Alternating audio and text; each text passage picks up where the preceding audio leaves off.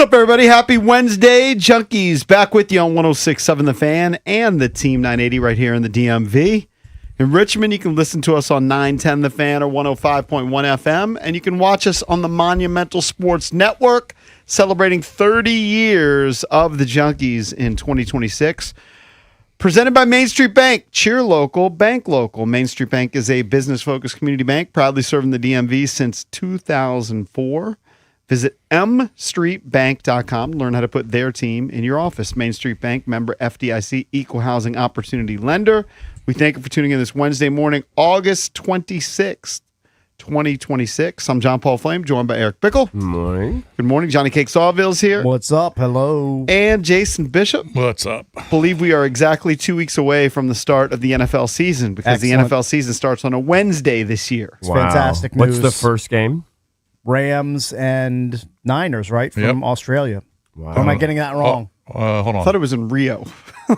I- What's the first You game? know, I'm Isn't gonna it, find isn't it out. Seahawks? It's a Super Bowl rematch. Oh, you're right. It's Seahawks Patriots. Patriots. That's It is right. Seahawks, early in the morning. Yeah. It's Wednesday. It's New England, Seattle, Wednesday night, 8:30 from they're playing in Seattle. Yeah. Right. So Usually it's not the overseas. Super Bowl winner always that's plays right. the first I forgot the that. first game. Of The season. 49ers Rams play the next night Next night. in Australia. on Okay, Net- that's Australia. on Yeah. Netrix. Make sure you got your Netrix subscription up to date. On which one's on Netflix? The Niners Rams. According to what I'm looking at.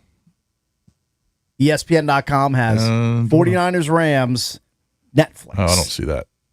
Oh yeah, yes I do. Sorry. Yeah, because the first game's on NBC, second game's on Netflix. Yeah. Point is, in 2 weeks, Yes. just 2 weeks, 14 days, It's getting there will here. be a real NFL football game It's with fantastic. starters playing, Starters playing. not the preseason nonsense that we've been going through. Fantasy leagues starting. Oh yeah, that's all ramping up. Drafts are. I've got the a next draft few weeks. Friday night at 5. My Nice. first. I've already had 2 college drafts. I got an NFL fantasy draft Friday night at 5. Hope you're prepared. Where do you pick? I don't know yet. I emailed the commish and he did not respond. I guess he's going to do it. Sometimes he does it 30 minutes before the draft. I hate that. See, that's not enough time. I hate that. I need to know well in advance. I know. I where need to I'm know picking. a few days. I mean, how So- am I going to do a mock draft or 100 mock drafts if I don't know where I'm picking from? No. That's just dumb. Are there any new like fantasy trends like people like to have like an extra flex position or like is there anything like that or is it the structure pretty much the same? It's pretty much the same. Kind of Yeah. depends on the type of league you're in. I think the new thing is your league is ancient if you still use a kicker. There's a lot of backlash against kickers. Oh, really? Yeah, there's a Yeah. lot of Yeah, that. You're I just still- not all of even my- dealing with it. All of my fantasy league, my pro fantasy leagues, all still have kickers. One of my Wow. college does not. You're in the past if you still tried out a kicker. I gotta say, I don't like it. I'm partial to kickers. I don't like it. I can't be in Don't that like league. it. I gotta have it. If I'm gonna be You in a could league, argue the gotta same have a thing kicker. about like team defenses too. Like it's a weird, fluky position. Mm-hmm. A lot of teams, it seems like a lot of fantasy players are kind of resistant to playing in leagues that have defenses, but most leagues still have that I option. still do, right? Yeah. Still, You know, you just draft them late. I could get down with the kicker ban or that new thing, but I still Yeah. think defense is a strategic I mean, thing. look, if you tell me that you're going to eliminate kicker and add an extra sexy flex spot to the lineup, I'm all for I'm it. not going to argue with you. Yeah. I mean, I'm not I'm as all for partial that. to kickers as EB is. I like I'm- kickers. I'm fine with eliminating them from that, but I mean, most of the leagues I'm in still have a kicker. Well, bottom line is, in 2 weeks, you will have an NFL game, and in about 2.5 weeks, the Commanders will start their regular season, and they've added depth to the offensive line. Yeah. We've been talking a lot about the center position. They didn't go center. They bring in a former Pro Bowl left tackle, DJ Humphries, Yeah, not to yet. a 1-year contract. Of course, Tunsil went down earlier in camp. There's a question of whether Humphries will slide in as the starting left tackle and they move Coleman to guard. Coleman's been filling in. What I've read recently that. is that Humphries is just going to be depth. I think he's going to be a depth. Well, he's been a journeyman basically since that Pro Bowl year of 2021. He's been on a lot of teams over the last 4 years. Yes. 4 teams. Four Right. teams. So I like the move. I mean, if you need to add depth, he's not young. He's 32 years old. But if you need a guy for 1 year for depth, I like He's- the signing. Yeah, he's past his prime. He's a depth piece. He only started once last year. I don't think he's played in more than 8 games in any of the last 4 seasons. Correct. And that was So- last year. Yeah, they didn't bring him in here to start 17 games. No. No. He's a depth piece. guy, yeah. That's fine. You need it. I like a veteran. I like veterans. Last time he started was 2024 for Kansas City. He had 2 starts. Yeah. So he's just a veteran guy. Well, he I think he tore his ACL at the end of the 23 season. So he's a veteran with some age on him and, some serious injury stuff he's Yeah. dealing with. So, but it's good. Did I see they signed a linebacker too? If they did, I didn't catch it. I thought I saw they signed a linebacker. Hold on, let me look at the depth chart. And by the way, I'm just watching kind of all the news, and they're saying training camp is officially over. Yeah, I know it's weird. Isn't that weird that they're saying that? It's just Just because the joint practice starts today against I Baltimore, guess, but yeah. but doesn't training camp continue Of course. next week? It's more of just a way to get reporters out, like as Keim was talking about it. Now that they're in their so-called regular schedule, reporters just instead of for training camp, they get to be out there the whole time. Right. So for 2 hours, now reporters just get to see stretching and a little individual work, 20 minutes, then they kick them out. Right. So now they can get into real. So I guess nitty-gritty it's stuff. not considered technically training camp anymore. It's just practice. Yeah, just practice. For the It's media, for the semantics. media's perspective, but Yeah. for them, they're going through their training camp because they still have 90 guys or whatever the hell they have. Right. They signed Boogie Basham. Yeah, That's the linebacker they signed a couple days ago. former Bills second round pick Yes. in 2021. I'm not sure how old he is, but he was with Las Vegas, I think, last year. He was with Carolina for 3 or 4 years. He was with the Defenders, the DC Defenders. Oh, he was? He's got UFL Okay. experience. All right. Anyway, Boogie. They signed Boogie. Yeah, I figure he'll be there for a week or two. Maybe, yeah. Just anytime they sign somebody, it's, Right. it's kind of a story. There's a bunch of signings. They signed some a different offensive lineman too. Yeah. That was brought in. Foster Sorrell. It's hard to. A lot I of mean- times these guys are, as Cakes would say, make sure you're renting. Oh, These yeah, guys they- are probably just doing hotel stays. Yeah, these guys are in that extended, like, executive suite hotel that's probably near the facility. But again, we made the announcement yesterday. These are Adam Peters' moves, Yeah. where they make these quick moves. He'll be joining us every Friday on the show at 8 o'clock. Adam Peters has been busy. We do want to know if they're going to make a move at that center position or they're just going to stick with Allegretti and Golban and Good. No, I think they're going to Good Jones. They're going to cut Jones. Good Jones. Probably put him on practice squad. That'd be my guess. They're going to sign a veteran. I was listening to a pod. They went through about 9 or 10 guys, centers that are projected to be on the fringe or be cut. Veterans that certainly Adam Peters and company are keeping an eye on. So it's probably going to be a cut down day thing, and then whenever they can pick up guys, they'll probably pick the best of what's available. That'd be my best guess. Yeah. Well, But it's an exciting Hopefully. time because we're getting closer to the regular season. I know Cakes and I were going back and forth. We don't have an announcement yet, but a possible announcement coming about an appearance Yeah, true. for the first game. Right? Yes. That's cool. TBD. Very cool. Wow. And I know the place. It's you guys know it too, obviously very well. It's a very cool spot. So that place will be crowded. Hopefully, it'll get locked down here in the next day or two. Yeah. that place will be jammed. Like to start spreading the word about it. Because I got a text from Drabby while I was sleeping last night, checking in. I was like, dude, I already answered that question. Yeah. well, he's just double checking. Yeah. No, he just missed it. And trying then, to then just he get said, it. he was like, my bad, I was waiting for Cakes. And I all think good. Cakes answered. I did. Yeah. I always answer texts very quickly, The thing is, no is matter you got- what. Except when I text you about where do I park for the race. The reason full disclosure, the reason I didn't respond to you is because EB was also on the text. So I basically was like, well, EB will respond. I just felt like I didn't have to worry about it. I don't think I responded. And you didn't respond. No, you responded.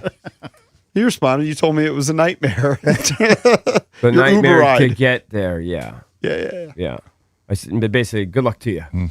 That was Actually that- worked out. Parked, then took the metro, then walked. Yeah. Right. It's a little planes, trains, and I automobiles. think my legs are still cramping from scrunching up in the back of that guy's Uber XL in air quotes. Right. There was nothing XL about that Uber. Hey, so college So- football's around the corner. We're going to have Billy Napier on the show. He is now James Madison's head football coach. Yep. He's going to jump on at 7 o'clock, so we'll start talking a little college football. Nationals lost yesterday. They're 10 games under 500 now, but we're going to have Paul Taboni on, talk about how they are going to deal with September. We're going to have some of the call-ups. Like you mentioned, we're going to have Napier on today. Of course, he was at Florida for 4 years, and then he was let go, took over JMU, who, of course, went to the college football playoff last year. So a lot of expectations. And then tomorrow, we're going to have Brent Pry on, who, of course, used to be the head coach at Virginia Tech, but now he's the defensive coordinator. So we're getting into some college football, especially with the Virginia schools. Yep, so Billy Napier at 7, Paul Taboni at 9 o'clock. If you want to chime in throughout the show, you can always hit us up at 1-800-636-1067. We're the Junkies, coming right back.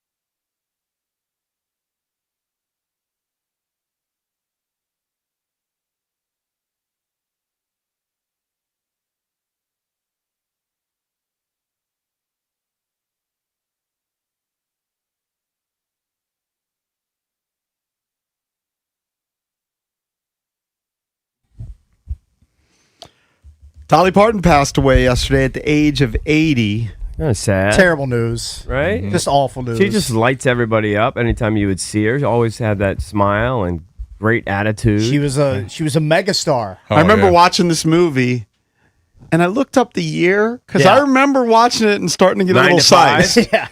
I was only 10. It came out in 1980. That's Yeah, what I it was was gonna so guess. funny. I think I saw actually, this But you know what? I theater, might have too. watched it. I didn't watch it in the theater, Yeah, so maybe somehow I watched it on TV a I couple have a years later memory because I of don't think I was getting sized at 10.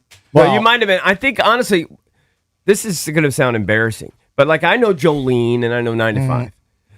But the first thing I think of when I think of Dolly is her tickle. Of course. It's not the only one. Of course. Valdez has his top 10 boobs rankings, and Yeah.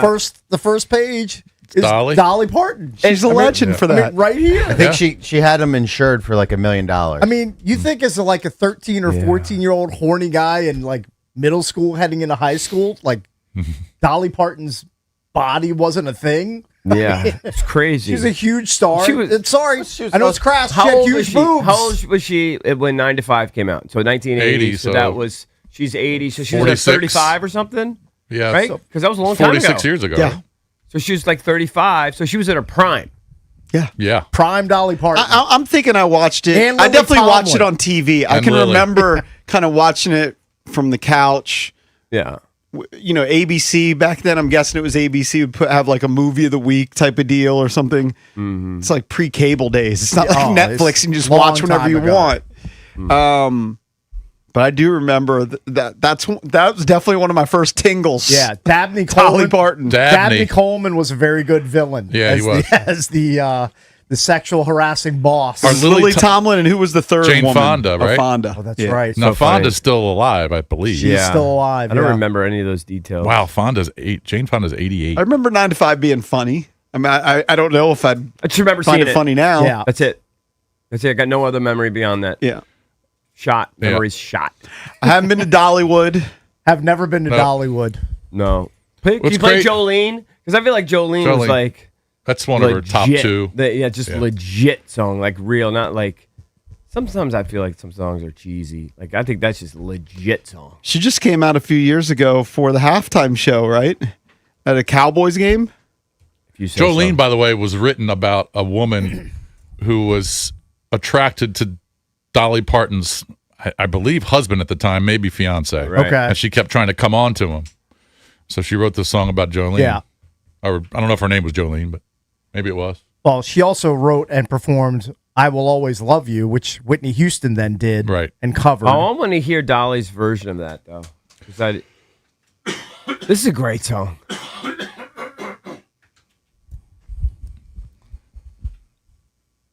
Yeah, I don't know. I was on a golf course when I saw that news. It came across one of the group chats I'm in, and everybody just kind of put like a sad face in Yeah. there because she just is one of those celebrities that just brought a smile to your face. She was just always just a happy person. She's an American icon. Think about I her know. upbringing. She grew up in a small town in Tennessee in the mountains. Mm-hmm. She grew up in a log cabin that had one room Right.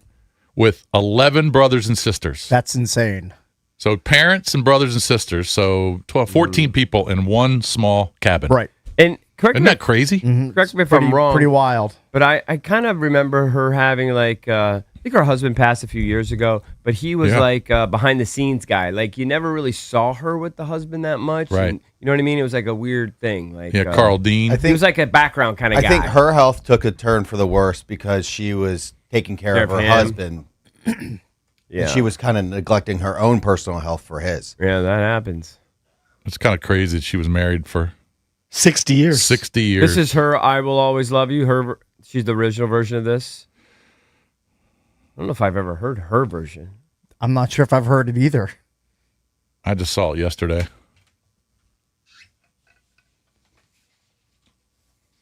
Yeah, I don't think I have. She was more known for being a recording artist than like an actress, right? Like, Yeah, I think so, yeah. yes. yeah. Well, she basically turned into an icon. Like she Yeah. was doing everything. Do everything right. I don't know. You've made man. it when they do a theme park in your name. Oh, that yeah. If Yeah. you have a theme park in your name, you've arrived.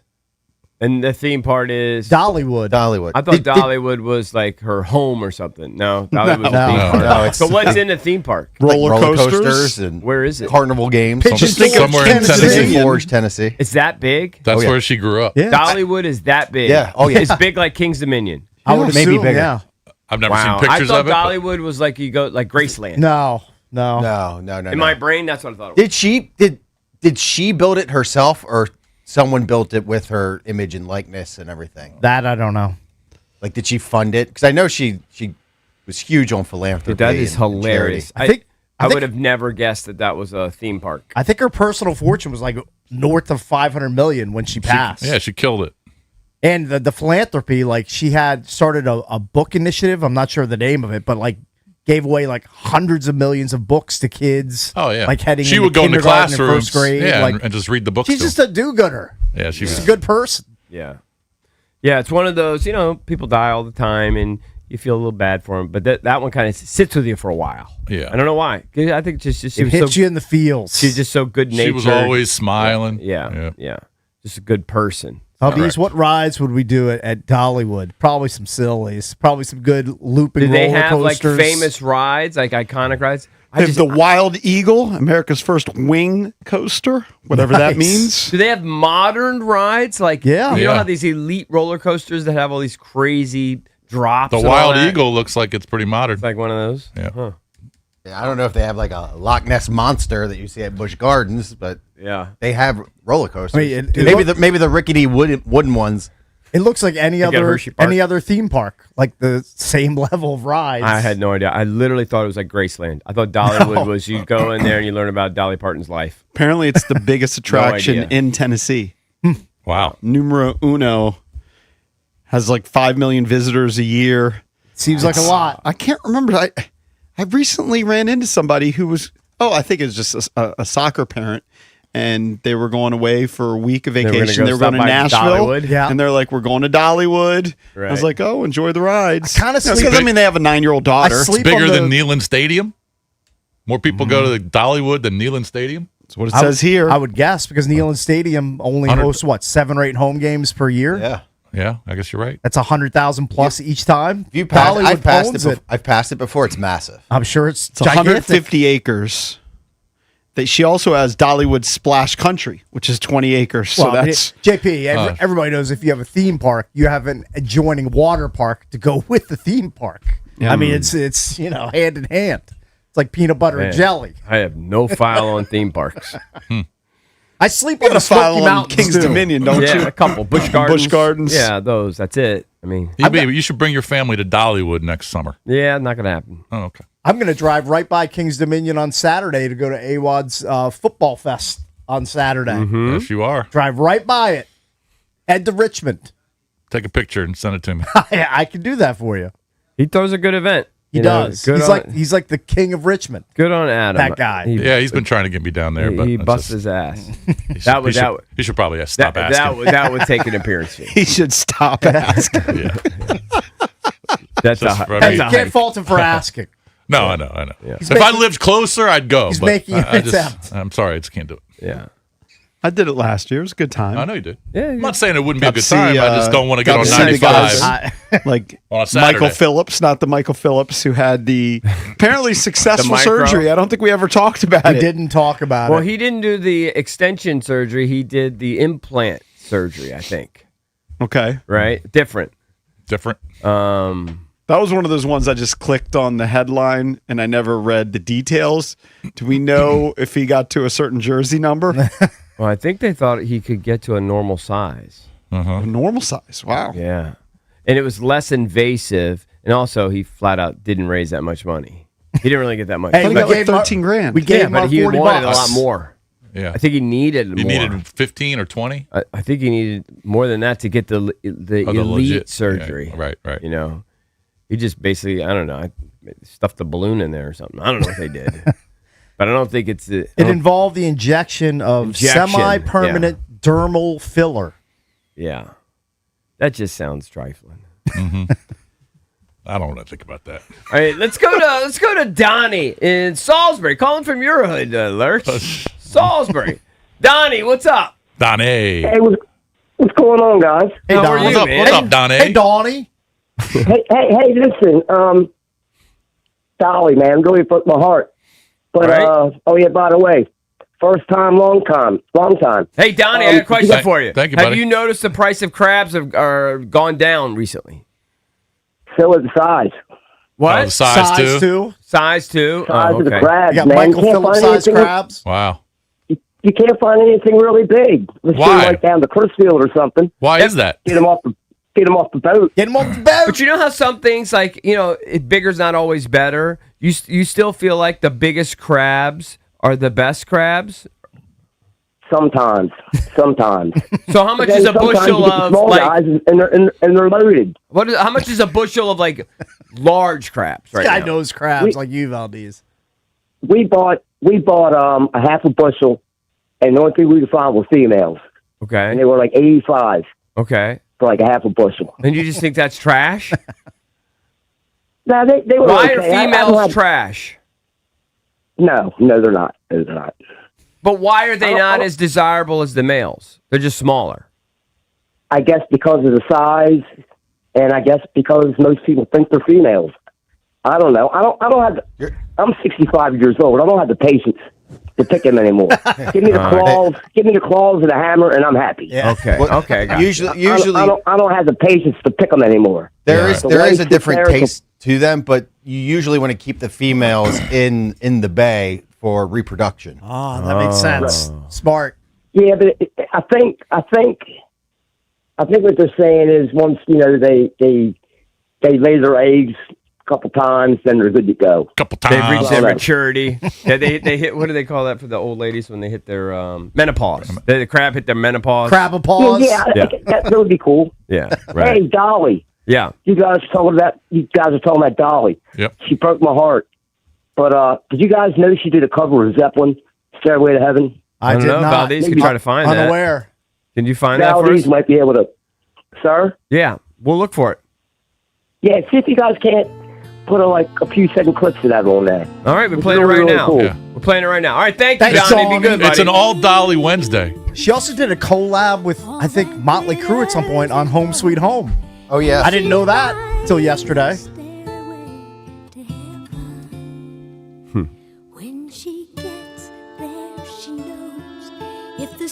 Play the whole song. I can leave for 20 minutes. It's true. Play that Stairway to Heaven. All right, It's you go good. get It's a something out of it's your a car. banger. That's cool to hear Dolly, but the original is such a banger. It doesn't So do it great. justice. I mean, Such a great tune. I guess was that the deal? Like Dolly just did covers of like iconic songs. I don't know. I never knew she she's. did I mean, that. she's done covers before, and also she's featured on a lot of different songs too. Yeah. I mean, it's it's something special to a lot of the artists who are younger to have Dolly on with them. I know Sabrina Carpenter had her on a loves her, song. right. Loved her. The Kicks had Motley Crue had her on Home Sweet Home. Right. You're around that long and that successful. People are going to invite you to be part of their I mean, songs. it's not the same thing, but we went to go see OAR and seen them a bunch of times. Those guys are killing it. They're in their 30th years, kind of like us, kind of similar trajectory, although they're richer and more famous. They did a cover. They're doing different covers on their thing. They did a cover of "Sabotage" by the Beastie Boys. Just kind of shocked me. It was amazing. Oh, really? Yeah, it was amazing.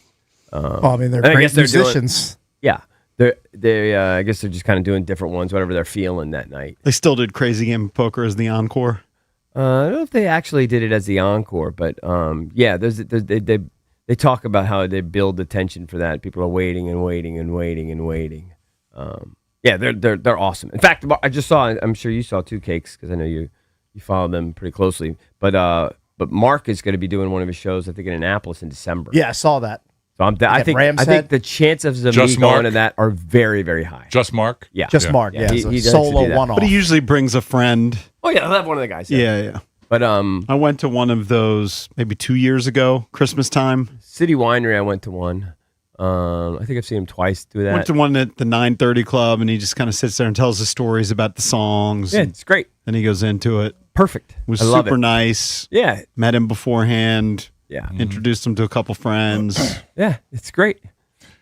It's an all Wednesday Dolly. It's Dolly Day. You're gonna make us play Dolly 9:30. We're songs? still be playing Dolly songs. Palooza. I told him, but anytime we have a famous singer that passes away, I'm cool with it. you got to do It's intros our for Dolly tribute. all the entire show. All right. I'm with EB. I'm out after 9 to 5 and Jolene. I know 9 to 5, Jolene, Tiggles. That's like my file. You know, I Pretty am much. a little disappointed that her Tiggles aren't getting as getting much as much love. run? Yeah, Well, I mean, You just can't. because you die doesn't mean the Tiggles go away. no, they live in infamy. Yeah. I'm telling you, that's one of my first tingles.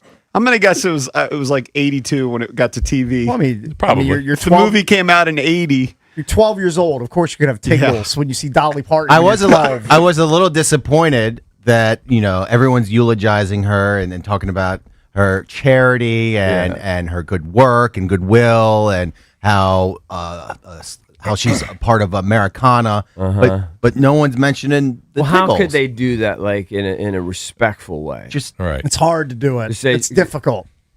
Just say she That's- kept herself in dynamite shape throughout her You life. can't. she was Or a, just she was like a bombshell. Dolly America, Parton. America's first bombshell. Yeah, there Dolly you go. Parton, comma, known for her Tiggles, comma, passed away at the age of 80 You get yesterday. that. Well, you get that on our show. That's where you get it. Yeah, that's why you come to this show. We'll talk about it. Yeah, we will All right. give it the proper due. Yeah, R.I.P. number 10 on the list. Yeah, Should have been higher. should have definitely been higher. So now, quite a who is the list. number one alive Tiggle person on there? Is it Sydney Number Sweeney? one alive. I mean, Yeah. there's a lot. There's Yeah. Paige Spiranek. Okay, so Paige would I be. mean, Tyra Banks is in this, still alive. They're all still alive. I don't know who Christina Hendricks is, but I'm assuming she's It alive. was on Mad Men.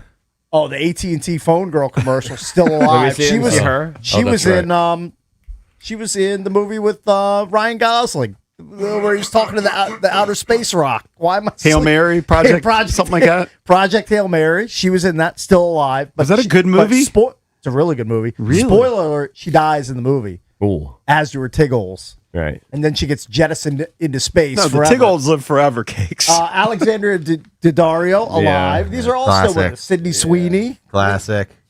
Let's see who else. Jessica Rabbit, never yeah, been alive, but Controversial. Very controversial on the list. but didn't like that Inanimate. one. and Selma Hayek, Oh, Selma. Let me see. Yeah, I mean, Selma's iconic. And then number one. Elvira. Elvira. She's Yeah, still no. with us. I doubt it. Well, let me see. I think, I she think may she's have, alive. I don't know. Drake would be Elvira? sized. Yeah, you know what? Was first on the goth baddie. Yeah, you were way ahead of the goth Yeah, I'm out baddie on the list. goth. Yeah. Elvira's real name, Cassandra Peterson. Yeah. Alive or dead? 74. She alive or Still? dead? She dead or alive. Looks like she's alive. Very Alive? good. All right. What? Honestly, I truly don't know, and you can make fun of me. Why? I mean, I know she's like a goth chick, whatever. But why is Elvira famous? Did she have like a song or Beer something? commercials.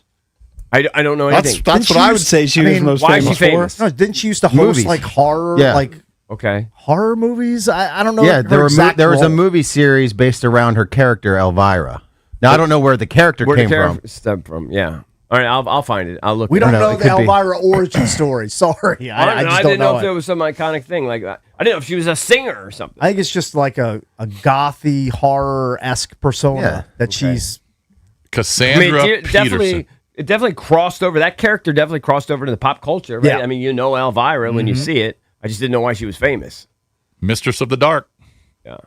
Yep, still kicking it. 74. Didn't she do beer commercials? I'm sure she That's did. what at I some point. remember from, I think. Yeah, if you were, then Unless I'm just sure. making it up in my Yeah, head. if you remember it, it's probably true. Like Miller Lite, maybe? Sure, I don't know. we'll go with it. Whatever you say, buddy. Man, she was in a lot of stuff. She in movies. A lot of movies. A lot of movies. People aren't. They're titillating too. Yeah, I'm sure. to sure they speak. are. People aren't going to be like as bummed out though when Elvira donks off. No. I mean, no No, disrespect. no. No disrespect. Is there an Elvira Wood anywhere that I don't know about? just I don't that- think Yeah, so. my She doesn't- pants. She just doesn't engender the same like warm No, feelings that you get no, I for mean, Dolly. she's not an Right. American institution like Dolly Parton. Yeah. Oh well. All right, so it's an pour all one Dolly day here on the Junkie. Yes. Of course. Play Celebrate Jolene her at life. 9 to 5 and We're just repeat. paying our respects. Yeah, we can play 9 to 5 every we intro can if pay you our want. respects to her. Coming up next, are the Commanders getting closer to bringing the Redskins name back? We'll tackle that here on the Junkies.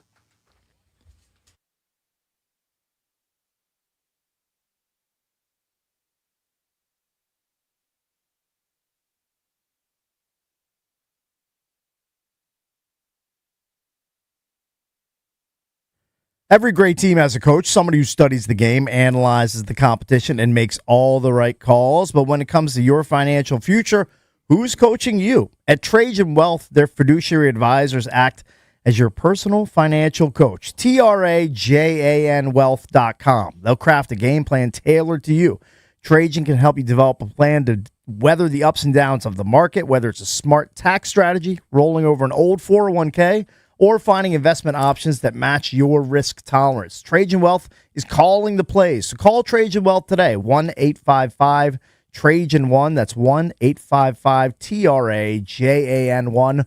Or go to TRAJANwealth.com. Don't sit on the sidelines when it comes to your money. Call Trajan Wealth today, 1-855-TRAJAN1. That's 1-855-TRAJAN1. Or visit TRAJANwealth.com. Advisory services through Trajan Wealth LLC, SEC registered investment advisor. Additional services through Trajan Estate and Trajan Tax, actual client paid advertisement. Additional disclosures at TrajanWealth.com.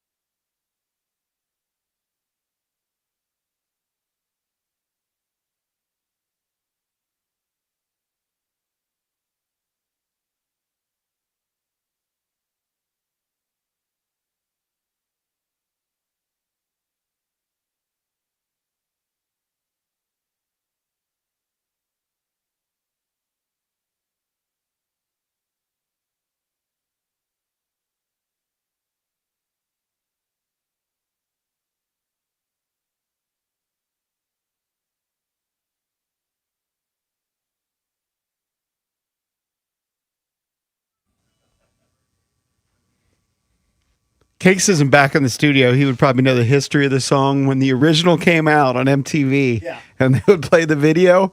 You want to talk about titillating for a young kid? Well, this song They came would out. flash to the crowd, and then there was girls raising their shirts. I know the exact sequence you're talking about, JP. It's like you're taking me back to, this is either 80, I think this is 86. Okay. So yeah, MTV was at its peak. This is the era And- of also Hot for Teacher would come on. Oh yeah, Just be mid like, '80s, oh. just prime hair metal, misogyny. Like the sequence you're talking about is the Yeah. video for Home Sweet Home, where the camera goes to Tommy Lee, and he's twirling his drumstick, and then they cut to the crowd, Yes. and there's a woman. I'm not sure if she's on somebody's shoulders or not, but she lifts up her top. And then they cut it, obviously, right before you see the tig-holes. And then they cut back to Tommy Lee, and he gives you this look. He gives you the side eye, like, ooh, saw that. And that video was like #1 on was it TRL, Total Request Live, I think was the name of the show. The video was #1 literally for like a year straight. I mean, people just couldn't get enough of the Motley Crue back in the 80s. Dolly Crew. But I guess she did like a collaboration on that tune later, Yes. not on the original. So I learned that yesterday because Motley Crue is basically like, we loved our time with Dolly Parton. She's an institution. Her contributions to art and philanthropy. Education. Yeah, it's crazy. Yeah, no. All that she accomplished. Oh, Eric Flack of WUSA reported yesterday that the Commanders are selling in their team store gear containing both the name and logo of the Redskins. That's a first, isn't it? The Commanders have insisted that the name and the logo are gone for good. They told Flack that they're using both on a limited basis in order to preserve their trademark rights. Right. And they stressed that none of it means they'll be going back to either. But it does sure feel like they're getting closer and closer to it. The quote from the Commanders is, "We are required to maintain the marks in commercial usage so that marks remain under franchise control." I actually believe him. Which I don't makes think- sense. Like if you let something lapse for a certain amount of time, then it just goes out into the public domain, and anybody can claim it. I hate And- that this inspires people to think the name's going to come back. I wish the name never changed. I they're love just- the name. they're- It's not coming It's back. just so close. Oh, they are dancing up right up to Yeah. the line of doing whatever they can within their power Yeah. to Without officially to naming bring it. everything back that I don't think- all the old heads want. I think Mike without Florio renaming back to the poses a original good name. question, though. Now, he wrote on ProFootballTalk.com, he says, without researching the niceties of copyright law, it seems possible to shelve trademarks indefinitely without making it open season on the protected name and logo. And if they're truly never going back to the name and logo, why do they care about preserving Because the they don't want trademark somebody rights? else to sell Redskins gear. Of course. Well, also, to me, that is a silly point by Mike. I also like. It's a I was telling that's a Valdez- nonsensical point. Valdez before the show. The reason Josh Harris and company paid $6.05 billion was because of the brand built on Right. the Redskins name. It wasn't built on Commanders. They inherited that. Right. So, of course, they're not going to let that IP just lapse. They don't want Mikey and let's- They're not going to just let Upper it die. Marlboro Yeah. have the rights to Yeah. it. So They- I totally understand what they're doing. They're protecting an asset. Yeah. That's an asset for them. And they're Totally. protecting it and keeping it And also Also in-house. profiting. Sure. Because now of they're course. selling gear. Right, they're running a course, business. they should profit It's from not, it. This, as Mike Singletary said, this is not a charity. Right. They are running a business. Of course, they should profit from it. For-profit And they're also business. trying to cater to people that still long for the name. Yeah. Totally. They're threading the needle. They should sell it as much as they can. Right. Yeah, but if you're trying to divorce yourself from the name and the logo, They're and all- not. They're not trying to do it. The league might want them Well, to. then that's just or a big. the- Well, then that's just a big tease. It's a trial separation. You can It's look not, at it that way. They're not trying. It's not a they're not trying to divorce. tease you. They're trying to give you as much as they can, well, without risking losing potential. it sponsors. feels like a tease. Yeah, but it's not a tease. I mean, maybe you could feel. Maybe it feels I mean, that that's- way. yeah. But I take them at their word that if it's not used in commercial usage, that they eventually it would lapse and somebody else, Timmy in Tacoma Park could have it. They're not going to let them have Yeah, it. but why can't you put out a keychain? You They have could. to put out this. They could. They wanna probably make do. money. They probably do. they're bottom line driven. They want to make money. Yeah. And this is a convenient cover for them to be like, well, Yeah. we have to use it or else we got to use it or lose it. So we're going to slap it on a bunch of T-shirts and sell it in the team store. Yeah. I don't think I literally don't think this group has any intention of bringing the name back. But they will use it and sell it while they can, and they will put a spear on something to make people happy. Well, they kind of have brought the name back. Well, yeah, but it's not going to be the official name. That's not going to be the official name. Yeah. Right. But they're trying to cater to the old heads like myself Sure. that like the old name. Yeah, I think it's smart. Yeah. I would feel like you're almost trying to rub your nose in it, though. They're not, but they're not doing that. I know they're not, but why make something that is a tease that consumers can just Most buy people aren't seeing it. Most people aren't going to the website. I mean, a reporter found it. They are selling it on Fanatics. Yeah. Yeah, it's out there. It's readily available. If you just if you just don't want anyone to profit from the name, why can't you just do the bare minimum? You know what I mean? Instead of going hold on. on. Right, just So you can extend the trademark, and you don't have to sell. They said it's going to be available for a limited time. I don't know. Maybe it'll be available forever. They should sell it during game days. Yeah. I agree. Remember, what they they're should not do. the ones that wanted the name to go away. Yeah. They caved to pressure. And I'm guessing if you got in a room with Josh Harris and there were no cameras and no hidden mics, and you asked him if you could switch to Redskins tomorrow without there being huge public backlash, Oh, yeah. would you do it? 100%. He would say, "Of course I would. It's a team I grew up rooting for. The name I grew up rooting for." Right. He He would grew up do it in a rooting for the heartbeat. Skins, not the Commanders. Right. And if you notice, I've made a point this whole time. I still call them Commander sometimes, but I die inside when I say it. I try to call them the Skins. It's sort of a compromise. Mm-hmm. Sometimes I say Redskins, but for the most part, I just call them the Skins. That's my personal kind of mission to keep the name alive. Catchy tune. Will you buy any of the gear? I'm gonna buy it. He already has gear. Oh, Yeah. I've told my wife and my kids, you cannot throw out the this is an old name. You can't throw out the Tervis tumbler with the Skins logo.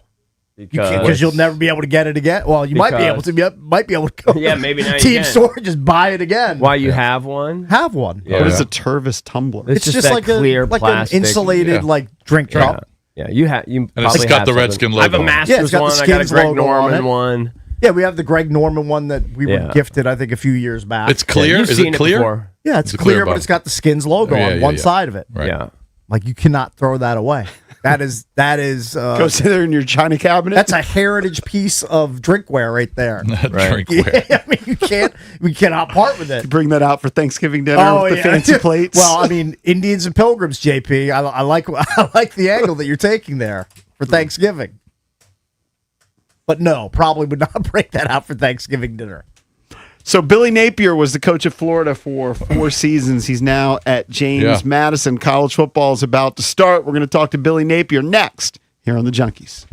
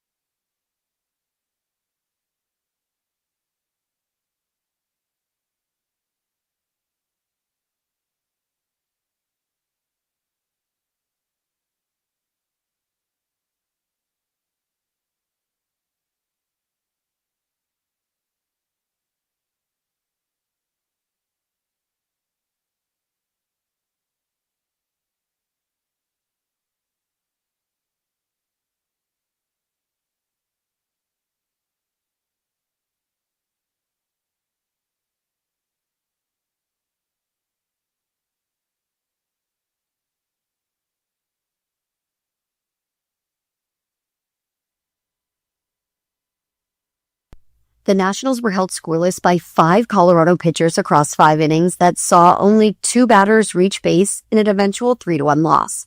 Andrew Alvarez served up a towering leadoff homer to Hunter Goodman to open up the 4th inning and then surrendered another run on Connor Norby's RBI double. The Rockies added a 3rd run in the 5th when Alvarez uncorked a wild pitch to the backstop. The Nationals, though, got solid bullpen work out of Brad Lord and Max Kranick that bought some time for this offense to make something happen late. But alas, late offense is not something this particular lineup has been able to deliver at all this season. The Nationals are now 1-55 this year when they're trailing after 7 innings, 1-62 when trailing after 8. In a bit of Commanders news, the Commanders are signing veteran tackle DJ Humphries. That's to make up for Larry Tunsil, who underwent surgery. From the Crop Metcalf Sports Desk, Savannah McCann on The Fan.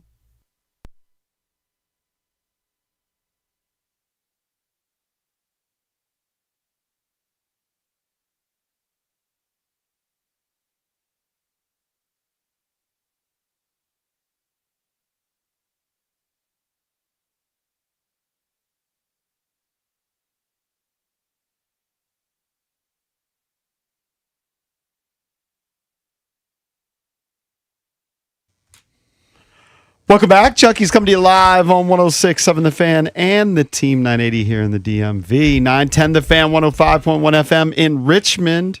And you can watch us on the Monumental Sports Network all year long, celebrating 30 years of the Junkies, presented by Main Street Bank. Cheer local, bank local. Main Street Bank is a business-focused community bank, proudly serving the DMV since 2004. Visit mstreetbank.com to learn how to put their team in your office. Main Street Bank, member FDIC, equal housing opportunity lender. Spish Cakes, EB and JP. Later in the program, we've got Paul Taboni, president of baseball operations for the Washington Nationals. He'll join us at 9. But joining us right now is the head coach at James Madison. That's right. Billy Napier. College football season is upon us, so we'll start talking more and more college football. Good morning, Coach. Doing great, guys. Football's finally here, man. You can smell it in the air. Yeah. When was your first official day of practice? It seems like you guys practice year-round nowadays, but when was the first official fall practice? Yeah, report day was August 4th, and then we got at it. We started at it August 5th. So here we go. Yeah. It's right around the corner. Oh, no, it's great. And my daughters went to Virginia Tech, but I've got a lot of friends who went to JMU, Coach, and they're really excited. I know you've been asked this a million times, but just kind of talk about the challenges. You were named coach, I believe, in early December last year. But I would tell you, man, it was almost a cheat code, to be quite honest with you. We were able to be on the ground for the college football playoff, right?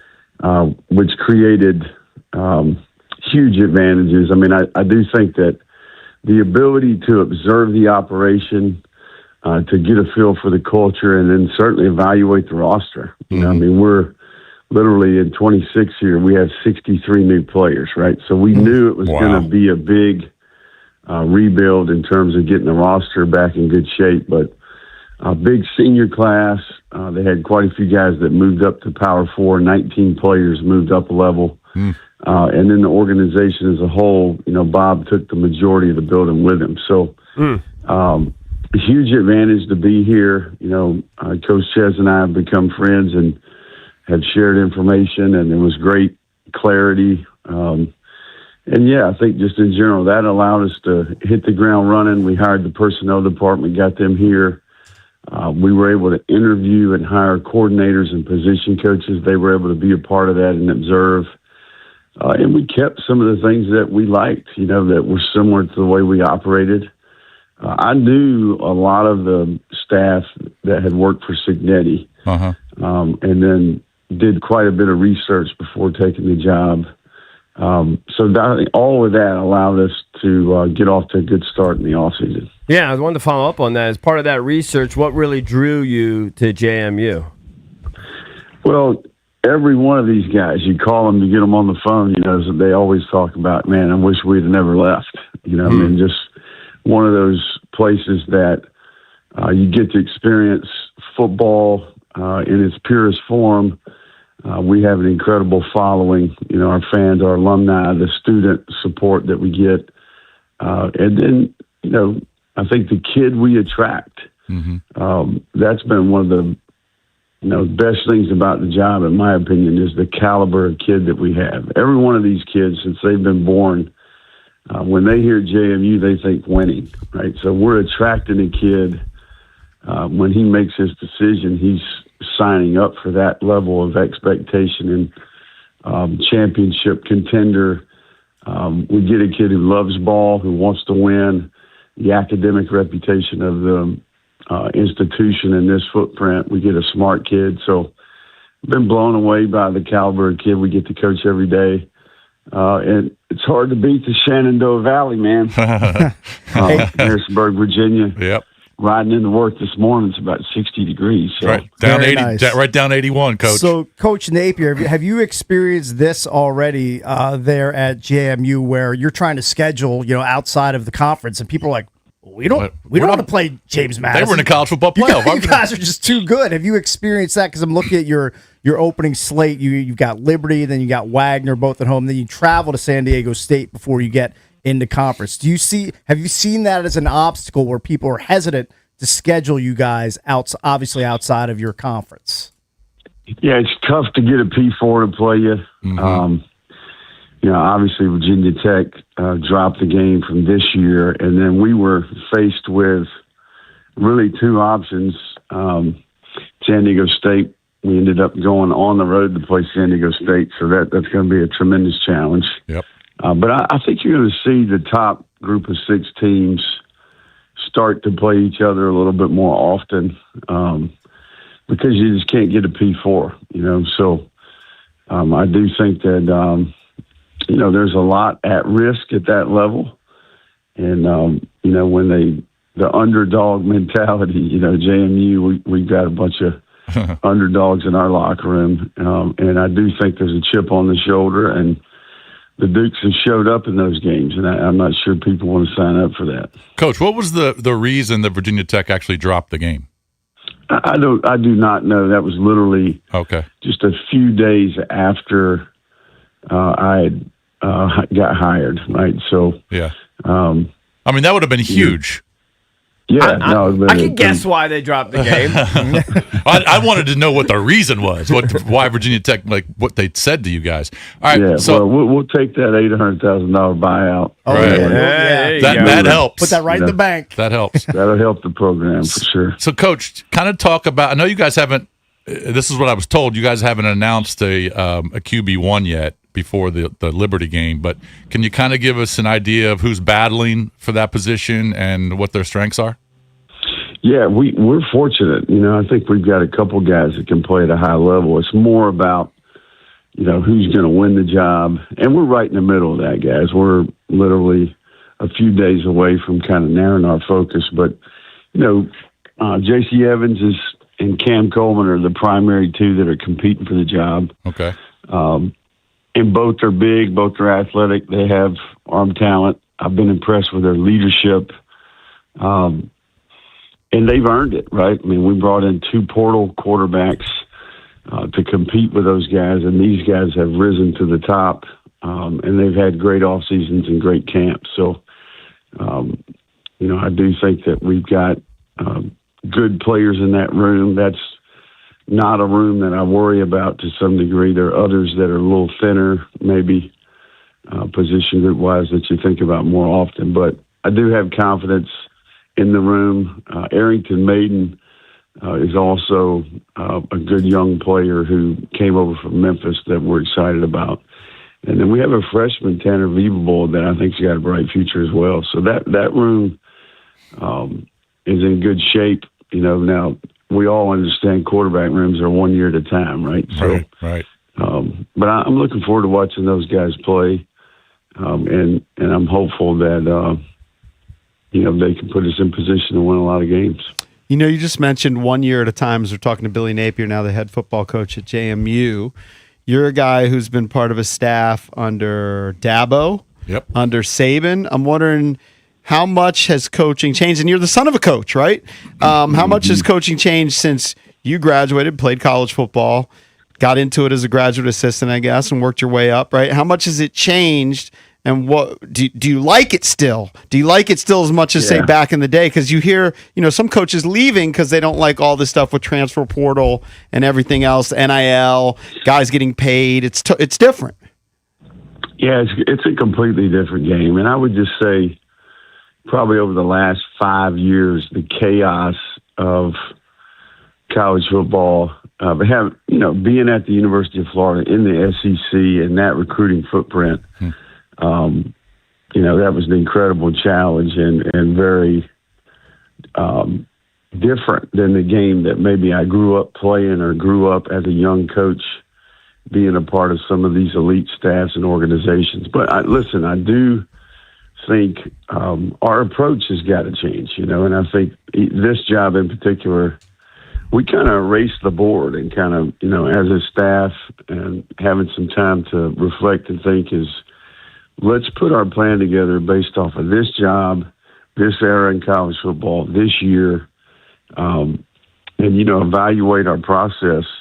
It's very much an annual process now because of the amount of attrition that you have. Literally this Saturday, we're going to teach halftime. We're going to teach between series adjustments. We're bringing the band out to teach the fight song. These are things that, annually, whereas maybe it used to be recruit, retain, develop. I do think you're trying to build veteran teams, and retention is still a really, really important part. But there's no assuming anymore. We have 63 new guys. We have 38 new people in the building. So it's an annual process, and you have to build your phase by phase off season to get a team ready to play. That probably 50% of it is brand new each year. What kind of NIL money would Billy Napier have gotten at Furman back in the day? I tell these players sometimes I got to year 3 and I was the backup the first couple of years and was competing for the job in year 3. And I can remember halfway through, training, about this time of year, they called me in and told me they were going to go with the fifth-year starter, fifth-year senior to be the starter. Wow. And I remember calling my dad. If there was a portal back then, I'd have been the first guy out the door. But, I think that, those were the days in FCS football where you worked a job in the summer. You paid for your housing, your food. And look, JMU is a special place because I do think there's still some purity to the game. Our kids love football. And that's one of the things that our staff talks about quite a bit is, there's still a revenue share part of what we do. Mm-hmm. But at this level in this place, it's earned, not given.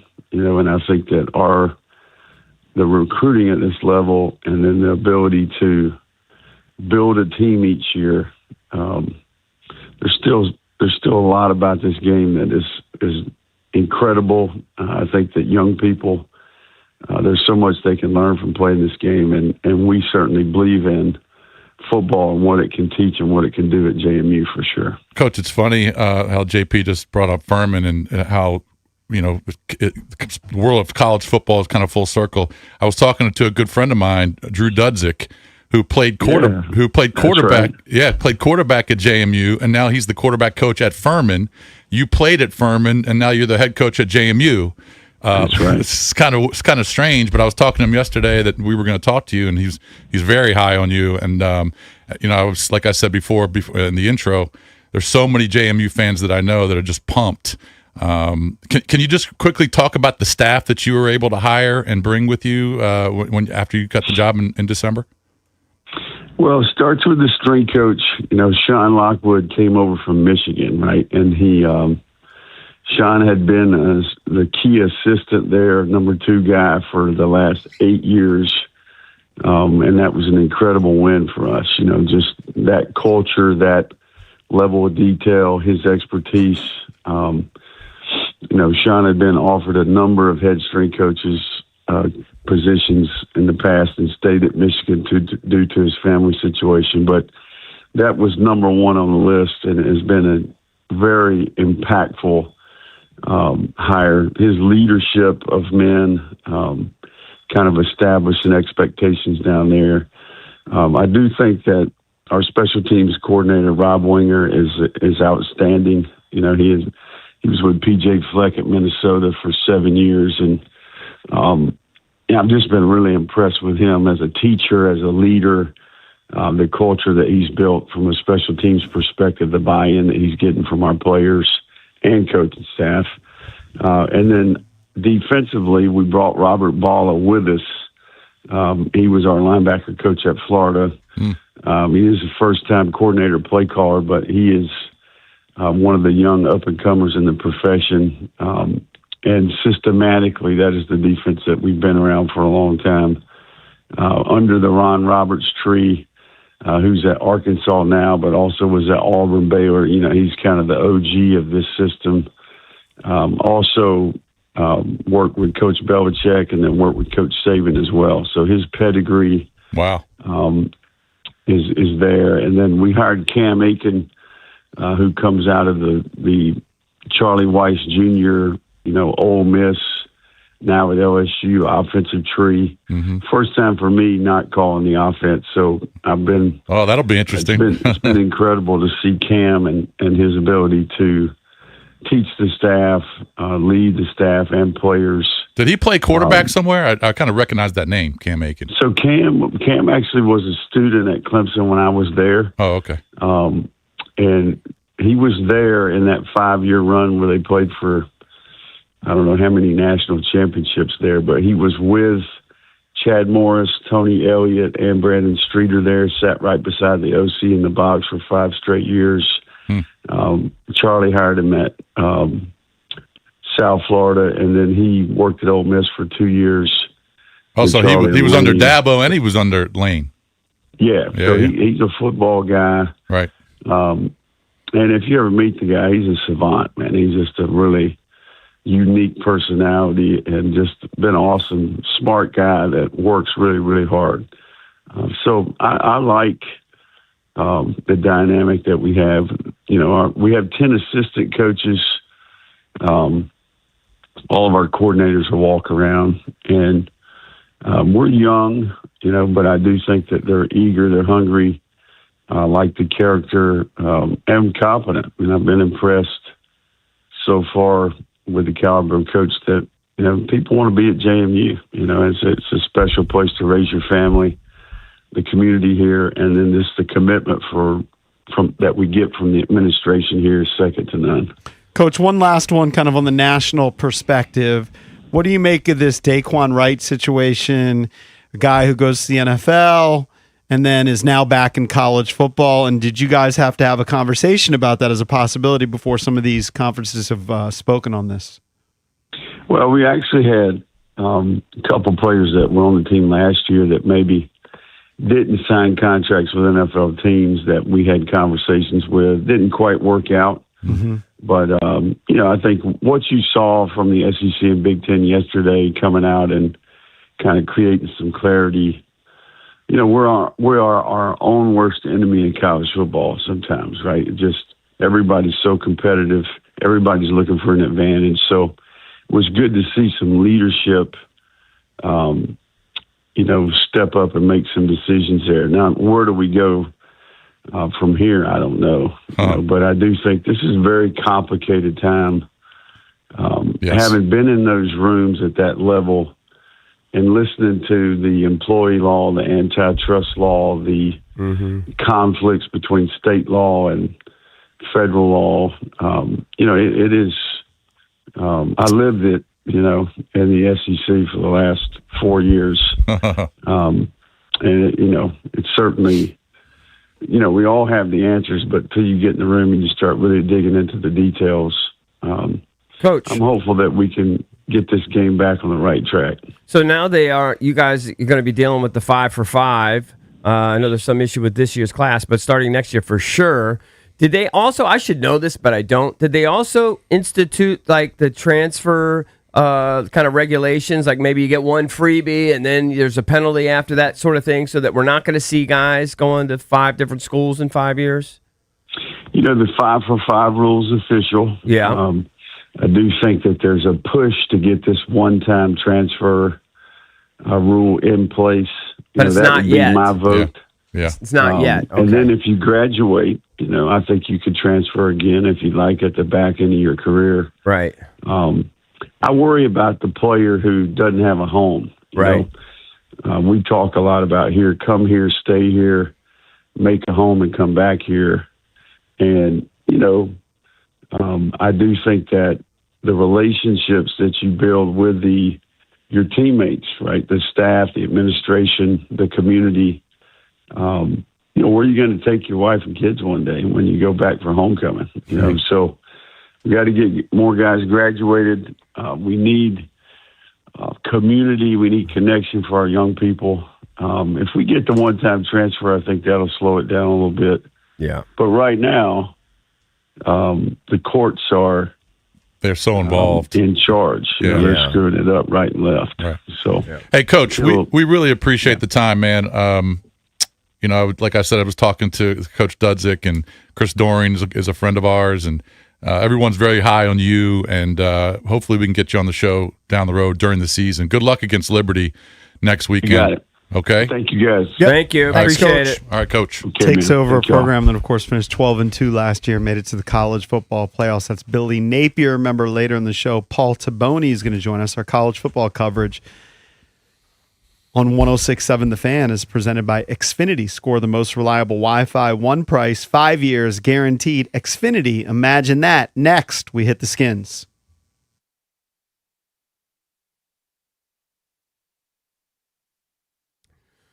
All right, guys, EB here. Baseball season is in full swing, and there's only one way to celebrate. This is Surfside iced tea and vodka or a Surfside lemonade and vodka. Smooth, refreshing, and made for game day, Surfside's the perfect match for a day at the ballpark or catching the game at home. Surfside's only 100 calories with 0 bubbles, so it goes down easy. It's not a seltzer, it's Surfside. Must be 21 plus. Please drink responsibly.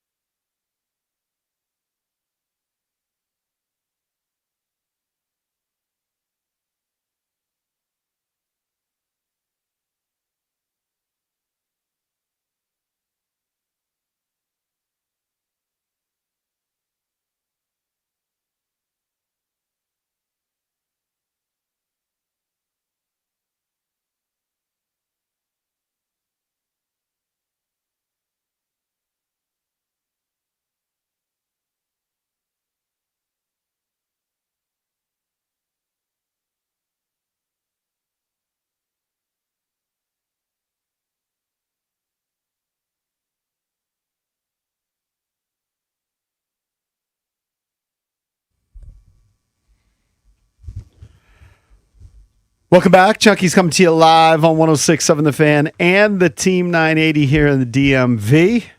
I enjoyed talking to Coach Napier. He's Yeah, good. He's a good dude. Chill dude. And like I said, I was talking to Chris Dorian about him because he lived in Gainesville for 4 years when he was coaching there. He knows him, spoke highly of him. My buddy Drew Dudzik, they just speak really highly of the guy. So, he's got big shoes to fill because Coach Chesney was only here a couple of years. He went to the college football playoff. So hopefully And he's at UCLA now. He's at UCLA, right? And before that, they had Signetti. And they had Sig, successful. In the last decade at JMU, they've had 11 or more wins 6 times. Yeah. I mean, it's just a place that they rack up a bunch of W's. It's a and winning it's a great program. tradition there. Yeah. It's a winning program. Speaking of And Signetti, by the way, they're playing in College Park next season. have One of you, the early Are they? weeks. Yep. That's pretty Cakes, cool. have you lost your zeal to root against Indiana? Are you over it? No, I don't really root against Indiana. I Kinda still did. have a hard time wrapping my brain around the fact that they won the national title and they've built themselves into what they Change are. was very hard. For And Yeah, so but you Well, did because root against they've them. been such a doormat for so long. They were, Like, yeah. that's That why happens. that's why it was just it's hard for me.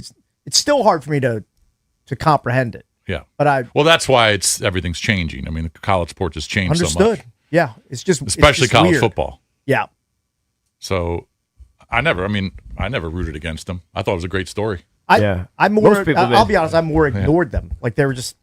I mean, even being a Terps fan, which trust me, their college football tradition is close to non-existent. Not correct. We're great in September. We used to look down on Indiana. Be like Indiana. Like, Right. that's almost a guaranteed W on the schedule. Now it's flipped. And it's not the case. Correct. Not the case anymore. Good on them. All right, let's talk a little pro football now as we hit the Skins. All right, of course, Hit the Skins, brought to you by Don't Sleep Energy. Shot for right now, 12 unscanned for all day. I saw Lurch sneak one of the little shots this morning. Don'tSleepEnergy.com. Use the code JUNKIES for 10% off. Don't sleep makes you great. I might have to. Now, Jason only admit drinks that. like a half, so I guess he only wants to be half great. I think he sips it. Do you sip it? I drink a couple sips and then I bottle it up and use it for the next day. I told you my Yeah. my hack when I do long trips is I'll use like a Don't Sleep Energy, Right. and I'll just sip on it on my drive, so you don't have to go pee pee. Oh, I don't want to fill my bladder up with like Coke. Oh, I do. I'm fine with stopping. I got no qualms with stopping on trips. I don't like stopping because for whatever reason, you know, it could even be like right off the highway. You have a stop. You think it would take you 2 minutes? It knocks 15 minutes off your It drive. does, but Easy. It's so annoying. I've noticed this on my 2 last long drives. Like after about 2 to 2.5 hours, my legs just start like I need. Yeah. They become numb. I just need to get up and walk. Yeah. I can't just sit there and drive for 5 or like 4.5 straight hours. You can. It's just hard to get out of You the car. I just can't do it anymore. Like I literally like my legs become restless and I have to go off and you just That's not how I even feel on a plane. Not even like get a drink or anything. Just stop the car, get out, go pee. I mean, if I'm going to stop, I'm going to pee, and then walk for 5 minutes, get back in the car. I'm It with you. sucks. Dude, It's it's not just- that way even though I'm sitting on my couch. Sucks. I can sit on my couch on my computer, and 45 minutes later, I get I'm all stiff. A little tingly. It's a little Stiff and tingly. My son's girlfriend, 5 years. She just got her physician's assistant thing. She says my IT band. Who knew that? I didn't know the IT band stretches all the way down there. In likelihood, I mean, she's not making an official diagnosis, but from what I described, she said it sounds like it's your IT band, like around my knee, Gotta the work on that. stiffness. Got to do some rolling. Got to roll Yeah. it. I don't know how much Loosen I'll it do. up. When I went to PT, they felt my IT band because I mentioned it. Yeah. It basically said it felt like concrete. Oh, really? Oh yeah, Yeah. way too tight. But I'm with Cakes. On long drives, my ass just becomes numb. My legs, my foot Yeah. starts to Just gotta hurt. stop Yeah. driving. So for a it's little bit. gotta pump the blood. Even if it's for You know, 5 or you- 10 minutes. Just Yeah, get just walk out, around the car. move a little bit, walk around, try to pet a dog, and then get back in the car. Yeah. All right, let's hit the Skins. There's a lot going on. Obviously, the joint practice Not all good. with the Ravens is scheduled for today. Huge opportunity for starters, especially Jaden Daniels, hopefully to get in some good work. Will their new offensive lineman make it here on time? DJ? I don't know. I'm guessing he probably will. Probably. They signed offensive tackle DJ Humphries. He is a former Pro Bowler. He's got 101 career starts. Signed him to a 1-year deal for depth at tackle. Of course, you know, the side story here, and it's just not going away, unfortunately, is the accumulation of injuries. I mean, currently, right now, you have anywhere between 14 to 16 guys that are expected to see meaningful playing time this season, okay, that are banged up. Some lost for presumably the year.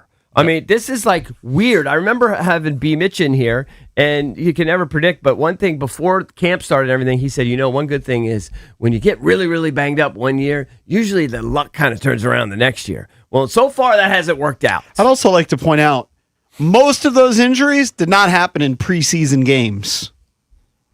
For all the people that are... No, they happen on the daily. I know. On the Now, daily. I mean, It's Mariota's happened in the preseason game. Yeah. Yeah. But most of them just happen in camp. In practice. Well, no, they'll practice. happen anytime you partake in the game of football, even if it's non-contact. That's for sure. You just try to limit it. So, Well, I don't pay attention to all the injuries from every team, but that seems 16 guys. That seems pretty it high. seems like a lot. And these are just guys. It's gotta be near the top. By the way, these are just the ones we know about. Right. And these are just guys that, I mean, I think all these guys at one point or another you thought would be on the roster. So you got Tunsil obviously out, but some people are saying maybe come back week 10, week 11. It's totally speculated. You have no idea with the torn triceps, how that's going to, you know, repair itself and et cetera. I'm sure he'll do everything he can to get back as soon as possible, but there's just time. You have Johnny Newton, who's got the torn pec. He's going to be out a long time. Drake Jackson, you can't really rely on him. He's never really played here. Right. He was placed on injury reserve. He's been injured for years. You got Marcus Mariota. He's got the sprained MCL. He's actually still questionable for week 1. I think that almost makes it a guarantee that AK is going to be on the opening roster. May change week to week, but who knows? Rashad White, expected to have significant role with this team. He's got a hamstring. Bill still has a lower body, the dreaded lower body issue. I assume that's a knee. Oh, it's a groin? That's what I've seen on Twitter. Right. Well, that's lower body. Yeah. Jeremy McNichols, he's got a quadriceps. I've seen some speculation that they may put him on like the injury reserve with a targeted return, which would be the earliest he could come back, I think, or around that time would be around week 6. Ben Sinnott's got an oblique. Trey Amos still with this ankle, and he's still recovering, remember, from his fibula injury. I'm not done. Our highest paid free agent acquisition is still dealing with a calf, Odafe Owe. We're expecting huge things from him. Clavon Chason, I'm sorry, I struggle with that name. He's got a knee. Tim Settle, they brought him back, expecting him to be a big contributor. He's got a calf. Oh, I'm still not done. Nick Allegretti, who, they basically turned over the center position to him. He's in and out. He's got a calf. Jordan McGee at linebacker, he's got a shoulder. Our best blocking tight end, yeah, I'm still not done. John Bates, he's got a hamstring, in and out. And then Dietrich Wise, there's some speculation he may never come back. He's on the PUP list with a quadriceps issue, who flashed at times in very limited work last year. So it's a bevy of guys. It's near 20 guys. It's starting to really, really mount up here. And when you go around and you look at sort of projections for how this team's going to be, basically the number in Vegas has been around 7.5. The Athletic did a really good piece, actually, where they talk about they go through win totals for every team. And just to give you an idea, give me 1 second here, I'm going to pull it up. Just to give you an idea, they go through like the Ravens, for example. I think they have the Ravens projected at like 10-point-something wins. Let me see if I have it right in front of me. And they say that's just about right. The Browns, the Bengals, they say 10.3 wins. That's too low. The Bears, they say projected wins. This is all like, with the various books. The projected wins for the Bears, 9.6. They say that's about right.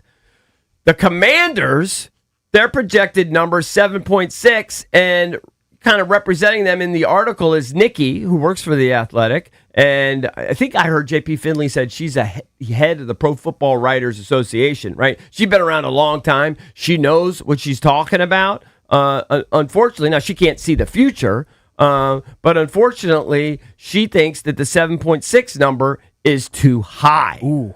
So She's not optimistic. it's scary. Do you want me to read the quote from Nikki? Yeah. Maybe we should book her, Valdez, if we get a chance. I know they're super busy right now, but here's the quote from Nikki. It's amazing how one or two people can influence a season. Before losing Pro Bowl left tackle Laramie Tunsil, I would have pegged the Commanders as a potential 9 or 10 win team. They've bolstered their receiving core with the addition of Stephon Diggs. They've invested heavily in their defensive line and changed their systems to create more balance on offense and become more multiple on defense. But this team will go where quarterback Jaden Daniels goes. And Daniels may not be able to go far behind this line. There's no plug-and-play replacement for one of the game's best pass-blocking tackles, combined with the injury concerns of center Nick Allegretti, the up-and-down play of left guard Chris Paul, and the line's general lack of depth. Daniels could be running for pressure more than he's running the Commanders' new offense. So, in her opinion, right now, the 7.6 wins too high. It's interesting if you go to. She didn't even mention the daunting schedule. It's interesting if you go to the Our Lads website and they break down all the depth charts. And if you look at the Commanders, when a player is injured or out, he's always in red. So if you look at the Commanders depth chart, you got a bunch of guys in red. A handful of guys. Mm-hmm. You go to Philly, they got one. Somehow they're staying healthy. I mean, I'm sure they've got some guys who are dinged up. Yeah. But they only got one guy in red, and that means he's out indefinitely. Well, but the Commanders have multiple guys. Need those guys. I think about 7. From red to green in the next 10 We days got to 2 weeks. Approximately 15, 16 guys expected to all be parts of this team. Some of them very, very heavy contributors, like Odafe Owe. Banged up. Doesn't mean he's going to miss games, but currently banged up, missing time, significant time here over the last couple weeks. And it's affecting the way people perceive this season could potentially go. I know we're going to do the Blitz here coming up, maybe in the 8 o'clock hour. Just kind of prime yourself for this. Let's bang out some calls for people. Give us some reasons for optimism. Because there are reasons. I think number one is a healthy Jaden Daniels. Yeah, that's the biggest reason. Primary reason number one. It's a dark time right now, I think, for those of us that are Skins fans. Well, Nikki brings up a great point. I think that's overstating it to say it's a dark time. Because outside of Tunsil, almost all those guys that you named, and it's a ton, could be ready for week 1. I think so. That's true. But still, the Vegas number before the injuries is basically 7.5. Well, so yeah. the perception, so it's a dark time. If you're expected to win 7.5 and you got 16 guys all expected to play who are all nursing various levels of injury, I think it's a dark time. And you throw in that schedule, it's hard to be optimistic right now. I think a dark time would be if those guys were out. Well, it could get darker. And outside of Tunsil, it could none be a of black them hole. are out. It could be dark. It doesn't mean you And can't the win. Johnny Newton's out. There are other guys that are out. And the 7.5 Trey wins Amos probably isn't going to play. He's probably is, out. by the way, an improvement from last year. Yeah, but that's not going to make Like anyone last happy. year was dark. They finished with 5 wins. Right, but JP, if they win 7 games, it'd It'd be very disappointing, sure. How could it be disappointing? I mean, it's disappointing, but it probably shouldn't be disappointing. It's the expectation. Oh, you still be disappointed. You can't ignore what sort of the expectation is around the league. Now, that doesn't mean anything. You can always shock people. Could they win 10 games? Of course they could.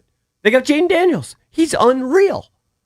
But the expectation is 7.5, and from the leader of the pro, whatever her title is. Well, Nikki brings up a great point about the offensive line because Jaden Daniels, he's going to get hit behind a suspect offensive line. Yeah, he is.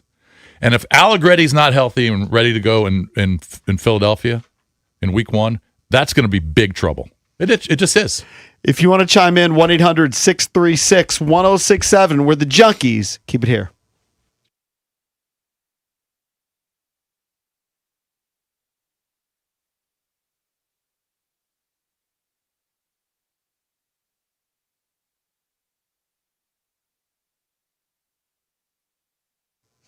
If you got a kid heading back to college, the checklist adds up fast. Laptop, books, dorm stuff, and making sure their car is road ready. Believe me, I know what we're talking about. Well, my friends at Michelle Radley Automotive Group, they can help. Now you can get $25 off service of $100 or more at Michelle Radley Chevrolet in Leesburg and Radley Mitsubishi in Fredericksburg. Or score $50 off any service of $200 or more at Radley Chevrolet and Radley Cadillac in Fredericksburg. Michelle Radley Automotive Group, delivering memorable driving experiences.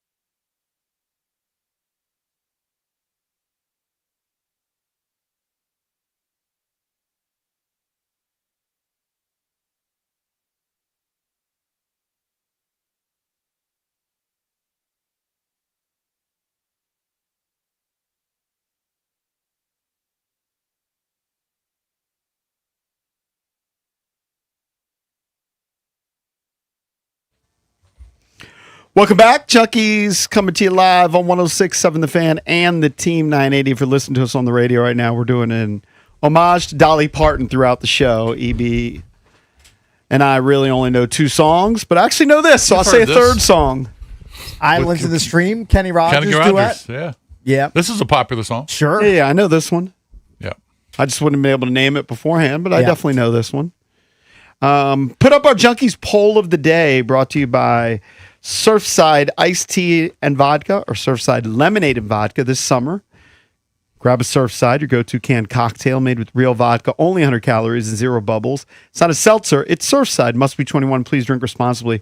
We're going to have to tweak that read because summer is basically over. We still have a month technically left of summer. So I'll say this football season, grab a Surfside. Yeah, there you go. That works too. Poll of the day is inspired by EB. EB listed 16 Commanders players with injuries and said it's a dark time for the football team. Do you agree or do you remain optimistic?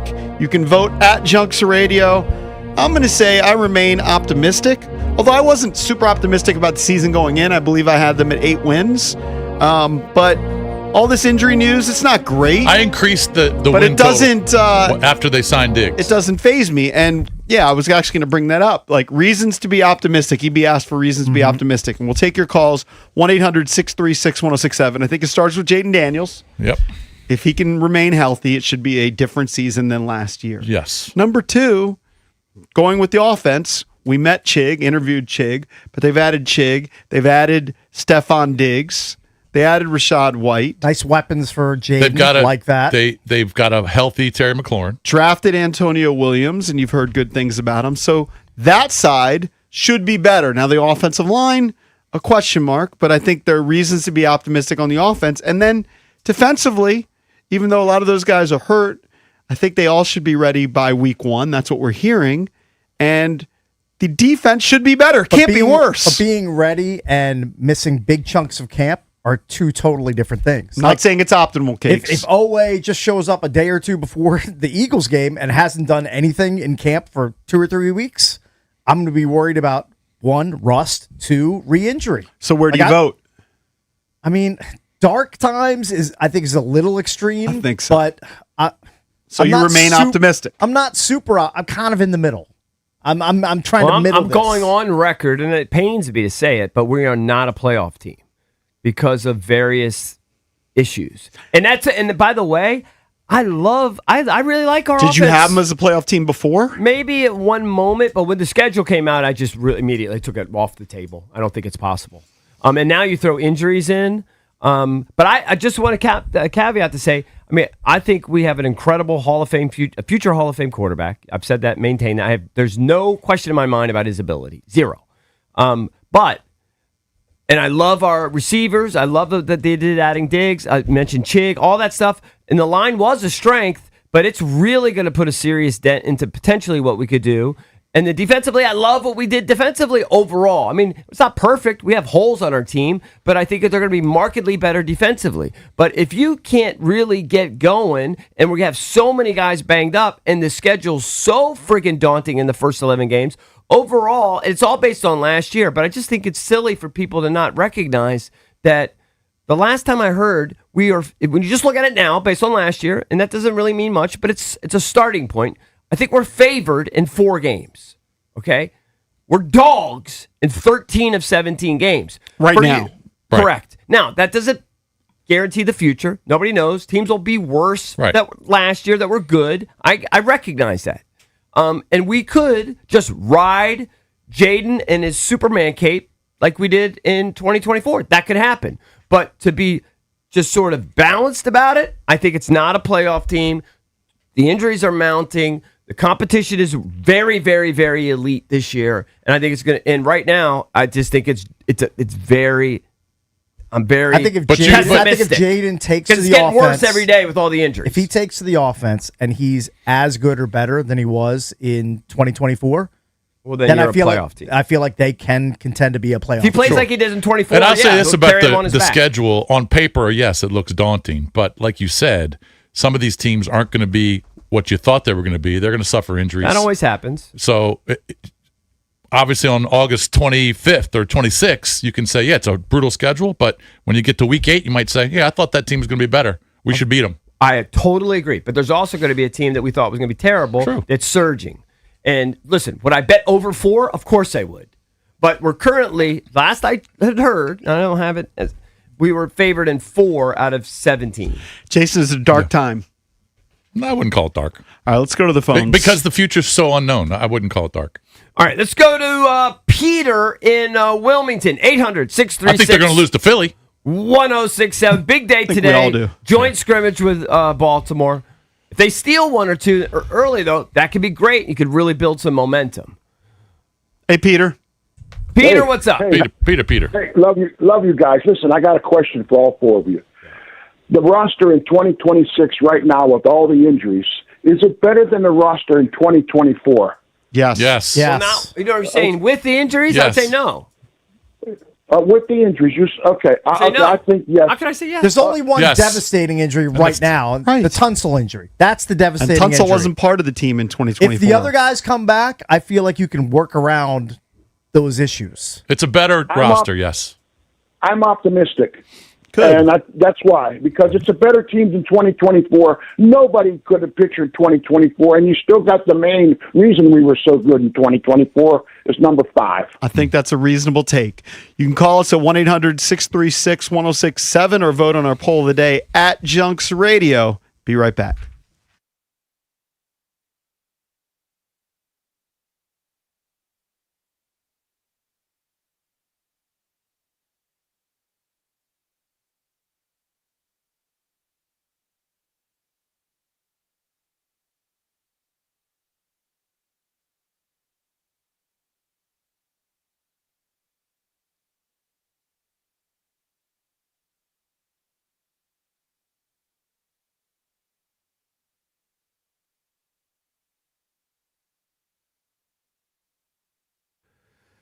Junkies are brought to you by FanDuel. Baseball fans, big hits get even bigger with Dinger Tuesdays on FanDuel. Customers choose their own reward every Tuesday to use on home run bets. How will you play your game? Option 1, the bet reset. Use this on your wager and you'll get refunded in bonus bets if your bet loses. Option 2, a 50% profit boost. Make your bet, activate the profit boost, and if it hits, that's extra winnings at no extra cost. Make your choice, and the reward will be ready to use on your next home run bet. Maybe you're going to throw some cash on Dylan Cruz or Jacob Young to hit a bomb. All you have to do is visit FanDuel.com/local to choose your reward for home run bets every Dinger Tuesday. Play ball with the Home for Home Runs on FanDuel, an official partner of the MLB. FanDuel Sportsbook is the official sportsbook of 1067 The Fan. You must be 21 and over. Present in Virginia. Opt-in required. Rewards are non-withdrawable. Restrictions apply, including bonus and token expiration, leg requirements, and max wager amount. See terms at sportsbook.fanduel.com. Gambling problem? Call 1-800-GAMBLER.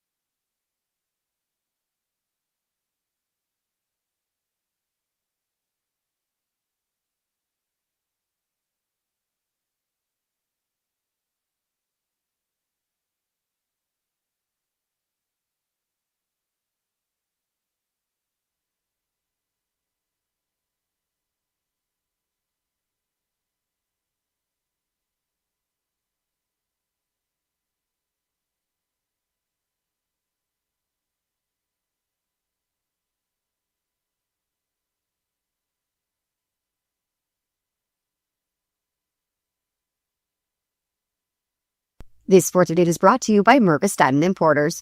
Nobody pays retail anymore. Why should you? The Commanders are signing veteran tackle DJ Humphries, according to ESPN. The signing adds experience and depth on the left side of the line after Washington lost Larry Tunsil to a torn tricep on August 5th. Tunsil underwent surgery, but the Commanders remain uncertain if or when he'll return, saying only that he will miss significant time. And the Nationals are recalling right-hander Luis Perales from AAA Rochester. Washington optioned righty Jake Bird after last night's 3-1 loss in Colorado. Perales is already on the 40-man roster, so no other moves there. This is Perales' first year in the Washington Nationals organization. The Nats of the Red Sox lined up a rare prospect-for-prospect swap of Perales and Jake Bennett last offseason, and I'm sure it's no coincidence that President of Baseball Operations Paul Taboni was hired out of Boston. So we should be seeing Luis Perales up in Washington soon. From the Crop Medcalf Sports Desk, Savannah McCann, The Fan.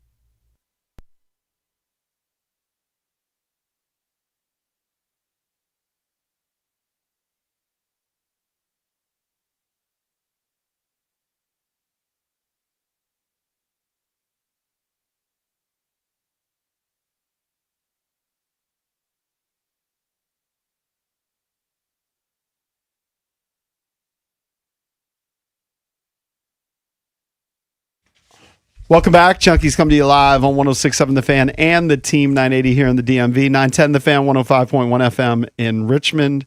You can watch us on the Monumental Sports Network. Brought to you by friends at Main Street Bank as we celebrate 30 years of the Junkies. Cheer local, bank local. Main Street Bank is a business-focused community bank proudly serving the DMV since 2004. Visit mstreetbank.com to learn how to put their team in your office. Main Street Bank member FDIC, equal housing opportunity lender. It's Bish, Cakes, EB, and JP. That is the foursome. We're going to talk to Paul Taboni at 9 o'clock, president of baseball operations for the Nationals. People starting to wonder about who they're going to be calling up, the September call-ups. Mm-hmm. All right. Are we I gonna think see they've Seaver fallen King? to 10 games below 500 after losing yesterday. Offense generated one run. Yep. 13 the night before, but 1 yesterday. Yep. Gonna So happen. one of those things, man. They sold. They sold. Just get to 67. Playing That's the all. long Definitely game. sold. Playing that long game. It's been a long, long game. It has. I know That Rizzo is didn't true. want to call it a rebuild for a while. What was he calling it? Then eventually he started saying You rebuild. call it reload? Or, I can't remember. He just didn't want to say it was a rebuild, but nobody- they were rebuilding. Nobody wants to call it a rebuild. Now there's a new regime. They're rebuilding. Yeah. Yeah, it's kind of sad since they were right there, smack dab in the middle of the wild card hunt They were in the mix. in mid-July, but now it's dead. But, yep. Is it they're not- surprising that Mike Rizzo hasn't resurfaced with another team, or is this by design? He's just taking Well, this his is his- time, picking his spots. From think you what gotta I pick your spots. was told, he's been talking to teams. Okay. He just hasn't made a decision. I think he told us too. Yeah, it's got to be the right fit. Like teams Yeah. have reached out. Yeah. but it might not be exactly what What he's he looking wants. for. Okay. Yeah. Do you remember when Kevin used to do regular movie reviews on the show?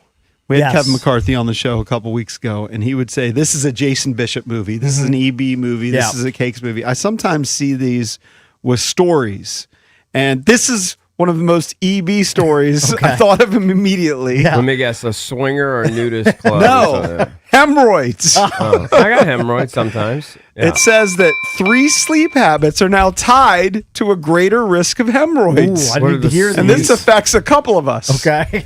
A sleep duration. I probably get the least amount of sleep of Yeah. the 4 of oh us. no, I challenge you. Okay. I know I go to bed the latest, maybe because you're a My fitful sleep sleeper. is broken. Yeah. If I get to bed by 10:30, that's a win for me.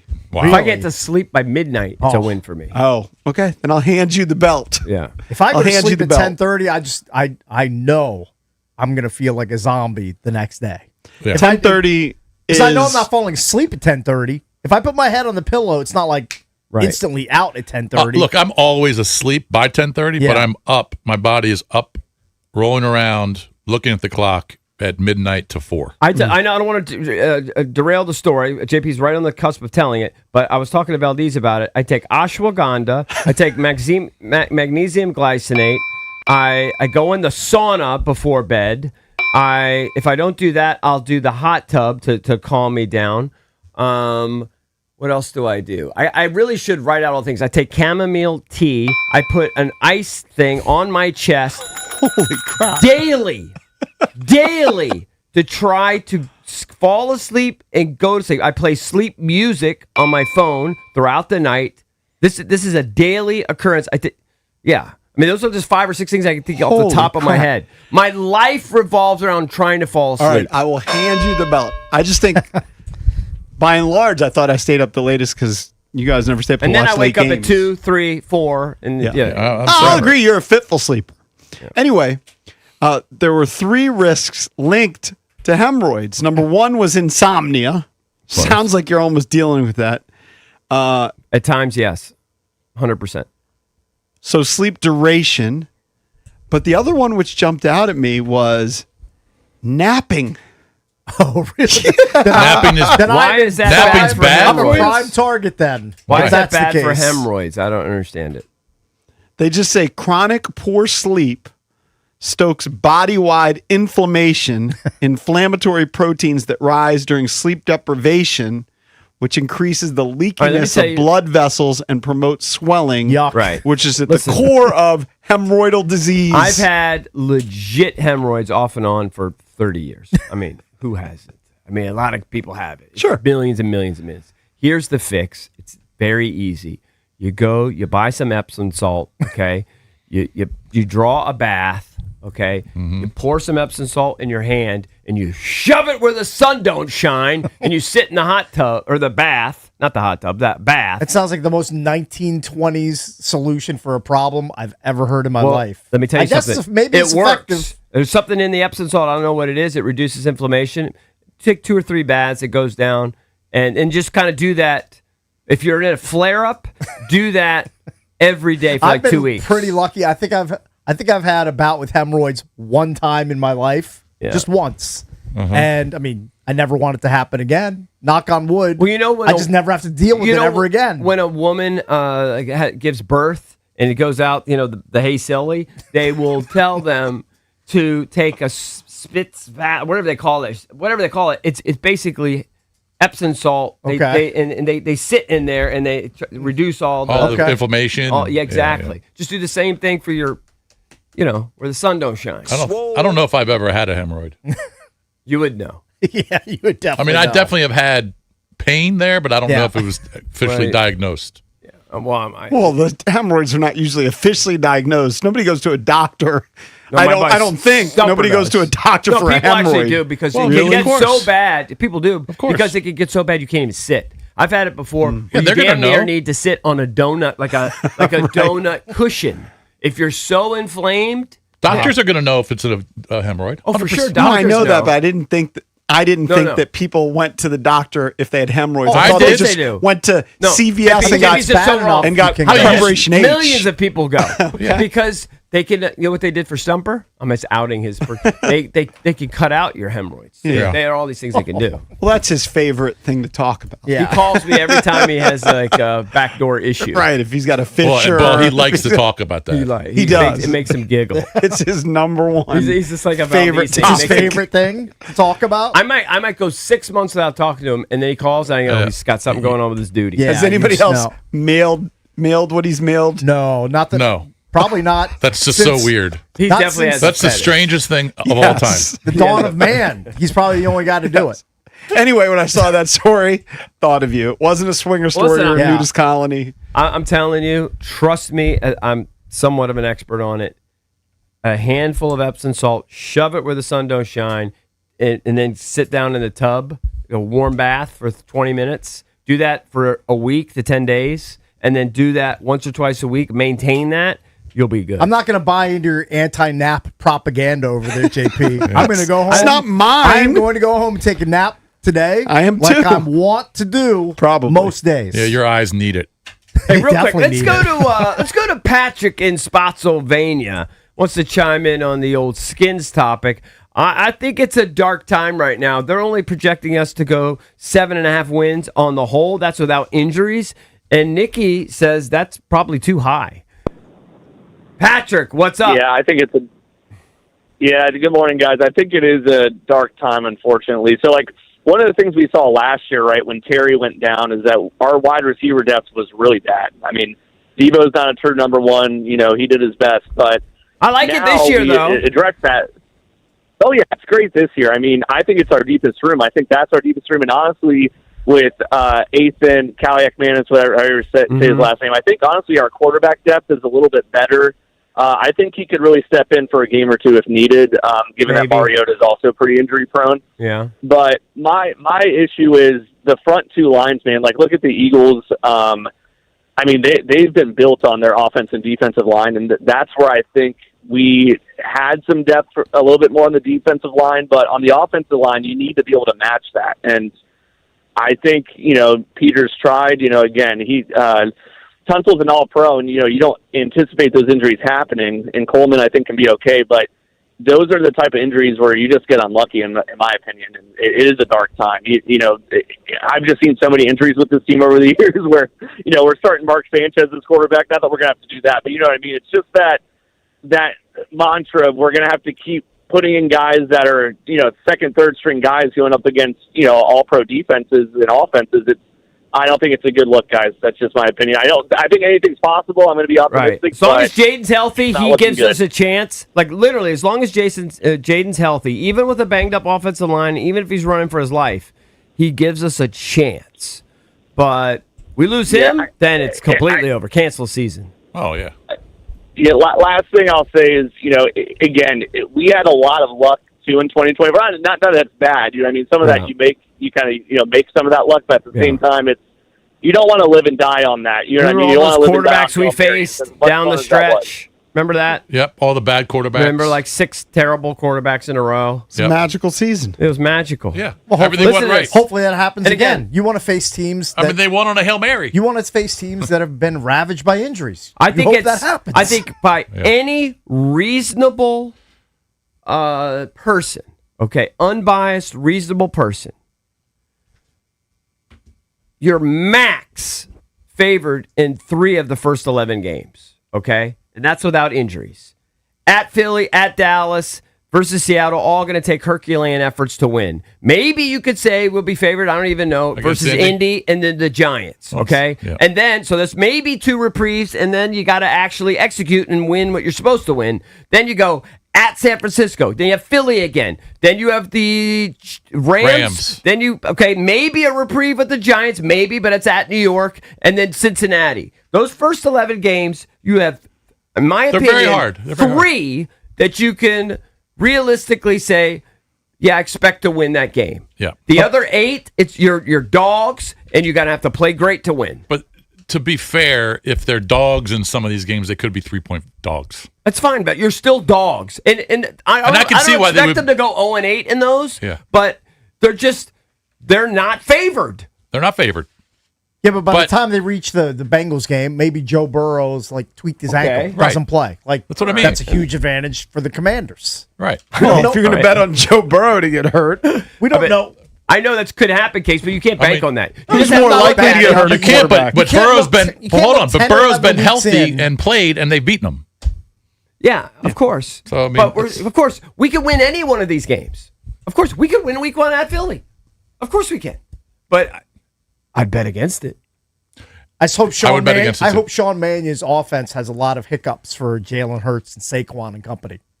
I just hope it's a rough start for them, which could happen. I'm not terrified of Philadelphia's offense. I mean, Barkley obviously would be he's a big factor, but I'm terrified of their fronts. I mean, I'd be worried about that too. Their defensive line, the offensive line could really give problems. Right. Yeah, you know what I mean. That's what I'm worried about. And I agree with the previous caller that I think the receiving core might have gone from one of our weaker rooms to maybe our strongest, and our offensive line, who I thought before all of camp, I was pretty good with our offensive line, even though they let Biotish go and they were looking at Linderbaum or whatever. I thought on the whole, I was very comfortable with the offensive line. Right now, the offensive line is in a bit of turmoil right now. A bit of turmoil. They're going to add to it once the cuts come down on Sunday. But what they're going to add some pieces. And maybe it could be good enough, but they're going to add someone else's garbage. That's what they're going to add. Now, it doesn't mean it won't be great for us, but that's what they're going to add. They're not. There's no Pro Bowlers walking in. There's no, like guy you can count on to start 17 games. But they give me an upgrade over the guys you currently have on the roster. That's true. At least depth wise. That's true. And I think it will be better. But how much better? I don't know, Cakes. I wish I could be optimistic. I'm desperate to. I want 2024 to happen all over again. I know. Desperate for it. If they lose those first 3 games, the season's over. I would bet the likelihood of them losing those 3 is greater than not. I mean, can you steal one in Dallas? Of course. Can you beat Seattle here? I don't know. But if they go 0-3, then they got to travel overseas to play Indy. That's going to be difficult. That's one I was. They got to steal one of those first 3. I'm kind of banking on them winning in Indy and New York. There's Week gonna 4 be- and 5, I'm kind of banking on There's them going to be winning. some bummed Commanders fans that have bought their tickets Yeah, but for just the can't- London you can't game really if they go predict how over there teams- 0-3. I know you can That's never what I mean. predict. You can't but on the predict whole, how teams are going to fare when they go overseas. right? It'll be nothing like I think, but I'm kind of banking on them winning those 2, and then hopefully stealing one of the first 3, and then you're 3-2, and then you can just cross your fingers. Yep. Right now, 57% are voting dark time, agreeing with EB. 43% remain optimistic. It's hard. We didn't have a middle option, Cakes. It was No- a no binary middles. poll. That's typical. It's typical Right. of those fans. They go out and beat Philadelphia. Oh my gosh! I know. Flip Gloom the and script. doom will turn into Oh, bandwagon. we're going to the Super Bowl. Yep. So I don't think they're going to beat Philly, but I could be wrong. Phone number is 800-636-1067 if you want to chime in. Paul Taboni, President of Baseball Operations for the Nationals, joins us at 9 o'clock. Don't go anywhere.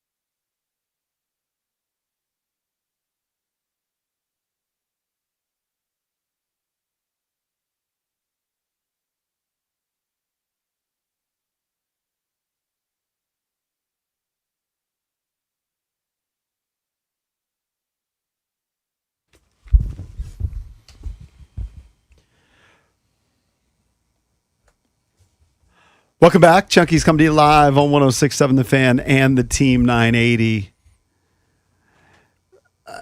I know when Drab and Valdez put a story on like our rundown a couple of times, they really want us to get into it. Mm-hmm. So I'll bring up the story. Headline: Men face new pressure to stay hot as they age. And it's not just about living longer. Plastic surgeon is chiming in saying the real driver is the disconnect between how men feel mentally and what they see in the mirror. Yeah. Do you feel pressure to remain hot, EB? No, but I feel pressure to be healthy. I've never felt more pressure to be healthy. Yeah, because the clock's ticking. Yeah, and we have an obesity epidemic in our country, diabetes epidemic in our country. It's undeniable. But I think you finally put it out there. I remember a couple years ago or whenever you started not drinking. Maybe I guess it was a year ago. I wouldn't say I'm not drinking. I'm saying I'm 98% not drinking. Right. Don't drink at home. Limiting your drinking. I don't think I've had a drink at home in a year and a half. What? Which, by the way, was 98% of my Even drinking. if people come over? Yeah, we don't really drink at my house. Now, we'll go to a restaurant and I'll have a drink or two. But yeah. And believe me, I love drinking. It's a sacrifice. I love it, Cakes. So, I don't know that you ever really said it, but I saw on your Twitter you mentioned your blood pressure is what really changed things for you. I was halfway through my change. That's when I went from losing weight and then maybe plateauing a bit to, oh my God. This is also in the throes of just insomnia and all these other things that we're factoring in. I gotta address this blood pressure thing. Yeah. So this article says that the looks maxing movement has gotten to older people. I would say that for me personally, I don't care. I do bring up my dark hair every once in a while, and Brett sent me what he uses a couple months ago, and all I got to do is click on it in Amazon, but I haven't done it. That's the only thing. What does he thing. use? A certain gel or something, or a certain like shampoo? It's like a shampoo, which is supposed to bring your dark hair back. Yeah. You did that one time, right? I don't think I ever did. I think I've talked about it and I never did. I thought you were using it. I prematurely. And partly because a lot of it is Instagram fixes, and I tried an Instagram fix for my toenails. Okay, that's an issue. Now, nobody sees the toenails, but they're gross. They have fungus. I'm going to guess. And I saw something, and it did less than So nothing. you never wear flip-flops? No, he shouldn't. No, I'll wear the slides Stay every away. once in a while. But I used to, like, if I was going to the beach, let's say, and I'm just laying out, which I don't really do anymore, I would put my toes underneath the sand. Yeah, they should be. But then I realized nobody's nobody's looking. Yeah, I mean, so I just wear slides. Yeah, you look, but you look. Yeah, I mean, that's the problem. But I don't care. But when you go to the beach, what do you wear when you're walking to the beach? You wear flip-flops? Yeah, slides. On a side note, I had an ingrown toenail on my left big toe, and I went to the podiatrist about 3 weeks ago, a month ago. Yeah, changed my life. Oh, Just took care of it right there. It was to the point where the pain was intermittent. Yeah, like some days it would be fine. Other days, like if I bumped into something with my toe, I felt like I was going to die. Shot. Yeah. So then I was like, I need to get this taken care of. I can't just do it myself. So he just hooked it with a better set of toe clippers, like industrial. Yeah, he got in toe there. clippers. He knows what he's doing. And my life's a billion times better. Yeah, it's great. It's so much better. So they say men now account for roughly 15% of all cosmetic procedures. My mother, and we should. I don't know if we can get my mom on again. I thought we were going to. Well, we're going to get Rhonda. It was Rhonda. My mother, last week, when I took her out right before we had the debacle with the TV, or I had to go and she hit the medical alert button for an and all hour. that. Yeah. She again said to me, I really think you should get the bags under your eyes fixed. Oh, really? She's like obsessed with it. My mom's kind of OCD. And so now she's bringing up the same. She's like, you really should. And I go, Mom, it's fine. I just need a little more sleep. I need to, it doesn't really bother me. I don't know if it comes back, though. You know what I mean? Like without a surgery. I think eventually if you it'll have come bags for 30 years, because we've been doing morning radio and we sleep poorly. Well, I think there's also a genetic component to it. And the genetic component. Yeah. If you just all of a sudden like retired tomorrow and got blissful sleep for a year, yeah, would you all of a sudden not have that dark Well, darkness I under might the have eyes and darkness, stuff? but I know that when I sleep better, my eyes are less baggy. Mm-hmm. So maybe you would still say they're baggy, but in my mind, I can tell when they're less. I don't know. Yeah, I don't know. Mine are not the same every day. If I get a good night's sleep, which is rare, not very often, but like, maybe if I stay in bed for a long time and get a prolonged, 6 1-hour intervals, you'll see less. So the article's about a pressure to be high. I don't feel that. 14 years ago, I got married. I just had my anniversary. And I remember my wife saying, maybe you should color your hair for the wedding. Yeah. And she said, and I kind of agreed to this deal, it's like, if you don't color your hair now, but then you color your hair 5 years later, like, It's what are you doing? you Like, look this weird. is the time, like, for the pictures, the wedding, for the wedding album. Although I don't even know where our wedding album is. I have to search Somebody the house accused me- to find it. Yeah. But that's really my only thing. And it's just, but it is what it is. Like, I don't look at the mirror so much. I don't notice it in the mirror. But then if I see a picture of myself, like, oh my God, my hair is white. I'll be honest with you. I prematurely grayed in my mid-30s, right? It really hit me. And I think stress accelerated it. That was when my dad was getting sick. And through my 40s, I was fine with it. But as I've gotten older and the rest of my body is getting older with it, it bothers me now more than it did in my 40s, for example. Because, But you wear a hat all the time. well, that's why I wear a hat. That's honestly why Maybe I wear I should start wearing a hat. Somebody said to me, You they never wear accused hats. me. I posted a video of me plunging in the toilet. I wasn't plunging. I was using the auger, and I was Right. all proud of it. And I called out Cakes and Lurch. I said, you guys don't know how to do this. And somebody accused me of putting a hat on for the video. And I'm like, are you insane? I wear a hat everywhere. The only place I don't wear a hat, and honestly, is church. Even in the house? A restaurant. Oh, yeah. I wear a hat everywhere I go because I don't like looking in. I don't like seeing. That's what makes me, at this point, really feel like I'm approaching 60 is looking at my head. Right. Look at the haircut. Now, especially since I've lost weight now, I actually don't mind looking in the mirror quite as much. You start to see a little jawline. You start to see a little silly. I think the older that people are getting, we're not punting as much as we are. I hope not. Yeah. That's what I think it is. I mean, remember, Jason was putting eye cream on. He might still be doing it, but Jason was doing eye cream like in his 30s. Yeah. Was it 30s? Yeah. Jason, I will say. I mean, look, Cakes just did something to his mustache to try and look better. That was unintentional. but You it's think still, I did you're this still trying. intentionally? You're still trying. Well, I was trying to just get a normal hair/beard cut. I wasn't trying to look like I was in an early 70s porn an actor. early 90s rap video. Yeah. Right, right. I have those You did kind of look like that, though.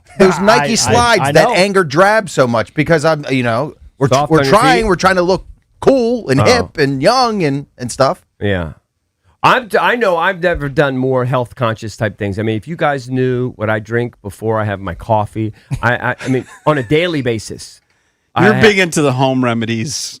You guys call it a home remedy, whatever. I mean, I take anti-inflammatory type things. There's a lot of things you can do to minimize the impact of all the things that we put in our body. But the side of the effect green of smoothies I make, I mean, it's unbelievable. the side effect of your health renaissance is also looking better, which is the 100%. the whole point of the article. No, yeah. But for me, it's not to necessarily just look better. It's just like don't stroke out at it's the 56. live I know, but I'm just saying it's don't a- stroke out yeah. suddenly. It's a side effect of it. It's a good side effect. Yeah, it's a good side effect For sure. of it.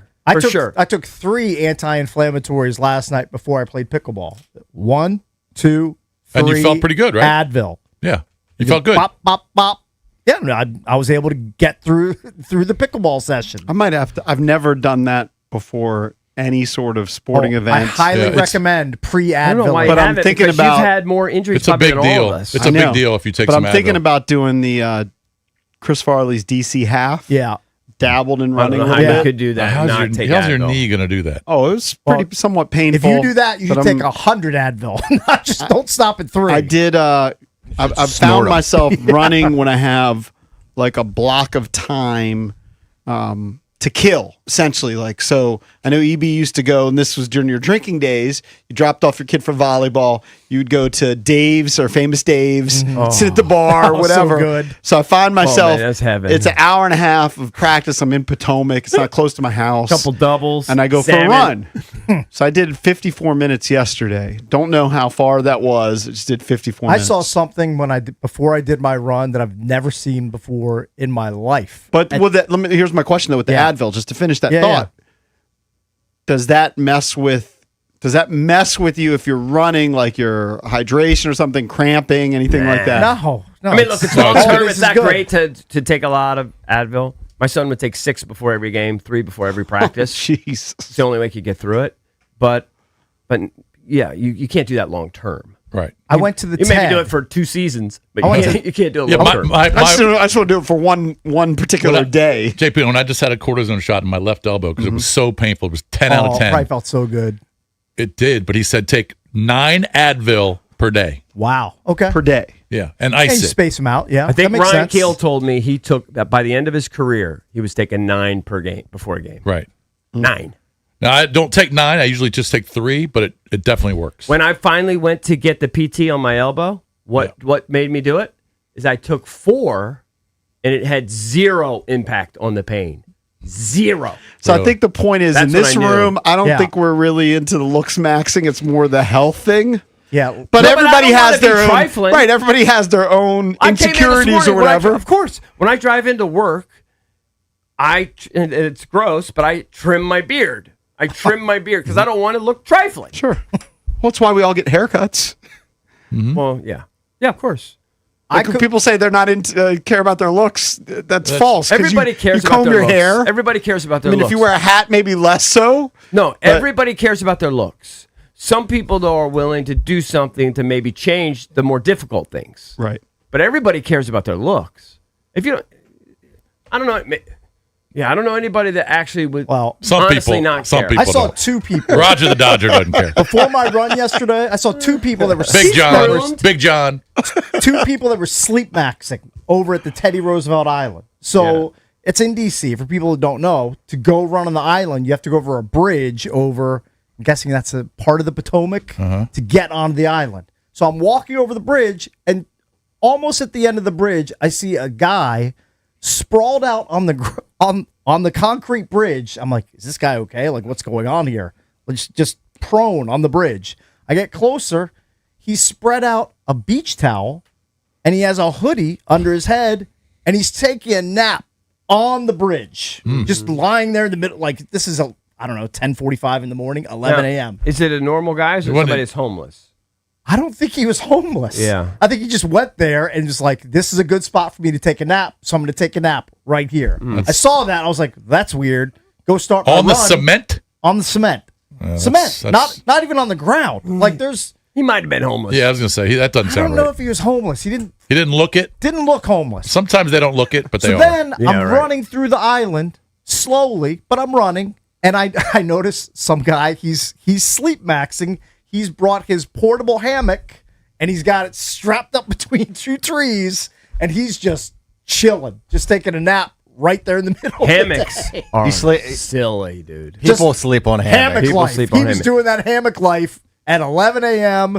Just sawing all Shade the and wood. silly and you know what? breeze. I was jealous. I was like, I'm running, just sweating my ass off, and this guy is in the shade taking a nap, just living his best life. Hammocks are so silly. Listening to the white noise of the airplanes flying over every few minutes. I mean, it's just, he was killing it. My kids gave me a hammock for Father's Day one time because then we didn't have 2 trees that were going to work. They just got one of those cheap ones for $100 Yeah. with a stand or That's whatever, hurting. and I had it for years. Those are hurting. I have one. It was terrible. Yeah. Terrible. Used it a few times. Just didn't never Gotta have- really worked. you gotta have it effectively. hooked up to the tree. Yeah, Listen, need I didn't trees. have it. It was convenient, but I liked it. But after a while, if you would have to bring the cloth inside. Yeah. Because the rain and the thing after a while would just muck it Just up. make it gross, And then it yeah. doesn't look like enticing to No, lay it's, in it. it's a piece of crap. Let's be honest. Oh, the base is a piece of crap, of course, but it did the job. It's a good when I was in concept. it, Yeah. I was butt relaxed. You Didn't, still make, have didn't it? make it any less. No, I think we trashed it because I couldn't maintain. Personally, for me, and I think it's the same thing if you have trees, unless you do like a rope thing. I don't know how you keep that thing clean unless you take it inside every day. And after a while, I get tired of taking it inside. Keep it clean. Too much work. Too much work. Yeah, too much. Too much work. And then you get out It's there too after much. thunderstorms or 5 thunderstorms. Yeah, it's mildewy. It's It's gross. gross. Yeah. Yeah, I couldn't figure. I Everything couldn't figure rain it out. stains on Yeah, it. it's I trash. couldn't figure it out. Right. I couldn't figure out how to do it. But I like being in them, By the especially way, if you're on vacation. The guy that was asleep on the bridge, he was there when I started my run and when I finished. He was the same He was spot. still there. Hadn't moved a leads muscle. more credence to homeless. I mean, did he have? Did you check out if he had bags in his ice cakes? Maybe he looks muddy. It's hard to check out if he has bags when he's You guys got the hoodie face on. down. He was face down. Was he sunning his buns like Steve Phillips? No, he was clothed. He was clothed. Yeah. Oh, okay. He had a big stain on his shorts, but he was clothed. Yeah. Oh, really? He probably Yeah. was homeless. I don't know.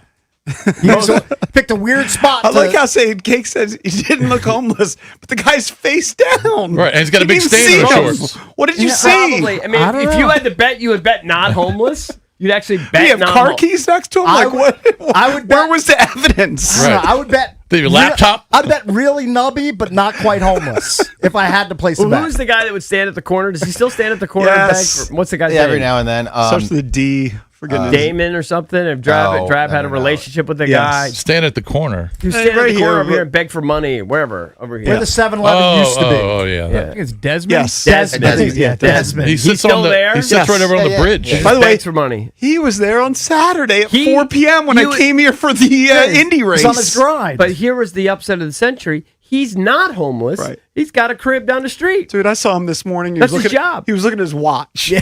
Man, I don't know if it was a great watch, probably but got it was an an Apple okay Watch. watch. Yeah. He's probably checking his oxygen I saturation. don't know, I thought it was a roll. I thought he was just a Monday through Friday guy. Is Oh, he- he was there on Saturday. He doesn't have a job, does he? That's his job. Yeah, that's his job. How does he make enough money to pay for all his bills He's by probably just begging? because he has Nubs mortgage, and he Mortgage. has probably whatever. He gets disability and some other stuff. You know what I mean? Just I gets a little guess. bit of yeah. I've given him 0, Yeah, I don't give him anything. In fact, I and I avoid him. never will. Yeah, yeah, Well, yeah, you don't drive that way anymore, right? yeah. I just go down. I just do what everybody else does. I do a do a U-turn. U-turn. Just do it's quicker. They knocked down the hotel. You It's didn't right even there. notice EB's No, like, of course I noticed. It's right there. What was it? The Capitol Hilton. Oh, yeah, I that's want been- Capital View or whatever. I can't remember the name of I it. thought it was Capitol Hilton, but whatever it was called. Yeah, it's been gone for a while. One time triple parked and after a game because I had 100 beers and I had to run in there and use the bathroom in the middle of like chaos. Left my car running. They used to have wild ass pool parties there. Yeah. Capital Wild Skyline. ones. Capital That was Skyline. it. Yeah. Yeah. They used to have ragers at the pool there before the wrecking ball hit it.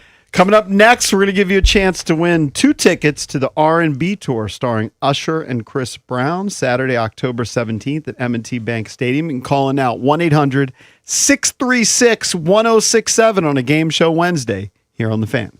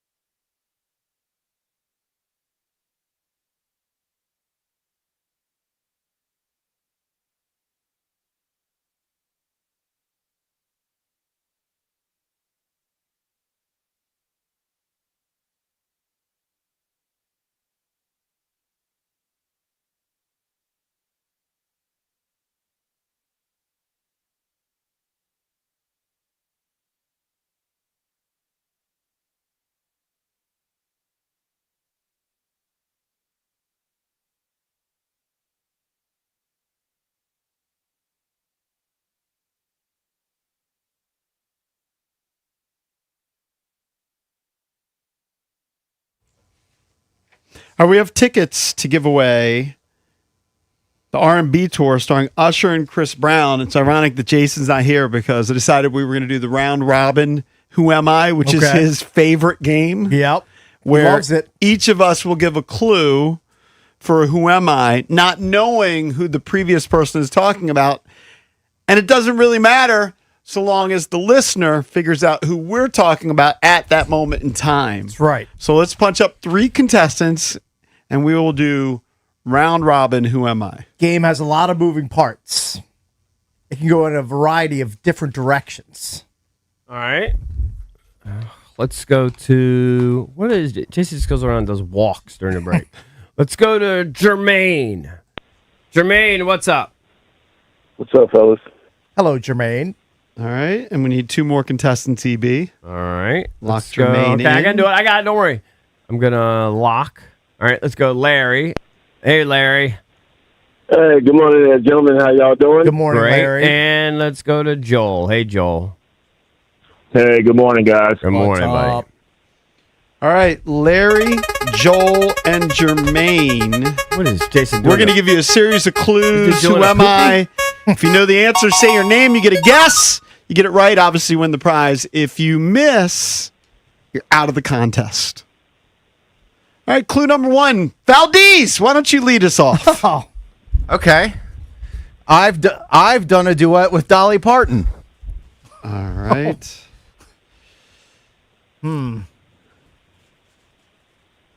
Jermaine, Larry, and Joel not willing to guess just yet. Let's go to clue number 2.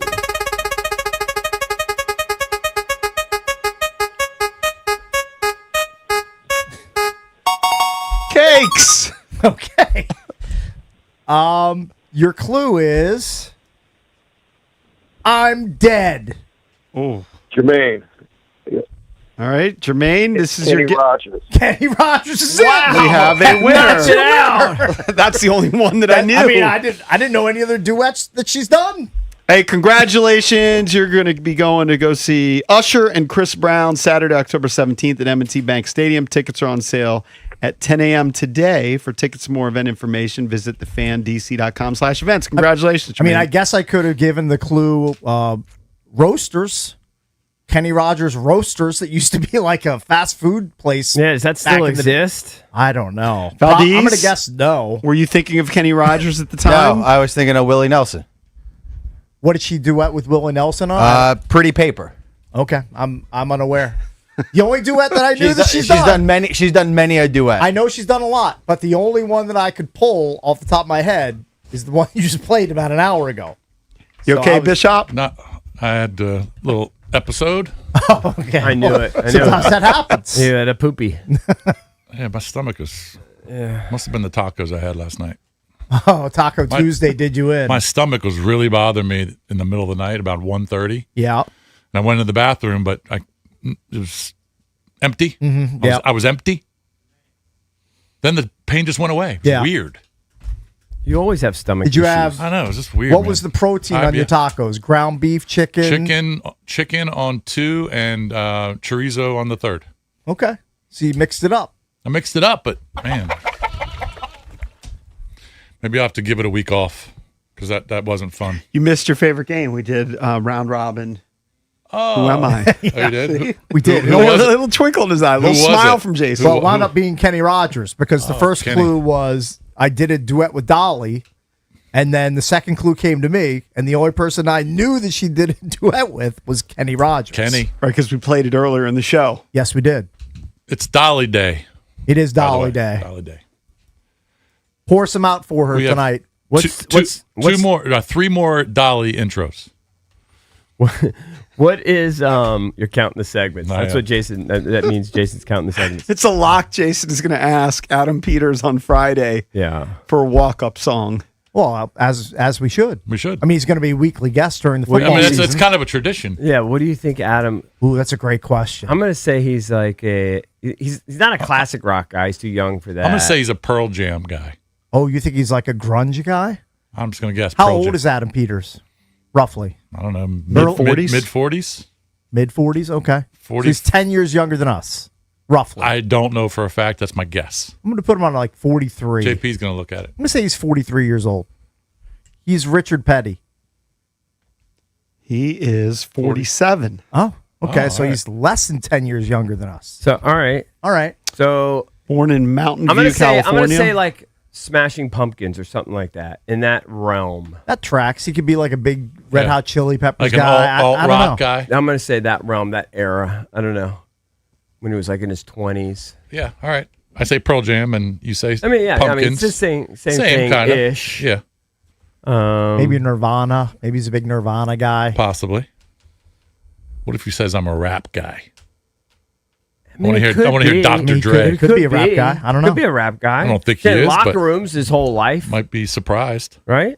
Was there a chance he's a country? He doesn't look like a country guy to me. Nah, probably not. Lived in San Francisco a long time. I'm not sure where Mountain View is. Famous bands from San Francisco. I just punched it up. Grateful Dead popped up. Yeah. I mean, that's a huge one. That No doesn't mean idea. he's Hey, I've that's got no idea. That's before his time. Have no idea. He's not a deadhead. Eric, do you want to bring up the Kyle Singler video? The Kyle Singler thing is just it's- jarring. it's So, I just- don't know if people know him by name. 'Cause, he was obviously a college superstar with Duke back in the early 2010s, that era. Yep. Won a national title, I believe, while he was there with Duke. He was Yes, their he did. second leading scorer all 4 years. 2010. He Yeah, wanted just to, a real stud. If I you think he saw only him, you lasted would remember. 4 or 5 years. in Yeah, I the saw league. 6. Was with the Pistons for a while. yeah, he was a second round pick, so he didn't last very long. But he made some money, played overseas. But I think he started to have some cracks. He had started to have some mental health cracks, maybe even back then. And he's posted videos before in the last 2 years, and he's in the throes of addiction. And it's a very similar to Delonte West situation. Yeah. He And looks he's- terrible. Yeah, I think He he's really got does. His schizophrenia. hair is he's super got, greasy. got bipolar. It looks like his teeth are banged up. yeah, he looks like he's on something. He's clearly got a drug problem, and he's lost it mentally, right? I don't know if they can ever put him back together, but he's kind of pleading for Coach K and Duke to help him out. The good news is you're gonna play some of it. Here's Valdez. There's people, again, we have a privacy issue and we have a technology issue. I can't even do anything. All my accounts are hijacked and frozen. I have people watching my residence, and people in Oklahoma are way too paranoid for honesty and the truth. And a lot of people have, again, a lot of reflection to do. Maybe, again, less finger pointing. Well, Coach, I need your help. I'm locked in my house, and I have no freedom anymore. Yeah. I mean, it goes on and on. Yeah, you he- got to look at him. He has and mental he's- health yeah, you- issues that are like No, the most, screaming You gotta out. put the most face with the severe you voice. could have. Like Yeah. he's paranoid. He thinks people are after him. They're Yep. stealing He from says him. he's- And maybe that's true. He's not leaving his home. Yeah, but it's just it's like He just looks unhealthy, man. It's just sad. it's awful. Now the good news is I think Kevin Love reached out. The NBA Players Association reached out. That doesn't mean that they'll do anything, but at least they reached out via social media, maybe to try to get contact information. I don't know. Somebody needs to help him. Yeah, for as long as he was in the league, I'm sure he paid dues into the players' union. Mm-hmm. This is where they need to step in and help a former player who clearly needs help. Isn't it terrifying? And that he's got to accept the help. Yeah. Isn't it terrifying that someone can be, and we never know what's going on, obviously. Like someone could be wacky and you just never know it. But some people can be seemingly just going along in life, everything's good, well adjusted, and then something can happen that could trigger something. Maybe it's drug abuse, maybe it's something, an emotional thing, something, and then they go kind of spiral and they go off the deep end and then just end up like that. Isn't that terrifying? Crazy how the brain works, man. It is terrifying. Yeah. Like some people, And it could happen to anybody. I think some people could be like living normal lives, and all of a sudden, like they develop schizophrenia. Correct. Like later in life. Yeah. It's crazy. Actually, scary. But if you I can't even watch the full clip. it's yeah, too it's much. sad. It's too. I mean, it's if you're a college really- hoops fan, then you definitely know who Kyle Singler is because he was a very popular player, especially in the tournament. And now he's just a completely different person. Sad. Coming up next, we're going to shift and talk a little baseball. Paul Taboni, president of baseball operations for the Nationals, joins us here on the Junkies.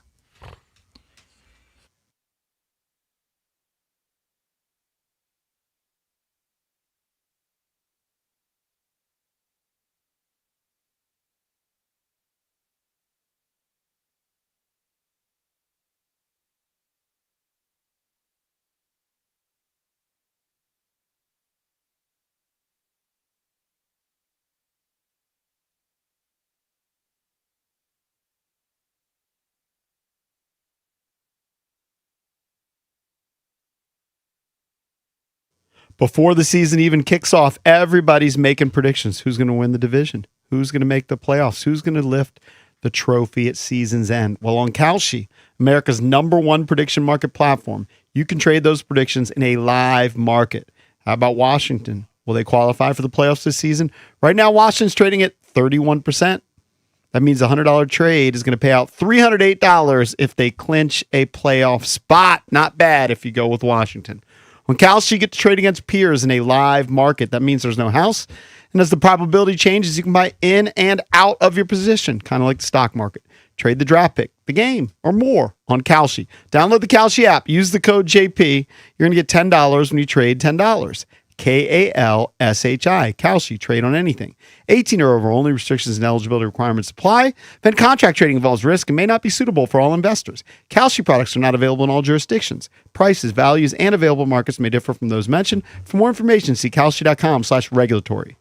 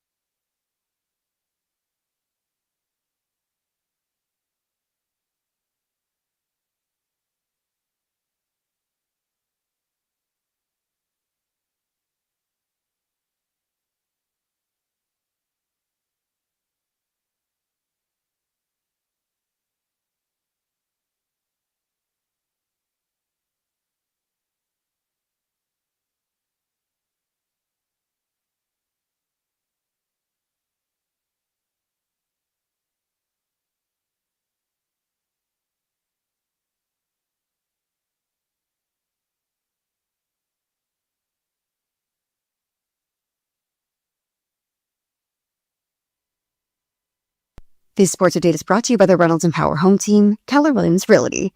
The Nationals fell back in familiar territory after dropping Game 2 against the Rockies 3-1 last night, and just a lackluster showing at home. De La Lio accounted for 40% of the team's hits, while he drove in his second home run in as many games, cementing a 2-for-3 performance from him. The rest of the offense, though, pretty quiet in the loss. Nats made a move after the game, recalling right-hander Luis Perales from AAA Rochester, optioning righty Jake Bird. And over in the NFL, veteran tackle DJ Humphries is officially a member of the Commanders. Reports yesterday indicated that Humphries would be signing with the team after he worked out for them earlier in the day. The Commanders officially announced it this morning. Humphries will be in the mix to replace Laramie Tunsil at left tackle in Washington after he tore his tricep and will miss much, if not all, of the regular season. So welcome, DJ Humphries. You're officially a Washington Commander. From the Crop Makeup Sports Desk, Savannah McCann on The Fan.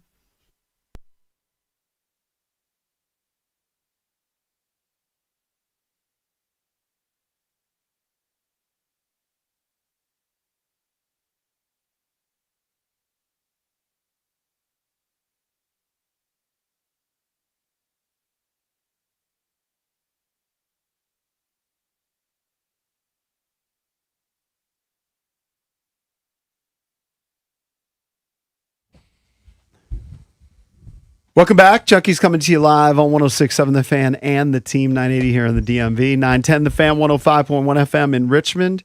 And you can watch us on the Monumental Sports Network all year long, celebrating 30 years of the Junkies, presented by Main Street Bank. Cheer local, bank local. Main Street Bank is a business-focused community bank, proudly serving the DMV since 2004. Visit mstreetbank.com to learn how to put their team in your office. Main Street Bank, member FDIC, equal housing opportunity lender. It's Bish, Cakes, EB, and JP. Going to talk some Nats baseball. Join us right now on the Rude Guest Hotline. Rude, the most reliable heating and air conditioning products in the DMV. It's our pal Paul Timoni, President of Baseball Operations for the Nationals. Paul, what's up? What's up, fellas? What's going on? I'm sorry. Two more segments of Dolly intros because we had the walk-up song. That's right. And Paul, you know Adam Peters.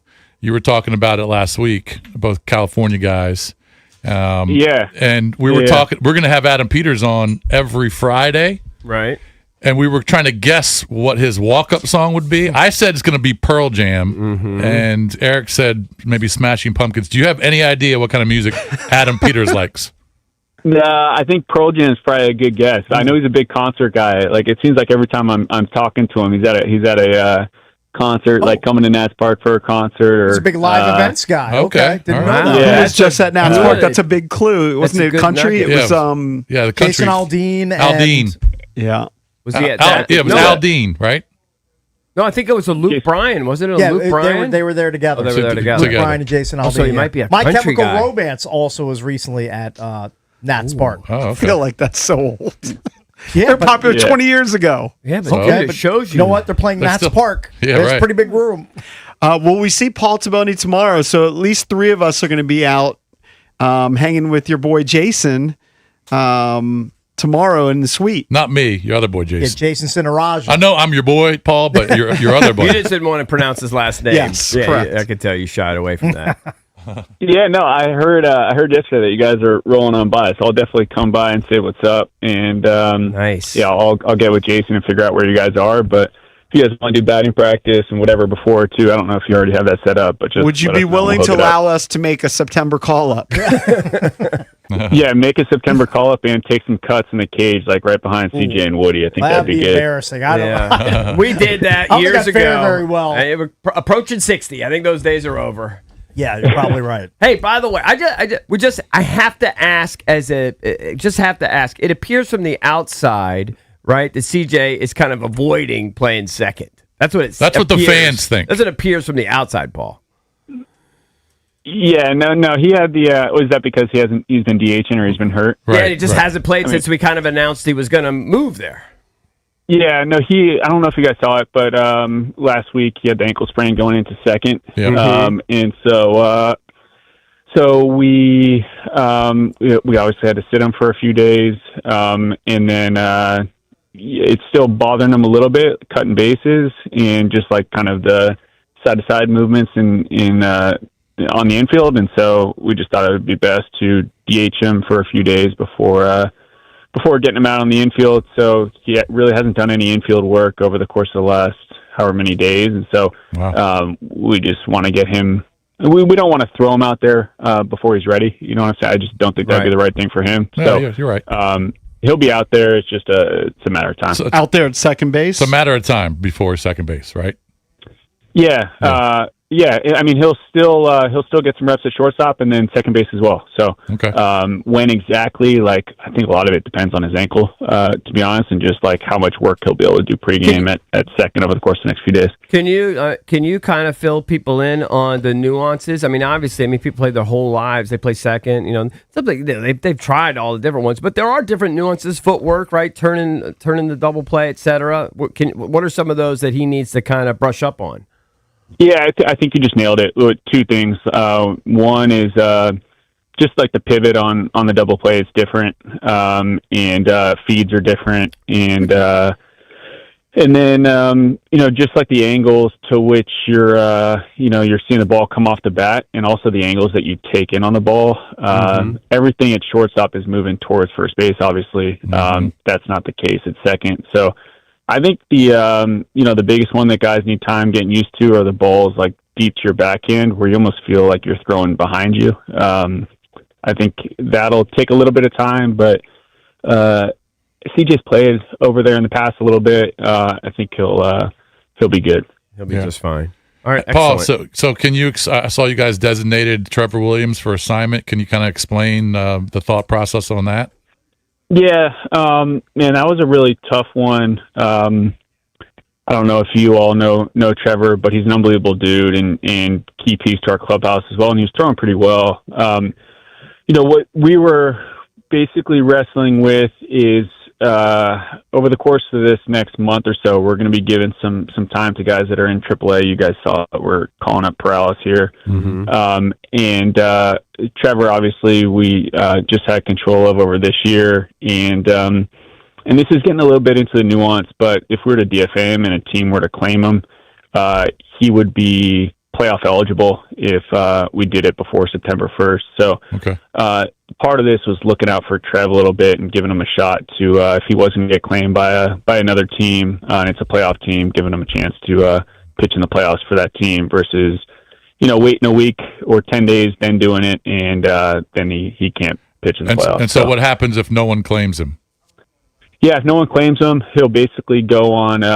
He'll be released, and then he's free to sign a free agent contract with. Gotcha. Yeah, with any team. Paul, can you? I'm sure you told the beat guys or whatever, but can you tell our audience what kind of went into the thinking calling Perales up and how you knew that you felt like now was the right time? Yeah. So our rotation right now is, it's been pretty set. Obviously it's not like where we want it to be at the end of the day, but we feel pretty good about the guys that we have going out there. And so about a week or two ago, we started giving Louis more outings out of the pen, and he's basically been throwing in 2-inning stints out of the pen, and he's been nails. Like, I think I'm going to get this wrong, but in his last 6 innings, I think he's K'd 12 out of the pen, and he's been up to 100 with a really good split and cutter. And so we wanted to get him up here. He's already on the roster. We wanted to get him up here and get his feet wet before hopefully he has a huge impact on this team, in the years to come. And so we thought this was a good time, and I hope that fans will be excited for what they see. He's a great kid, and he's got an electric arm. Paul, Andrew Alvarez, he's been pretty solid. His numbers are pretty good. I'm just looking at his game log. His last 6 starts, his ERA is right around 3.2. And he's not pitching deep into games.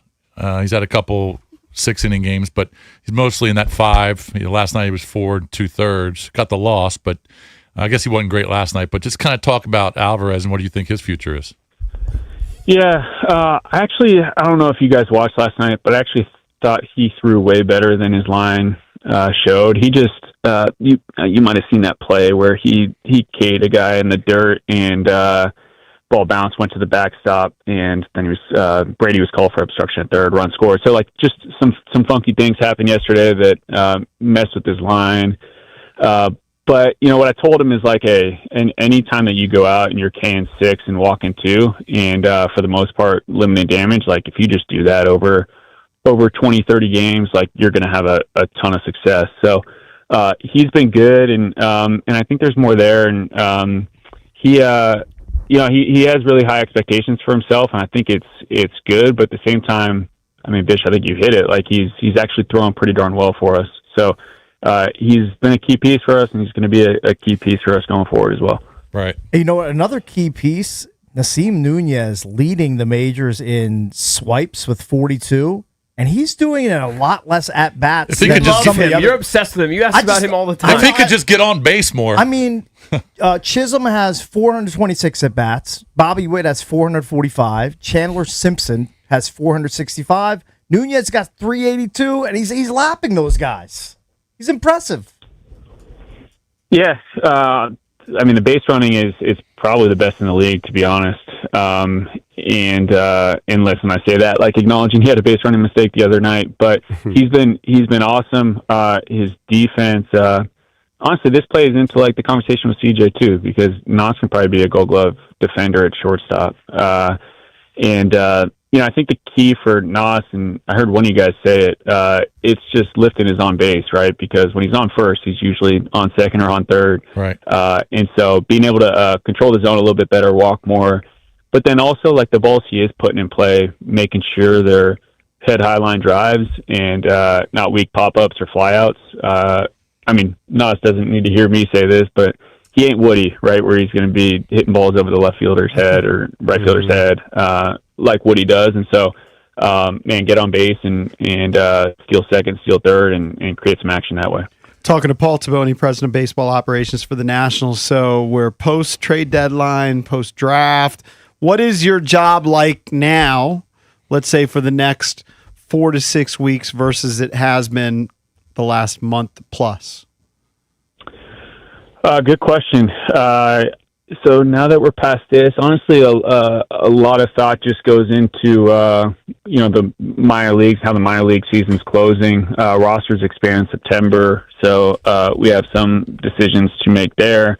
And then it's just, doing everything in our power to making sure we're winning as many games as we can at the major league level. So it's also fun, like just seeing the guys coming out of the draft and making sure that we're taking care of them and they're getting what they need, and they're having success. That's a part of it as well. So,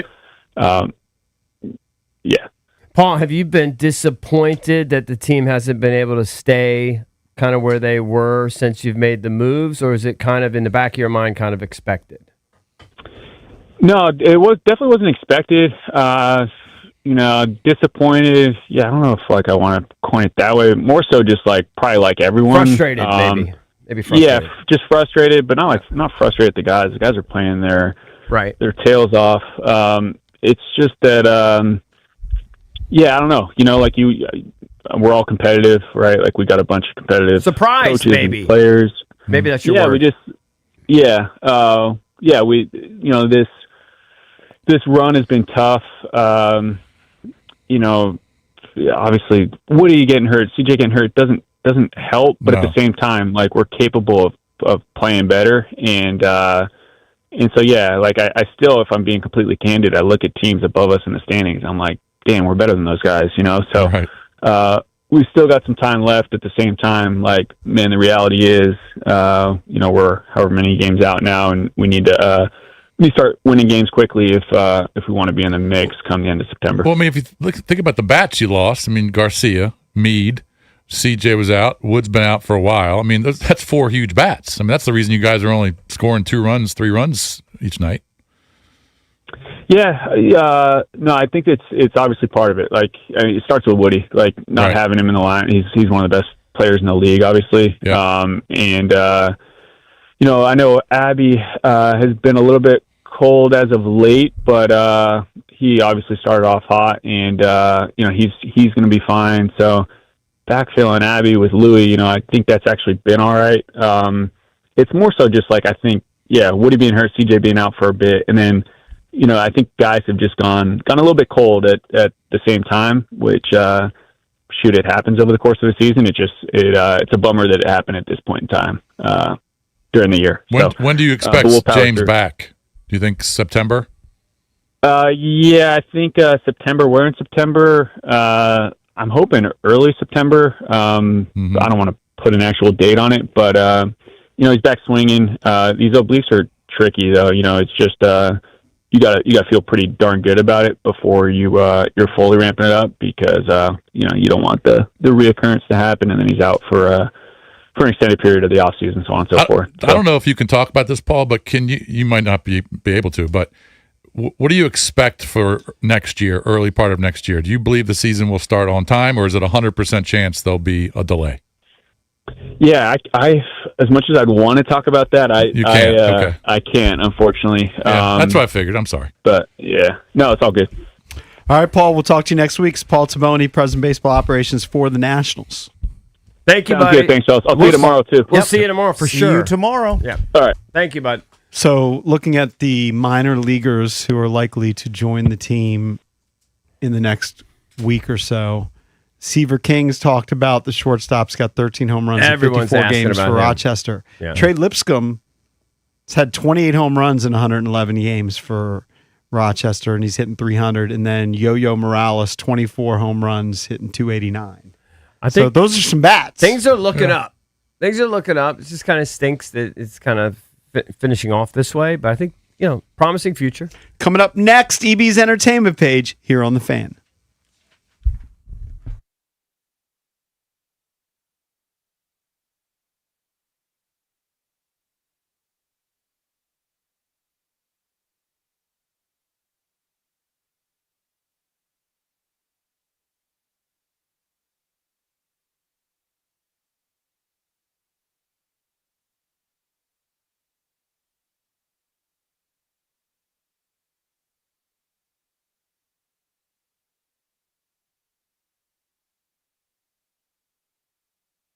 JP here. We're talking a lot of football. It's back.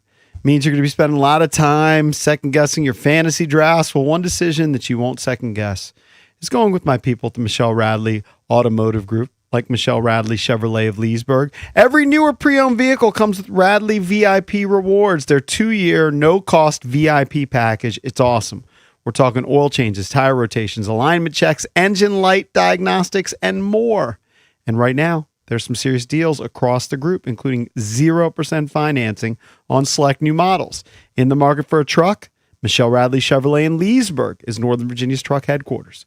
And Radley Chevrolet in Fredericksburg is Central Virginia's truck headquarters. Or you've been thinking about going electric, check out Radley Cadillac. Right now, you can score 0.9% APR for 72 months on new Optic or Lyric, plus no payments for 90 days. Michelle Radley Automotive Group. We're talking Michelle Radley Chevrolet in Leesburg, Radley Chevrolet, Radley Cadillac, and the all-new Radley Mitsubishi in Fredericksburg, all delivering memorable driving experiences.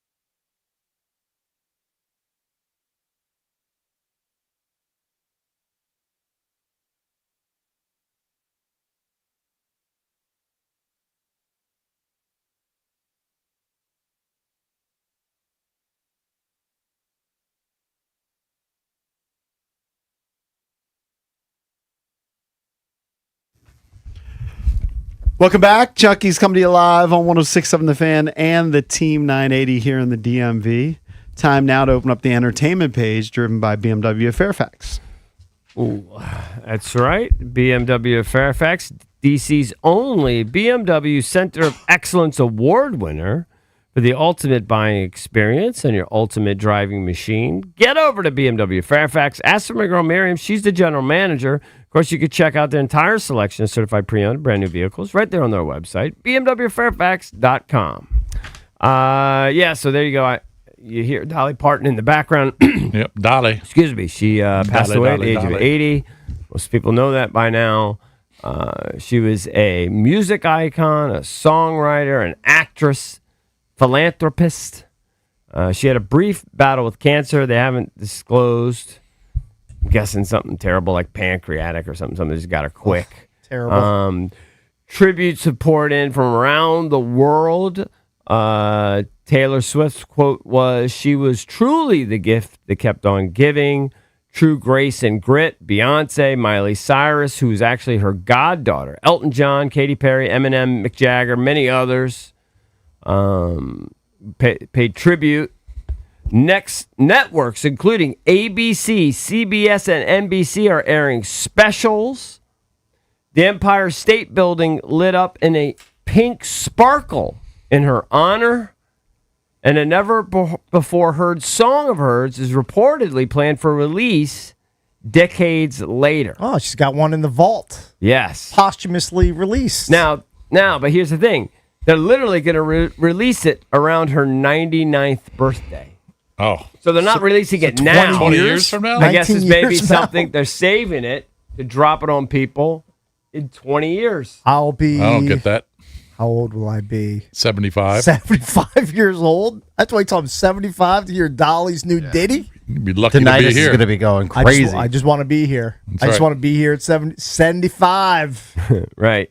I still think it's crazy that she was raised in a log cabin with 11 brothers and sisters, a one-room cabin. Right. In the hills of Tennessee. Well, it's shocking that she became what she became. I told from such you. humble They beginnings. probably didn't even have a kitchen. I bet you they They didn't. just probably had to grill out. I don't know, where were they cooking their food? I think it's undersold, and I've told this many, many, many times. I'm sure JP's father was probably the same boat, but my mother grew up. They didn't have a toilet. Yeah, they had an outhouse. Is that what they call it? Outhouse. Outhouse.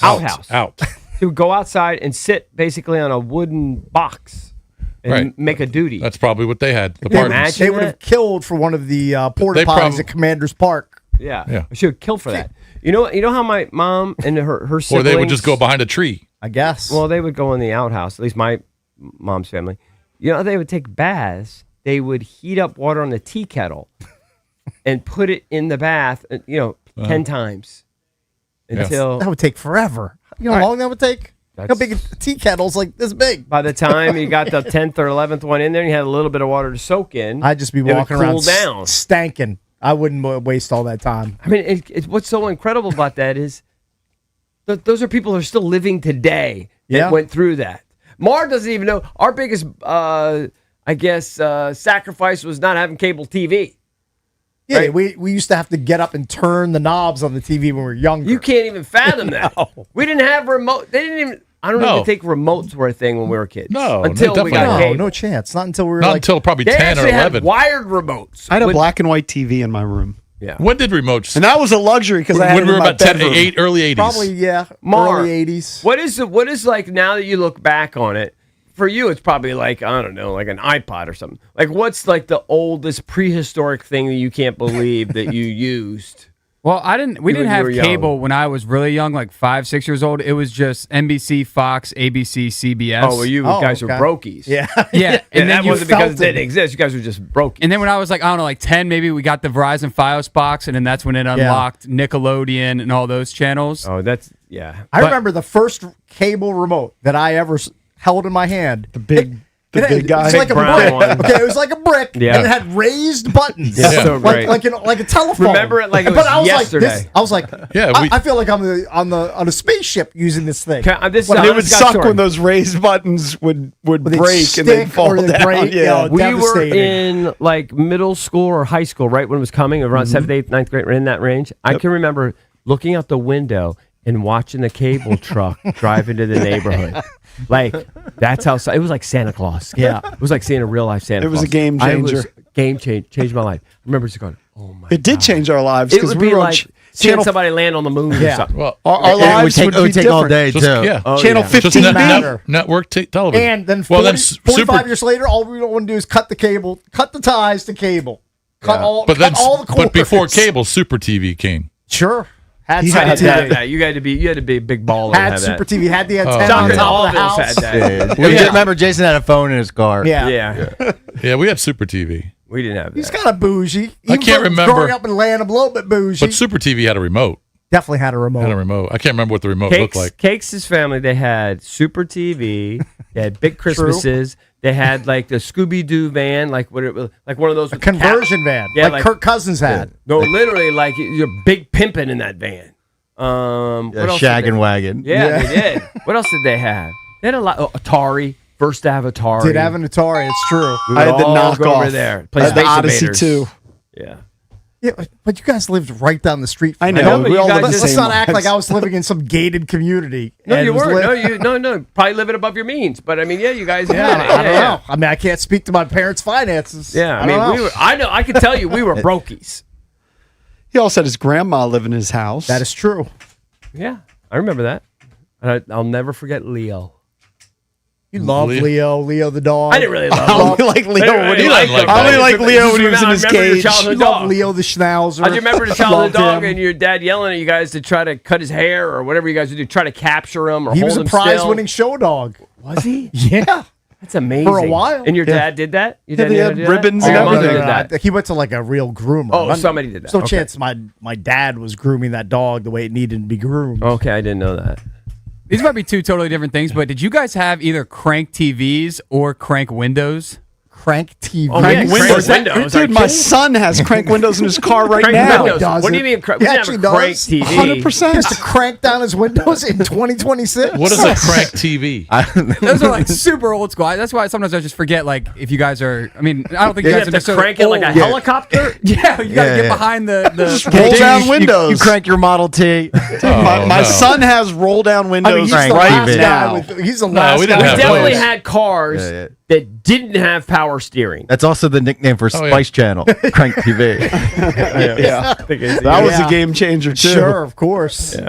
Yeah. Well, at least Sit you on Channel 4 and Eric, at mess least you around guys with it. all grew up in family settings. I grew up with my mother had roommates. I know. That's true. That's true. Your mother Roommates. wasn't a brokey, but she had roommates. Well, she had a good job. Yeah, she had a good job. But and she you had to rent out you the had rooms. nice things. You grew up in a non-traditional family, Yeah. Very non-traditional. but that's okay. These It things wasn't happen. like a big love shack, though, was No. it? Where you had, like hippies. Like It a wasn't hostel. like that, was No, it it? was, I mean, normal people, Yeah. but they she were. didn't necessarily But she have was renting out relationships- rooms to It was people. only Ernie that she had a relationship with, right? She had Ernie was the boyfriend, Right. and then eventually it fizzled. Right. Yeah. But he was still living lived there. Yeah. Did he bring new creepers over? That probably would have upset her. I'm not going to say anything. about How much was the rent? I have Your no basement, do you know? No idea. I have no idea what she was paying Jason, for mortgage. Jason showed me that house. It looked like Dolly Parton's log cabin. I know. Oh, he showed you that house? What? The Lanham Yeah, house? the Lanham house. Yeah. Yeah, it was Normal very house. like a 1940s It was just like- brick. It was just like yours. rancher. Yeah. No, Well, mine it was probably different. I live in 11 homes. 1,500 square feet, probably. Probably, yeah. That's for 3 people. That's plenty big. You, your mom, who's No, there was Rare- more than 3. Sometimes multiple roommates? sometimes there were 4. Would you sometimes have to use a bathroom and some Hold on. stranger would come out? One bathroom house, by the way. ooh, Right. wow, that Oh. hurts. That's One weird. full bath, half Would you bath get in the bitter basement. when one of the renters would drop a deuce? Probably. No wonder he has tummy issues because he's had to hold it his I entire held it my childhood. entire life. Rob was a roommate. Paul was a roommate. Okay. Jan was a roommate. Man, you Who got was a your good favorite? memory. Ernie was a roommate. Ernie was your favorite because he hipped you Yeah, to the he Red was. Sox. Yeah, and he everything. was. He was there the longest. He was a good dude. Yeah, he was like my uncle. Right. See, Ernie's still with us? He's still with us. Yeah. You keep in I like contact with him? Yeah, we talk every now and then. That's cool. He lives on the Eastern Shore. Uh-huh. I like Jan. Lives down Oxford way. Like Denton. Denton or hold on, no. Deal. Did Ernie Oh, ever? Deal. I've been to Deal. Did Ernie ever settle Long down time with ago. somebody else? Sorry. Did he ever settle down with anybody seriously Yeah. after that? He's married now. Oh, he is. Yeah. Oh, okay. That's cool. He's been married for a while. Yeah. I think they're married. But they've We're been living fascinated by Ernie. It's just a funny name. Yeah, Are you in Ernie. Ernie's will? Probably not. Did you? No, there were two Robs, by This the way. is a Two genuine Robs. question, Jason. I'm not trying to be funny either. Yeah. Did your mom ever date any of those Secret Service guys that she knew? Or Yes. she did? Yeah. Yeah, remember Not the guy from California? Yeah, that's what I was going to say. That guy, Reggie. Reggie. She did date Reggie. Correct. Right. I kind of forgot. That was a little bit of a dicey situation because Reggie was still married. Oh, jeez. I'm just giving you all kinds of stuff. You are. You're really opening up today. We appreciate that. That was a long-term relationship? I can't remember how long it was, but That was the guy that I knew remember- Marcus Allen, he took me to Marcus Allen's house. right? I Jason's saw. had this wild life, dude. I touched the Heisman Trophy. That's Right? silly. Jason's had a wild I've never life. touched a Heisman. I've never seen a Heisman in person. We ever tell Where would I have seen a Heisman? Yeah, he was tight with Marcus Allen. We ever tell some college stories like, going to I? Tijuana? and all Nah, that? we'll stay away from that. Yeah, he's got great Donkey stories. shows. No, can't do that. Stay away. He's got great Stay stories. far, far away. So yeah, listen, Cakes called it. I give him credit, I guess. I think it's awful, but the Golf Channel is postponing big break. Good till next Tuesday. They're still going to air it, but one sponsor wants to get all their stuff out of there. And then Dick's, I'm so anti cancel culture, it makes me crazy, but I might make an exception. Because? I think I'm going to cancel Dick's. What'd they do? Because Dick's is removing the good stuff. Ah. So all the good, all because they made a bad decision. I mean, we talked about it. I don't understand how they made it, but Yeah, why they're do you blaming them. No one cares And that it was probably, much. we talked about it yesterday. It was probably Callaway's decision to It was do a 24-hour news story, and then we move on, and then now they basically, man, they're destroying them. Yeah. If they're losing their deal with Dick's and Golf Galaxy because they're all owned Well, by I don't the know same if I don't know company. if they're nixing the deal. I think they're just taking it off the shelves For now. For now, until it could- dies yeah. down. Let's hope that they're that's weathering the storm. weather the storm. Let's hope that's the case because that's outrageous overreaction. If they are, then I'm canceling. I'm making one exception to cancel culture. I'm canceling those who cancel. Okay. Yeah. But hold on, what did you say about the PGA Tour? Did they remove them from the? No, I didn't mention that. Okay, I because didn't they've got that mention event in November. Yeah. Hopefully they don't. Let me see if there's anything else. Oh, in Australia, they're banning, and I think this is good. I think you should be able to use AI to help you produce music, which we talked about actually with like Dr. Dre and some of the others. But some people are just putting out songs AI made, like using like Madonna's voice. That's garbage. Being banned. Please, yeah, You please- can't do that. Yeah, get Yeah. rid of that Yeah. immediately. Yeah. So there you go, Cakes. Entertained you. Yes, you did. We already talked about the Kyle Singler thing. You can look up those videos. Very, very disturbing. Hopefully somebody reaches You out. need some help. Like really reaches out. Doesn't just do like a fake social media reach out. You know, Dante West is doing. I don't know if you've seen him with some of the streamers. He was Dante playing West's one-on-one got- against Neon. Yeah, he's got like a glow up. I mean, you know, he still looks like he's had a hard time. He but wasn't even move. All he was doing was getting the ball and just like jab stepping him and just shooting jumpers and draining him right in that dude's face. Which, by the way, he premised the whole thing by saying, "This is the first time I've taken a shot in 5 years." Right. And he's still going. No, it's automatic. Sick. He's Well, been having through all that, all the mental stuff. Been on crackhead and homeless. Still got the sweet. So he's jab. doing better? But he He's also doing had better? a 5'9" Currently. nerd trying to guard him that's probably never seen a basketball before in his life. Well, that's not. I'm just saying, empty gym. Oh, he had a stroke. Yeah, Yeah, it was He's still killing like it. literally be Doesn't go homeless, away. Yeah. lose your teeth, on crack, schizophrenia, Had a stroke, still stroke. stroked out, and you still could come out there, haven't touched the ball in 5 years, and Yeah. drain your first three. That's pretty sick. That's an Eleanor Roosevelt guy. Got to claim him where we can. That's one of our guys. Him and Martin Lawrence. Him and Martin Our Lawrence. top two dogs. Don't forget. Sergey Sergey Brin. Brin. Yeah, I mean, have you ever used Google? You ever search anything online? No, I have no Yeah, idea you ever what done that that? is. Nope. It's pretty important. I'm guessing he was a techie.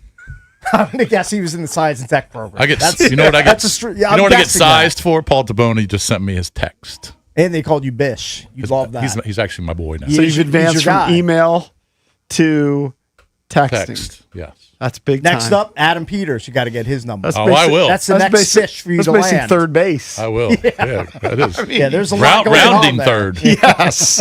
All right, got to take a break. Keep it here. We're the Junkies.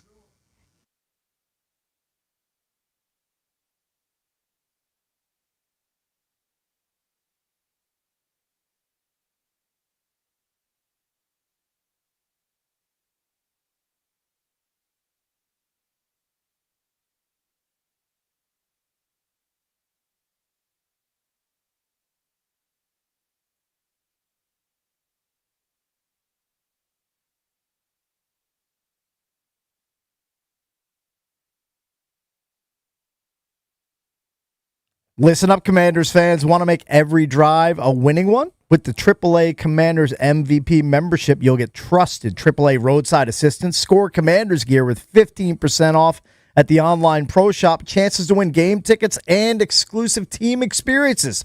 Whether it's game day or a weekend getaway, AAA keeps Commanders fans covered at home or on the road. Upgrade your current membership or join the team today at AAA.com/Commanders and drive like an MVP every day.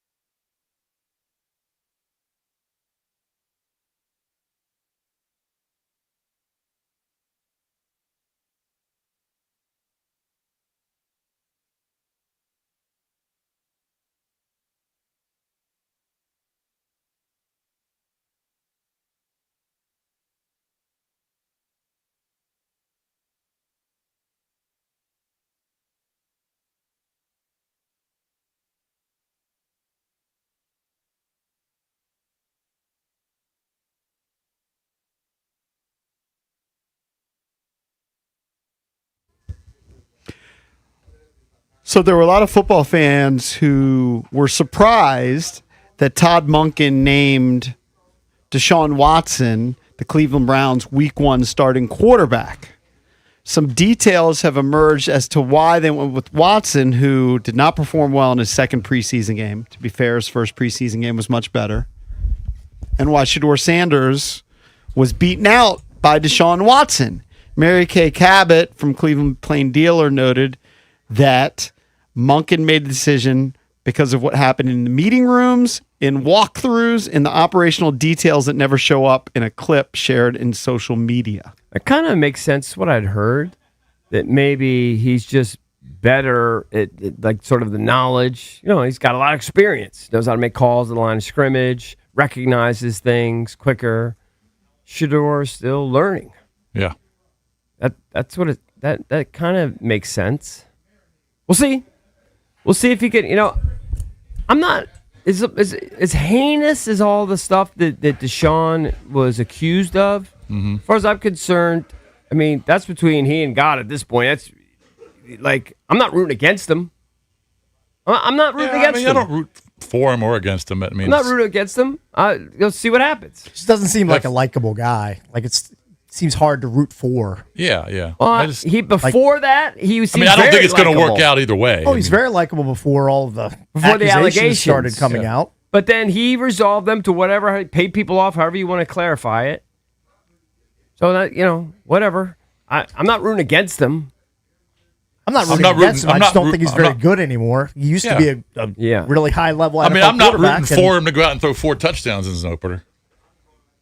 Yeah, there's no chance he does that. I understand. He'd be lucky to throw 4 touchdowns in his first 4 games. Yeah. I guess at one point in his career, people considered him a potential top 5 quarterback, and I guarantee in the fantasy world, that was 5+ years ago. You loved him in fantasy football. 5+ years ago, because he was a big time dual threat guy. 5+ years ago is eons of time in the NFL. I agree. Yeah. So Cabot and added 2 major injuries. Too. Right. Cabot added that Monken has been trying to say over and over again that Shedeur still needs to come up the learning curve. Todd does not like what he calls crappy football. It's not that Shedeur would play crappy football, but you have to have a certain amount of comfortability with the system, with the scheme, to be able to run the show. And I do remember there was a clip that went viral years ago when pre-scandal where Deshaun Watson impressed everybody. It was after a game. Mm-hmm. And he was asked a question, and he went through all of the 5 different options. He broke it down, and we're like, "Oh my God, this guy's command of the offense was incredible." Right? Yeah. What's not being said is there's probably ownership influence over Todd Monken's decision as well. I don't know. I would have to think. There have been rumblings of that. Well, is it? I would guess that probably played a role. I don't know if there's any evidence of that. Is it? I know there have been rumors. Is it because they want to lose on purpose? Or is it because they want bang for their buck? I think that they want to get something out of their That's a good question. investment on maybe. Deshaun Watson. That's pretty much shot. I would assume. But I would think that, if you want the highest draft pick. And they can't get rid of him because if they cut him, they would suffer a huge, the biggest cap casualty in NFL history. So they can't release him. So they have to just try to play it out. I don't know. It's a bad situation either way. I think, my bet still is out there. Anybody wants to take it? No chance they win either of their first 2 games on the road against Jacksonville or Tampa. I'd be happy. You're probably right. I just think it's a greater chance than you think. But I mean, they're dogs. 2 road games. Jacksonville playoff team. Tampa. They make the playoffs last year. I think so. Yeah. I mean, they're generally super knocking on the door anyway. Yeah. I think so. That's a hard bet to make. To bet on the Cleveland Browns. They're going to be big dogs, obviously, in both games. Yeah. I wouldn't bet on them, but unless you gave outrageous odds, like the Drabby did. What did he do? 100 to 1 or something. Whatever. 21. Yeah. The Christmas Day NBA Wizards bet. Right. 20 to 1. Start off Tampa did not last year. Starting off year before. Start off show mention this. We are now just 2 weeks away from the start of the NFL season. It's fantastic. Starts Wednesday, September 9th. Of course, the Commanders open up on Sunday, the 13th at 4:25 against the Eagles. Line is only 4.5, EB. That means we're 16 days away. EB believes it's dark times. I haven't checked the poll. Let's see what the Junkies poll today is doing. It's probably 55%. But I've kind of felt this way since the schedule came out. No, I immediately went into dark mode. Yeah. What is it now? 52% dark time, 48% remain optimistic. All right, You it's vote at 50-50. Junks Radio. Fitty. Still have to make our final preseason Commanders win-loss predictions. Well, I actually was Gotta thinking go on about this. record with those at some point. So I pulled this out of the closet this morning. Yeah. This is from our Junkies Crab kickoff. I'm wearing. Doesn't have a year on it. No, Is that but from- it's the colors. So I guess Oh, so when the that's Eagles won the Super Bowl. when they Yeah, boat that's raced from the 2 years Chiefs. ago. Yeah, 2 years ago. No, last year. Yeah, Yeah. last year. So we're No, going to not have last year, Seahawks colors this year Yes. Okay. for whatever we get. What did we get last year? Is What you're we- this yeah, it? what This you're is wearing. it last year, That's the the year most before, because recent. we used to get hoodies. We used to Yeah. get hoodies. We're out on hoodies. I don't know. I like that. That's a good-looking The quarter. pullover like that. Yeah. We have 10 billion hoodies from 10 billion bars or companies That's and true. everything. I kind of like Like to the shake it change up. up. Can we get Peter Millar to send them? Johnny O. Or Well, Johnny we got the Johnny O pullover. The thing about pullovers that I've never quite figured out for me is sometimes they're built like you should keep them up. Yeah. And then sometimes you can pull it down like a The collar. collar, you mean? I usually kind of do the collar version because like up is, I don't know. No, I like them when Or they're you up. feel like it's a little stuffy? I don't know. Yeah. I don't know, man. I just wear it. Whatever happens. I think they happens. look better when they're zipped all the way up, but it's a little constricting sometimes when you Yes. zip it all the way up. I don't think you Personally. put it down like you're doing. When I went to the movies on Friday night, I wore the Johnny O one. I think you wear it And I half told my zipper. wife, and she said, if you're going to pull it down, you have to bring the zipper kind of down. Yeah, right. Because otherwise it won't go down. But I think you need to do it half zip and it kind of let it just pop. Just let it pop. Pop it up. It's not like I mean. I don't know. I've never quite figured it out. Hey, you got to work on your looks maxing, JP, as you get older. Just remember I do. that. You got to keep all I that kinda- nice and tight. I wouldn't mind going to BP and just hanging around and like leaning on the cage with Taboni. We should do that. You should. We should do that. He Tomorrow. invited you. He did invite us. If you guys want to do that. But was it a Possibly. sarcastic invitation about us taking BP? Well, I don't want to take BP. No, It doesn't take matter. BP. But you wouldn't No. do it. It'd be embarrassing. You would humiliate all of humanity. No, you're You not can't doing do that. You're just going to stand No, up I there. just want to stand there. I want to lean against the cage like I'm. JP, I think you should take BP. Like you're a scout. like I'm Dallas Green or Yeah, something. like- You know what I mean? Dallas Green.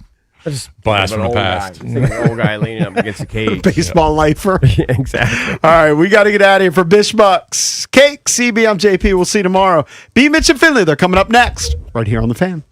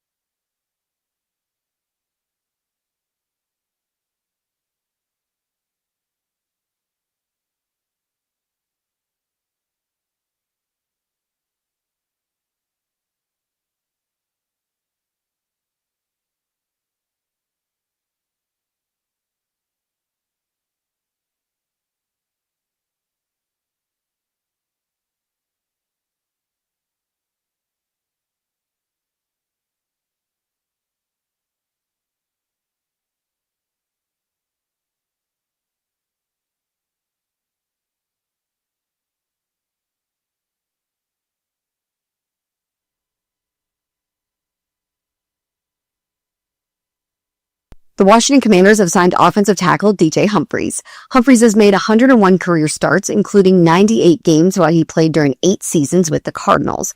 The signing adds experience and depth on the left side of the line after Washington lost Laramie Tunsil to a torn tricep.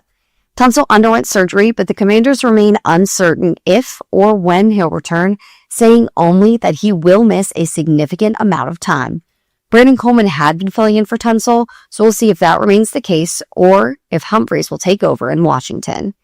More injury news around the NFL. Giants wide receiver Calvin Austin will miss the upcoming season after he suffered a torn ACL in his right knee while running a route at Tuesday's training camp practice. That's according to ESPN's Adam Schefter. Austin signed with the Giants this offseason after spending the first 4 years of his career with the Steelers. He had 31 catches for 370 yards with 3 touchdowns last year. From the Crop Metcalf Sports Desk, Savannah McCann on The Fan.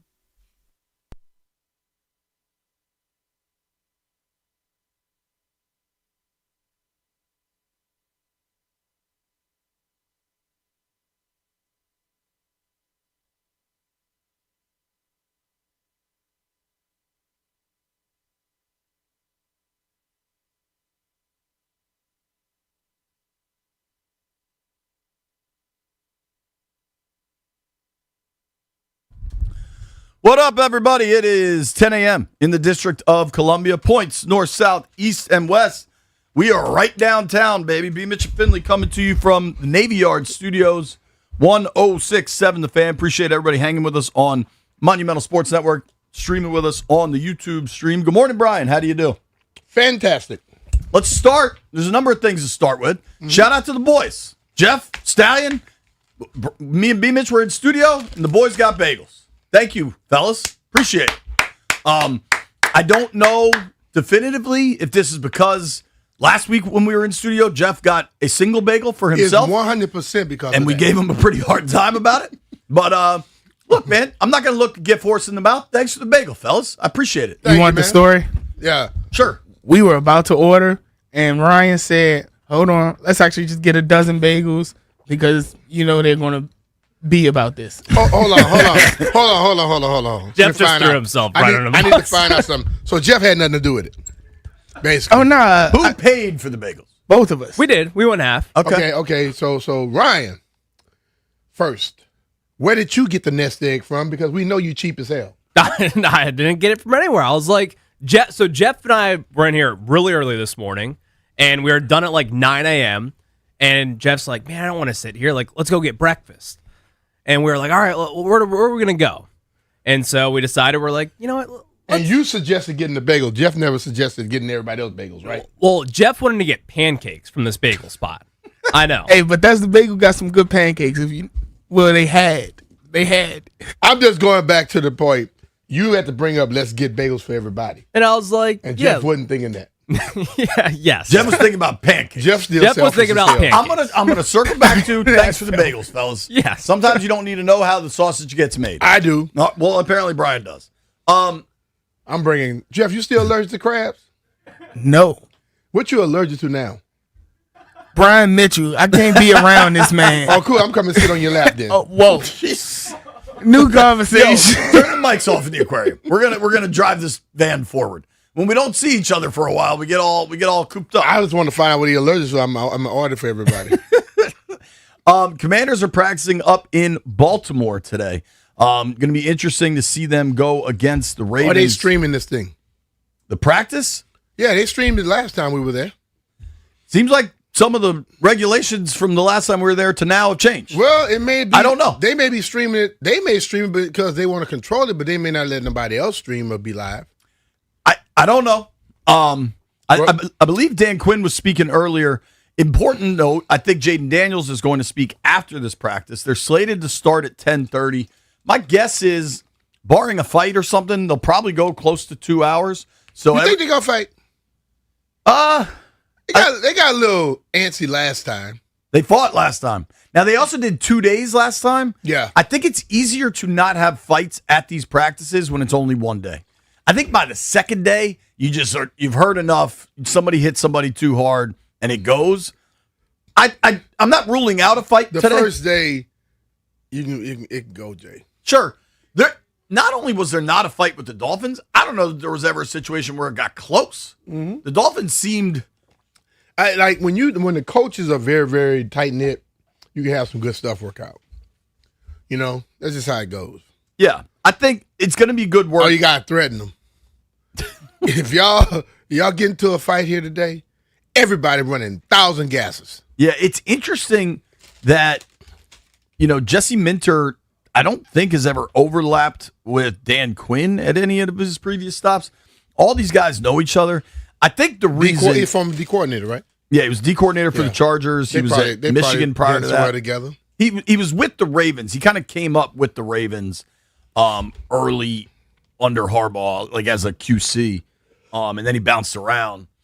But this marriage of the Commanders and the Ravens is solely for convenience. Yeah. It's just because it's right down the street. Yeah, and the league likes to use those two in preseason because you look at the fan. Think about last preseason game. How do you get fans to pay attention? Baltimore against Washington.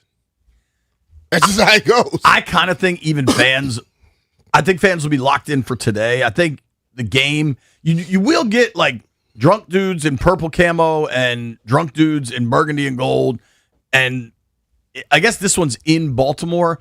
I don't know if you agree with this. I feel when the game is at Northwest, more Ravens fans will come down, even for the third preseason game. Mm-hmm. I don't think as many Commanders fans are going to go up to going M&T. up there. I've heard a lot of people say they're going. Really? Yes. Why? Dude, JP. Yo, Rally Captain was in Detroit. When I saw that, I was like, oh my God, it's the preseason, JP, dude. Fan is for what? I understand. Fanatical.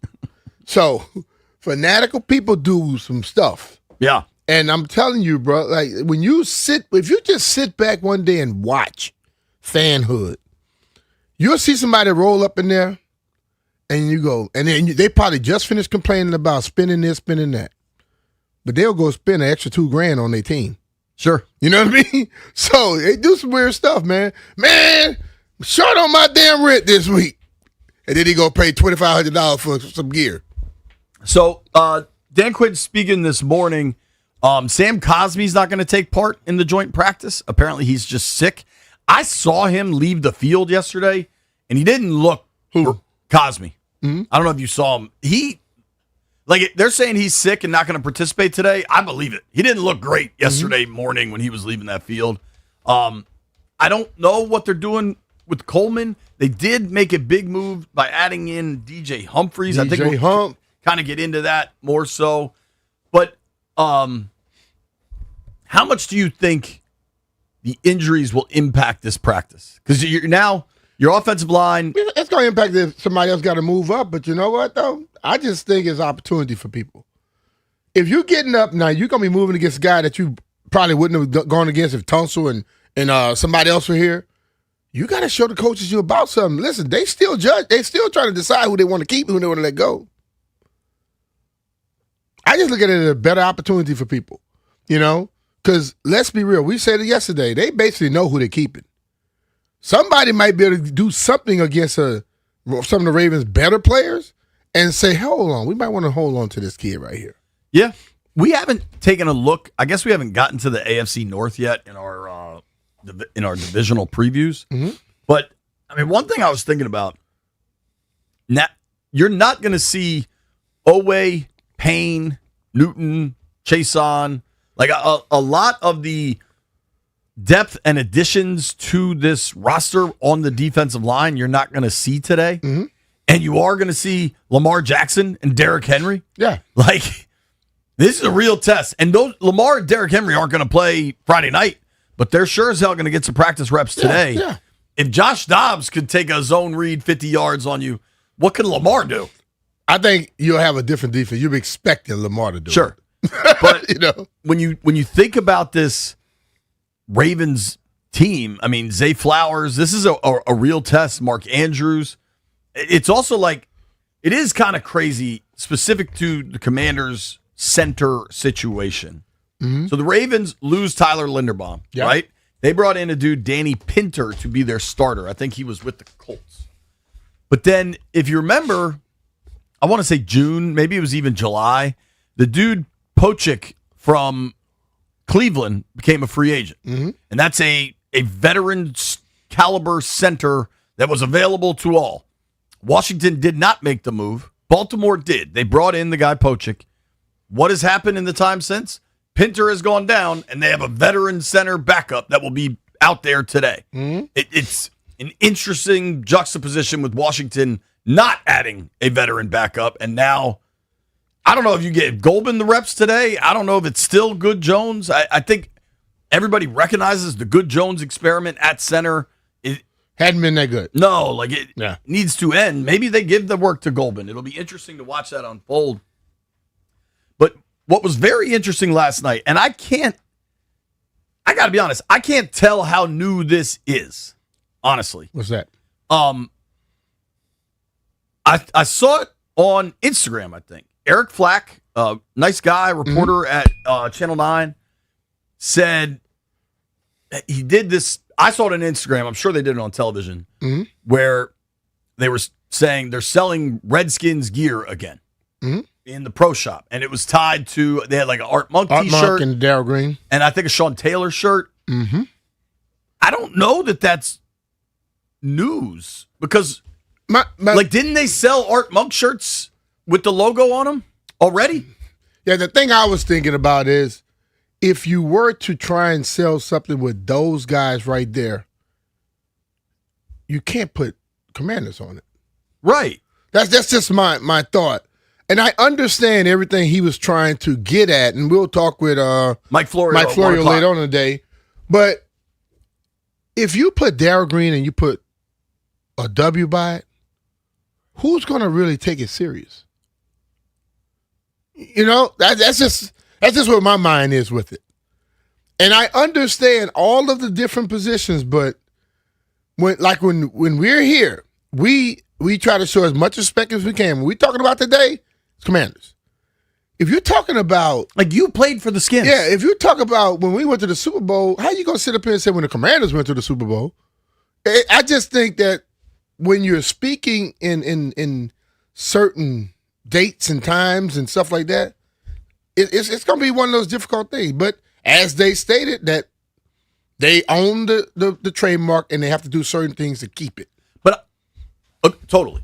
My point is when they were, there was a period of time, and I know because I went to the NFL office and I saw how it was all removed. Mm-hmm. There was a period of time. Listen, the year 2020 was wild times. It was COVID. It was George Floyd. There was a lot happening on the planet at that moment. And there was a period of time where everything with the old logo and the old name was removed. It was like, it was whitewashed from history, right? That has ended.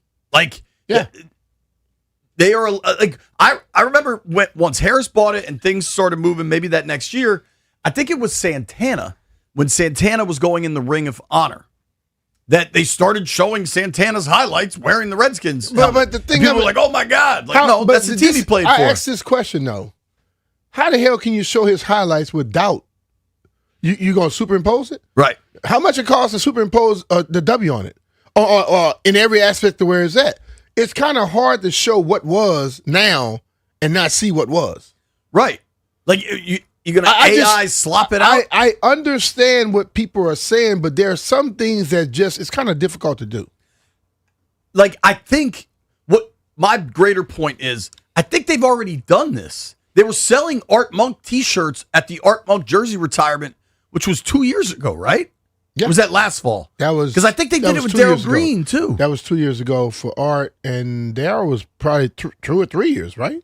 Right, 3 years or so. Like, they were selling Art Monk t-shirts with him in a jersey, like, and the helmet. Like, they correctly aren't trying to erase that anymore. Yeah. But I think a lot of people will run to, oh my God, they're going to change it back. We had Mark Klaus sitting right there, and he said, listen, man, we want to honor the past while moving forward. And I guess he said, listen, those times were great. And if you ever are going to talk about the guys that played in that moment, it's going to be hard to try to, because, like, I know people are post something and say, they said about me, P. Mitchell was a great commander. and you get a whole list of people. He didn't play for, Dude, when I Riggo, just laugh at it. When Riggo came out, when they introduced Riggo at the practice. training camp practice, he opened his blazer up and had the Skins logo on there. That's awesome. He's John Riggins. He's a legend for not only what he was able to do on the field, but also his personality. Like, you can't erase that stuff. Now, you're not going to erase the past. And I mean, we see people trying to erase the past, but you're not going to erase the past. Like, but this headline, moving forward, you can respect what's happening. I think they've done a hell of a job. I think it's entirely possible by the time they get to RFK, you see the old logo on some type of. I mean, dude, the Bears just rolled out alternate jerseys that look like Syracuse. Like, there's all sort. Like, the NFL is going to keep going down the path that I guess European soccer teams really started it with like 100 different jerseys. The NBA has embraced it. Baseball has embraced it. Oregon. I mean, hell, Oregon Maryland. got 75 jerseys. Right. Like, the NFL is going to keep going down that path. I think it'd be crazy to say we'll never see the Chief Wetzel logo again. I think it's possible. They are absolutely moving forward with the spear as part of this thing. I don't think it's crazy to think eventually it's just the spear and not the block W. Like, this will continue to evolve, but they've already sold gear that has the logo on it. Maybe this is different because it actually says the name Redskins. I don't know that difference, but like, just listen to how disingenuous this headline is, Brian. This is Yahoo Sports, essentially sports. Commanders make stance clear on Redskins name return as team sells abandoned gear to fans. See, what that is AI slop. No. junk. See, that is I've hated the headline people, the people that write the little clips. I've hated that forever. You hated it from the CSN days. Yeah, because when it was like me and Pete that doing it. right there is a total damn lie. They didn't say that. And the people that are on that side finna run with it, and the people against it gonna come out. They want clicks. That's what that's about. If you say exactly what it is, then nobody will be jumping. But they don't do that. They don't put it to make nobody say, "Oh, whatever." They made a what? They want people to have that rise. You know what I mean? Well, like, even with the logo stuff, Nikki correctly texted me on this. There is an installation, like a piece of artwork on the club level of the old logo. Mm-hmm. Like, it's not like I would think that logo is going to be there somewhere in their lore, their history. It's going to be there somewhere. Totally, dude. Like, you can't tell the story of the burgundy and gold without the old logo and the old name. And it doesn't. I firmly don't believe they're not going back to the old name. But I think you could thread this needle and embrace some of this stuff and kind of keep it moving forward. I think that's what they're doing. And if they make some cash along the way by selling some old Skins gear, it is a business. Mm-hmm. This is not a non-profit entity. I'll open the phones, I guess, get people's reaction. But my biggest takeaway, I don't know what the news is outside of maybe they're selling new T-shirts that have the logo and the team name written out. Maybe was there more news to that to me? Because I'm not sure how newsy that is. They've absolutely sold stuff with the logo on it. I also think they're taking more steps to re-embrace the past. You saw them put Braves on the warpath back in the fight song. Mm-hmm. And the fight song now sounds like it did then, which is good. Some of this is just good How it used to sound, Jay? What did they turn it to? Head to the Commanders! God, that version. First time I heard that, I was like, what are we doing here? If you're going to change it to a jazz gospel rendition, just scrap the whole thing. Get somebody out of Mahalia Jackson family to sing it. Just scrap the whole thing. We'll open the phone lines up. To me, I mean, we've had Mark Klaus on the program a number of times. He handles this side of things. This is not a Dan Quinn operation. Yeah. To me, this is a further embodiment of the organization trying to thread the needle. They're trying to respect all eras. Yeah. At some way. And I think, but let's be real, when you try to respect everybody, you're going to piss off almost everybody. And when eventually, you're going to have to just say, this is how it's going to be and move on how it's going to be. Dude, you can't, if you're selling an Art Monk t-shirt, he played for the Redskins. Like, you can't change that. But you're correct. Somebody's always going to be pissed off about something. There are the people that don't think they ever should have changed the name. There are certainly people that think they should have changed the name. Mm-hmm. I don't know that I got 2 hours of this left in my brain, but we'll take your calls. No, we don't have 2 hours of it, though, Jay. We don't have 2 hours. 800-636-1067. 800-636-1067. Thanks for that update, Jeff. Nobody go anywhere.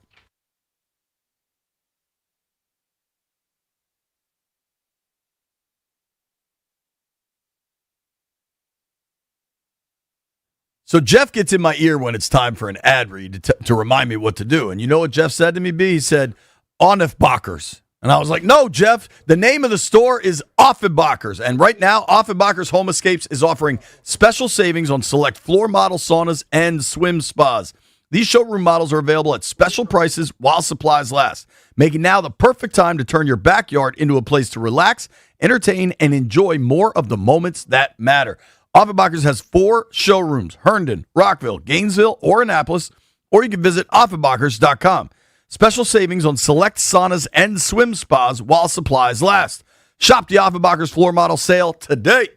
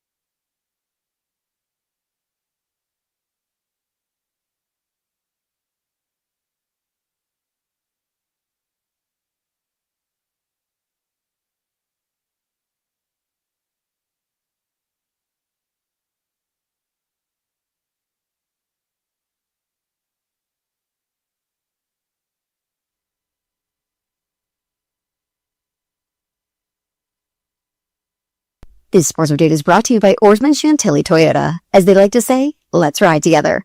The Commanders are signing former Pro Bowl left tackle DJ Humphries to a one-year deal, adding key depth and starting experience to their O-line. With Larry Tunsil out with torn triceps, Humphries, who has made 101 career starts, mostly with the Arizona Cardinals, that really helps. Washington officially announced the signing this morning before their joint practice with the Baltimore Ravens. More news around the NFL. Buccaneers rookie pass rusher Reuben Vane Jr. suffered an AC sprain, but it's said to be nothing serious, and he is expected to be ready for Week 1 when Tampa Bay visits the Bengals. That's according to ESPN's Adam Schefter. The Buccaneers are taking part in joint practices with the Jags this week ahead of their final preseason game. Vane took part in Tuesday's joint practice, but he's just watching today. Oarsman Chantilly Toyota keeps their customers happy by offering great deals on the area's best selection of new Toyotas, each backed by the Oarsman Lifetime Edge, featuring up to $1,500 in extras. As they like to say at Oarsman Chantilly Toyota, let's ride together. From the Crop Metcalf Sports Desk, Savannah McCann on The Fan.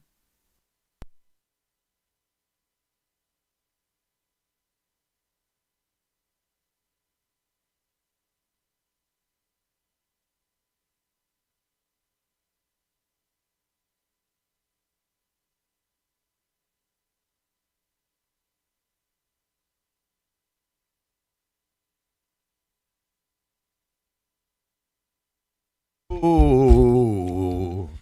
I'm on it. All right, we're going to take some calls. We're going to take some calls on this. It's B. Mitch and Finley. Commanders practice Yes, I about to did. kick off in Baltimore against the Ravens. See what comes out of it. I think, Stallion, I believe Jaden Daniels is going to speak to the media this afternoon. We should take that live, assuming they stream it.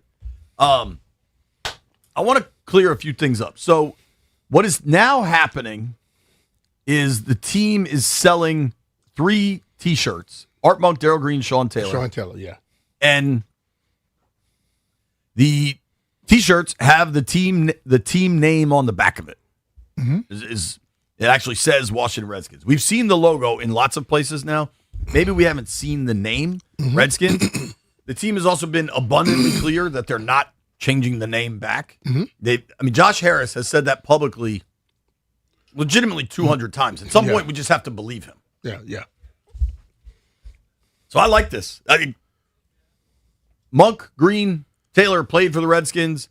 Apparently, there's a claim. Let me ask you this. So Mitchell and Ness seem to sell jerseys of former players when they played and stuff like that.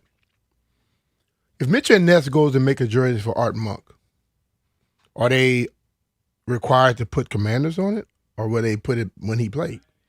If they were to cut a deal like that, you see what I'm saying? That's the question I'm asking, because the 3 people you're naming are people that played then, right? And they're not selling every jersey. It's 3 people that are very prominent in that with that name. You get what I'm saying? So I don't know. Yeah, I guess a spokesperson for the team also says last year they sold a Sean Taylor T-shirt that said Redskins on it. Like, I just don't know how new any of this is. Yeah, Because but that's the thing. I know of it, they like, sold Art Monk and Darryl Green T-shirts. But you have to understand, like, people need to, before you run out like it's something brand new, check your history a little bit. That's all I would say. I agree with that. The organization, via a spokesperson, said, it's also important that we protect our trademarks. We are required to maintain the marks in commercial usage so that marks remain under franchise control. And using those 3 names will keep, because those are 3 names that people really love in this franchise, right? 100%. And you know what? They'll probably sell a ton of these T-shirts and make some money, which is what they're also trying to do.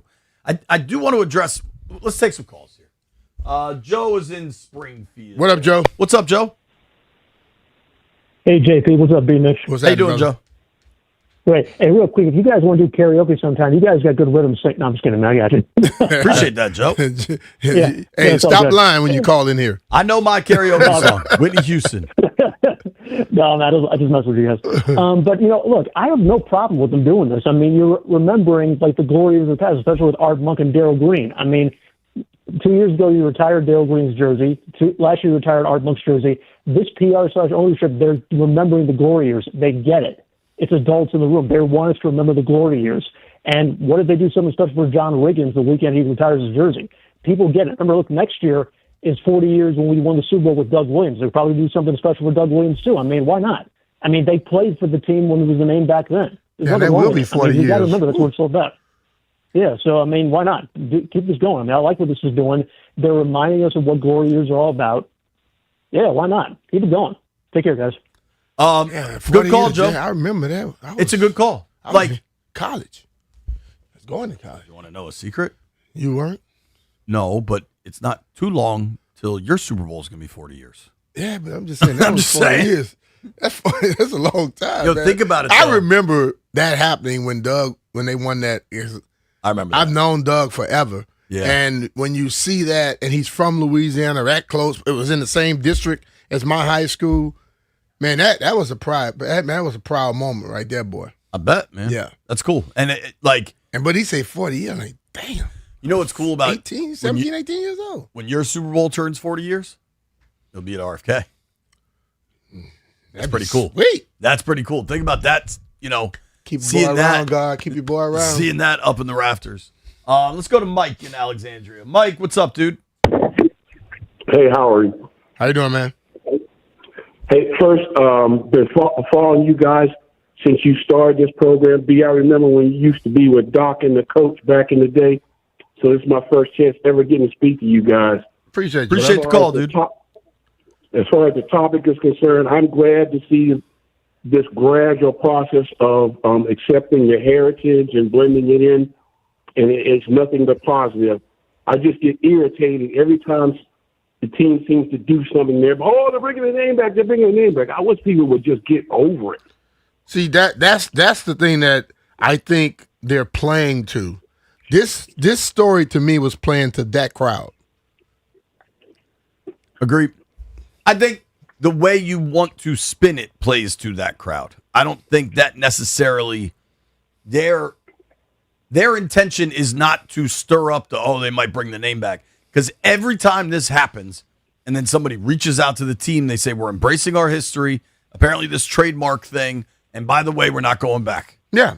But I'm saying, when you come out with that story, wouldn't you check that before coming out with the story? Because the story basically, I saw it when it popped up. I'm like, you're like, oh, this is like, it's like it was a new thing. But based off of what you're saying and that's been happening before already. So it's not new. Here's my thing, guys. People who understand the history of this team need to understand the history of the team. The team was the Boston Braves before they moved to D.C. Yep. Then they became the Redskins. Then they became the football team, and now the Commanders. Yep. It's still our team. Bottom line. All right, bro. Appreciate the call, man. Joe. I don't know, man. Like, they've been selling, they have started to honor the past all the time. There was a brief period of time where they wouldn't even show old highlights because it had the logo and the jersey, and that is, I mean, I guess it's worth, here's my question, dude. They changed the name. That's the biggest step. There are Native American groups that are incredibly offended by this. The Association on American Indian Affairs, founded in 1922 and the oldest Native American advocacy nonprofit in the country, put out a statement. They're mad. The bottom line, they say, we are not your mascot. There are Native American groups that love the mascot. There are a lot of groups that pose behind Native American that don't have a Native American in it. Right. So let's be real. They changed the name. Yeah. They're no longer the Skins. Every time they do something that embraces the history, do we need to call the Association on American Indian Affairs for their opinion? Don't we kind of know their opinion? They want it completely gone. Yeah.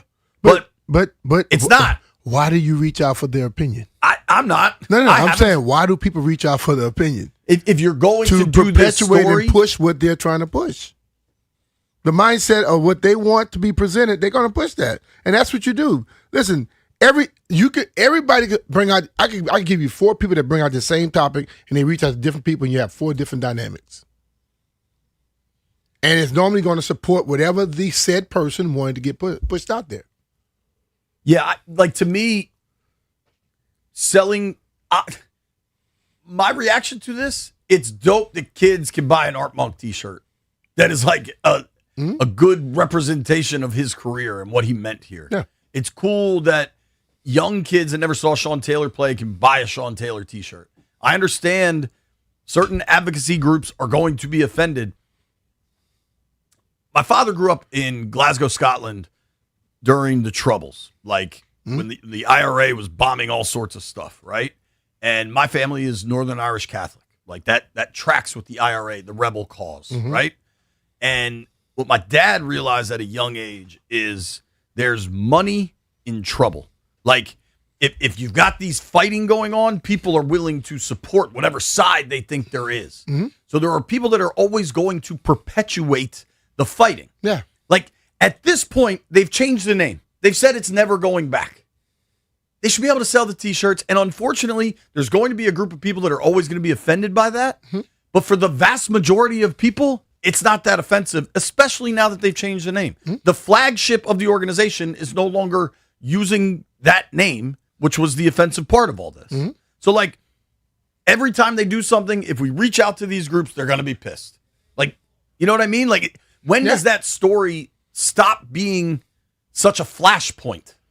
It doesn't, because as long as you have someone that's going to be pissed at it when you bring it up again, you can keep pushing it. And the flip side is there's always going to be people that say they never should have changed the name in the first place. Let's be real. Like, those two ends are never going to change. Those are the people that are going to really say that. But ultimately, when you write that story, you write it for two different people. When you present that story, you present it for two different people. You don't present it for the people in the middle, the people that say, okay, I understand both sides. You don't present it for the people that say, well, they were showing respect now, but they're still showing some respect for the past. You present it for those that are going to be drastic on each side. Hell, turn on Fox, turn on MSNBC, and you see how they're doing it.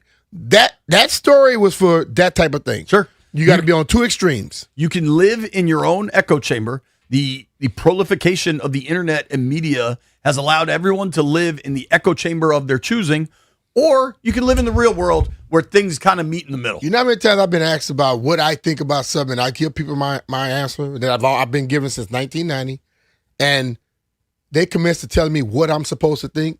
And you know how I get when somebody tell me what I'm supposed to think? So that's how it is on both sides, you know? And I'm like, dude, listen, you think what you wish. But I have a different understanding of what I feel about it. You know, well, you played for the team. Yes, it was my profession. There's a lot of stuff that Pepsi does that you don't agree with, a lot of stuff that Nike does that you don't agree with, but if that's the job they offered you, you're going to accept it if you got to make some damn money, right? Right. So let's be real about this. I think this is a great tweet. I got this from Dan Alfer. He says, the conversation really is silly. Look at the bangers hanging in the arena downtown for the NBA champions, the Bullets. Wes Unseld's number 11 hanging banners. there. The banners, yeah, the Bullets. Nobody would ever say the Wizards, led by Unseld, won the title. They were the Bullets. Like, Mark Rippon didn't play for the Commanders, and it's okay to say you want to sell a Mark Rippon t-shirt, fire away. If you're on hold, stay there. We'll take your calls when we return. Lindsey Zarniak joins us at 11. Lynn.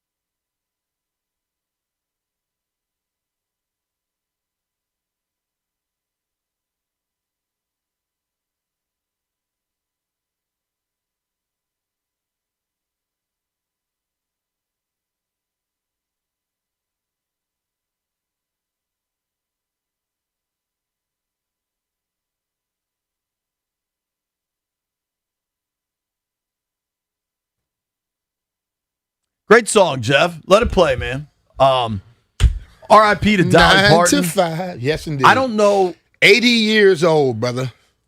I saw this thing. I saw a bunch of Dolly Parton clips over the last couple of days. I don't know that anybody is as universally beloved across gender, race, religion. Like, I think people just loved her. Didn't the song Whitney Houston blew up was one of her songs, from The Bodyguard. Right? Yeah. I Will Always Love You. That's a Dolly Parton original. And I saw this clip. Maybe I'm going to try to find it because it's hysterical. I'm not going to say it. She made a joke on Dave Letterman that was just phenomenal. I'm going to let these folks weigh in, though. Commanders are selling Art Monk, Darryl Green, Sean Taylor t-shirts that say Redskins on them. I think it's cool. I think it's good that kids can buy those shirts if they want to. I understand there's going to be a subset of people that are offended, and I'm sorry. I hope you're able to process it. I understand there's going to be a subset of people that say this is step one of bringing the name back. I don't think it is. Yeah. I think back up a little bit. This ownership group has said repeatedly on the record, we're not changing the name back. I do think they're going to go as far as they can, excuse me, to re-embrace the past. I think they're doing that, but I still don't think they're going to change the name back.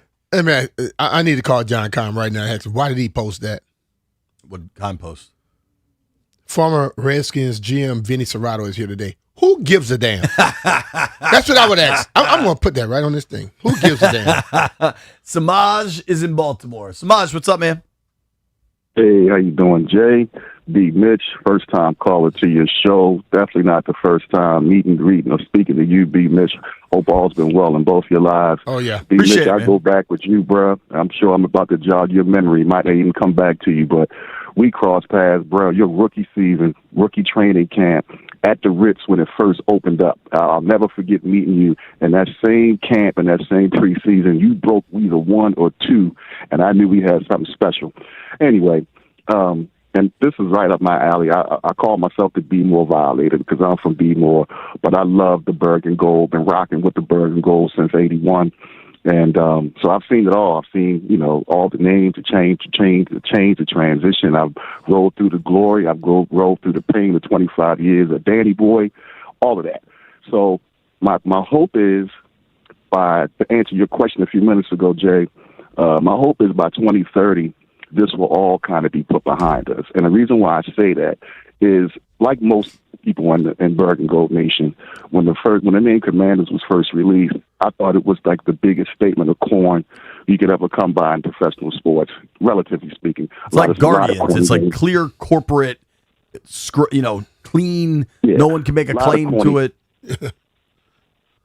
Yeah, a lot of corny names from back in the day. But as far as the modern times, anything past 1970, I thought it was incredibly corny. But then one day it hit me. Looking at the logo's always been a source of pride of mine. Watching the Bergen Gold win 3 championships and seeing that helmet raised up. My thing is, and I hope this is the case. I hope somebody in Harris's group is listening if they haven't already planned this. But I think when the new stadium opens up in 30, it will feature the logo at the 50, and I think it'll return to the helmet. And the connection is simply the name, which I thought was so corny. I looked at the logo and I said, you know what? That's Chief so-and-so, so-and-so. Wow, I forget his name at the moment. I'm having a brain fart on that. But I said, he is the chief. And when the Native Americans are in wartime, he becomes the commander-in-chief. So at that point, it hit me. The commander name fits the logo. They go together, and they can be rocked together. And I'm hoping that is the case. Keep the W. I love the W representing the district. Put that on the pants. Bring the logo back. Put it on the helmet. Put it at the 50. Open up the new stadium. Let's rock. Peace and blessings, y'all. Thanks for taking my call. Man. Take care, dude. Thanks. I'm gonna last one on this. Your comments, boy. You keep me giggling. John is in Arlington. John, what up, man?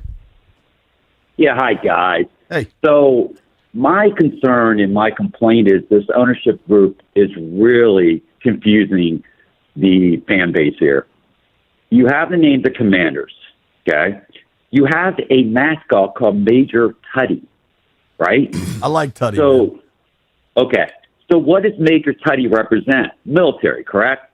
So why are the Commanders not embracing the name, the mascot, and moving forward in that direction rather than continually going back by changing the uniforms back to 1991, colors, everything, So if you're not planning to rename the team, what is your strategy? So how could you not think the fan base is not saying, look, they're probably heading back to this, anything they hear. But my question is, why are they doing it? Okay, the Bullets were the Can I Bullets, ask a question, correct? dude? They had their own uniform. Can I ask a question, John? Yes. I don't know. Major Tutty's a cartoon pig. Like I just don't take it that seriously. But, It doesn't cause me confusion. Tutty. They made it a point to call it Major, JP, right? Yeah, but like, so they could are have you called it anything confused they that the wanted. cartoon pig, like, because they have a cartoon pig now? Do you not remember Dexter Manley getting sacks for the Skins? Yeah, but why does it matter? There is no more Redskins anymore. They're the Commanders. Why do we have either they go back to the name, either go back to the name or embrace the future. Anybody below the age of 40 doesn't even know who the Redskins were. So either you market forward for the I future. don't think that's right about people under 40 don't remind. I don't buy that at Well, all. how could they? In 1991, you would have been 5 or 6 years old. You would have been 5 or 6 years old. You might not saw them play in a Super Bowl, but you still know the damn name was. The name didn't change Yeah, till a but few they years haven't back. been relevant. They haven't been relevant. Nobody cared about them. Correct? You may So not have nobody cared, but about do RG3. you That see how was many it. people that were still around here going to these games? Somebody cared about them. John, how old are you? Yeah, they're going around these games now, embracing the Commanders' uniform. John, how old are you? Emblems. Why are we still? How old am I? Yeah, I'm 50. All right, so you saw the Skins, and now you follow I the saw Commanders. the Skins, and I'm okay with the name change. I'm like, okay, it's over. But they seem to keep wanting to rile up the fan base to give us the hope for the people that are really dedicated to the Redskin name. Going back to the uniform. Why did they go back to the uniforms? They went back to the uniform because the other uniforms sucked. Yeah. Okay, I agree with you, and but many the people thought they original sucked. uniforms Okay, were iconic. the Right, colors Brian? are burgundy and gold, right? Burgundy and gold, right? No, the colors of the Redskins were burgundy and gold. Commanders Still, don't have colors. when you change, you can make the colors red, white, and blue. But dude, when you change something, okay, sometimes normally names change, but the colors and that type of stuff goes with it. They bought red and black and everything and made it look like a damn Louisville Cardinals. You remember when the Wizards changed, Brian? They I'm had not worried green, about the they had all Wizards. kinds of colors. You can't compare the Wizards and the Redskins when it comes down. Well, no, and I the can't. burgundy. But You what can't I'm saying compare is that you're to gonna me. change the name. Own it. John, Own we got to it. go to I break, think bro. I think they are owning it. You are very No, they're upset going for because backwards. you Brian, think why are you they think not owning it? you think they're making you think about it coming back. Nobody else is worried about that. We got to go to break, John. I appreciate you listening. I Okay, appreciate your thank you. perspective. Hey, guys, I loved your show, and thank you for letting me talk. Thanks, man. Much like I'm gonna invite John in next time to do a part of the show. the number stuff that's been so popular over the last few weeks. Some of this ain't that serious, man. It's B. Mitch and Finley.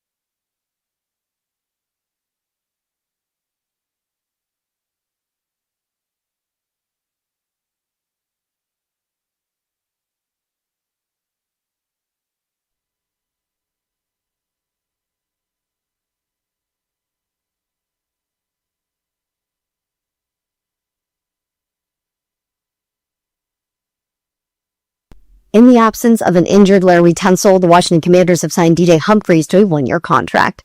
Tunsil is currently sidelined after tearing his triceps in training camp, and there is no timetable for his return.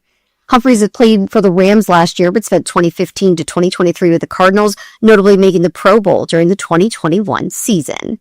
And per Adam Schefter, Buccaneers first-round pick Reuben Bain Jr. suffered an AC sprain, but it's said that it's nothing serious, and he is still expected to be ready Week 1 at Cincinnati. And the New York Giants, their wideout Calvin Austin is expected to miss the entirety of the 2026 season after he tore his ACL in practice yesterday. He was carted off the field with a serious knee injury in practice yesterday, but this morning it was officially reported by Adam Schefter that he has torn his ACL. And then today, right here on 106.7 The Fan, tune in to listen live at 6:45 p.m. We've got another matchup between the Colorado Rockies and your Washington Nationals. From the Crop Metcalf Sports Desk, Savannah McCannell, The Fan.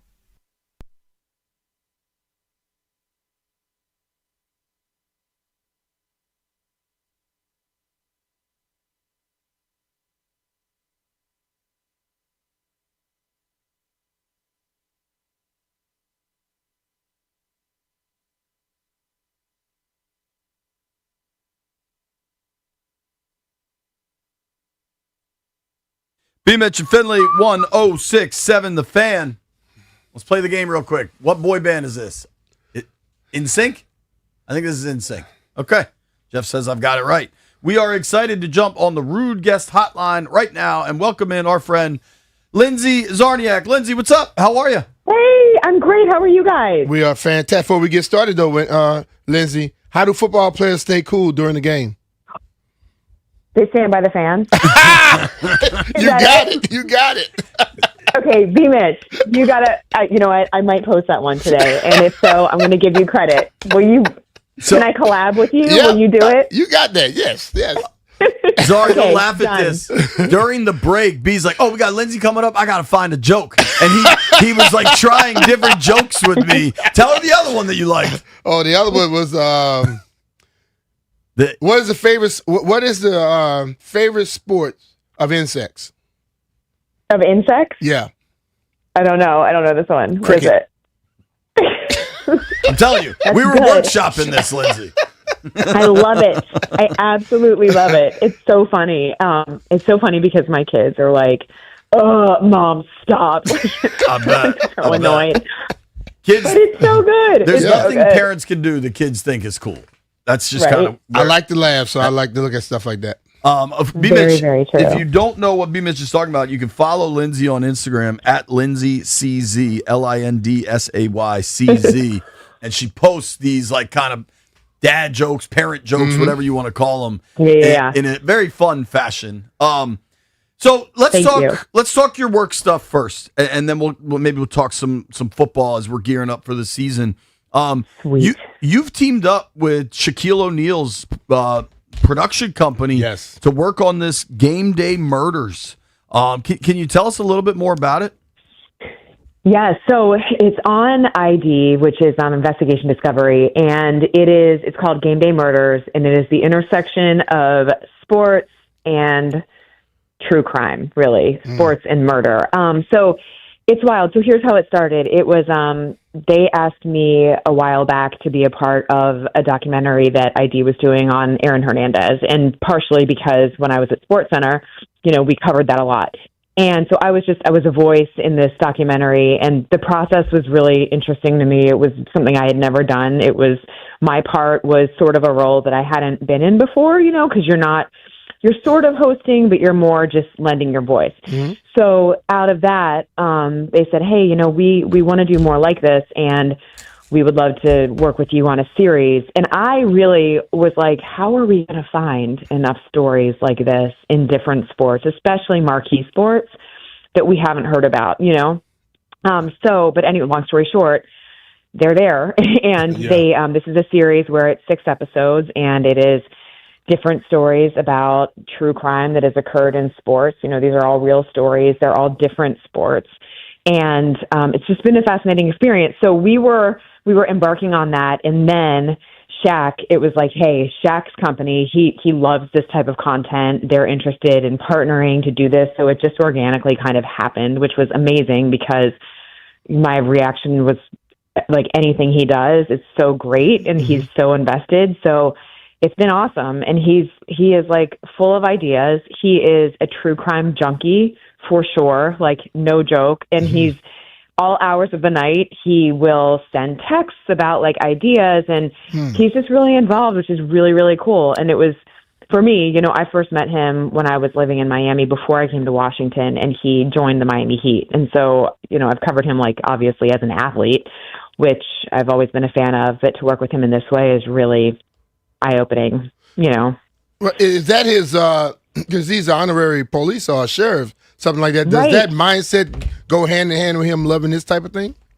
100%, I think. And it's like, now me, having worked with him a bit with this, it's like what I observe and what I've realized is he sort of always is leaning into his curiosities, you know, and when it comes to that, the work that he did with the sheriff's office, he really, really, is interested in true crime, but also he has such a, you know, a belief in justice and all that. So it's like twofold, you know, and I think also with these stories, like part of my role is connecting the dots for viewers on what is the culture like in that certain sport, you know, like what does it look like? Take us into what a locker room is like and camaraderie, et cetera, all that stuff. And so he definitely, I think that really appeals to him also, because obviously he has lived that. So yeah, but he really, like, I have never seen someone take something that they're interested in so many different ways, in so many different fields, and just like turn it into things. Like I was shopping for school supplies with my son at Staples, and I turn around and there's like a huge poster of Shaq talking about printers. You know what I mean? I'm like, it's like everything he does, but he has such an awesome just approach to life. And the cool thing I will say, and then I'll shut up, but like, is you sort of get a glimpse working with him in this of what he must have been like as a teammate. Do you know what I mean? Just because he's super supportive. He's super like cheerleader also. Like he'll just send a text and be like, wow, what an episode. You know what I mean? Like, so that's pretty cool. You know, B-Mitch, like, you know, he keeps pushing it. But like the thing I like for me, when I first heard Game Day Murders, I'm like, whoa.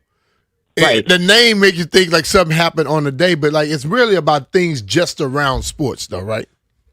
Right. Like it's not necessarily the actual game day. However, like one of the ones that I found most shocking was this true crime scenario in the NHL, and it was happening during the Stanley Cup playoffs. So like that is crazy, right? So yeah, and to be honest, when we were first talking about this, you know, like sports is a place that we all go for, like we live it because it's our job, but you go for a release. So at first I was like, I don't know how this feels to be like talking about murder when, you know, sports makes you happy. Yeah.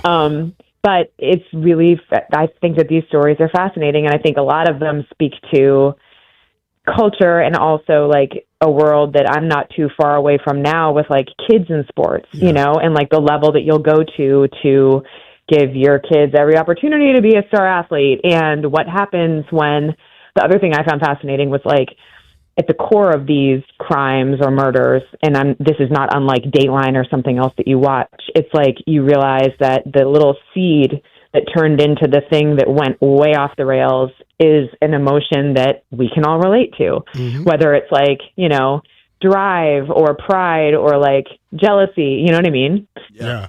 So, dun, dun, dun. Yeah. Well, I wanted to kind of specifically ask, I think the episode on Sean Taylor is coming out this coming Monday, and folks can stream it on HBO Max. That's how I'm going to watch it. And, you know, for you that know the Sean Taylor story and know the impact in this community and down in Miami and know so many of his former teammates and stuff, what is this Sean Taylor episode going to mean for folks?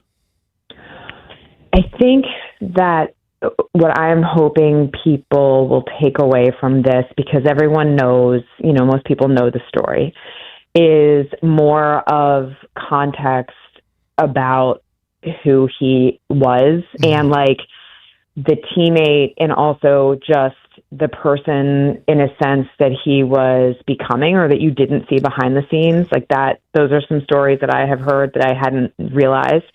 I think, you will hear from some people who we haven't heard from before, including his mom.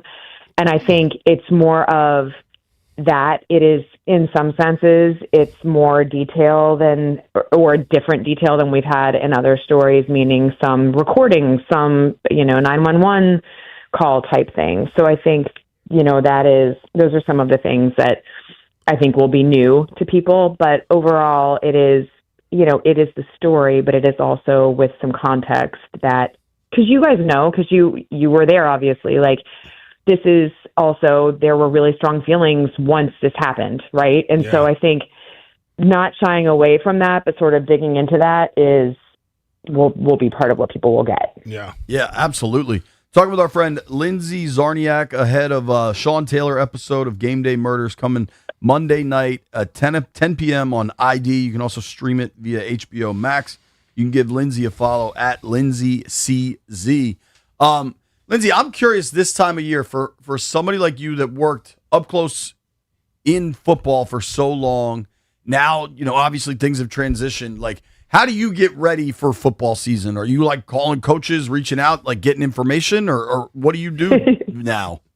I love that. No, so I just started a gig with CBS HQ, which I'm super excited about because it is, it's super fun and it's not far from where I live, but it is like, they're streaming, so it is 24/7. So when I do it, I am the night side. And so for me, it's back to highlights and a lot of that, which is a really fun muscle to flex when you haven't in a while, like getting to jump into it in that regard. So this is really the first time in a bit that I have been like, okay, here we go. Like now I've got to be up. I follow it. Like I have not stopped following it, but it's like until you have a reason. So now I'm just trying to consume everything that I can consume. And I do love that about like just talking to people and being as close to the real stuff that's going on. Like that's the part of our type of job that I love and that I miss the most when it's not there. Do you know what I mean? Just the actual, like I will tell you, going from DC to ESPN, I loved my time at ESPN. The one thing that was instantly felt so different is you're not out at Commanders practice every day. And so you are telling the stories and you're obviously talking to reporters, but I really miss that part of it. I love that part of it. Just like, back in the day, I didn't necessarily in the moment love the grind of okay, you're out at Redskins Park and now you're coming back and you're doing the 5, 6, and 11 JP, which by the way, is what you do. Right. And then you do 17 other jobs on top of it. Yes, he does. But that's the grind that I really miss is I found out quickly, I'm like, oh, I don't like talking about this story when I could have gotten that information and I'm not, you're not hearing it for yourself. So I think that's the craft, right? So I do love being able to do that as much as possible. But by the way, I was just back in DC because I was there for the IndyCar race and I stopped by Channel 4 and they were singing your praises. And it was like they were rattling off all the different jobs that you do. And I'm like, he is an absolute beast. I don't know how you sleep or what else. You know what I mean? You'll really appreciate this. He don't sleep. He aging. I've sleep agents, but you'll appreciate this specifically. And B knows this because we talked about it during the week. So the Commanders are having a joint practice with the Ravens today. Yes. And due to, we'll call it scheduling conflicts, we weren't able to go broadcast the radio show from there. And because of the times of the practice, there was no way for me to be there and do this job, which I have to do, right? So I'm going to be in studio all afternoon and I'll be, throwing to highlights of practice and sound from practice. And it's just that role for me is so unusual that I'm wrapping my brain around it. You rather be there. But I want to be there person. I want to. Right, that's what I'm saying. I want to have the conversation as a guy walks off that's not on camera. You know what I mean? It is a different feeling. It gives you a better feeling of what you're dealing with. Yeah. Totally. And then you can ask the questions and but when we were, when Mike was rattling off what you were doing, I was like, that is exactly what I knew. I was like, I know that that's how you're wired. And I think it's awesome because I think this, now it's like jobs are morphing in ways that people don't have to do that all the time. And I think that it's, it's such a great foundation of just journalism, but also just really being in the know. And it's this cool combo of like beat reporting, but also, then you've got the platform to share it to that community or whatever, the audience is. So yeah. I don't know. I think you're a badass. You're very kind. You're a great person to ask this. And I think this is somewhere between much ado about nothing and maybe something to pay attention to. But the Commanders organizationally started selling 3 T-shirts in their pro shop, if you will, at the stadium. You can get a Darryl Green shirt, an Art Monk shirt, or a Sean Taylor shirt. And it has the old logo, the Redskins logo on there. And it actually prints out, Washington Redskins and then their historical accomplishments on the back. Wow. Now, the team has been super clear. We're not changing the name, but they are re-embracing the past. Kind of what do you make of that as somebody that saw, you grew up here and then you saw kind of the universe unfold over time? I mean, meaning the name, like specifically. Just them name, kind of rolling out some Skins merchandise at this point. I mean, it's tricky. Like I think that when you can celebrate the past, I think that you should celebrate the past. So I think that those players should be honored. And I think that makes sense. In other teams, you're going to go in a pro shop and see that, they sell legendary jerseys. If you mean like just the controversy, obviously surrounding that name, I think that, and look, like it's dicey. Like at SportsCenter, I had made the decision not to use it, and it's hard, every single time like I say it or I'm describing something having to do with the Commanders, it's like you have to think about, okay, how am I, how am I referring to that? So I understand that is what the team was, and so I think for myself, I am grateful, glad that they changed the name. I think that if you're honoring the past, they were what they were then, and I don't think that it should be a thing that is highly criticized. Mm-hmm. Yeah. I just think what do you guys think? If you try to, I always feel if you try to explain what went on then, you can't talk about it like it's today. I agree. And I think that's where people get confused that, like, if you mention something that happened in 1981 or 1986 or 1992, you can't throw the current name into it because it does not make sense to no one. Yeah, and I think that two things can be okay and true. I think that it can be okay and accurate that we know that is not an okay name to be using. Mm-hmm. I think that we can be clear with that is not okay. What we are doing is honoring the past, and that is what that was. And Beamish, I agree with you. Like, and that's what I'm talking about. Like, I've been in settings, especially recently, talking about the Sean Taylor story of Game Day Murders, where it's like, if I'm sharing a story about how I went out to Commanders practice, my initial reaction is wanting to say the park. Do you know what I'm saying? Yeah, and it's like, so it's a slippery slope, and I hope that people have enough, can understand that part of it, that it's like you're honoring, and it does change it if you're changing up what it was when you're saying for sure that time frame. Yeah. The what actually matters on the field. How do you think the Commanders will do this season? I'm hopeful. I love the addition of Stephon Diggs. Yeah. And I am really hoping that I hope that Jaden stays healthy. And I am hopeful. So at this moment, I am feeling positive until we see otherwise.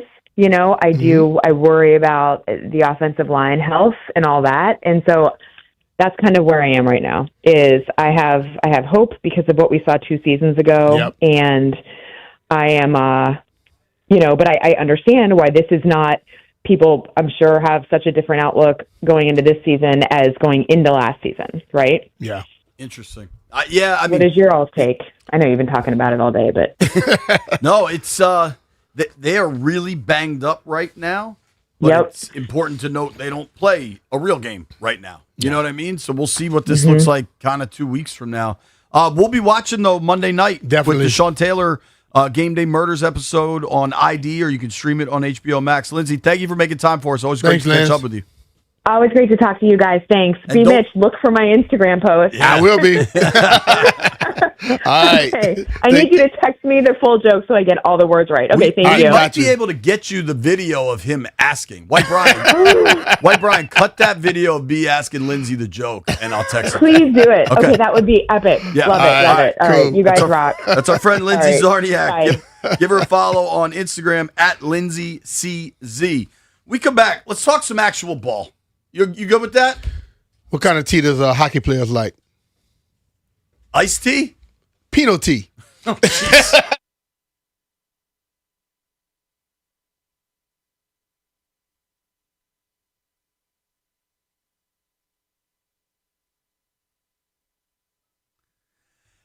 Hey, it's JP Finley. What are you doing at home to relax? Imagine starting the day with a swim in your own swim spa, unwinding in a sauna, or having friends over to watch the game in a backyard made for entertaining. JP Finley here for Offenbachers. Listen, I've worked with Offenbachers. They've done a heck of a job at my house. My back porch where I always hang out and get all my work done, that is all Offenbachers all the time. All the furniture has been fantastic. But right now, Offenbachers Home Escapes is offering special savings on select floor models, saunas, and swim spas. Say that 7 times fast. These showroom models are available at special prices while supplies last, making now the perfect time to turn your backyard into a place to relax, entertain, and enjoy more of the moments that matter. Visit one of Offenbacher's 4 showrooms in Herndon, Rockville, Gainesville, or Annapolis, or visit Offenbachers.com. Special savings on select saunas and swim spas while supplies last. Shop the Offenbachers floor model sale today.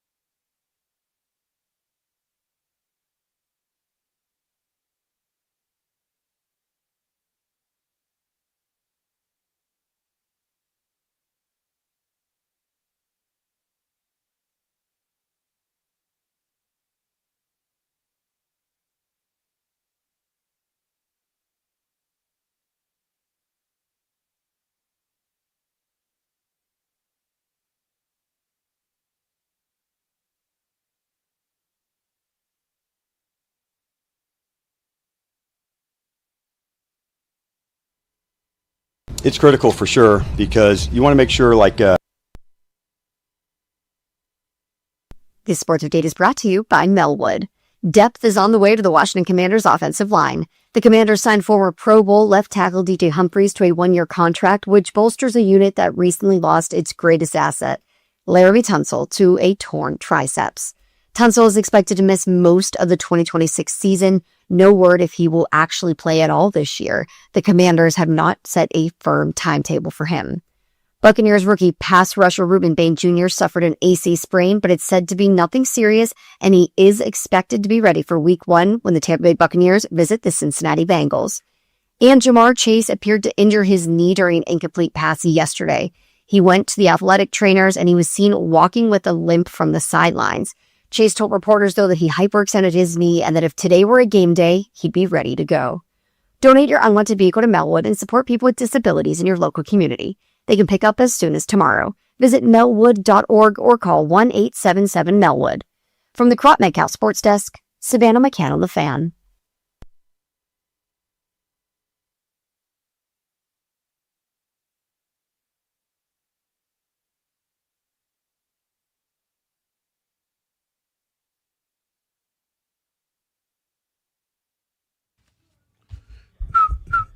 B. Mitch and Finley, 106.7 The Fan. For us. Brian. What you got? Commanders made a little news yesterday. They're out on the practice field today. They're getting good work against the Ravens. We'll see what they say this afternoon. I think the center situation is going to continue to be a problem, at least until Allegretti gets back on the field. This Ravens roster is loaded. But they made a little news yesterday with the addition of DJ Humphries. Humphries made a Pro Bowl playing for the Cardinals in 2021. This is a real seasoned NFL veteran. He has over 100 starts in his career moving around. Generally, though, playing tackle. So I want to start with any notion that DJ Humphries addresses the center position. No. It does not. It doesn't. But it also strengthens the depth. Right. It's And one if you're a guard, maybe you can kick inside and play center. Generally, there's tackles and then there's interior offensive linemen. Unless you're Roddy McKenzie. Rollo can do it all. He played from right tackle to left tackle. That's crazy. Now, the question by bringing in Humphries is, does it mean anything for Brandon Coleman? I know my answer. I'm curious yours. I don't think so. I think they're looking, and the thing about this team, they love to have guys that can do more than one job. So, but then again, if something happened to Brandon, you want another tackle to be able to be there too, right? It's depth. Experience depth. For Say it sure. like that. This is a depth move, and it makes sense. They just cut Foster Sorrell. I don't know that DJ Humphries is definitely going to make the roster, but he's out there practicing today. That's his opportunity. They also are so beat up that they just need people to fill out the roster. Yeah. You know what I'm saying? Running through the injuries of guys. Have you seen Marcus since the No. So I saw him for the first time yesterday walking. So there's different groups of injured players. Some of the injured players we just do not see. They do not come out of the building while the media is present. Other guys are coming out, working on the side field, and you kind of see them. Like yesterday, I saw Bill and I saw Sennett, right? And they happened to walk directly by me. So I said, what's up, fellas? They're like, what's up, man? It's just an interaction because I know these dudes. There was no information gleaned outside of they're walking off the field where they were running around and seemed to be okay. So for week 1, Sennett, Bill, that they appear to me to be tracking the right way. I saw Mariota yesterday, and he was walking fine. He said hello, I think, to Candy, and walked into the building. But the brace on his leg was significant. Okay. It wasn't, you know how there's the leg sleeve for compression? Yeah. This was not that. Yeah. This was a brace with hinges and metal and things. I think this is a useful exercise running through all the people that are not practicing in Baltimore. These people are getting the same amount of work as you and I are. Marcus for week 1. How do you feel? I'm I would say 65-35. Plays? Yeah. The reason I say that is because I have to wear one of them big old braces before. And that big brace is more to help stabilize so you don't step wrong and mess something up. And then I wore mine in the game for about 2 weeks. And I said, Coach, I can't do this. Because it was too much mental. It affected me too much mentally. Put on the other one, and then you don't think about it, and you know that you're good enough to go, and then things begin to happen quicker. But I think it's more to make sure nothing happens. Agreed. I also thought it was fairly telling yesterday. Dan Quinn had an answer about trying to deal with the injuries, and he said we also have to think about the season. You know what I mean? Mm-hmm. Like, it's not just about can guys go in practice, can guys go in this preseason game, but it's also about week 1 and beyond. Quinn yesterday said most teams are going through the training camp process of guys being out. Had it been a regular season game, I would say a number of these players say they're going to go out and do it. Mm-hmm. But when you're in this space, the smart play is to think of all the games that you're going to be playing. So with that context, of the guys I think he's talking about that if it was a regular season game, they'd probably be out there. I think Bill, I think Payne, and dude, I'll be honest, I've seen Bill. We believe it's a groin, lower body is what we've been told. Payne, I'm basing this on his incredible durability throughout his career. Like, people want to knock Payne, say he hasn't lived up to the draft status. I'm not sure you're correct. But you can never knock that dude's durability. And if that's the best ability, it's a pretty big deal. There you go. McNichols, I do not think is in for week 1. No.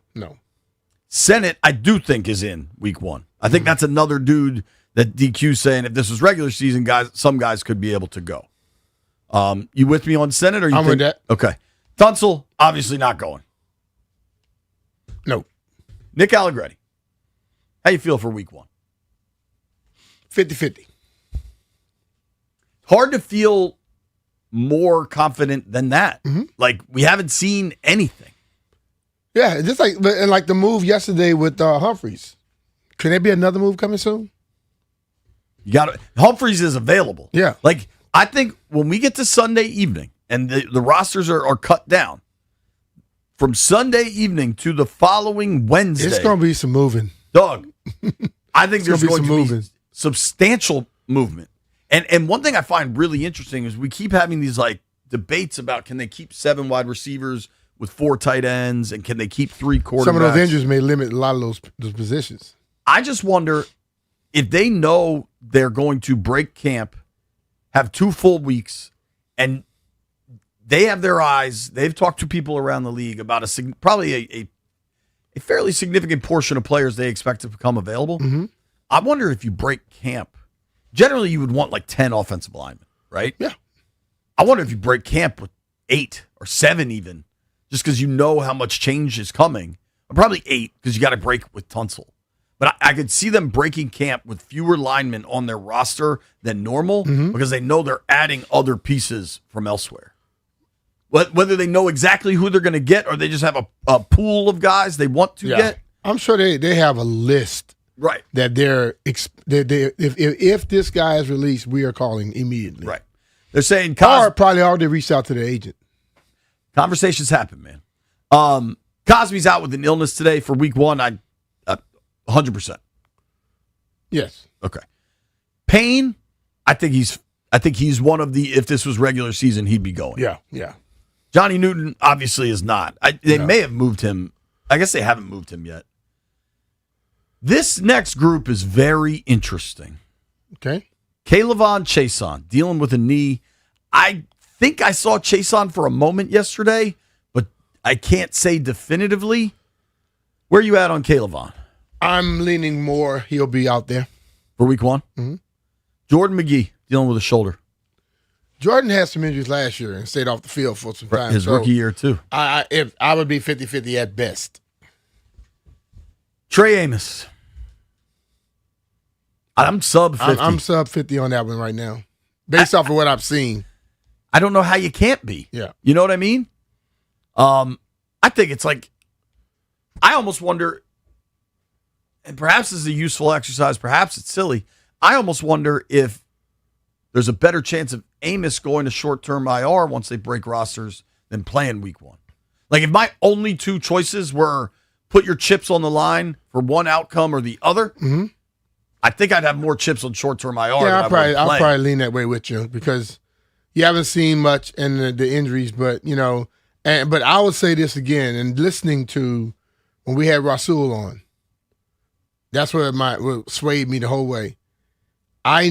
He has to get over this mental hump, and for those who've never been injured and have to come back from it, you can be strong. They can tell you you're strong, but if you have any hang up mentally, you never ever push it to find out that you are. And that right there, not everybody has to deal with it. Some people just come back and they go, they don't think about it. But there are people that mental hump is the last thing that they got to get over. And when they get over it, they just go right back to what they were. But it takes some time for that to happen. One more, and I think this one is massive. Odafe Oweh. Where are we at? And these calf strains. The fact that, Tunsil's out, we know he's out. But the most important calf all of a sudden on the Washington offense is Nick Allegretti. I think the most important calf on this defense is the guy you just paid $100 million to. Yeah. And that calf strain, you have to look at that differently these days. It's not just calf anymore. You start thinking about that damn Achilles. And that is a problem. Absolutely. So, confusing times trying to figure this out. Specific to DJ Humphries, I think it's a good depth piece. The problem, I would say, is I don't think their depth issues are really at tackle. I think it's in the interior. Because a big part of that is Coleman and Paul were battling for left guard. Now Coleman is the left tackle. So Paul is the left guard. That competition has been removed. We talked at length about the problems at center. Cosby's got the other guard spot locked down, but you have Andrew Wiley's a swing tackle backup for you. He can play guard too. We've seen him do it. And then Trent Scott, I don't think Scott could be bumped inside the guard. So Humphries. He's played both of them. Yeah. Yeah. I think just a few games, like one of the preseason games, he was at guard, and I know I saw him at guard in practice. There you have it. The injuries are significant. We're watching it all unfold. Going to try to track somebody down that was in Baltimore today. You're listening to B. Mitch Finley. Nobody go anywhere.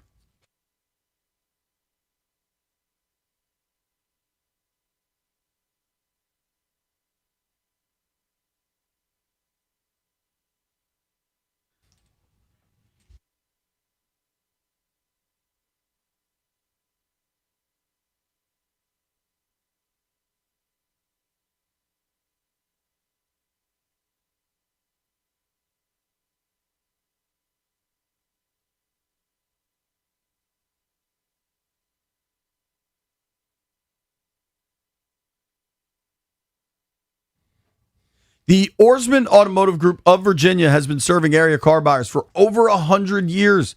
With that kind of track record, you know they're doing something right. They've got convenient locations all over Northern Virginia, from Alexandria to Chantilly, with all the best-selling brands you're looking for. Toyota, Kia, Ford, Lincoln, Chrysler, Dodge, Jeep, Ram trucks, Chevys, Buick, GMC. Whatever it is you're looking for, they have an unmatched selection. They got great deals and great financing. And do not forget, they've got quality certified used vehicles, too.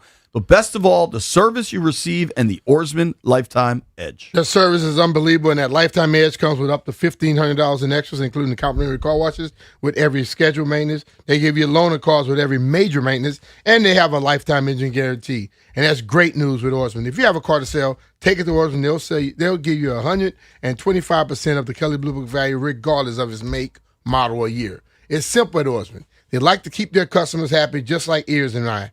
Two beyond satisfied Oarsman customers. Let's ride together.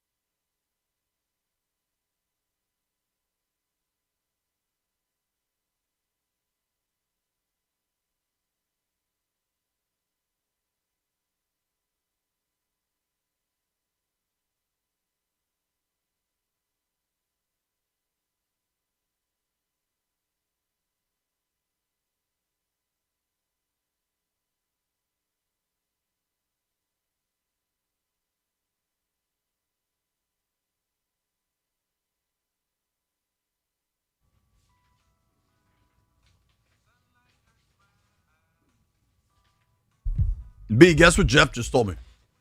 What? He had the DJ Senior Citizen Night at the club. I know the story, so I'm gonna keep everything else quiet. I'm just saying that the fact that one, I know extra stuff to that story. I don't need the. So I walked in. Yes, there. you might want it.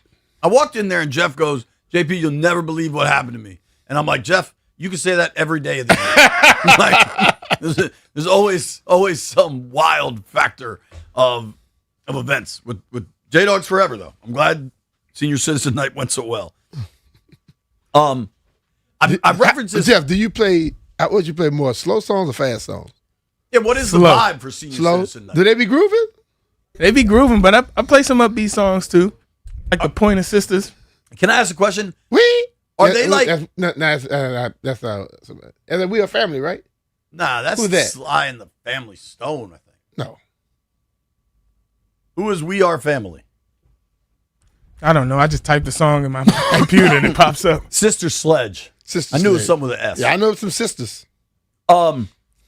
What constitutes a senior citizen, Jeff? Like, are you telling me these are actually 80-year-olds, or are they just people probably Brian and I's age that you think are old? No, these people were legit like 65 plus.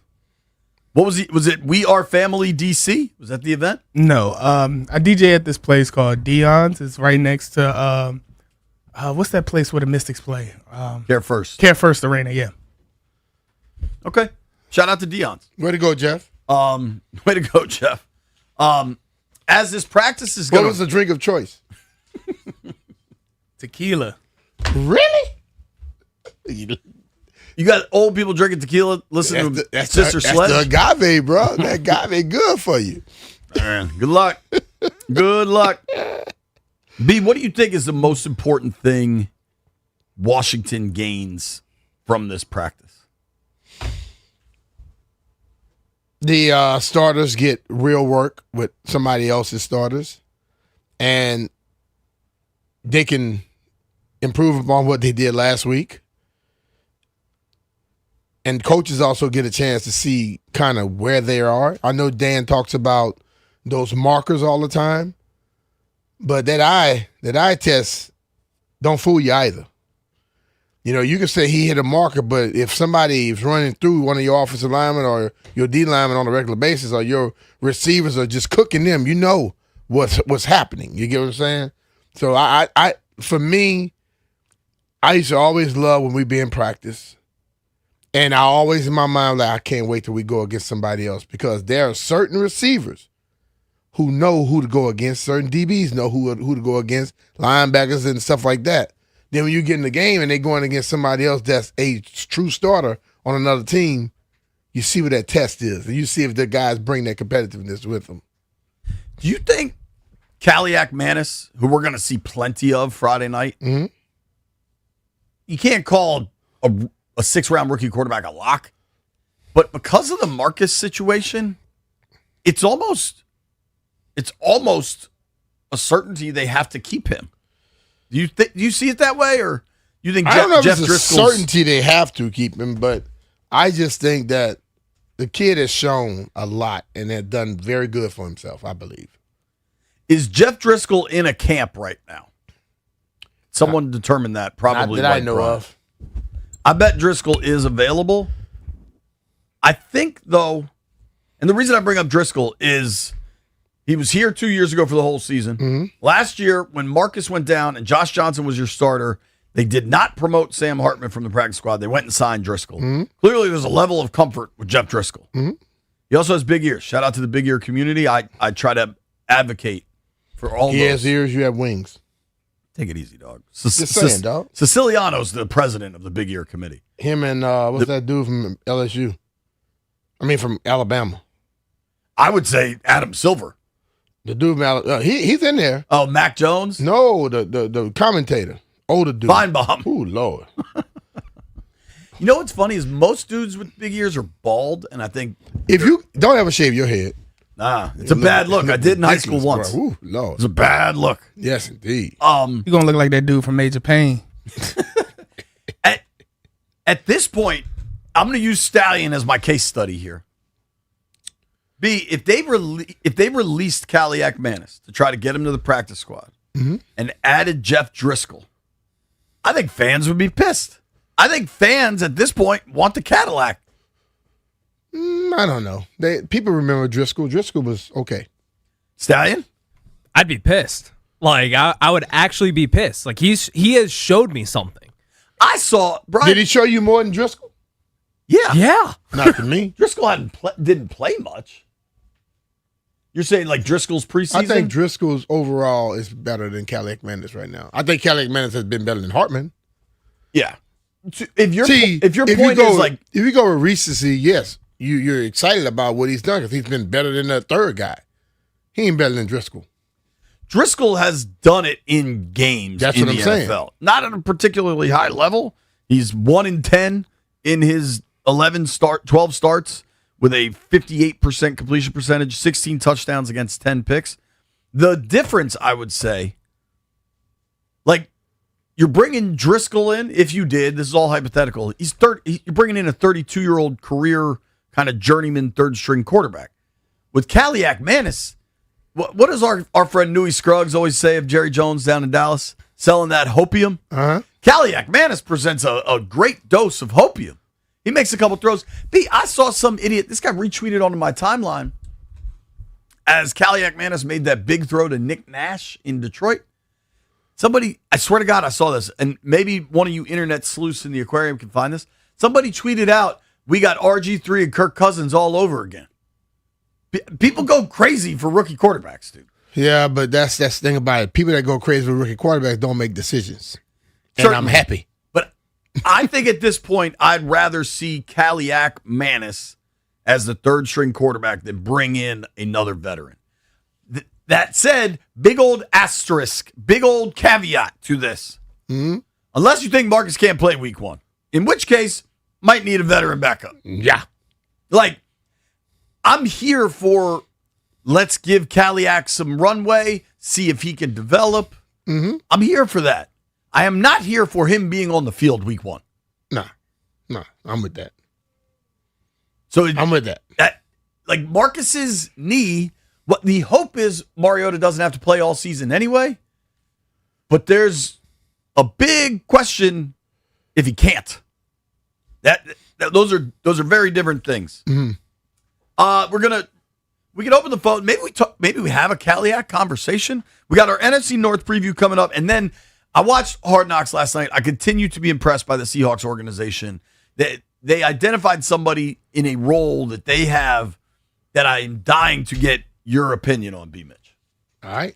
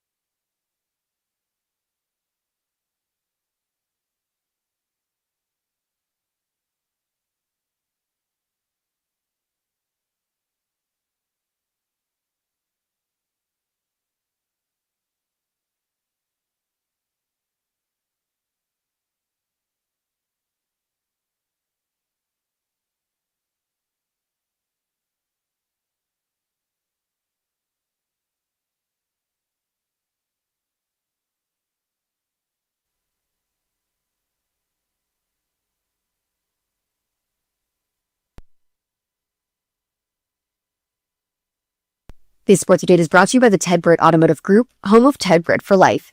Commanders head coach Dan Quinn spoke to reporters before his team took the field for a joint practice session in Baltimore today. Quinn said the team is excited to have DJ Humphries around, who they signed to a one-year deal, adding some depth on the left side. He also added Sam Cosmi is sick. He is back at the hotel, so we will not see him on the practice field today. Over in Major League Baseball, newly acquired right-hander Matt Waldron will make his Nationals debut tonight when Washington hosts the Rockies in the third contest of a 4-game series. First pitch, 6:45 right here on 106.7 The Fan. Colorado took the second game of the set 3-1 last night to end a season-worst 7-game losing streak on their end. Washington has now lost 9 of their past 11 games. For over 65 years, Ted Britt has set the bar for the best car buying experience in the D.C. area, hands down. Ted Britt Ford Fairfax, Ted Britt Ford Lincoln Chantilly, and Ted Britt Chevrolet Sterling, all home to Ted Britt for life lifetime vehicle coverage. All of it just a click away at tedbritt.com. From the Crop Medcap Sports Desk, Savannah McCannell, The Fan.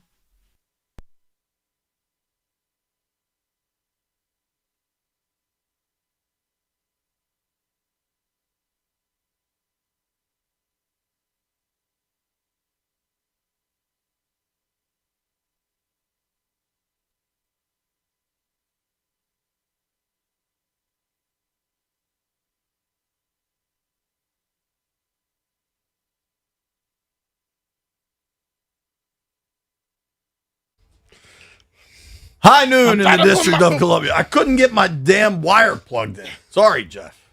I was struggling. Iceberg. Commanders up in Baltimore for practice. Going to be interesting to see kind of the results from there. We do expect to hear from Jaden Daniels here in a little while. Yeah. He's going to talk at the conclusion of practice. You will hear that live here. I don't think we should be surprised if the Commanders struggle up there offensively, considering the level of play the Ravens generally have and the significant injuries that Washington has. Yeah. Reporters we know and like and trust, Nikki Jabala, Sean Reed, like folks out there are saying it's not going great right now for the Commanders. I do want to we haven't done our NFC North preview yet. I've been enjoying these divisional previews. You've been enjoying them? Yes. It's kind of fun to just run through what we think is going to happen. See what's happening.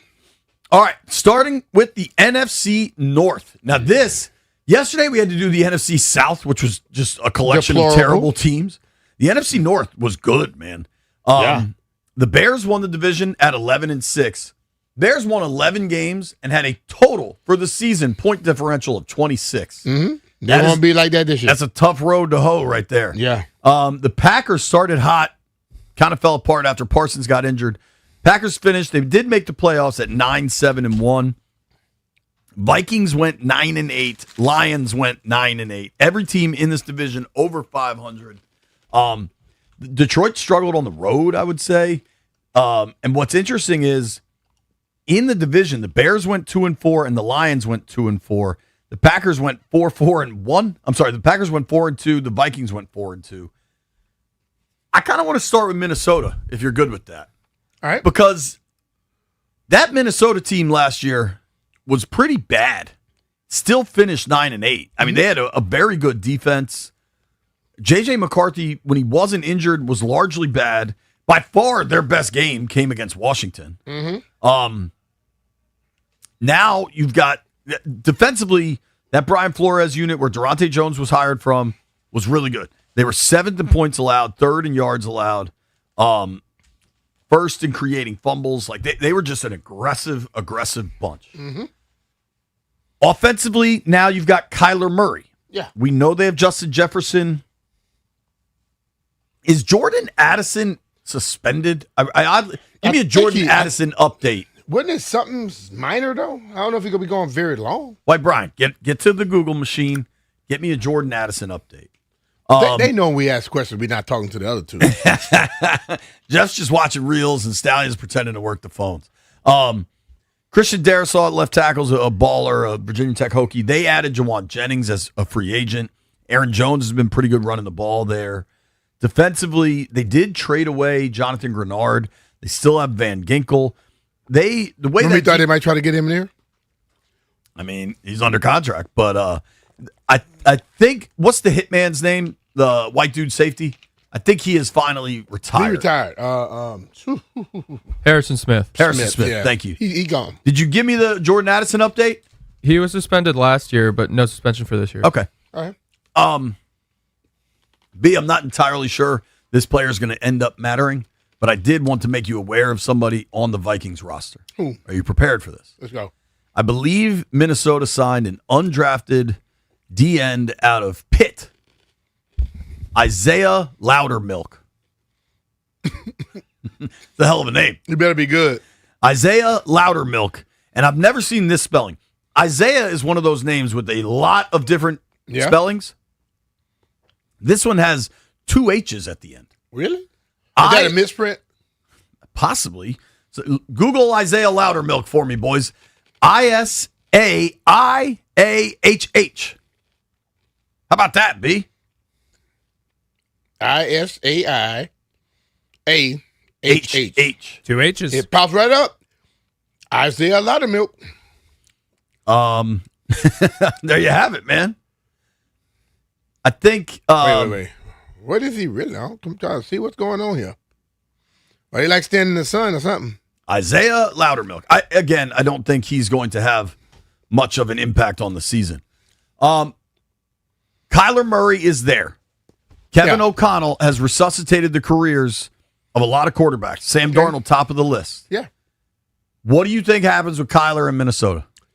I think Kyler is a much better quarterback when he can run around. I think Kyler has been injured some now, so he won't run around as much. I don't know if he's as effective in the pocket. And, like, you look at Sam Darnold. Sam Darnold had every tool you could think of. Having Justin Jefferson is a big tool. Yeah, I'm just saying. But Kyler, he doesn't do a lot on schedule. And one thing about watching last year with your boy from Michigan, he didn't do a lot on schedule, and it pissed off those receivers. So if he can get on schedule, if Kyler can, that could be something. But I just think that his size is going to affect him overall. Apparently, Ty Felton, Terps, I think he's in his second or third season in the NFL, is having a great camp in Minnesota this year. They won 9 games last year. Now you got Kyler Murray. Seems like Carson Wentz is going to be the backup. I don't know what the hell they're going to do with J.J. McCarthy. Carson Wentz? Your boy, Carson Wentz. All right. So let's go. And they won 9 last year, 8.5. I like it. I think that's the number. Also, I got to trade who says no. You got Bryce Young in Carolina, who they haven't paid yet. Canales, to me, is a guy that can work with quarterbacks. The Panthers should trade for JJ. What's that cost you? A fourth? Conditional fourth? Why? Back up. Younger guy on a rookie deal. There's talent there. Maybe you can mold it. He rescued Baker Mayfield's career. Now, here we go. You don't think JJ's that different Let of me a help prospect you out, as though. Baker? Let me help you out a little bit. Now, you say KOC can revitalize. I hear he you. gave up on him last year. It's a good point. And this year, say bye-bye. You think it's a lot of talent there? Or you just stick it to him because you thought he was going to be great in the league? No, I like JJ. So I think he clearly needs a fresh start. He's got to go somewhere else. You think Just he like should try Mayfield with did. those other guys try and go back to college? Yo, he should try to go back. What about Houston? I think Houston's already. Listen, if Stroud struggles, the Texans are going to go back to Davis Mills. If Stroud is turning it over like crazy, I think Houston will turn it to Davis Mills. They got their own stuff. Now, who's the backup in Carolina? Still Andy Dalton? Like, Andy Dalton ain't your long-term answer. Red Rifle, baby. We're both in at 8.5 on the Vikings. Bang! Damn. 8.5. You guys nailed it. Well done. All right. We are now moving forward in the NFC North to Detroit. We just saw them. All right. Jared Goff, Jahmyr Gibbs, Amon-Ra, Jameson Williams. The Lions have just dealt with so many injuries. Yeah. I think Dan They've Campbell's been like that for 2 or 3 years straight. I think Dan Campbell's a damn good coach. Last year was that transition year where you lost all your coordinators. They lost both Their OC, Ben Johnson, took the job in Chicago. Aaron Glenn took the job with the Jets. You still have Aiden Hutchinson, Rock Yassin. I saw him after the game. Brian Branch. Chilling because he didn't play. Yeah. They didn't play anybody in that game. Penei Sewell. I think there's a lot to like with the Lions. I think they have a real identity. They play tough. They play hard. They play old school NFC East football. The Lions had the best point differential in the NFC North and missed the playoffs.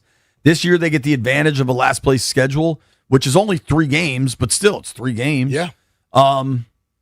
Lions win total is 9.5.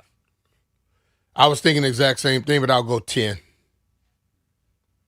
The Lions win total for 2026 is at 10.5. Wow. Higher than both of us. Yeah. Green Bay, the Packers. The Packers. 9-7-1 last year. Really listless, kind of the last month of the season. Mm-hmm. Finished with a plus 31 point differential. By all accounts, and it's mostly just things I've read online, Jordan Love has looked excellent. They lost Romeo Doubs. There's a question when Parsons is going to be back and healthy. I don't think it's a given that he's back for week 1 at all. Matthew Golden another year, Christian Watson, Jaden Reed, Tucker Kraft, I believe, is healthy. Maybe confirm that for me, boys. You know who the backup is now in Green Bay, B? Quarterback? Yeah. Mm-hmm. Tyrod Taylor? Yeah. Tyrod is, boy, he's turned this thing into a hell of a career, hasn't he? Just making cash. Hell man. yeah. Zaire Franklin, they signed from the Colts. They have Xavier McKinney. I think the Packers are going to be a good team. They only won 9 last year. I'll put it at 10. 10 wins for Green Bay. Green Bay, you going 10? I will take 9.5. The Packers are at 10.5 for 2026. Yeah. They're pretty high on this list. Yeah, I mean, people really like the roster on that. Yeah, but if you don't know if your best pass rusher is going to be back, I don't know. I got a little nugget for you, B. Scott. The Packers have put 3 players on the injured reserve list. Maybe it's PUP at this point, but it's listed weird here on our lads. One of them is Marlon Jones, cornerback. One of them is safety Jonathan Baldwin II. And one of them, tight end Luke Lachey. Is that Jim Lachey's son? Yeah. All right. It's kind of cool, right? Like it. 10.5 for the Pats. Jim's a big dude. Luke, how big is Luke? That's a good question. I think Luke played tight end at Iowa. I don't know if he was drafted. I will try Jim to. was what, 6'6", something like that? Sleek. Is he a good dude? Yeah, very good dude. He calls games for Ohio State, I think it is. Okay. Yeah, I know he's a Buckeye. Luke Lachey, 6'6", 250, 7th round pick in the 2025 His dad was draft. about 6'6", 300, no body fat, and can just move. I'm just saying. He's a bad man. Yeah. All right, this gets us to I think, one of the most interesting teams in football this year. I'd argue the most interesting team in the NFC North. The Chicago Bears had a great season last year, went 11-6 with just a plus 26 point differential. They were 6-2 at home at Soldier Field, 5-4 on the road. They went 2-4 in the division, 4-1 non-conference. Their playoff run was wild. Caleb had some incredible plays, some dumb plays. Caleb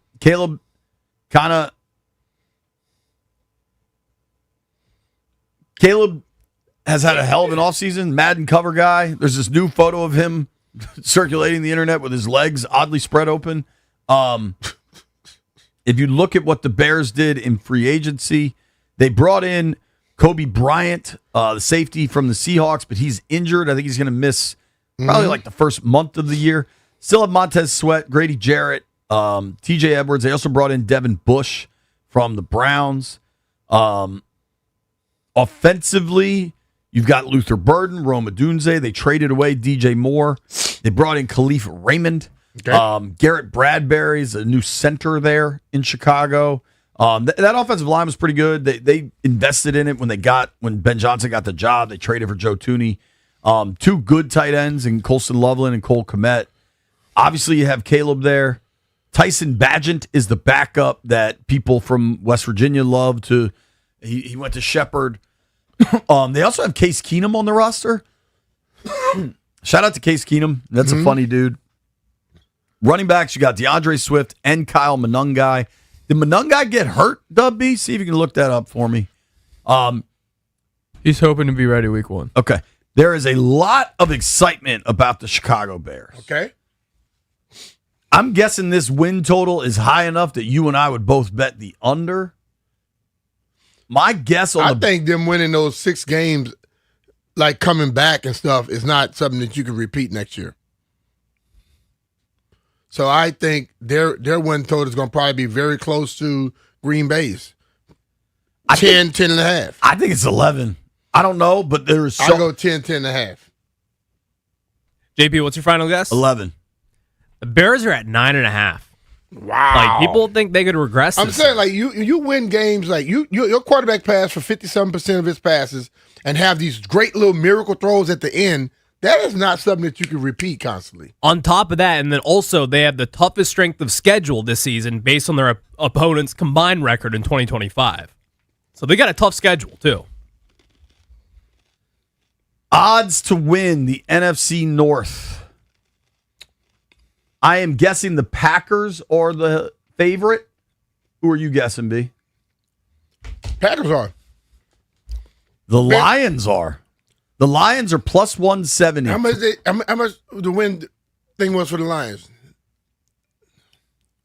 What was the Lions? 10.5? Lions were, I believe, at 10.5. Yep, 10.5. And what were Green Bay? And Green Bay was also at 10.5. According to DraftKings, the Lions are plus 170, the Packers are plus 225, right. Bears are plus 305, and the Vikings are plus 510. All right. At those numbers, I'd take a flyer on the Vikings. They play a pain-in-the-ass defense. If KOC can unlock Kyler, I don't know. You like losing your money. Yeah. They ain't winning the division, bro. I don't know if you saw Ben Johnson came out and said, I want to be the highest scoring offense ever. Confident. And what's that? What's that?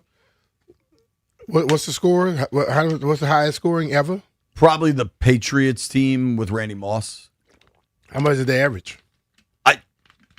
I don't know. Right, Brian, hook it up, please. I know it was Joe Theismann's Skins for a long time. It was the team that lost the Super Bowl to the Raiders, held a ton of offensive records. For With all that running they did, I tell you, boy, isn't that crazy? It was the 2013 Denver Broncos. Oh, right.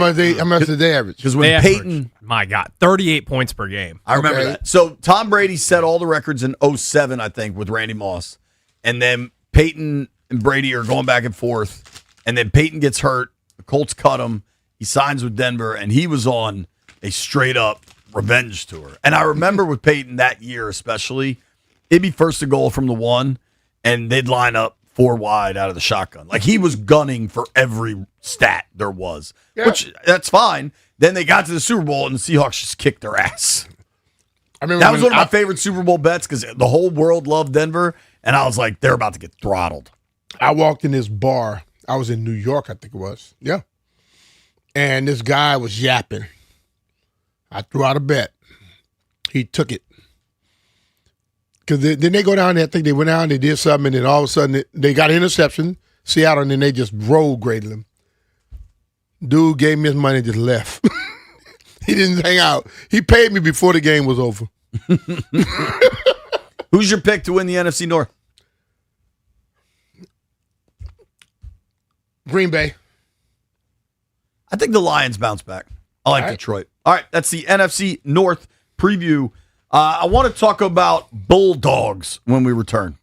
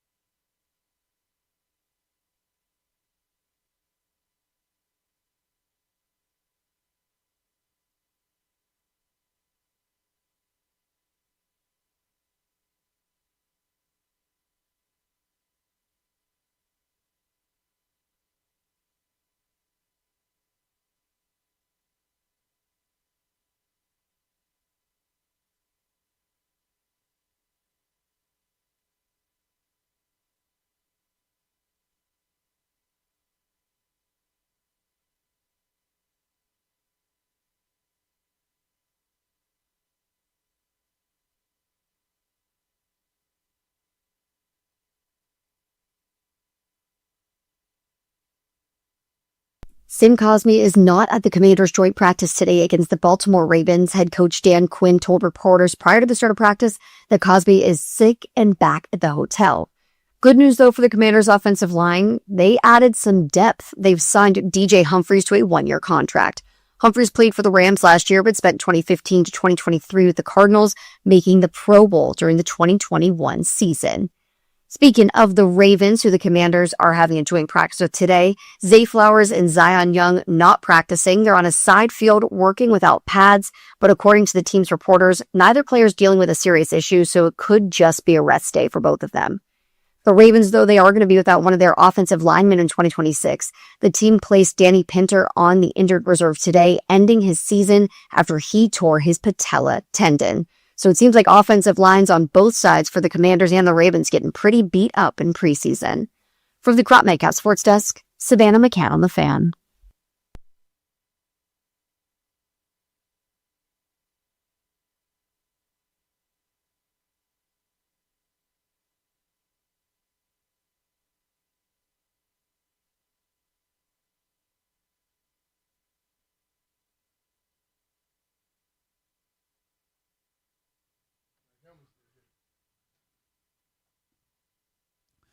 B. Mitch and Finley, 106.7 The Fan. I think practice just wrapped for the Commanders in Baltimore.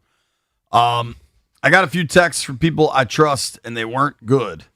Antonio Williams was looking good. Got this one.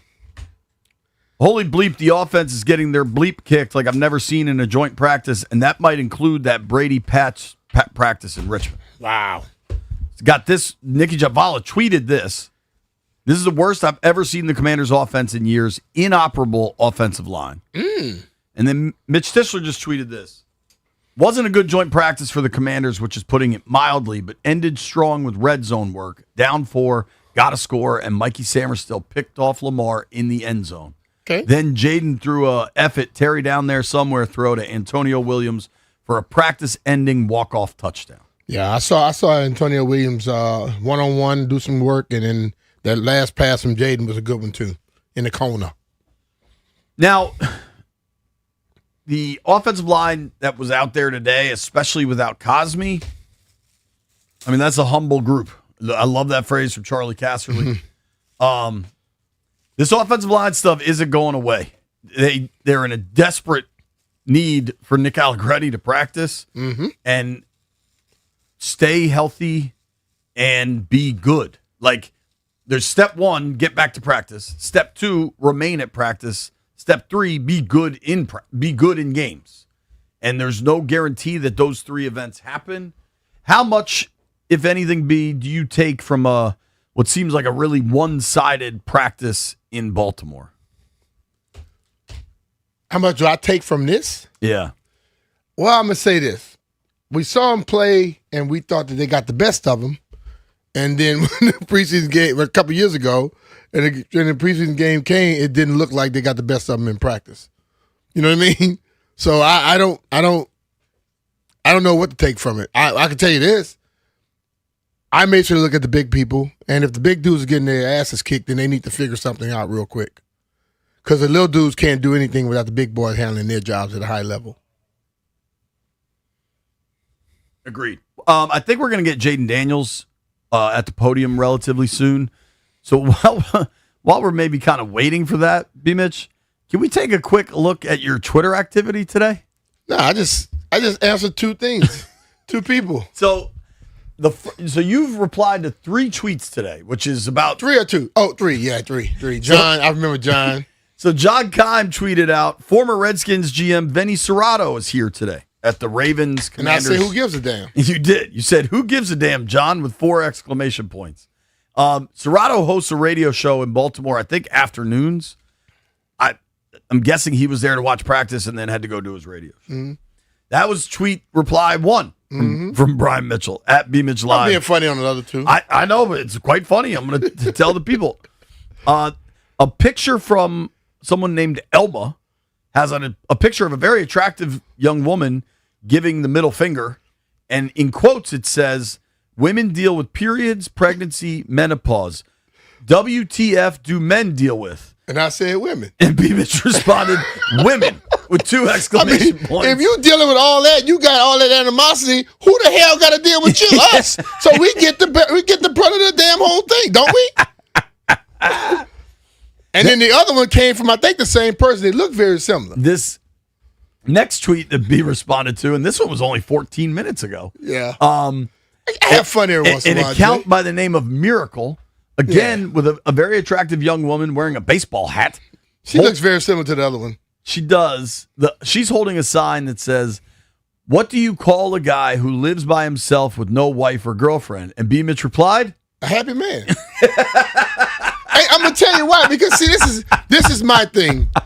There's a lot of those little what's it called avatars coming from those just like where bot they're these bash men bots. So I just throw out an answer that I know they ain't trying to get. Because normally all women answer, like the one woman put, a very lonely man.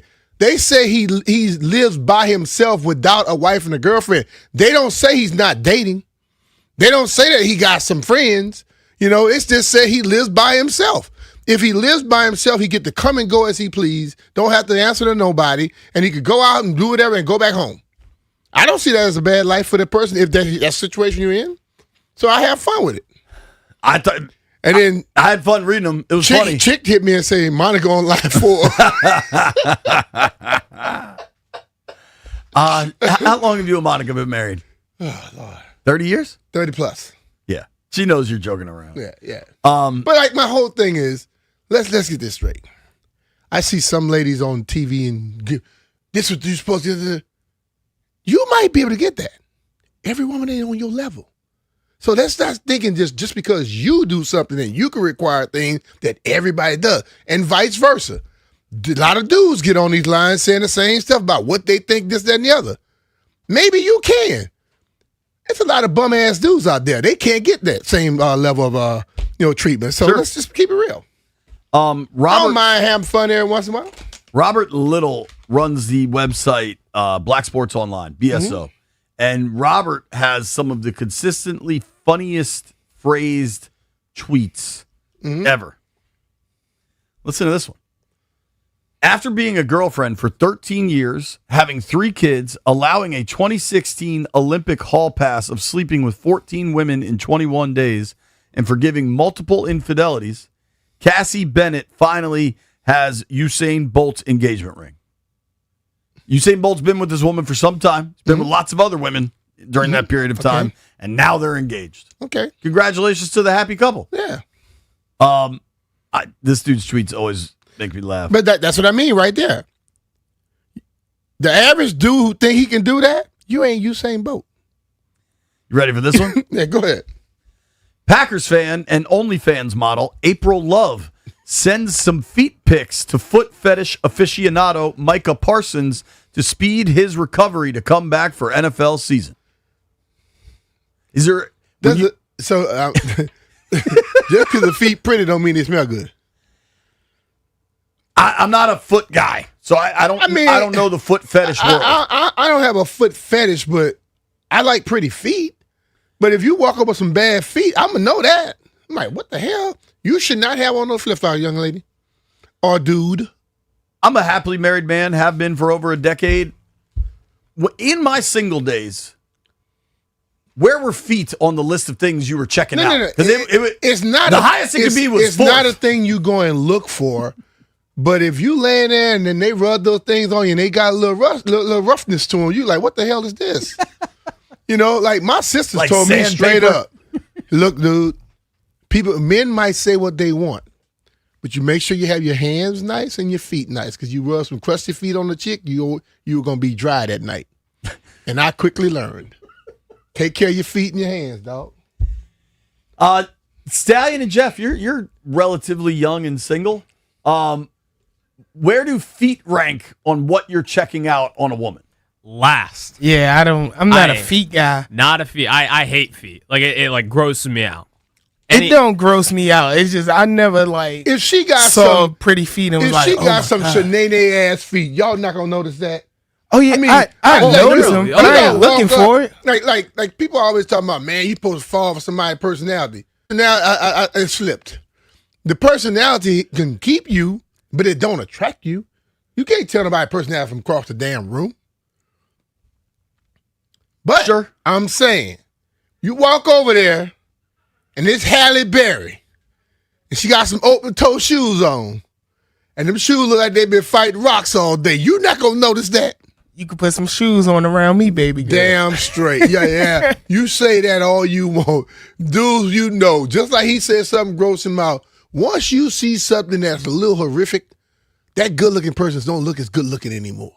You know Absolutely that. correct. Come on, man. But last, I look at the teeth.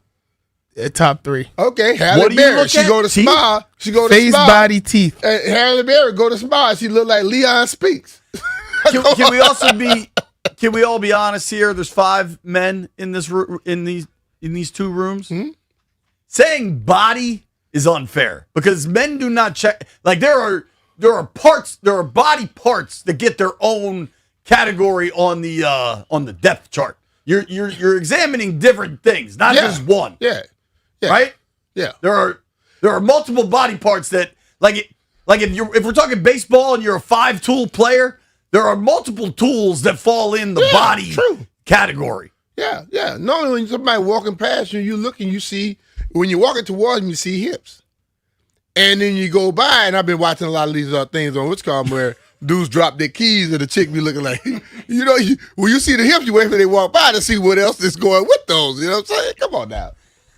Am I not right? No, you're not. You're telling the truth. Come on, man. Look, women do the same damn thing. They try to act like they don't. They do the exact same What thing. do women check out on dudes, you think? They always talk about, I check out his shoes and his shirt. No, you don't. You look for chest. You look for the certain level of guy. You looking for different things. I'm not going to say on air. You think women are looking at my crotch? Yes. Really? Dude, Yes. I've been told by multiple people that's like what they looking at. I always ask questions. I want to know. You're and a my question asker. my 2 sisters taught me very well. Women can go around here saying what they don't do like men. They do the same stuff you do. They just better at keeping it secret. I have a question for White Brian. Happily married. White Brian, what are you going to title this segment? B. Mitch talks feet. B. Mitch talk feet. Everybody talking feet. Don't just specify. Yeah, but Not B. me. Mitch talks Not feet's me. going to get the most clicks. B. Mitch and Finley talks feet. CJ texted me, Chris Johnson, you got to have the producers save B. Mitch saying, I like pretty feet as a drop. Oh, yeah. I mean, I just had this one caller call and just say, the most egregious thing I've heard in my life. I had to drop him. Give us the radio friendly version of what he said. He was like, if I wear gray sweatpants, he goes, you already know what they're looking at. And I was like, all right. Like, we're not going to take you, the sir. stain on his knee? No, I don't know. Why? Can you imagine? Why they gotta be gray? Why did he just call in and just say that? Why can't they be red? I mean, brown, blue. Can you imagine calling in a radio show with 5 dudes to say that? I was like, Well, the gray sweatpants that was like a thing made like a couple years ago. That's when I started hearing them. They call them hoochie daddy pants. Okay. For dudes? For dudes. That's what the ladies call Why them did for. they show? Does gray show more of what you're working with? I guess I don't look at gray sweatpants unless there's a woman in them.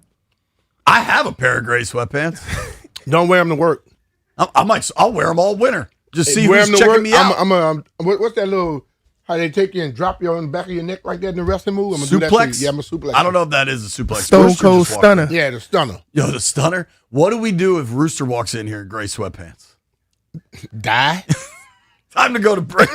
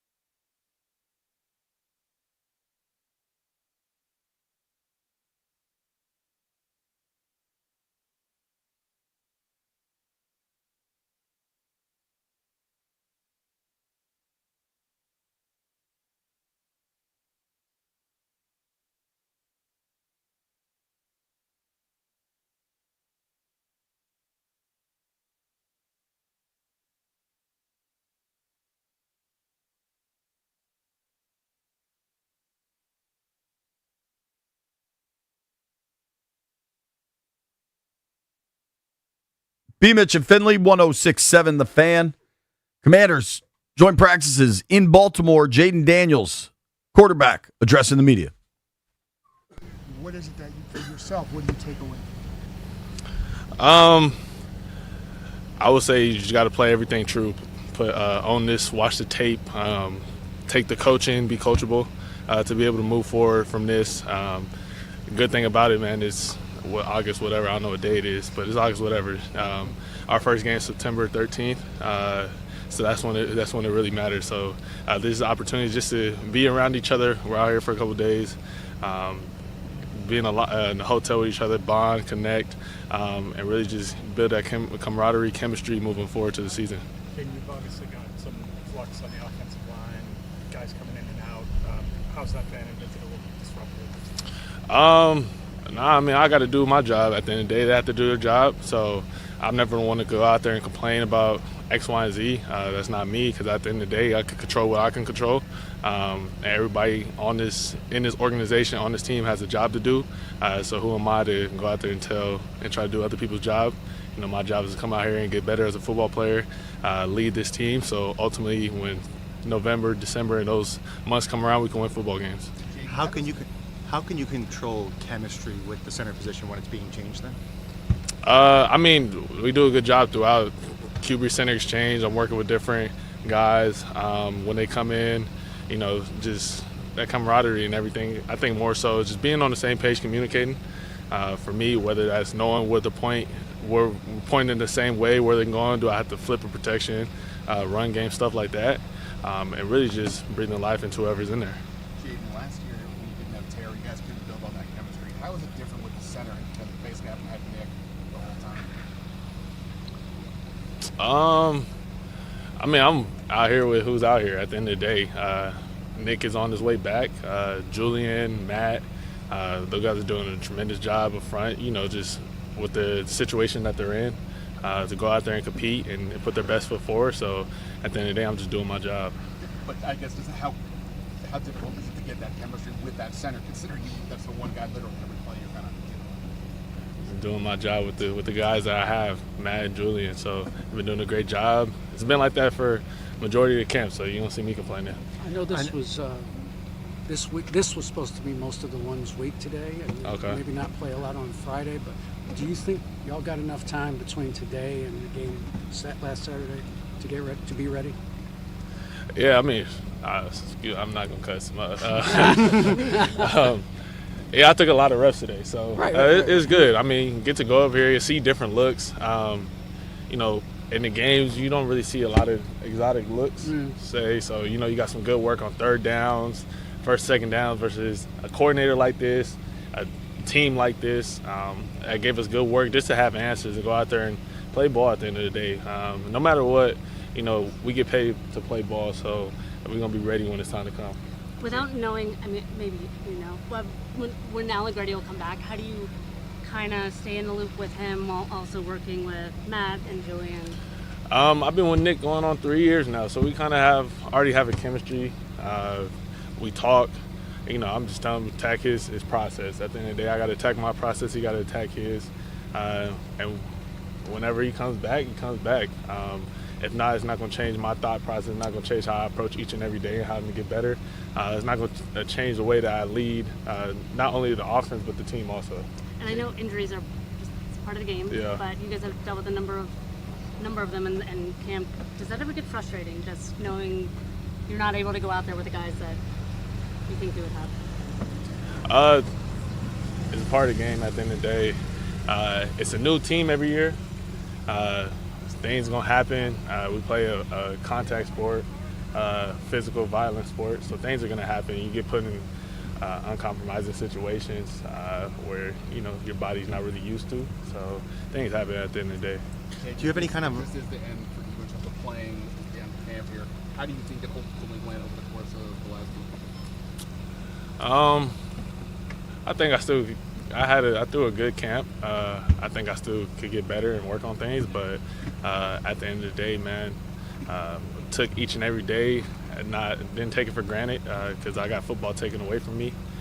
for some time last year, dealing with a lot of different things. So it's one I was just appreciation of being able to be healthy and on the field and, practicing and getting better as a player. You went out on a positive note the last play that D'Antonio. Just walk us through that play and how has the chemistry been over the weekend? It's been good. I mean, Tone is a kid that wants to learn.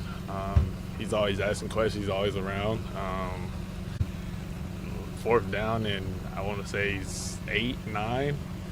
Knew it was cover 0. Got to get the ball up. It's always a lot of he say, she say of sack or not, this, that. But, I got to do my job at the end of the day. Got to play it true, play it out, give my guy a chance to make a play, and Tone did that. Do you have any type of relationship with Lamar? Yeah, I do. Yeah, that's my guy. That's my guy. Is there anything that you guys talked about or you'd like to take away from his game? I mean, what he's accomplished in the league is second to none. A lot of respect for Lamar and what he's done, how he's been doubted his whole career to now. And, man, he's shining. I like to keep our conversations private, but, the utmost respect for Lamar. I know you only got 3 snaps in Detroit, but coming into a joint practice where you're going to get more work but you're not going to get hit, how is your approach different? I mean, at the end of the day, man, I'm not really worried about the rush in the game or in the joint practice. If nothing's there and stuff got to do, use my legs, use my God-given abilities, and even the same with a game. Can't really focus on the rush, worry about getting hit. I got a job to do. I get paid to stand in there and deliver throws to guys that are open, so I got to do that. Is there something on offense where you say, like, this is something you definitely have to get better at before that first game? Is there something that maybe is a little bit more concerning than most? Nah, I think we just overall got to keep building and keep growing. You're not winning a Super Bowl right now. You're not playing for a Super Bowl right now. Playing for the division, stuff like that. Like, the first game matters September 13th, and you just try to get better each and every day, build reps over time, and hopefully you're playing your best ball towards the end of the season. Jaden, you mentioned that you admire that Lamar has done what he's done after being doubted. Do you feel like you or this team are being doubted this offseason? Everybody got their opinions at the end of the day. Can't control people's opinions. We just got to go out there and put our best foot forward and show them. Last one. Jaden, I know you addressed this in an Instagram statement, and you want to keep the focus on football. This is the first time many of us have talked to you. Are you able to say why you decided to file the cease and desist? I posted a statement on Instagram, and it said everything I needed to say. So appreciate y'all. Thank you. Thanks, Jaden. Appreciate that. Jaden Daniels speaking after the Commanders concluded practice with the Baltimore Ravens. A rough stretch for the Commanders' offensive line. When we come back, Mike Florio, Pro Football Talk, will join us.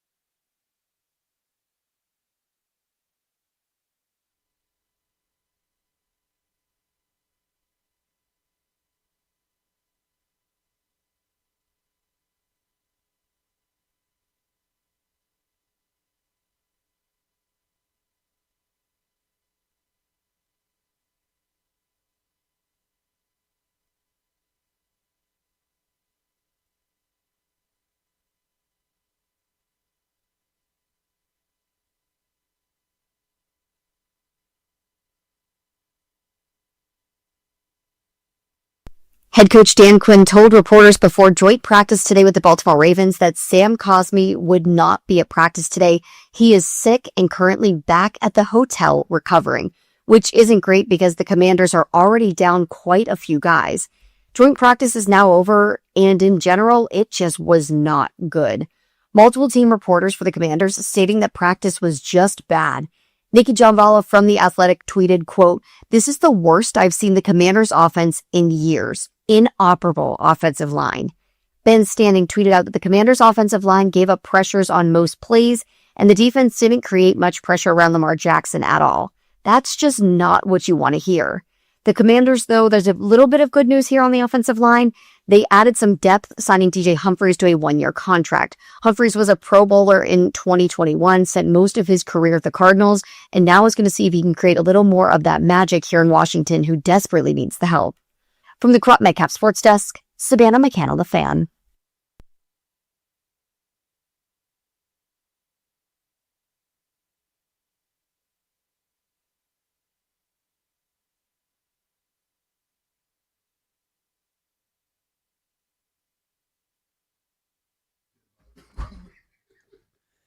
B. Mitch and Finley, 1067 The Fan. Rude is the official show sponsor of B. Mitch and Finley, and Rude also sponsors the guest hotline. We are excited to jump on the Rude guest hotline.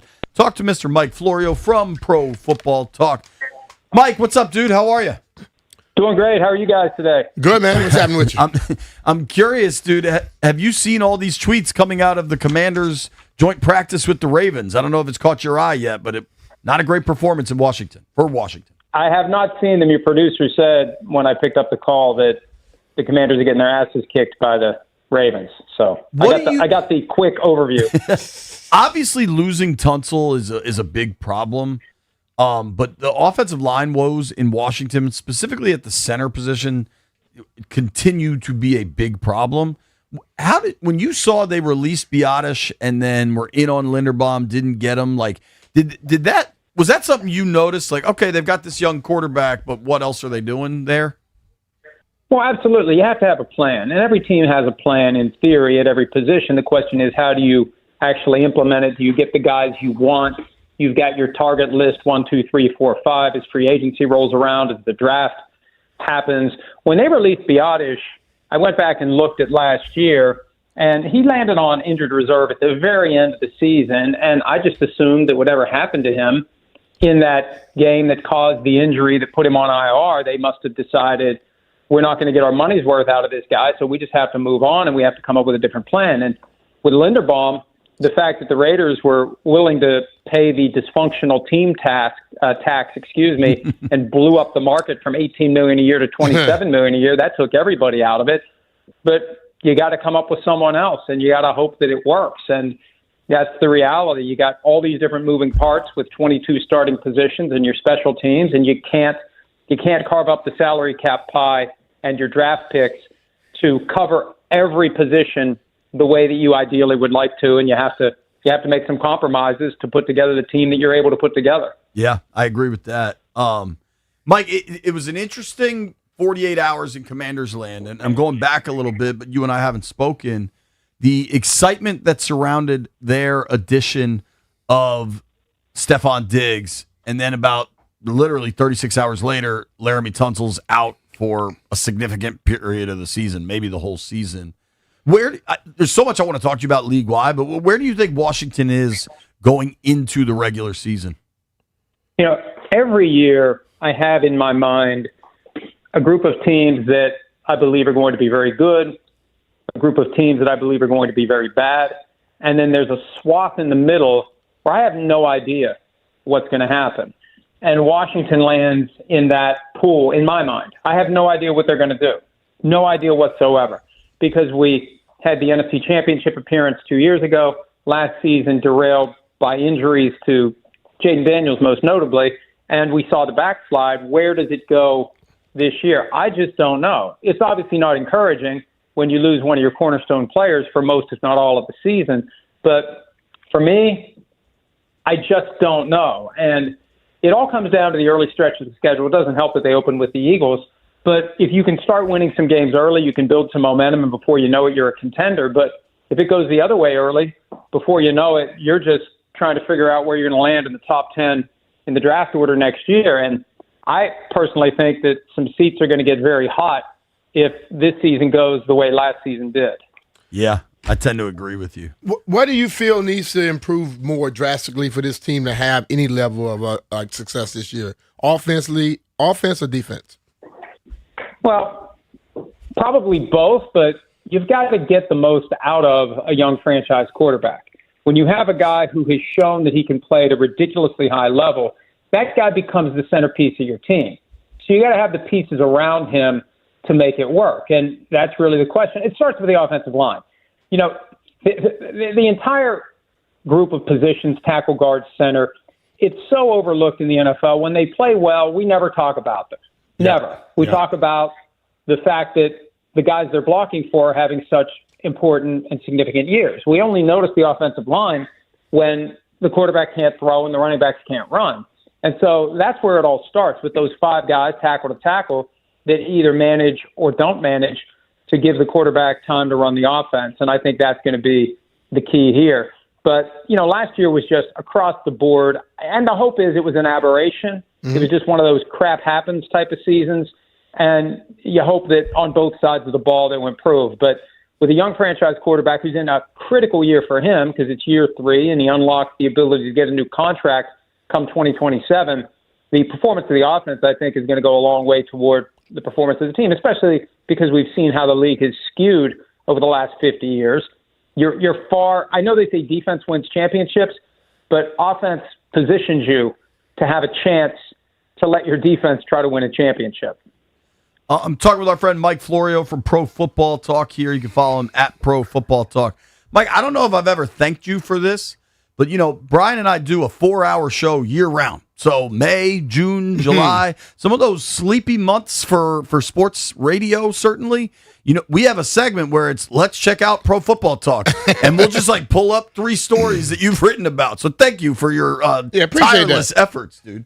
And it's funny, too. This year when it got slow, and I appreciate it, but when it got slow, I thought, boy, it's really not slow this year. There's a lot going on. But then once all the camps open again, you realize it's not slow, it's slower. Yeah. Because once the camps are open, it is crazy. And that wave continues through the Super Bowl, Combine, free agency, and draft. I don't know if you'll agree with this. My wife, her rankings of how busy I am, she's training camp is by far the most, but she thinks the off season is actually more hectic because the regular season is so formulaic. Yeah, we know what's going to happen in the regular season. Off season, anything can happen. Who knows? I think you're right, and you fall into a rhythm where every Monday's the same, every Tuesday's the same, every Wednesday's the same, and it just goes on that cycle. But then you get into the off season and all hell breaks loose, and you never know where the news is going to come from, what you're going to have to chase, what you're going to have to report on, what you're going to have to talk about, and you just have to kind of be ready. You're almost like a fireman sitting there just waiting for the alarm to go off, and you never know when it's going to happen. Totally, man. Mike, before we go around the league here, I did want to ask you, I don't know if you wrote about this, but that the Commanders are now selling some T-shirts for Darrell Green, Art Monk, and Sean Taylor that have the logo, the old logo on there, and actually say the word Redskins on the shirts. I was curious if that caught your eye. Oh, it absolutely caught my eye because, look, I have believed that over the past few years, I remember when Josh Harris bought the team 3 years ago, he used the old name a few times. Magic Johnson used the name.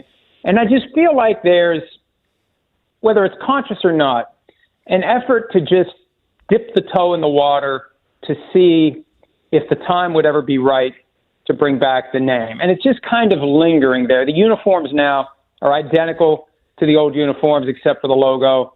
So anytime there's a development, remember when Dan Quinn showed up with the bootleg jersey, T-shirt that had the old logo on it? And that was the story for a while. And the question becomes, are they just strategically long-term monitoring this? Is there a time where this can come back? And in the interim, there's a certain element of the fan base that loves it anytime the old logo or the old name resurface. Mm-hmm. So I saw it, and I don't necessarily buy their reason for it. I think there are ways to protect your trademarks without putting it on the back of a T-shirt and putting the logo gigantically on the front of a T-shirt. They have explained that last year they had the old name on the neck of the jersey on an image of Sean Taylor when they honored him. And there are plenty of trademarks and logos that companies have had over the years that they just stopped using. That doesn't make it open season for anyone else. Like NBC's had like 7 different logos in my lifetime.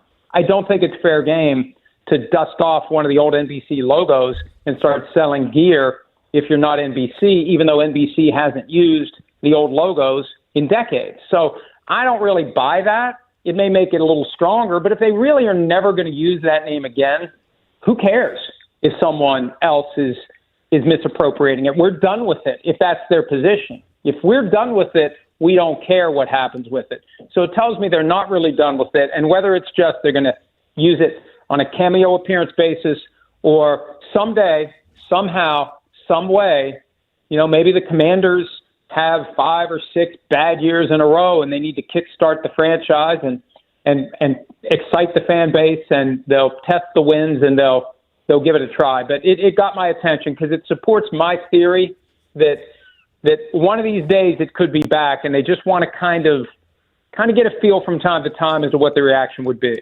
I can understand that, but my question would be, how would you sell something with Darryl Green, Art Monk, and Sean Taylor and not have that name somewhere on it?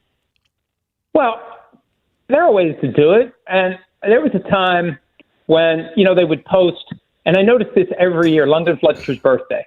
Every year they'd post Happy Birthday London Fletcher. And some years the old logo was very conspicuous in the photo they chose. And then once they changed the name for the first couple of years, the angle of the helmet, you couldn't see the logo. It's easy to do that. You just put an image of Art Monk, Darryl Green, whoever, that was shot where you can't see the logo. It's easy. So there are ways to work around it. And this is one of the realities that you encounter when you decide to change your name. And in theory, you're doing it because you've agreed that the old name became a dictionary-defined slur, and, things change, language changes. That's the whole argument underpinning the decision that was made back in 2020. So I think there are ways to do it. It just seems conspicuous this time around. And to me, it's the most brazen test case yet to see what the reaction will be if the old logo and the old name make a reappearance. Yeah, for me, I think, and we've had the team president, Mark Klaus, is a friend of the program. He comes on with us relatively regularly and has been really approachable on this. And I think you're right about parts of that. I think they want to take this to the line where they're embracing the history as much as they can.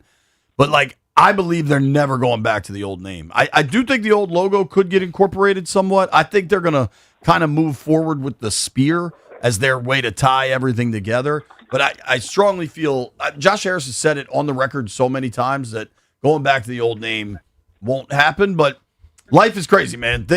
You never know what's going to happen. I remember an owner of the team who said, all caps never. Yeah, true. And that's the reason it got changed, I believe, because he was a guy, was a bad dude that had he got enemies that didn't give a damn about football, just wanted to make him wrong. So I think you're right, and I think it was a perfect storm of a lot of different factors, social issues at the time, the lingering animosity toward Daniel Snyder that became flat-out hatred. It all just lined up perfectly. Ron Rivera championed the effort to convince him to make the change, and the change got made. But for that same reason, we can't rule out the possibility at some point in the future the planets are going to line up in a way that would make bringing back the old name the right decision. So I think they're keeping it close and holding out the possibility that maybe someday, and we'll say never for now, but maybe someday. And until then, you're right, it embraces the history of the franchise. It placates portions of the fan base that still want that name and miss that name. And it sells merchandise. Yeah, so dude. I understand what they're doing. It's a for-profit entity, and those shirts are going to move. Oh, yeah. I'm talking with Mike Florio here from Pro Football Talk. You can give him a follow at Pro Football Talk. Dude, I wanted to ask you this, because there's been a lot of Lane Kiffin talk in Washington lately. You guys have the news that Lane Kiffin was the one that instigated these pro players trying to come back to college and enter the transfer portal. Can you tell us what you guys learned? Well, and this is amazing to me because when Lane Kiffin was asked about it this week, and I'll rewind a week and a half, I was told before everything hit the fan on this that LSU and at least one other school was reaching out to agents and telling them, hey, look, this may be happening and we may be interested in insert name of player if he's cut by the team that he's currently on. And then when Kiffin finally talked about it this week, he gave a very pragmatic response. Hey, if these guys are going to be available and they're going to go somewhere, we may as well look into acquiring them because they'll go somewhere else. But then CBS Sports reports that it was Kiffin and LSU that actually reached out to these players that fell into this very narrow range. Guys who graduated high school in 2022, had 4 years of NCAA eligibility, went into the draft, and now because the NCAA has adopted this rule going forward that you get 5 years of eligibility, the argument is, well, we should get it too.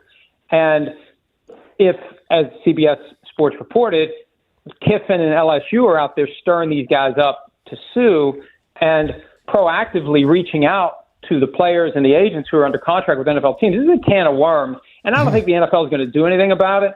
But when you've got a guy under contract and he's on your team, you're not just protected against tampering by other teams, you're protected against tampering by anyone. Yep. And this is essentially another football entity trying to get an idea in the mind of your employee that he could go make more money somewhere else as long as he gets cut. And it just doesn't feel right. Like the reformed lawyer in me, the recovering lawyer, hears that and says, man, that's not a good idea for Lane Kiffin to be doing it. But that puts the whole thing in a different perspective. He can't act like, oh, well, this opportunity just popped up and I'm just doing what I have to do. He engineered it, according to that report. Yeah. See, I grew up in Louisiana, and I'm like this. LSU got lawyers, too. They better tell their lawyers to tell Lane, stay in your lane. Yeah. I mean, Nothing surprises me. He's a coach, but he tries to manipulate stuff, and the lawyers are the ones that's supposed to be able to tell him, we can't do that.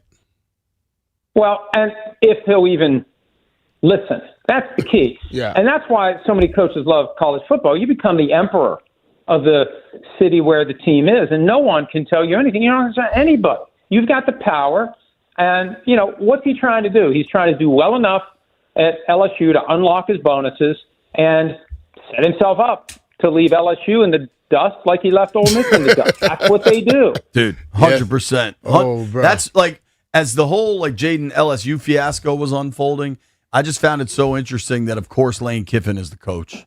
And that's what's pouring gasoline on the fire. Not that anybody handled that particularly well.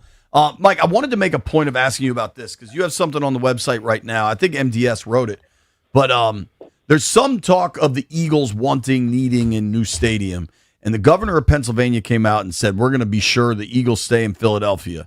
That is just my segue to asking you, I think the most interesting thing going on in the NFL right now is if the Bears actually leave Illinois and go to Indiana. How certain do you think that is? Because I feel like I heard, and it might have been like Big Cat or somebody.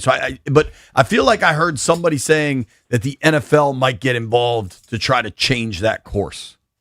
Well, on the same day that Bears president Kevin Warren and Bears chairman George McCaskey had a press conference during which they said the sole focus is Indiana, the commissioner was meeting with select lawmakers in Illinois.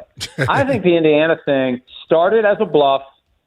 I think they saw what Kansas City was doing, what the Chiefs were doing in jumping the border from Missouri to Kansas, and they recognized, hey, the Indiana border isn't far away. If we aren't going to be able to get the deal we want, we're never going to relocate out of the Chicagoland area. That's a non-starter. We know that. We need to have leverage against Illinois. Where's our leverage? It's Indiana. If they were serious about Indiana, they'd already be in a position where ground is broken and the stadium is being built. Kevin Warren said the projected cost goes up $150 million a year every year that they wait. Well, why are they waiting? They're waiting because they're hoping this possibility of Indiana gets Illinois to do something. And what happens with a hollow threat, sometimes the hollow threat morphs into your only option. Yeah. And if this just doesn't work, if Illinois never does anything, then there's a moment where the Bears say, well, screw it. Our only option is to go to Indiana. But I think before that happens, they'll get something done in Illinois. And I think at the end of the day, there's still a chance they're going to end up in Chicago. I think that's their first choice. I think this all started with Arlington Heights as leverage against Chicago, Yeah. and then Indiana as leverage against Arlington Heights and Illinois generally. And it's taking time because I think at the end of the day, they don't want to leave Chicago, but they also don't want to pay for the stadium themselves. So they got to find a way to get somebody else to help pay for it. The Indiana Bears don't ring. No.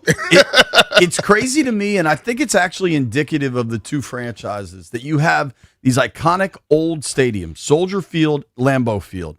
The Packers, now granted it's a different city, different politics, different everything. The Packers have been able to add on and kind of reinvest and make Lambeau Field this destination. It's historic, it's beautiful, it's also modern. Whereas Soldier Field is so bastardized. The land that Soldier Field sits on the lakefront in Chicago, that should be the best stadium in football, and it's not. I hope they can figure that out, man. Yep. Well, and until they do, the Bears will have the advantage that comes from playing in the elements because wherever they build a new stadium, it's going to have a dome. Yeah. Because they are determined, as are most of the teams, except for the Bills, that have built new stadiums. They want to have that dome because they want to have events all year round. Yeah, you're absolutely right. Nobody has done a better job of failing up than Kevin Warren. Mike, thank you for the time, dude. All right, Always Mike, appreciate take care, it. brother. Thanks, guys. All right, Mike Florio at Pro Football Talk. Check out the website, profootballtalk.com. Florio's on top of everything. When we come back, Commanders-Ravens joint practice has concluded. Doesn't sound like it went very well. We're going to open the phone lines up, 800-636-1067, 800-636-1067. How concerned are you by this Commanders-Ravens joint practice?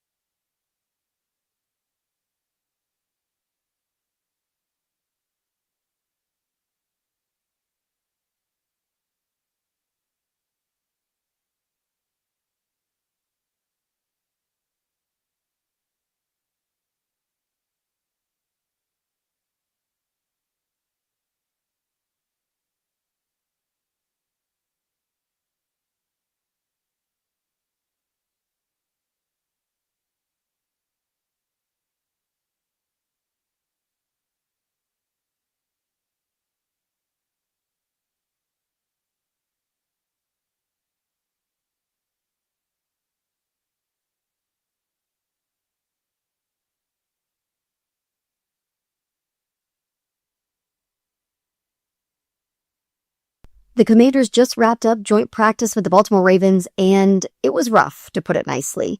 Multiple team reporters tweeting that this was just a bad practice for Washington, and that the offensive line is nowhere near in the shape that it needs to be game ready.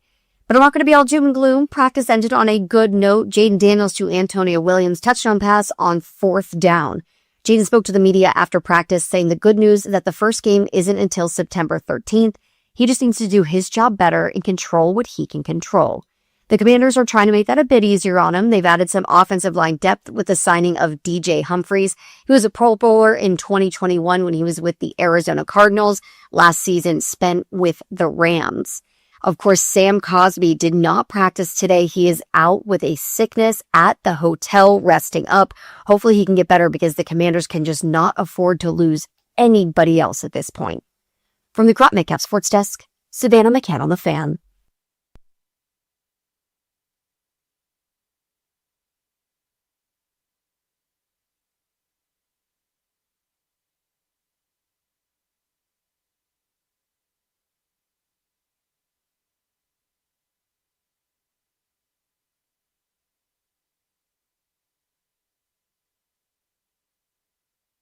B. Mitch and Finley, 106.7 The Fan.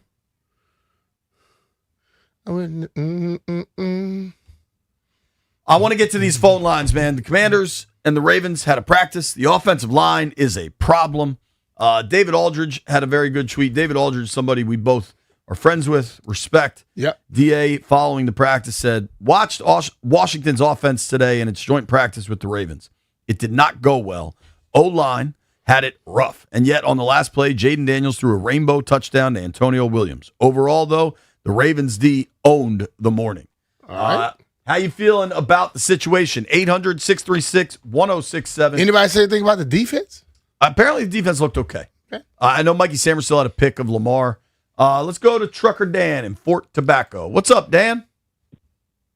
What's happening, man? See, I told y'all, ever since people been complaining about this wide receiver thing, I said that's not the issue. They need to do something about this O-line. And we let it play it out. And too long is too long, man. This sitting around, so we said what? We're going to sit around and wait who gets cut, and then we're just going to pick from that pot, as if other teams don't got to pick from the pot. This man needs to go out ASAP and go trade for people. Or else we're just going to have a bummy season. It's just one or the other. And that's our only two options at this point. I'm out, fellas. Have a good one. Appreciate you, Dan. Yeah, man. So I'll ask Jeff, who tries to see the positive in most situations. Yeah. Jeff, how concerned are you by the reports coming out of Baltimore with this joint practice? I'm really concerned. From the videos I've seen, I don't want to put no names out there, but I've seen some of our corners getting that work put on them. Yeah. So the one thing I'll say, and I know this, the videos that come out in one-on-ones, corners, DBs, like the receiver has every advantage in those. And that's like the cool videos you see of Antonio Williams, that's the truth. And the bad videos of some of Washington's corners getting worked, that's the truth. What matters most in these joint practices are the 11-on-11s where they're not allowed to take video. Take all day. So we're not seeing video of Yeah, but remember when I was on the phone, he was like, and Jeff's looking at reels. No, I was actually bouncing between some reporters that were out there that were tweeting about it, and it just didn't seem like everything was clicking. We know it could change during the season. It could start to click. But then I also got to remember Cosmi wasn't out there. And even though, of course, we got to have the depth, but the way it was sounding for Nikki tweeted that this was the worst offense she's seen. Mm-hmm. That right there, especially from someone like Nikki that has been with this team for a long time, that scares me. But, hey, anything can happen in these next couple of weeks before week 1. Yep. The B. Mitch and Finley poll question of the day. Do you find yourself worried about the Commanders after the Ravens joint practice? Poll question of the day brought to you by AAA Commanders MVP membership. Become a AAA Commanders MVP member today. Get all the benefits of AAA plus exclusive experiences, discounts, and tickets. If you're already a AAA member, upgrade for free at AAA.com/Commanders. Juan is in Fairfax. Juan, are you worried after the Ravens joint practice? Jackson, no. And I'm going to tell you why, yes. It's because we got 2 weeks. And right now, Philly's licking their chops. Philadelphia Eagles are licking their chops. And another reason to know is because, they still got cut down there. You see what I'm saying? They can get, the players, they can get players off other teams that the teams have cut. That's what I'm worried about. And no, it's not really, I'm going to be honest with you, it's not the baddest. To me, I haven't seen the practicing there, whatever, but I know the offensive line has been doing bad for a long time. And I'm going to tell you two players that really frustrated me when I was watching the Washington Redskins, when it was called the Washington Redskins. Tyler Columbus and Corey Lichtenstein. They couldn't block nothing. That would piss me off, and I was upset. They couldn't do nothing. J.J. Watt had a field day. So I don't want to hear it's the worst. I've seen bad. I've seen it. You know what I'm saying? But, we just got to do what we got to do, man. Get this offensive line together, man. We got to get it together before week 1. And y'all have a good one, man. Y'all take care of yourself. Appreciate you, Juan. Yeah, I remember those two people. Oof. Yeah, man. It's I don't think it's a great scenario. And like the more you read, more you see. We'll see what Dan Quinn says. He probably won't address the media now until after the game Friday night. We'll also get to see what we see Friday, but we're not going to see much, is my guess, of the starting group. Who do you think starts Friday night at quarterback? AK? Who started last game? Hartman came in first. I think AK may come in first. 800-636. I plan to find out today. I imagine you will. I think they will rotate them like they did in Detroit, where multiple guys get looks. 800-636-1067. 800-636-1067. The Ravens' defensive line was kind of getting the best of the Washington offensive line. How concerned are you by that? And how much of it? This is a question I would ask, though. People had already talked about how bad they were playing and they weren't playing well. Who is really overly surprised by the Ravens D-line beating this offensive line without Cosmi and Allegretti and Tunsil? Who's not surprised? See, that's the thing about it. We have already written stories. We reported on stuff that this offensive line is not looking good, and we got three main characters going today. Who's surprised? Not having Cosmi's a big deal. That's my question. Who is really surprised at that today? I'm not. Because once you say Cosmi was sick, I'm like, okay. My first thought was this is going to be bad. Because I know Cosmi might get on the radio and sound very nice and calm. Been their best. He's a baller. Yeah. And then you don't have Allegretti. Tunsil's gone. You just signed the guy yesterday, Humphreys. I don't know if he was out there or not, but who is surprised? Who's looking at it they thought they were going to just go beat that damn defense is always one of the best. So, yes, I would expect them to get their ass whipped. But now I want to see who's going to fight back, who's going to come out, what they're going to game plan for moving forward. Last year was an oddly kind of lost season for Baltimore. Defensively, they were 18th in points allowed, 24th in points and yards allowed. Their passing defense was really poor last year. Their rush defense was better. If you look at kind of how the Ravens tried to retool for this season, you got Matabuke on the edge, Broderick Washington, big fella in the middle, Trey Hendrickson on the edge, Roquan Smith's obviously still a part of that team, Kyle Hamilton's still a part of that team. So, yeah, the Ravens have dudes. Let's go to Roan down in National Harbor. Roan, you concerned after the reports today? Thank you for taking my call. Your show is fantastic, man. It gives me an opportunity to express my frustration and my happiness. I'm absolutely frustrated, but I'm frustrated with AP. My issue with AP and with how we perceive what he should do as building this team, he cannot consider himself to be a shrewd businessman and a shrewd negotiator and penny pinch and pick from the scraps that people throw away and buy used from the thrift store and buy all of these discount parts and build a dominating dynasty high-level team to protect Jaden Daniels. He spends all his money on the defense, and the offensive line is the core main component of us having a dominant passing and a running game. And he messing around with getting high-level, quality, top-tier blue players. And I'm frustrated with that. Stop being cheap. It's a good call. I don't know that they were cheap, right? Cosby I don't got think it. they were cheap. The Especially- tonsil injuries. Tonsil injury hurts them some. Today may have been the biggest wake-up call of how significant I might be the tonsil only injury person in this town that thinks that if your defense gets much better, it makes it easier for your offense. And I don't know. Many people don't think of it that way. But if you don't have to go out there and score a damn 30 points a game, you can win a lot of games, right? If your defense can begin to hinder people, which they did not do last year, right? Your offense can get better. But for some reason, everybody just think, do everything on the offensive side, don't do nothing on the defensive side. If your defense can't stop somebody, your quarterback has to put himself in harm's way. Totally. If your quarterback is in harm's way, you got trouble. We'll keep these phone lines open. 800-636-1067. 800-636-1067. I think it's pretty obvious there's reason for concern coming out of today. But B, to your point, no Cosby, no Allegretti, no Tunsil. Are we that surprised? Tunsil's something that's going to be a problem for most of the year. Yeah, I don't know. very much. Beyond that, I fully expect Cosby to come back. Allegretti, they need him to come back, man. I don't think there's much surprise anymore about needing Allegretti back. Or if he ain't getting back soon, make a move. Let's sneak in a call here. Mark is in Bethesda. What's up, Mark? Hey, man, what time's tea time? What time we hitting it? None today, dude. Maybe B is. I'm not. Playing? Not All today. right. I got to Nice work out. today, dog. Might be playing tomorrow, though. All right. Yep. Good rain. Anyway, there's nothing to get all lathered up about. Supply and demand.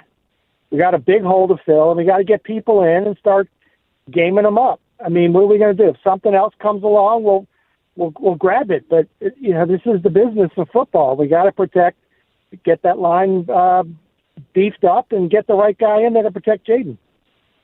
All right, brother. All right, Mark. Appreciate you, bud. Hit it straight. Donnie in Mitchellville, last one. Donnie, what up, man? Hey, hello, boys. Thank y'all for taking my What's up, call. man? I just wanted to say real quick, man, I'm just hearing people Kirk on AP. Man, my man ain't did nothing but give y'all exactly what the team needed in each circumstance, in each situation. We needed an O-line. He dragged the O-line first overall, Connolly. Connolly ain't the best, but he's a good player. Now, last year, our biggest concern was health and the most important, the defense.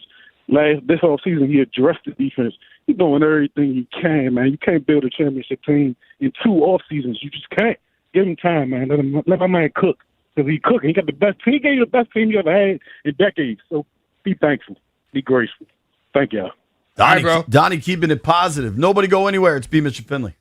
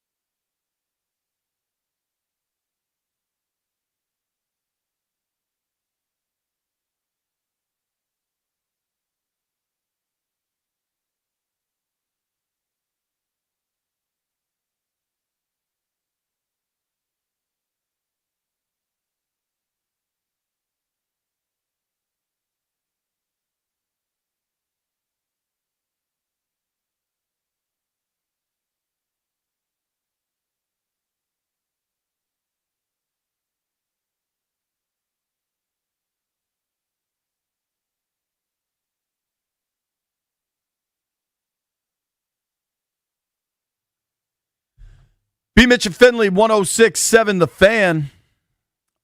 Nobody knows really what's going on at our office building, but it's complete chaos. I also want to credit our dear friend Nikki Jabvala, friend of the program. Her tweet on "This is the worst I've ever seen the Commanders' offense in years. Inoperable offensive line" has absolutely gone viral. You see like a zillion people are aggregating that now.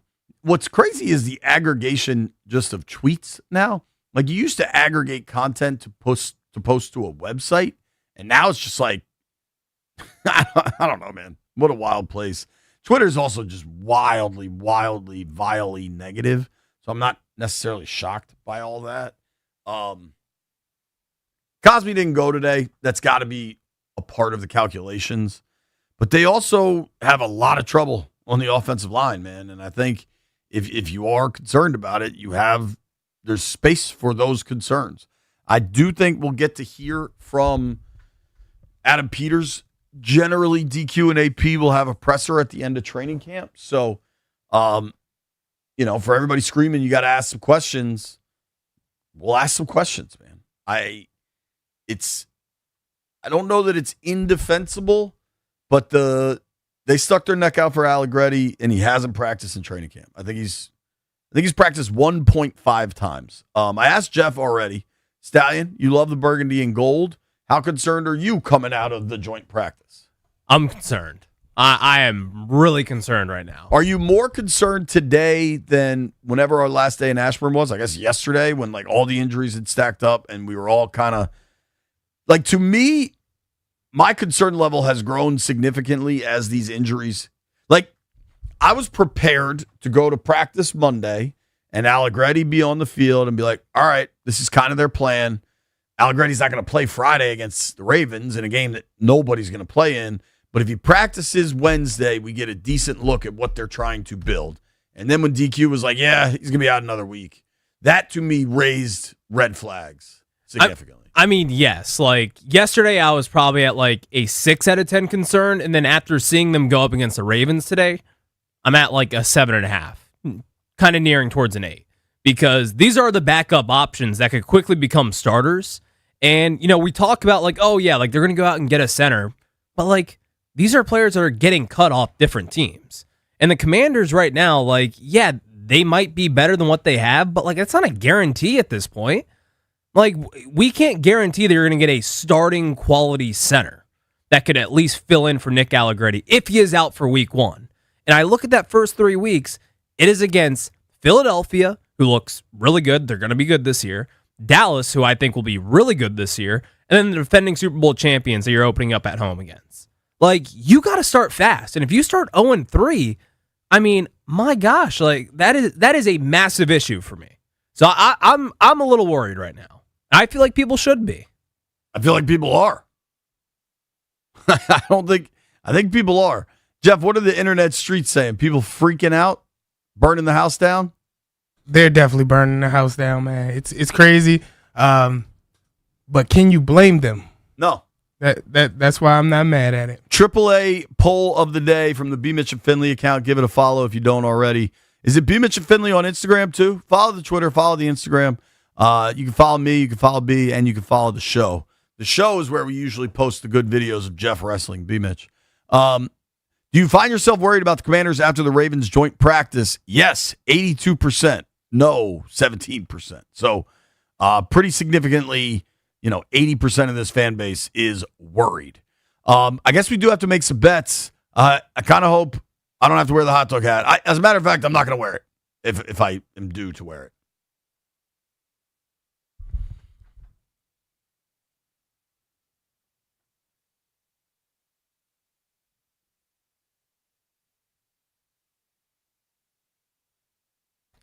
B. Mitch was supposed to wear the hot dog hat. He's wearing it tomorrow. That's a dagger. Yep.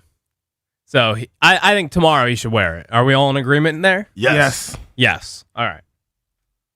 We're at the Nationals tonight, guys. Who's on the bump? Matt Waldron making his Nationals debut.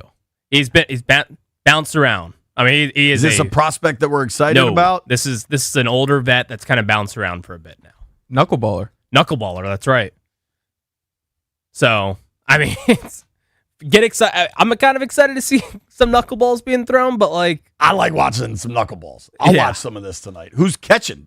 Then you kind of need a special guy. I mean, it's probably Keibert Ruiz, maybe Harry Ford. Both those guys probably have no experience with knuckleball. Sticks win last night? Yeah. All right. They're in the playoffs, correct? Yeah. They have clinched. Maybe get a Mystics guest before the playoff run. See if we can make that happen. What do we like tonight, boys? I'm taking Real Madrid. Is it video games or real soccer? Real soccer. Okay. I think we have preseason tomorrow night. Steelers, Bills. Tonight, all ears. Watch it. Can't wait. I'm going to take the Rockies plus 1.5. Sorry, Nats, but I can't really trust Matt Waldron. Yo, week 0 is this weekend, huh? Oh, yeah. Carolina, TCU running it back. USC plays on Saturday? Hell yeah. Damn, that's a good game. UVA, NC State for week 0? I'm in on that.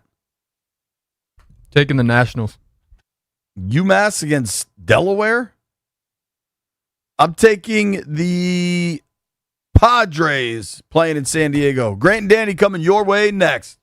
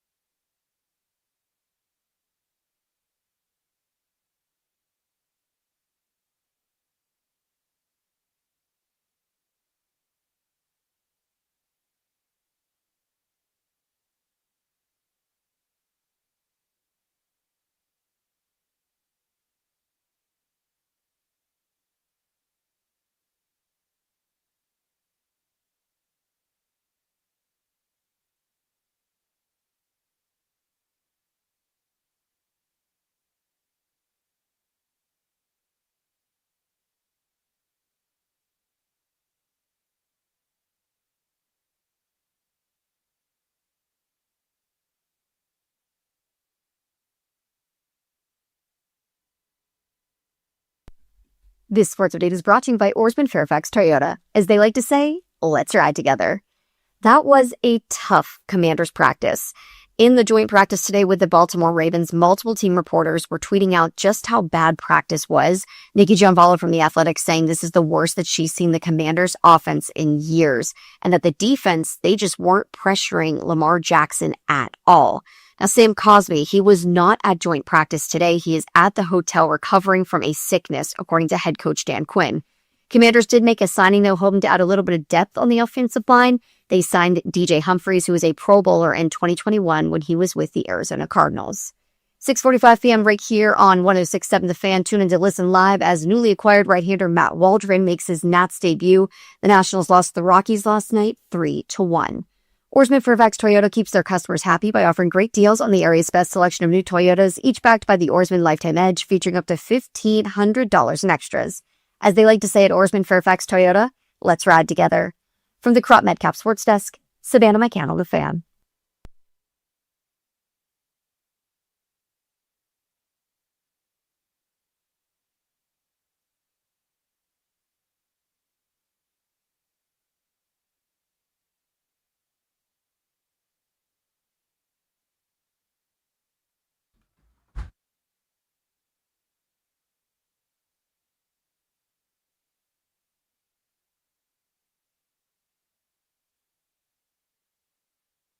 Hello, friends. Jim Nantz style. What's up? Welcome in. Grant and Danny on The Fan. We will take you all the way up to 6:15 pregame of Nationals baseball right here on The Fan. In studio with us at 3 o'clock, you will hear from the ace of the Nats, Cade Cavalli. He is the hottest pitcher on planet Earth. 9 straight quality starts. Make sure you're listening at 3. And at 3:30 today, Danny, in 90 minutes from right now, we have a massive G&D show announcement. We're going to be doing something in the very near future that is not only one of the coolest things we've been able to do while working at this radio station, but listeners can do it with us. They can take part in this very special night with us. The announcement in 90 minutes. We will announce what that thing is, and I think you're going to want to be a part of it. If I know you, the royal you, the audience, you're going to go, Grant Danny, fine. This thing, though, pretty cool. That's my feeling about it. I've had a lot of people ask me for something like this for a while. Yep. Because we used to do some stuff like this. Things were done. 3:30. Be here or be square so that you are first in line to take advantage of the announcement. That's all I can say right now. By the way, if it sounds like I've got something in my mouth, it's because I have something in my mouth. I've got a mint. And it's so delicious. I was going to take it out so I sounded better. I'll be honest, it tastes too good. It's too good? This mint is so damn good. How good is it? Good enough that I'll be at 92% verbally. Yeah.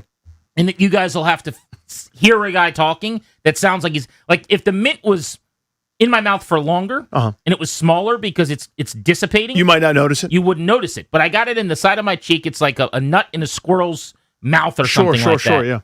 And it's taking up a lot of real estate. So as the show goes on, I think I'll sound more normal. Yeah, well, this happens during the winter months oftentimes where, you got a little respiratory situation, you got a little sinus situation, a little cold, whatever. So we're doing the cough drops. Occasionally I'll catch myself. I try not to do it, but you'll hear it clacking. You know the teeth clack where it's like you move from side to side and you're too close to the mic and it's like, oh, it's just like I did that and I screwed up and no one will care, but like I care. You know what I mean? We're going to get through it together. Yeah, we will. Let's talk Commanders joint practice in Baltimore. Speaking of things we have to get through together. Apparently, it was a debacle. Went very, very poorly. If this was a test of readiness for a team that will not have its starters taking part in a competitive period against an opponent until they play the Eagles in Philly in Week 1. According to all of the reporters that were there, don't get mad at me, don't call me a hater, don't tell me I'm choosing to be negative. I am regurgitating the information from the people that did the reporting on site. Apparently, Danny, it was an utter shabingus today. I'm going to read this tweet from Nikki Gianvallo, covers the team for The Athletic. And I quote, "This is the worst I've ever seen the Commanders' offense in years. Inoperable offensive line." Inoperable. Inoperable is a huge word. Not in terms of synonyms. It's in that way too. In terms of how bad it was, apparently. There's a guy named Josh Tolentino. Do you know his work? I don't. Columnist at the Baltimore Sun. So he's just covering this thing from a Ravens perspective. Right. He was kicking the Commanders around left, right, and center, for what it's worth. Talking about the 11-on-11 period. He said on the final play of this red zone series, he goes into the specifics of what went wrong on that play. So it's the fourth consecutive play like it. Here's a tweet he had. Even when Jaden Daniels is finding time in the pocket, his pass catchers aren't helping him out very much. He said, oh my, Trey Hendrickson, Travis Jones, and Trenton Simpson party in the backfield for a group sack on Jaden Daniels. Ravens sideline going crazy. 4 of 5 plays on this Commanders drive have resulted in no gain or a tackle for loss. There was a play apparently where a center, Matt Golban, snaps the ball over the head of Jaden Daniels. He has to retreat to get the football, picks it up, throws it downfield for an interception. Set it to the blooper music. It was that kind of a practice today in the closest thing we're going to get to a dress rehearsal. Big yikes. Because again, unless something changes to go full Chris Broussard style, that was it from the starters, right? I mean, third preseason game. Unless they decide, as Dan Quinn did this early this week, hey, this is supposed to be a walkthrough, but I'm concerned enough. He used the word disarray. We're actually going to practice. Maybe there's enough disarray now to change what they do in the third game. Really important caveat to all of this. I generally grade on a curve with practices as is. This is more important because it's a joint session and it's the most important practice they're going to have. But the fact that Dan Quinn was so annoyed by what they looked like when the guys that they care about were on the field against the Lions that he used the word disarray, it's all adding up to the same picture being painted here, which is this is not trending in the direction that you're looking for on August 26th with the season nigh. Let's go to the Rude Guest Hotline. Rude, the most reliable heating and air conditioning products in the DMV. Welcome onto the show, our buddy Mitch Tischler of Monumental Sports. He was on the scene today at Owings Mills. Mitch, what's up, bro? How are you? I'm much better than the Commanders are, I can tell you that much. Oof. Was it that bad, dude? It was pretty bad. I think defensively there were some things that there were some good things to take away. They definitely were able to get pressure on Lamar, and considering that both Odafe Oweh and Caleb on Chason were not practicing, I think that that's a nice kind of feather in their cap. There was one play where they tried to run kind of a QB sneak, and they had that thing hemmed up for a multi-yard loss, TFL, if you will. But on the offensive side of the football, man, there were a lot of issues. It was honestly across the board. Started up front with the O-line, included some receivers and tight ends with drops. There were procedure penalties. There were holding penalties. There were offensive PI penalties. I mean, it was kind of across the board a pretty thorough butt kicking by the Ravens. Outside of the very final period, where Antonio Williams caught a touchdown on a fourth and got to get it score to win the game scenario to kind of finish off practice. So that was some nice kind of maybe a nice way of saying it, lipstick on a pig, if you will, of a joint practice with the Ravens. So Nikki Javala of The Athletic used the word inoperable when talking about the offensive line and said she hadn't seen the offense look like this in a practice. You've been around the block here. You and I were on the practice fields watching practices together in the early 2010s. I mean, is that fair? Like, was it that ugly? And then also in terms of joint practices, you saw the debacle with the Patriots and some of the others. Like, was it on that level? Yeah, I mean, I think I don't want it to be hyperbole because it's hard in the moment to really remember that Patriots practice, but all I kind of remember is the Patriots coming in and, kicking tail down in Richmond, and this felt worse than that. I think it's important to remember Sam Cosmi wasn't out there. They were working Matt Golban and Jaden Daniels together, not the first time, but essentially the first time, and there were a number of snap issues, both in shotgun and under center. He snapped the ball over, Jaden said. There were a couple bobbled snaps coming out. I think, quite frankly, it just kind of cemented what we've seen from Matt Golban, where, he just doesn't have the foot speed or the quickness. And I would say the quickness across the spectrum of center, between the speed with which he snaps the ball, his feet, being able to get out and move amongst amongst an offensive line, it was rather inoperable. I mean, this team would have had less than 100 yards of total offense if this was a NFL football game today. Highlighted kind of by the first offensive play that they ran. Golden got beat by the same kind of twist stunt that we saw Julian Good-Jones get beat by in the Detroit game, kind of right away. And it was a struggle across the board, but the biggest takeaway is that there's a 0% chance that if Allegretti is not available, that any starting center is on this roster right now. So I want to go back to that. Mitch Tischler, Monumental Sports, is with us. But before we even get specifically into center, they have a lot of guys that are not practicing right now that hopefully are going to play in week 1. And I guess what I want to know is, fans are looking at all the tweets and the reports coming out from the people that were there, and there is this perilous feeling of like, oh my gosh, this is really bad. Is it that bad? In other words, guys like Chason and Owe and many of them are ideally going to be back. And on offense, Cosme's going to be out there. Otherwise, you're going to have some issues maybe. But I don't know. How much of this is who was available today and they got outclassed because there were a lot of backups playing? I mean, absolutely, that's a big part of it.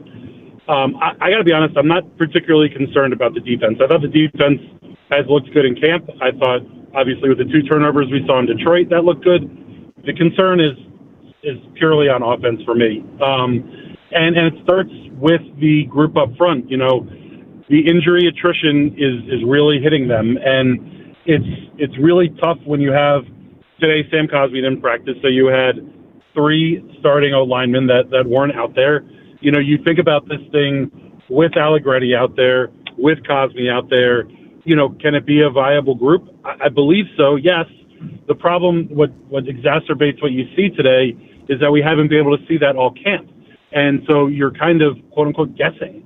One of my big things with this front office / coaching staff, I think that they've hoped for the best and failed to plan for the worst. And, I hope that this is the worst right now. I hope that it doesn't get worse than this, but there's every opportunity that they get out there and the group isn't able to get together. I mean, pretty much they had one big play to Terry McLaurin. They threw a little kind of post to him, and he threw a stiff arm and probably took it for a touchdown. It's hard to kind of tell in these things what it ultimately would have ended up as, but certainly a big play. Kind of after that, I don't know that they had anything that went for more than 5 yards. And you could see the Ravens defense starting to clamp down on it. And, we've seen this from burgundy and gold offenses over the years. When you're not able to protect and you're not able to put the ball downfield, how easy does that make that for a defense to start only having to cover 5 to 10 yards? There was one set of plays where you had the snap over, you had a fumbled snap, then you had back-to-back batted passes. And then the next time they were out, Trey Hendrickson beat Brandon Coleman around the edge for what would have been a sack. And then Kyle Hamilton came on an overload on the opposite side and got a free run at, I think, one of the running backs for a big TFL. And all of a sudden you're sitting there in a 3rd and 30 situation similar to what we saw in Detroit. So, you have to take it all with a grain of salt because of the players that aren't out there. But you're also looking at you're one injury away, or God forbid any of these guys aren't available when they come back. Honestly, my biggest takeaway, and it'll never happen because it's the NFL and they don't do this, I would have every single healthy player, including Jaden Daniels, play in Friday night's game, because quite frankly, if your first team offense can't beat up on the Ravens' second and third team defense, that should tell you a whole lot. But there was very, very little positive to take out of this game, and maybe they're able to use that Antonio Williams touchdown at the end of the game, at the end of practice, as a rallying cry. But Jeremy Reeves was very straightforward about if they play like they played today, that's how you end up with 5 wins in the NFL. Mitch Tischler with us here on Grant and Danny. He was at training camp or at the joint practice in Baltimore and saw, I don't know, the less than stellar effort by the local 53. So where do they go from here, kind of to your point? I don't think they're going to change paradigm and have everybody play Mitch on Friday, but it's easy to say. We could look back in 3 months and go, remember that terrible day and how much fun this season is? Or this could be kind of, it kind of might portend what is actually coming here in terms of the bottom falling out and them not being very good. Kind of where do they go from here in terms of the work, in terms of prep, and everything else to get ready for the regular season? I got to be honest. I don't know that it's work or prep. I think you're at talent, and I think positive that you take away from this is that you're seeing that some of the depth at very key positions, meaning the offensive line, is not where it needs to be. And hopefully, as the other teams are cutting down their 53 or there's a trade to make, they recognize that. And the glass half full of it is, had Nick Allegretti been healthy all camp and, Matt Golban or Julian Good-Jones looked okay against the second and third stringers of other teams, if Allegretti got hurt in the season, you would have false bravado that one of those guys could step in and ultimately play that role. Now you know the answer. You don't have the depth at guard that you need. You don't have the depth at center that you need. I think we saw it by the fact that they brought in DJ Humphries. They recognized that the Laramie Tunsil injury and having to move Coleman out there, they didn't have the depth at tackle they needed. They addressed it. Hopefully they're able to continue to address it across the rest of the offensive line, because the group that was out there as that was taking the snaps with Jaden Daniels, I think you can tell from the interior was not good enough to play on an NFL football field. So, Mitch, going back to the center spot to end the conversation there, because you made a strong and I think an accurate point about it's Allegretti or it's a guy not on the roster. One, give me a thought on that, I guess. Like, is there any way they could do something else? And then two, let's say Allegretti's back. How does that fix everything? I mean, a guy who's barely played center, I think it was 2 games at the end of last year, 80-some reps or whatever. Like, now all of a sudden everything's better? Like, what's your thought on just how big of a deal he is to this thing? Yeah, I mean, that's kind of where my concern has been, since the Biadasz cut was the all-in approach they had with Allegretti. I think the bar has been set at a low spot, so Allegretti is going to look great compared to what we've seen. But we also have to see him on the practice field. I mean, we're 3 weeks into camp, and he's practiced, 1.5/1 3/4 practices so far. And the one padded practice he was in, played half a practice and then ended up having to, go out with re-injuring that calf. I think you're hoping that Allegretti steps in and is a reasonable center, and you're able to go from there. The issue to me is that this team, whether they admitted it to themselves or they made a big bid to go get Lindenbaum, right? They go get the best center on the market. They put in a high contract offer for him. Am I happy that they didn't extend to whatever the number was, $30 million, to bring him in? Yes, because I think that shows a front office that has a limit to where they're willing to go with things. But there is a massive delta between swinging for the number one center on the market and ultimately standing pat. And as much as they continue to talk about, how smart the group of centers are and how much they're understanding the offense and able to call it, quite frankly, you could have Albert Einstein at center, but if doesn't have the physical tools to step up and actually do the job, it's going to be cumbersome. And left tackles get all the love on the offensive line, and I think this is kind of highlighting the importance of having. You don't have to have an all-world center, but you can have a center that's getting beat clean, because it just blows up an entire play, and the quarterback has nowhere to go when he has pressure immediately in his face right up the middle, especially since you see this offense trying to go under center, trying to run play action a little bit more, trying to do all those different things. So there has to be a move out there. There are a couple of different situations. I keep looking at the Houston Texans. They have 3 starting caliber centers on that roster, probably for only 2 spots, one being the starter, the second being, a center guard mix. So there's going to be either a cut or maybe there's a, late day 3 pick that this team could potentially flip over there to get one of those guys. The Commanders did nice by Will Harris to release the veteran and give him an opportunity to go sign there. It would be great if we saw some other teams around the NFL do that with offensive linemen / centers, because the Commanders need to hop on that train. Mitch, thank you, buddy. Appreciate it.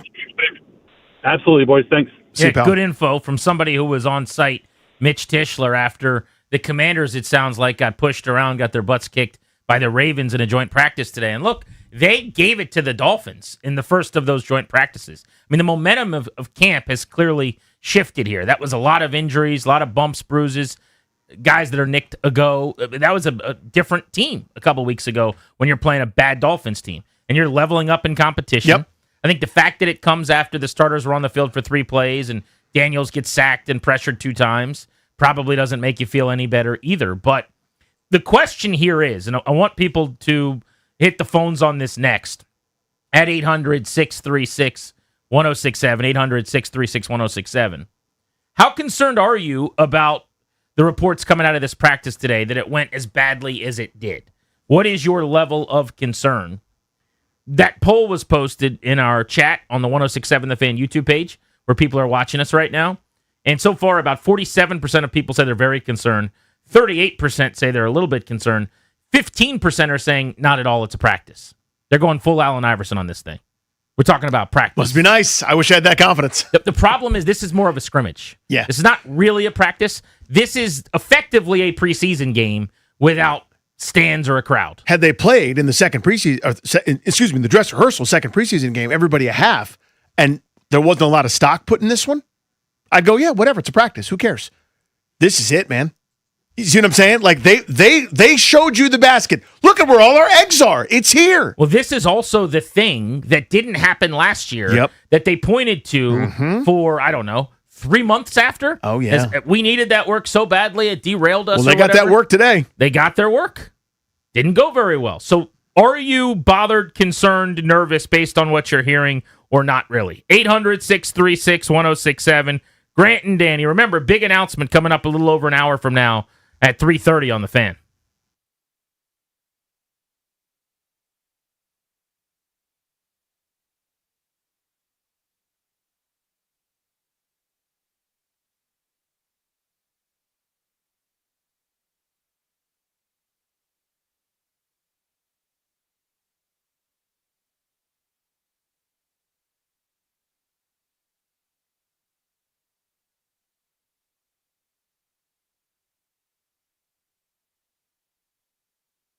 What's up, guys? Danny Rouillet here. We're talking about it. Training camps, preseason games. We got college on the horizon as well. Football is finally back with a brand spanking new season.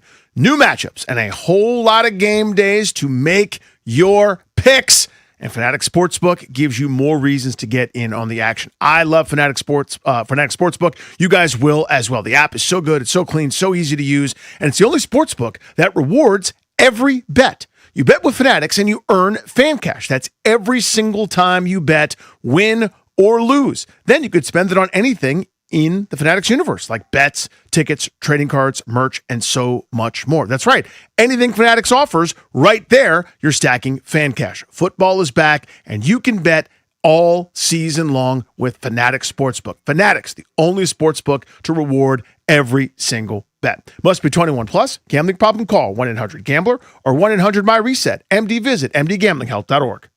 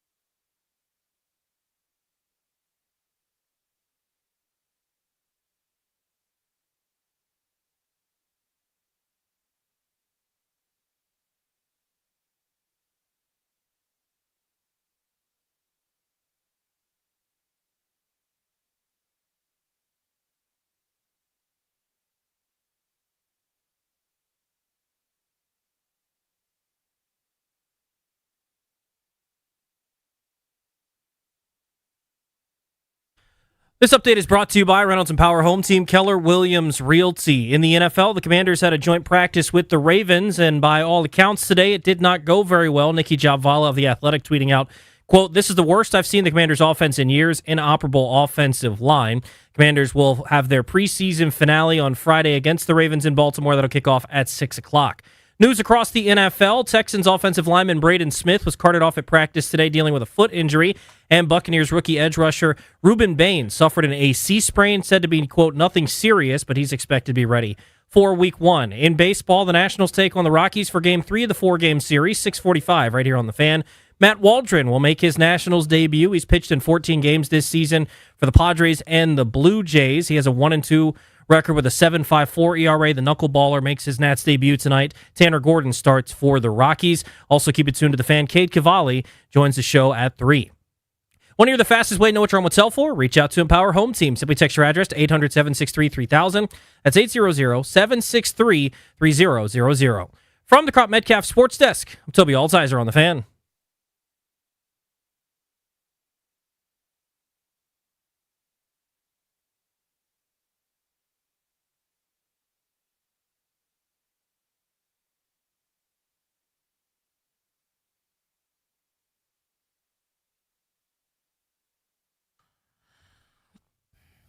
Grant and Danny on The Fan. Training camp coverage brought to you by Paul Henry's Window Installation. PaulHenry'sWindows.com, your clear home improvement choice. Camp hit the road today for a practice at Owings Mills with the Baltimore Ravens, and it did not go very well. And when they practiced with the Dolphins, I was out there. We did the show that afternoon. I remember being in Ashburn. You were back here in the studio, and I came on and told you how good it felt to watch Washington destroy Miami. I mean, they were the dominant team. And it was pretty clear to me, A, the Dolphins are bad, but also B, this Washington team is just definitively better. Now, they had a lot more guys and way, way, way healthier roster that day than they have right now. So maybe that's a big part of this. And I asked Mitch about that. Is this just, in some ways, an indictment on their health and the number of backups that they have out there against Ravens ones? But you're also going from playing a projected bottom 5 team in the NFL in Miami to a projected top 5 to 7 team maybe in the National Football League in Baltimore. And boy, did they level up to the varsity program. And it seems like they got kicked in the mouth. Sounds like it. Again, and we've got such limited data points, us, the regular unwashed masses, and even you guys that are out there all the time covering the team, you still only see a very limited window into, you guys see more than the regular rank and file do, but we don't have access to all the data. So here's why I bring that up. The first drive against Miami, some starters, whether they're starters or not, they're guys that are going to play. Chanel, Sonny Styles, a couple other dudes that were contributors. We're talking about the preseason game against Miami. They get dog walked down the field. Miami shoves it on them. The line push is dramatic.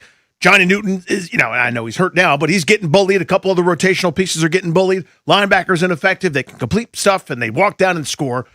Offense, you don't really have many starters out there. The offensive line was the quote-unquote starting group at that point, the guys that are going to be the ones, again, guys that are going to play. They couldn't do much of anything. Then the game changes. It's 2s and 3s, and Washington demonstrates superiority. You get very small sample against Detroit. The starting group, and I put that in quotes because it's mix and match with injuries and the like, and some guys are being held out. But still, the quote-unquote ones have not been good for our eyes. All we've gotten to see, again, the select few season ticket holders, few folks that have been out there and seen some fun stuff at practice, you guys who are there every day have seen more than the regular folks. But the only samples we are getting are not much against Miami, bad against Detroit, these reports of this joint practice where they're getting manhandled, and you're going, oh my God. Yeah, and I would say Miami doesn't even qualify because they didn't play starters. Like, I get your point is Sonny Styles will play a bunch and Leo Chanel will play a bunch. And yes, some of those guys will, but you're either playing your starters or you're not. Mm-hmm. And they sat 30 guys in that game. They sat a bunch of guys. That game's irrelevant to me largely just from an evaluation of the first team, so to speak. But the Lions game, fair game. Now, it was only 3 plays. Shouldn't have been, but it was. And here we are. This joint practice, though, they have said this is the most important practice of it all. This day was the biggest day. This was the day that was going to matter the most. And I think 2 things can be true. One, in some ways, you went in there like walking into your own funeral because you already knew that you had all these guys that couldn't go. So it was just not going to look great playing against one of the better teams in the NFL that is mostly healthy. Then you have Sam Cosmi having to stay in the hotel because he's sick. So there's a reality to that. That's not an excuse. It was not going to be a 98 score on this test. I was hoping for like an 85, Get me a B, so to speak. Give me a passing grade, for goodness sakes. Let's go 80 out of 100 because you don't have everybody healthy. It was apparently a debacle. You've got Nicky Jhabvala, who's a pretty measured reporter, saying the offensive line looks inoperable. Jaden Daniels is running for his life on every play. He's throwing picks. I counted at least 3 tweets that said he had thrown an interception. Now, I don't know if that's all in 11 on 11 or different periods or what have you, but he's turning the ball over. He's running around because the O-line can't hold up. And here's the last point I'll make. We'll hit the phones after this. 800-636-1067. Are you concerned when you hear about how bad today went or no? Because it's just a practice. I think the fact that they are really scuffling in the areas where we all were worried going in makes it so much worse. This is the essential point. Like right now, I'll give you the example that I love them at the receiver position. There are tweets today from people going, Stephon Diggs dropped a pass. The Commanders have dropped a bunch of passes. They're not helping Jaden Daniels out. I'm kind of dismissing that. I'm not even focusing on that because I know Terry McLaurin, Stephon Diggs, there have been 20 days that weren't like that for a lot of the other guys on the depth chart. That's a day where it didn't go well at receiver. Diggs is not going to be dropping a lot of balls. He dropped 2 all of last season. Best hands guy in the NFL, maybe. Terry doesn't drop passes. But when you tell me the center that none of us thought should be the starting center because he was 3rd on the depth chart a month ago got worked, and right now he's the number 1 on the depth chart, that's a damn problem. Yeah.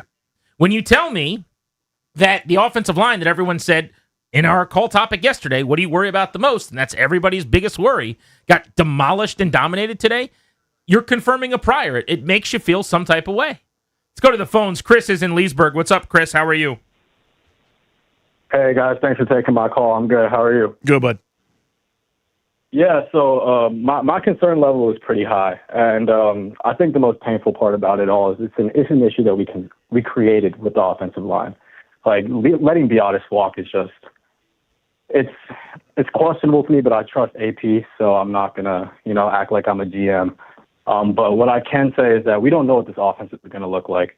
And the one good thing that there was about Cliff is that he got the ball out of Jaden's hands quick.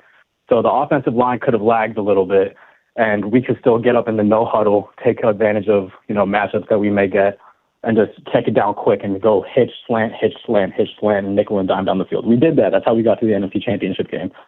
So I know that this offense that Blau's going to have is going to be different, but I sure hope that it has some of that into it. Obviously protecting Jaden, but I sure as heck hope that we can get the ball out of his hands fast because I don't think this line's going to hold up. And if they don't, that's going to be our season there. They're going to have to. Thank you, Chris. He mentioned David Blau there. I've been thinking about this afternoon. One of the arguments that gets made a lot when we talk about the O-line talent being substandard maybe after the Tunsil injury with what they did at center post Allegretti not being there is that you could coach around that deficiency or, the scheme's going to help their receivers. That was something you heard before they brought in Diggs. Right. Or something, and I believe it. This is something I've said, but this is a reality, right? It's up to Blau to ... Well, a lot of the folks that talk about Jaden Daniels being put in adverse situations or not getting enough help will often say, maybe correctly, why make him have to make everybody better? Yeah, it's my view. Why make his life harder? David Blau's a first-time coordinator who's never called plays before. You are making his life very, very difficult if it's up to him to mask a bunch of deficiencies. Yeah, it's like, hey, we want a great offense. An offense that a couple years ago was top 5 in the league. Last year beset by injuries. It's got to be really, really good. Oh, by the way, here are some extra challenges with that. It's hard to do up here anyway. By the way, you don't have a center. Yeah. And the interior of the offensive line's in shambles today. Work around that real quick. But go have a good practice against the Ravens. Or to quote Dan Quinn, go throw a good practice. Andre's in Manassas on G&D. What's up, Dre? Hey, gentlemen. I'm concerned. I guess I'm concerned, yeah. But at the same time, I guess, and not to sound like a deadbeat down or, I love the Commanders, but I mean, maybe just relieved. I talk so much crap during the off season that now I know exactly what lane I need to be in, and I just keep my mouth shut for the upcoming season because I had hope, and I feel so much better, relieved knowing that it's going to be a tough year. Now, it's frustrating because we thought, when Dan Quinn and Adam Peters came in 3 years ago, that this would be the last conversation we'd be having in the fall of 2026. No one thought. I didn't think we were going to be having this type of conversation in the fall of 2026. So it means something went horribly wrong. But I guess I'd rather know now than, because there's so many different things I can be doing Sunday afternoons and watching the team, having hope, and only seeing them put up goose eggs all the time. So, yes, I feel bad, but at the same time, I guess I have a better use of my Sunday. Dre's lowering his expectations. Yeah, that's not concern anymore, folks. That's the next step. That's called resignation. That is, you're resigned to the fate. Which I think that it's too early for, if I'm being serious and honest and candid here, at 2:38 in the afternoon on August 26th. There's no resignation. Everybody's in first place. But I would certainly understand the anxiety or the nervousness of the injury report the last couple of weeks, the trend here, what you saw against Detroit when you guys turned on your TVs on Saturday wasn't pretty when the starters were out there. Kristen Hyattsville just tweeted me. I'm at Grant Paulson. Danny's at Funny Danny on X. He says, I'm convinced that the offensive line issues are not a lack of talent, but a byproduct of learning a new offensive scheme. So when they struggle to run the ball, I could get behind that logic, that they're figuring out their new run game. They're doing different things. Maybe it's, you were running power and now it's zone, or it was duo and now you're doing this, and pin and pull stuff and that Ben Johnson running game, and they're trying to get guys out in space and they're learning how to do that. Pass pro, I don't want to say it's just pass protection, but their issue is keeping their quarterbacks jersey clean. The issue they've had is just anchoring as pass protectors and not getting driven into the backfield. Josh Connerly today apparently got dog walked a couple of times. Like, that's not a scheme thing. There's the guy I got to block. He's trying to get to the QB. Like, that's a different animal, I think. 800-636-1067. Tough day for the Commanders at Owings Mills against the Ravens. How much do you allow yourself to be concerned? Because there is this element of practices are often used by coaches to make mistakes. Yeah, to work on to figure out what you need to work on, or figure out what you don't do. You already know what you don't do. Well, let's put them in bad spots, etc. I saw Kevin O'Connell talking about this on a podcast last week where he said, we got all these beat reporters out here that are posting the stats every day of our quarterbacks and our quarterback competition. And then I'm in a meeting that night telling them, hey, rip this ball into this window. If you get picked, I don't give a damn, because now you know what you can and can't do in the game. So I'd rather you get picked off a couple times in practice so that you know exactly what you're capable of against that look. And yet a reporter's going to stand on the sideline going, Kyler Murray just threw an interception. That's bad for him getting the starting job. And he's getting coached very differently at night. I mean, is there an element of that to what went on today, possibly? G&D on the Fan.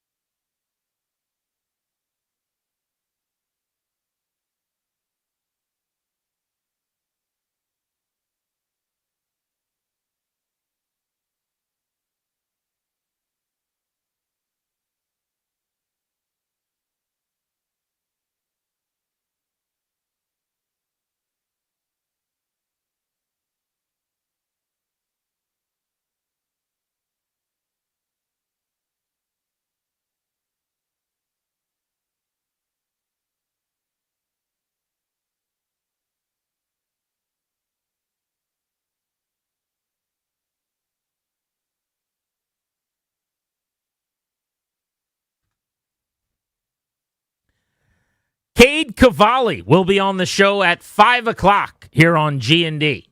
Coming up a little over 2 hours from right now. We're going to stick with the story of the day in the next hour, which is the Commanders' joint practice at Owings Mills against the Ravens. Also, when we turn the page at 3 o'clock, I want to get into this O-line and how they can fix it.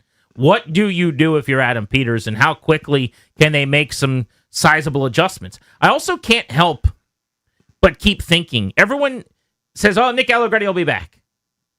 Okay, are we suggesting that as soon as he returns, now there's no problem? When did he become an MVP candidate? This is the point I keep hammering. Now, I do think having a good center, which I think Nick Allegretti could be a good center for them, is a night and day difference on the offensive line for sure. Right now you have a hole in the middle, and then you wouldn't. But it does seem to me, Danny, like today the story is not just that they struggled at the center position. This is a systematic, universal issue. Yeah, I screamed about this when they moved on from Tyler Biotish and didn't have an alternative, and everybody did. Yeah, it's just let's go get Tyler Linderbaum, and he signed for $30 million more than anyone else thought. You know, I think the entire fan base was screaming with you. Yeah, a lot of people have been screaming it for a long time, and it's coming to a head here. So the question's going to be, and we can get into this at the top of the hour: what is Adam Peters going to do, and how is he going to address this? Can they address this? If we're being honest. Yeah, I mean, listen, Kevin Mawai is not walking through that door. Like there's, the center Kelsey brother isn't going to come out of retirement and help you and be 10 years younger. The offensive line woes are kind of commonplace as everybody's, scrambling, putting some stuff together, and you're always kind of scouring the wire. They can upgrade. They can have a DJ Humphries level player come in and provide some depth. Maybe you find someone that fits your system and scheme, but they're going to go the Noah Brown route where they're going to scour cut down day and be on the phone with agents and use up all their long-distance minutes for an old-school reference. They're going to add players before week one. But here's the other problem. There's no guarantee that Allegretti is going to stay healthy. Yeah. And the biggest problem I have with but Allegretti will be back, ... is what if he gets hurt again? When you act like you can't play Daniels for more than 3 plays in an exhibition game against backups from the Lions because he's not out there, you're just going to tell the Eagles, sorry, guys, we're getting on the bus and headed home. Allegretti's in the blue tent. That's not how this works. 800-636-1067. Shane's in Tennessee. What's up, Shane? Commander, Lieutenant, how you guys doing today? Good, buddy. Look, last time I checked, Decker's still a free agent, right? Cam Robertson's still a free agent. What is wrong with bringing guys off the street and call competition? Right now, we need it. And my buddy was at that practice and the scrimmage, and he said it looked like Alabama playing the Johnson City Boys Club, and that's how bad it was. They got manhandled up front, and like you said, is Allegretti going to be our saving grace? Hell no. We need to invest in the offensive line now and bring them in. It's all about chemistry too, right? You can't wait till week one to bring it in. And there's going to be injuries on this offensive line. We've already seen that. And Crosby's not stayed healthy since he's been a Commander / 5 other names that we've had. Let's call it what it is. Adam Peterson he's responsible for this roster right now, and he's responsible for this O-line. And right now, how he held Terry last year and the way we're doing it again this year, it's a repeat of last year. Now, look, in my opinion, he's on a very thin line right now, and we got to see what he can do for us bringing in talent, because right now there is no competition out there on this O-line. He's going with what he has. He's saying, hey, these are my picks, and they're going to work. And that's the only reason why I think he's been stubborn. I think you go bring in Decker now before somebody signs him and have competition. Look, Jaden Daniels is supposed to be our future. He ain't going to be our future. He's out there running in the blue tent every other damn week. It's a good point. Thank you, buddy. The Decker thing does fascinate me because Peters has shown a willingness during this camp, even more so than he used to over the last couple of years, to go sign the veteran to bring him in here to try to duct tape something. You just did it with DJ Humphries. He didn't love his tackle depth. He did it with last year, if you remember, with George Fant. They did this on the D-line a couple times over. They brought in Cowart. They brought in Goldman. Maurice Hurst. No, this year. Oh, this year, yeah. He was signing free agency last year. But I'm talking about during camp, they're looking at it going, let's sign Maurice Hurst. So they bring him in. He had 2 sacks in the preseason game. They just said, I don't love this. Let's go get Boogie Basham. Like, they're bringing in dudes that were first-round picks, that are number 1 recruiting class players in their high school class. Like, talented, sometimes Pro Bowl caliber players. They're doing that. So by not being interested in Decker, it tells me more of it's a evaluation of him, or he's not interested, or it's a health thing. I don't know. But I don't think at the position where they are the worst, seemingly, they would turn down a really good option in a world where they just signed DJ Humphries at a position where they're better off. Does that make sense? It makes perfect sense because there's some names out there, guys that have been in the league for a while. Decker, who we've already mentioned, Jack Conklin, Jonah Williams, former first-round pick, a right tackle, who has not been great, but he's in Cincinnati and Arizona. He's available. Cam Robinson, Mekhi Becton. I mean, these are guys. But these aren't centers. No, I'm saying offensive linemen, just to kind of to the point But where they you just go. did that yesterday. They did with Humphries, but the point is there are names that are maybe a little bit more expensive than Humphries. If you're looking for competition, they're just talking about to the caller's point that I know they're not centers, but there aren't a lot of great center options. Glasgow's there at center, but if the point is this offensive line, I know we're focused on center, but nobody can do it right now. It seems like right. So if the point is we need emergency duct tape, there are some names out there that are wrinkled and imperfect, but that's what you get at this point in August. Tim in Lovettsville, you're on Grant and Danny. How are you? Hey, I'm good. Thanks for taking my call. Goodbye.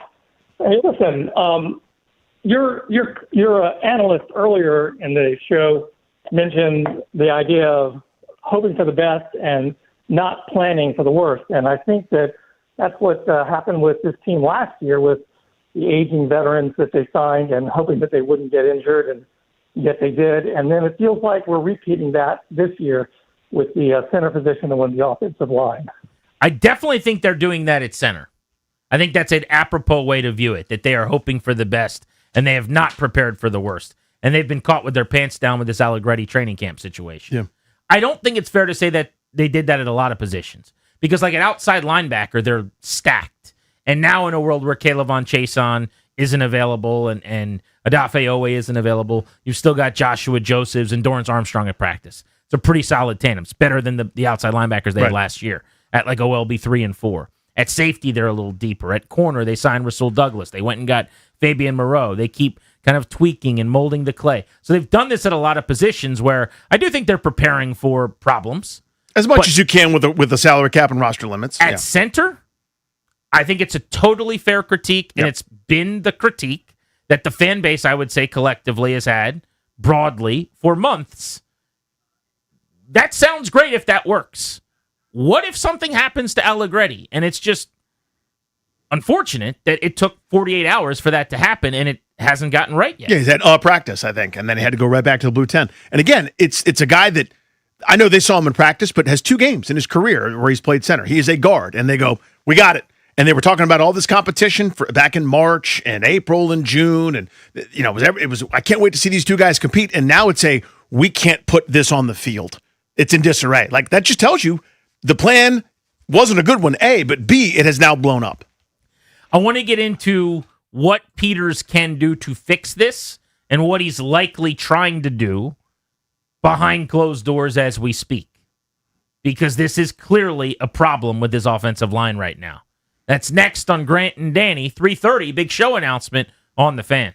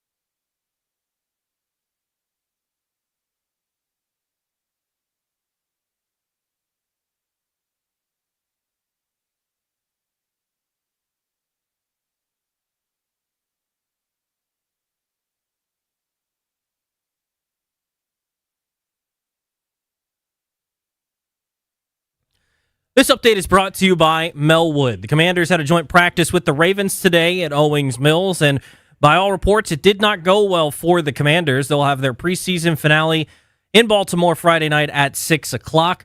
Other news across the NFL, Texans offensive lineman Braden Smith was carted off at practice today dealing with a foot injury, and Buccaneers edge rusher Reuben Baines suffered an AC sprain. Said to be nothing serious, and he's expected to be ready for Week 1. Baseball, the Nationals taking on the Rockies. Tonight, Game 3 of the 4-game series, 6:45 first pitch at Nats Park. Matt Waldron, the knuckleballer, set to make his Nationals debut tonight. He's 1-2 with a 7.54 ERA across 14 games this season with the Padres and the Blue Jays. Tanner Gordon gets the ball for the Rockies. Nats fans, keep it tuned right here to The Fan. Grant and Danny had chatted with Cade Cavalli, and you'll hear that conversation coming up at 5 o'clock.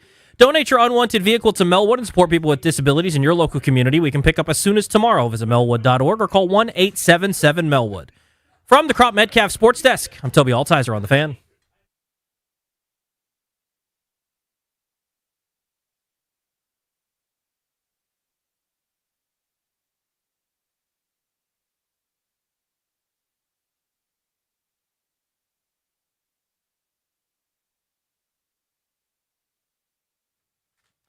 Grant and Danny with you until 6:15. We do have a big, juicy show announcement coming up at 3:30 on The Fan. We're brought to you today and every day by the law firm Kondori and Murad. Those guys are simply the best. They can help you with so much.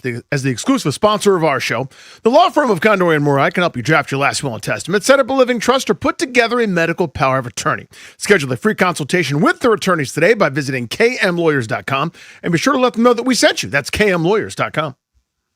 Commanders' offensive line's a problem. It was a problem in the only preseason action they got as a starting group against the Detroit Lions. 2 dropbacks, a pressure incomplete throwaway, and a sack. And then today, apparently the O-line and pass pro group got their doors blown off by the Baltimore Ravens. So the question then becomes, if you're Adam Peters, what do you do? How do you fix it? I want to go down the line, though, really quickly and just take inventory on the 5 guys. Left tackle, Brandon Coleman. Isn't it interesting that we have not really talked that much about Coleman being an issue since the Tunsil injury? Because if you're an out-of-towner, Ravens beat guy, I saw saying this today, a lot of national people are saying, since the Tunsil injury, the Commanders are really having O-line problems. And I can see how you would jump from one lily pad to the other there.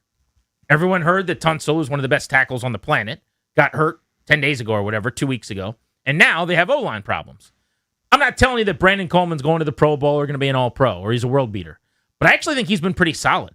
In the one-on-one reps today, I got to see video of a bunch of the one-on-one reps. He might have been their best in one-on-ones. Like, he was very stout in practice today. I didn't watch it, wasn't there. Based on all the tweets, and this guy just got beat, this guy got torched. I saw one mention that Coleman had a bad play that would have led to a sack, which over the course of a game, is going to color how someone views your game. But I would say Coleman is higher on the list than he is lower on the guys that you feel okay about on this line. Chris Paul, the jury's very much still out, hit free agency, didn't have a lot of interest, came back here and was being pushed by Coleman, who might have ended up starting over him if Tunsil didn't get hurt. Center, we've talked about a ton. That's the disaster area right now with Allegretti out. Right guard, Sam Cosmi did not practice today. This is a very, very important caveat to this conversation. He's their best lineman.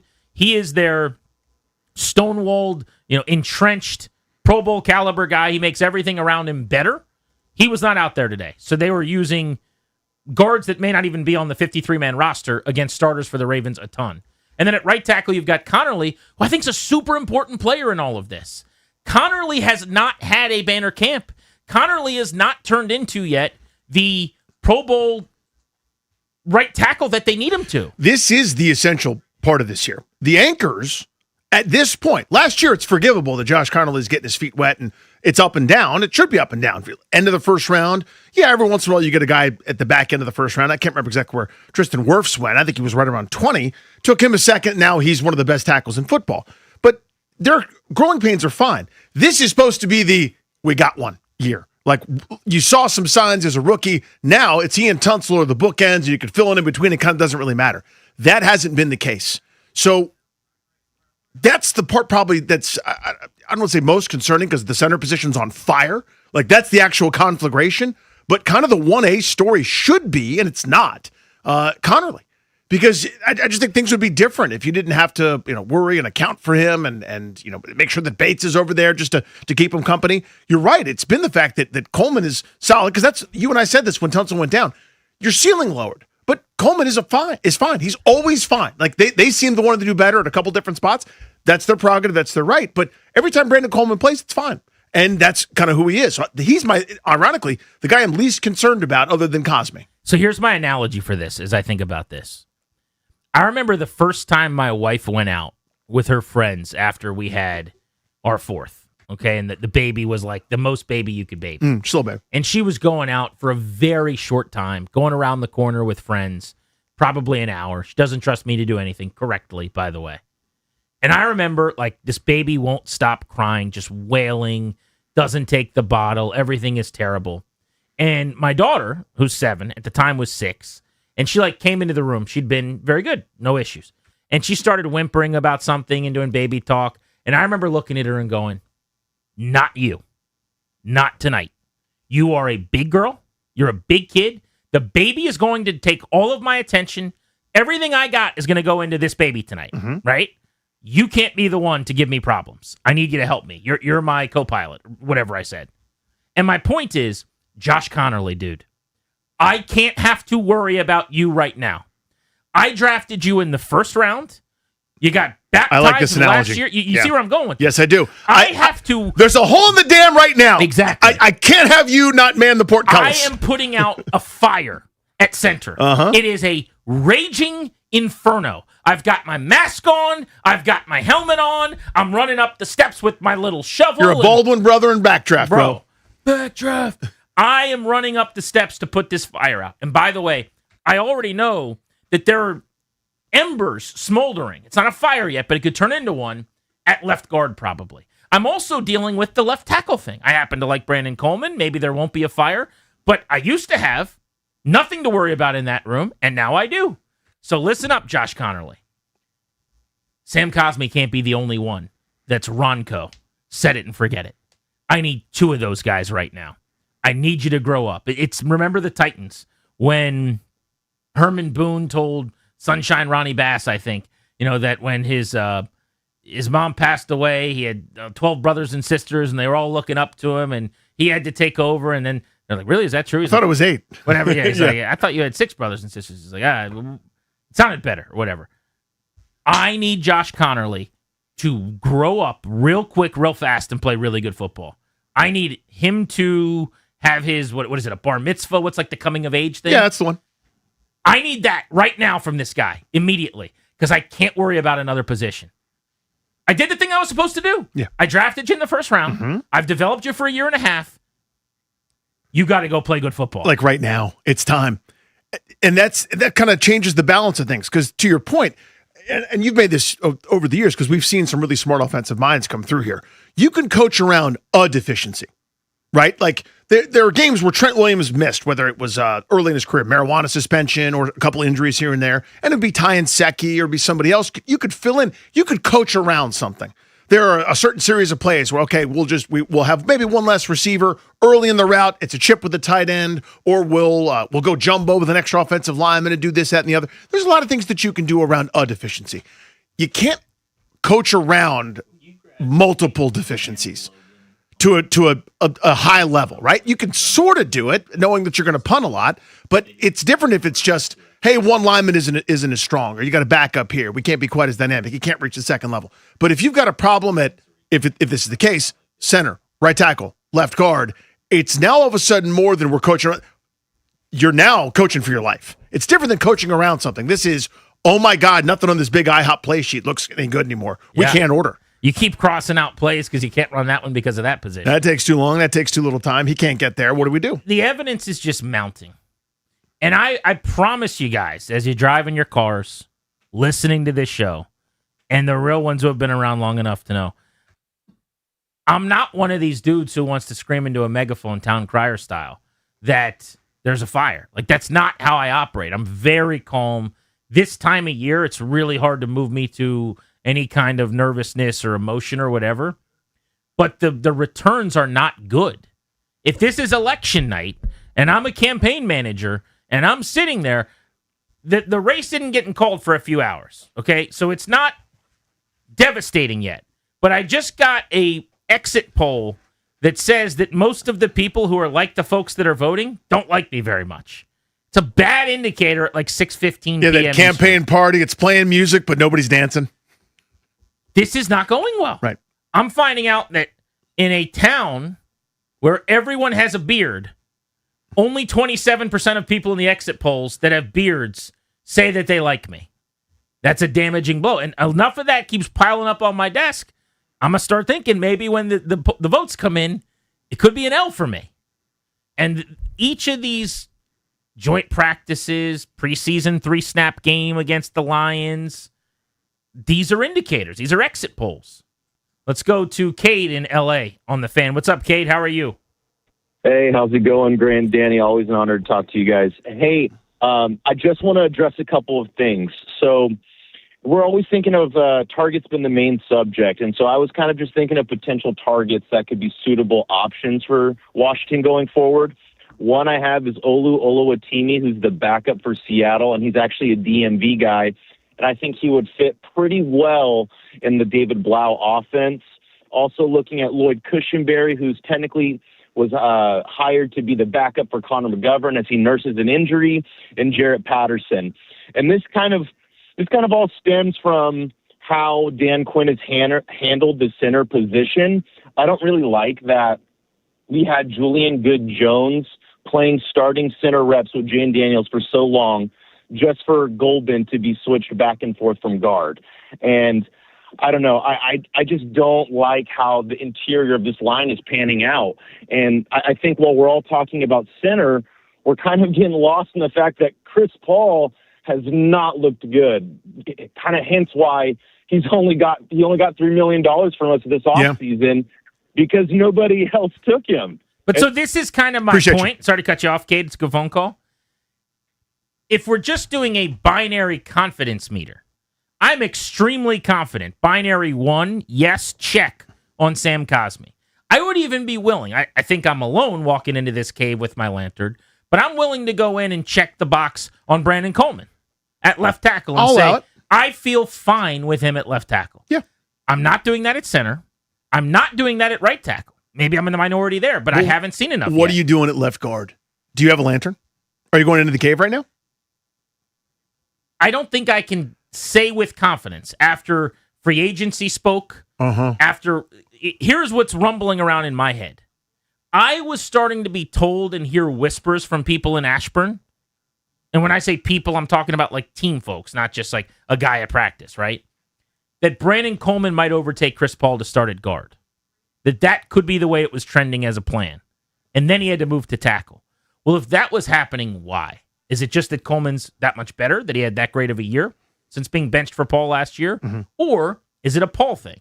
And when I see how they performed and I see how free agency went and then he came back and they didn't pay him a whole lot on another one-year deal, there's enough reason for me to think maybe it has something to do with Paul too.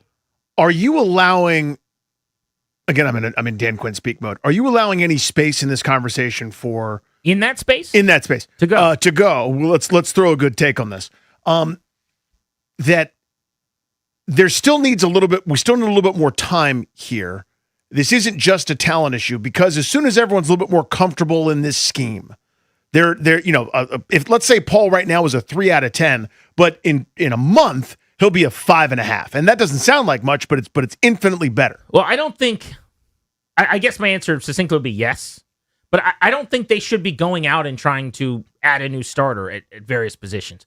Connerly, it needs to work out. He's a first-round pick. That one has to work. I mean, you don't go upgrade. Right. Like in this second, right now, could DJ Humphries play a better right tackle than Josh Connerly? I don't know the answer to that. But if the answer, hypothetically, which is alarming, by the way, if the answer is yes, okay, let's just say in a world where it's yes, I still wouldn't play him there because Josh Connerly developing is the most important thing, and I think there's a world where he ends up being outstanding, where he ends up being a 12-year right tackle, excellent athlete. And he is one of the better players on the team, and he's a second, third contract guy. But they shouldn't be trying to upgrade that. I wouldn't be hunting for a new starting left guard right now. I guess if something presented itself and like bumped into me, I wouldn't hate it. But I would be fine. Like it's one position. The problem is, as the caller just said, when it's just one position turns into 4 positions. Yep. You know, I don't think they should try to sign Decker over Coleman. I'm fine with that. I don't think they necessarily should get a left guard over Paul. I'm fine with him. The one area where they do need someone that's not on the roster is center. And whether that's Allegretti and whoever gets cut that they bring in here, or just that guy and Allegretti's not back and that guy starts, fine. But I would sign a starting center, caliber player, to push Allegretti, or maybe start when he gets back, whatever, until he gets back. And I think otherwise you're kind of, back to your question, hoping that those other guys come along. Connolly's got the potential. Paul was a top 5 graded pass blocker via PFF last year among all guards. And that's why I bring that up, because I wonder how much this is a slow learning curve, and that's why Coleman overtook him. These guys work hard in the offseason, obviously, but I don't know that Coleman went to get good at guard camp and all of a sudden became a better guard than Chris Paul overnight. Everybody's working. I'm sure he's a lot better because, remember, he hadn't played a ton of guard. He's now had a year to work at it.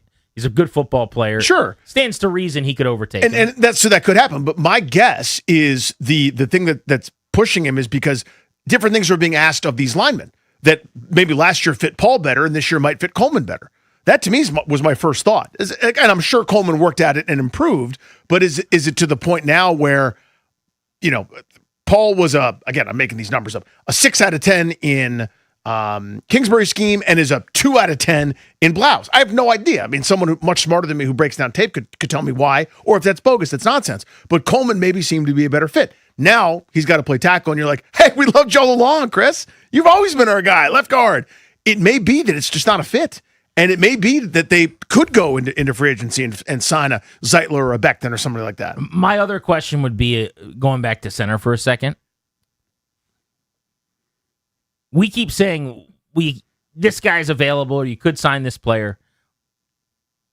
Should Adam Peters just make a trade for a decent center? I would. A pretty good one. Now, those guys aren't always available, and maybe you'd have to pick a quality center on a really bad team. This late in the game, I think it's hard to get I'm just making this up, like a Browns team or somebody to give up a center going into the year, even if they already know they're not going to be very good or they're in the beginning of a rebuild. The Dolphins are one of these teams that's going to be picking in the top 5 in the NFL.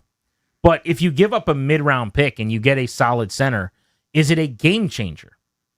It is important enough a season, I think, for Peters, for Quinn, for Daniels, and especially for Daniels in year 3, that I think it is well worth doing that. I know they don't want to be in the business of continually just giving up picks for now, but if they feel like, I don't know how they feel.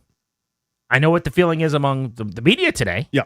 I know what the feeling is among a lot of fans, but that doesn't matter. How does the team feel? Maybe they think they're fine at center. If they feel like the center position could derail the early part of their season, then you probably need to make a trade. It's not good enough to just say, we'll find a guy that gets cut, a Noah Brown type that's a fringe roster guy. You might need to give up a 3rd or 4th round pick or something and go get a guy that's started a lot of games recently. Which you don't want to do, again, kind of to your point, but you have to find that sweet spot. And again, it takes 2 to tango.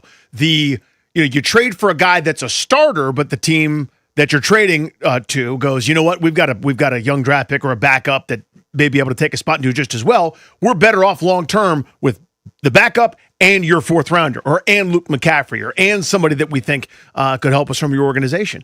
That's hard. Or you go get the backup. Right? You go get the guy that isn't going to play for them, that they're willing to part with. Tim's waiting in Alexandria. It's Grant and Danny on the Fan. Tough day for the Commanders' offensive line in a joint practice against the Ravens. Tim, what's up? Hey, guys. Thanks for taking my call. Can you hear me? Yes. Yeah. My question is, it's kind of a comment, but it's kind of double-clicking on some of the things you said, but especially in light of the narrative that Tyler Linderbaum was overpaid, or grossly overpaid, should we be putting more of a priority on the center position? In 42 years of being a fan, I've never heard of a team's season being derailed this early by a center being out. Agreed there. Maybe a left tackle, maybe a running back. And it's a little bit, almost seems like organizational malpractice in some ways to go into this the season with the center position this thin, and there's nobody available to fill it. I mean, at left tackle, we lost Kunkel, but like you said earlier, nobody's talking about Coleman. Nobody's really talking about that position being the one that needs to get upgraded. So I don't know, just curious as far as roster construction goes, maybe we should be paying more for centers. Well, it's an awesome question. Yeah, it's a good one. that's where I come back to. I don't think we know exactly what the problem is yet. I think we're still dissecting like why the water pressure is low. We haven't found the rock in the pipe just yet. But if their O-line is in shambles solely because of the center problem, then you're right. You can't then tell me at the same time center's the fifth most important and just doesn't matter that much. Because I know that is how a lot of teams view it now. Feels like maybe they're one of those teams based on the offseason. Sure. But when I covered the Redskins from 10 to 13 with Mike Shanahan, the amount of times that they would talk about guards like they're just furniture in the room. They're water boys. I mean, it was 150 times where I'd be like, but what about this? They got Corey Lichtensteiger, who was 30 pounds underweight and hadn't played in a year or whatever. He was like out of the league. They had him in Denver as a guy that they liked in their zone blocking scheme a little bit. And so they just called him, and he was like the first move they made. And he was their guard. And next thing you know, he was supplanting, I can't remember who it was that he was like splitting time with almost immediately. Derek Dockery. Draft pick out of Texas, yeah. Yeah, it was like a big dude, former third-round pick, really good career.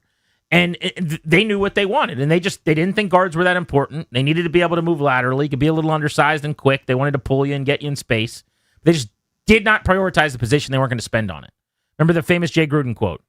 We got one guy that we drafted, that we hit in the first round, and it's a guard. Guard. In like this disrespectful way. Yeah. So that's how the league viewed guards 10, 15, 12 years ago, right? That's changed now. But I do think to some extent it's how the league views center a little bit. Because on almost every play, you get help, or you're like the guy that's moving to your left to double the nose tackle, the defensive tackle, the three tech. You're almost never just like one-on-one with this 370-pound nose tackle anymore. And because of that, I think teams feel like that can be your weakest offensive lineman as long as they're very smart. And the Commanders are going with this very smart philosophy with Nick Allegretti, obviously. But I think the caller's onto something. If the problem is the center position and that's how we got here, then we need to reevaluate how important it is. I think that's fair. I just think there's probably a lot more to it than that. Yeah, and that's where I wanted to go. It reminds me, again, I think our buddy KB tweeted this at us.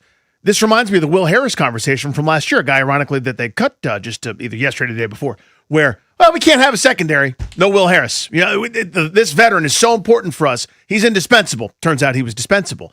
We're now talking, again, like Nick Allegretti is the key to this entire thing. This is not a first ballot Hall of Fame superstar that's going to make everybody, go up 7 ratings. It's just not. I mean, they don't have greatness at that spot, but I think this is more about the collective unit than it is just about the center. The center is the burning conflagration. That's on fire. That's a problem. That's bad. But again, we've already talked about right tackle is an issue. Left guard might be an issue as well. And when you don't have, a Trent Williams or a Laramie Tunsil just to sort of make a lot of things better and kind of solve it all, we like Cosme. We like Coleman. But 3/5 of it ain't particularly good. And in fact, it might be bad. So that to me is the larger point. It's also tough because I think they did such a good job putting together other areas of the roster. Like I have been so impressed by wide receiver out there. I think the linebacking group, Adam Peters sunk his teeth into that, completely fixed it. The edge position, when they're healthy with Chason and with Owe, was dominant in training camp. So many of the spots where you said, Adam, get to work, they've crushed it. Center is curiously gone in a different direction, and you wonder how and why.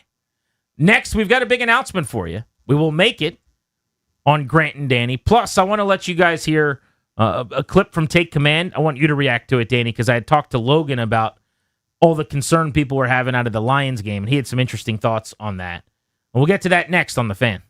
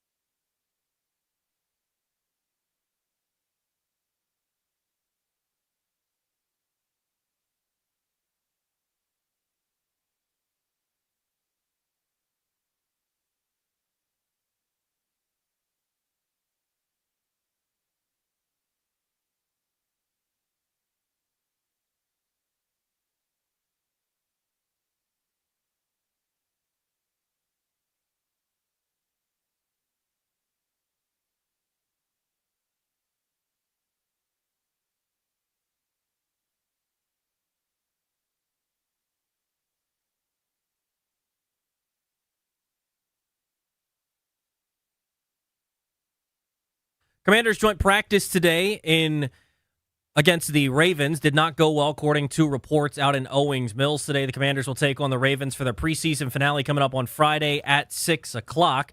News across the NFL, Texans offensive lineman Braden Smith was carted off at practice today dealing with a foot injury. Buccaneers edge rusher Reuben Bain suffered an AC sprain, said to be nothing serious and should be good to go for Week 1. Baseball, the Nationals taking on the Rockies.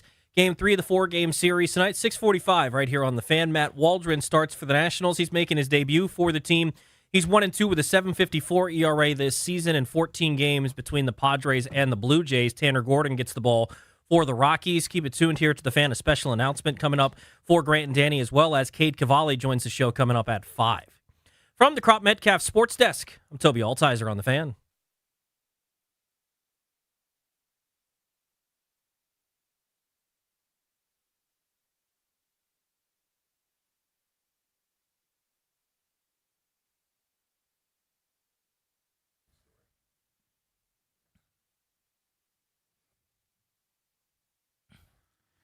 G&D on the Fan coming up in 90 minutes at 5 o'clock.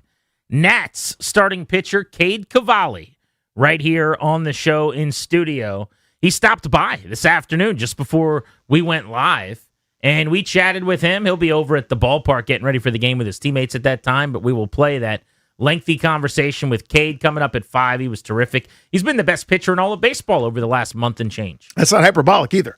That's what's been happening. He is 7-1 with a 1.98 ERA over his last 8. He's been incredible, electric. The other night, kind of battling a little bit, didn't look as comfortable. Ho-hum, 2 earned runs given up in 6 innings. He's been unbelievably good. It is time for our big show announcement. Here we go. We told you at the start of the show we had an announcement today. We're getting to do something pretty fun, and we'd like as many listeners as possible to participate with us. You guys are listeners. You guys are the people that make this more entertaining and enjoyable. So without further ado, Darius.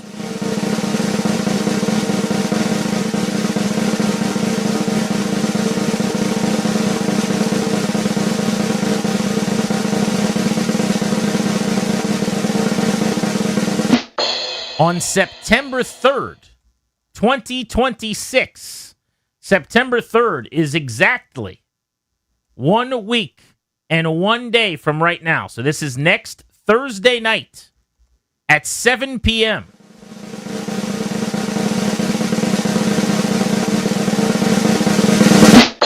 The Grant and Danny radio program will be hosting a very special evening with Adam Peters. How about it? The general manager who we've been discussing, who's got a lot of work to do between now and when we sit down with him. We'll be talking about the center position. We'll be talking about the offensive line. We will discuss how well they built the linebacking and edge rooms. We will talk about Sonny Styles in this rookie class and all of the other burning, pressing questions that you guys want us to ask the general manager. There will be an opportunity for some listener questions to be asked as well. An evening with Adam Peters.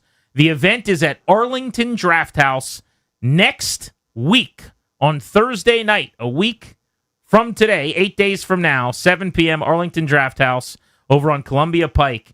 Myself, Danny Houtier, and Adam Peters on stage answering questions about the 2026 Commanders. This is the kind of thing we used to do a lot of. Yes. Never with the general manager, frankly, of the Washington football outfit, but we've done it with Rizzo and with Scherzer and Doolittle, and we've had a blast with these events. It's very intimate. It's an awesome opportunity for listeners and for fans of the teams to get access to folks and to see them up close and personal and to see their personalities. And it's a real treat and joy for us. So I'll just say for myself, honored to be a part of this. Thrilled to be helping you MC this thing with Adam Peters. It'll be a blast.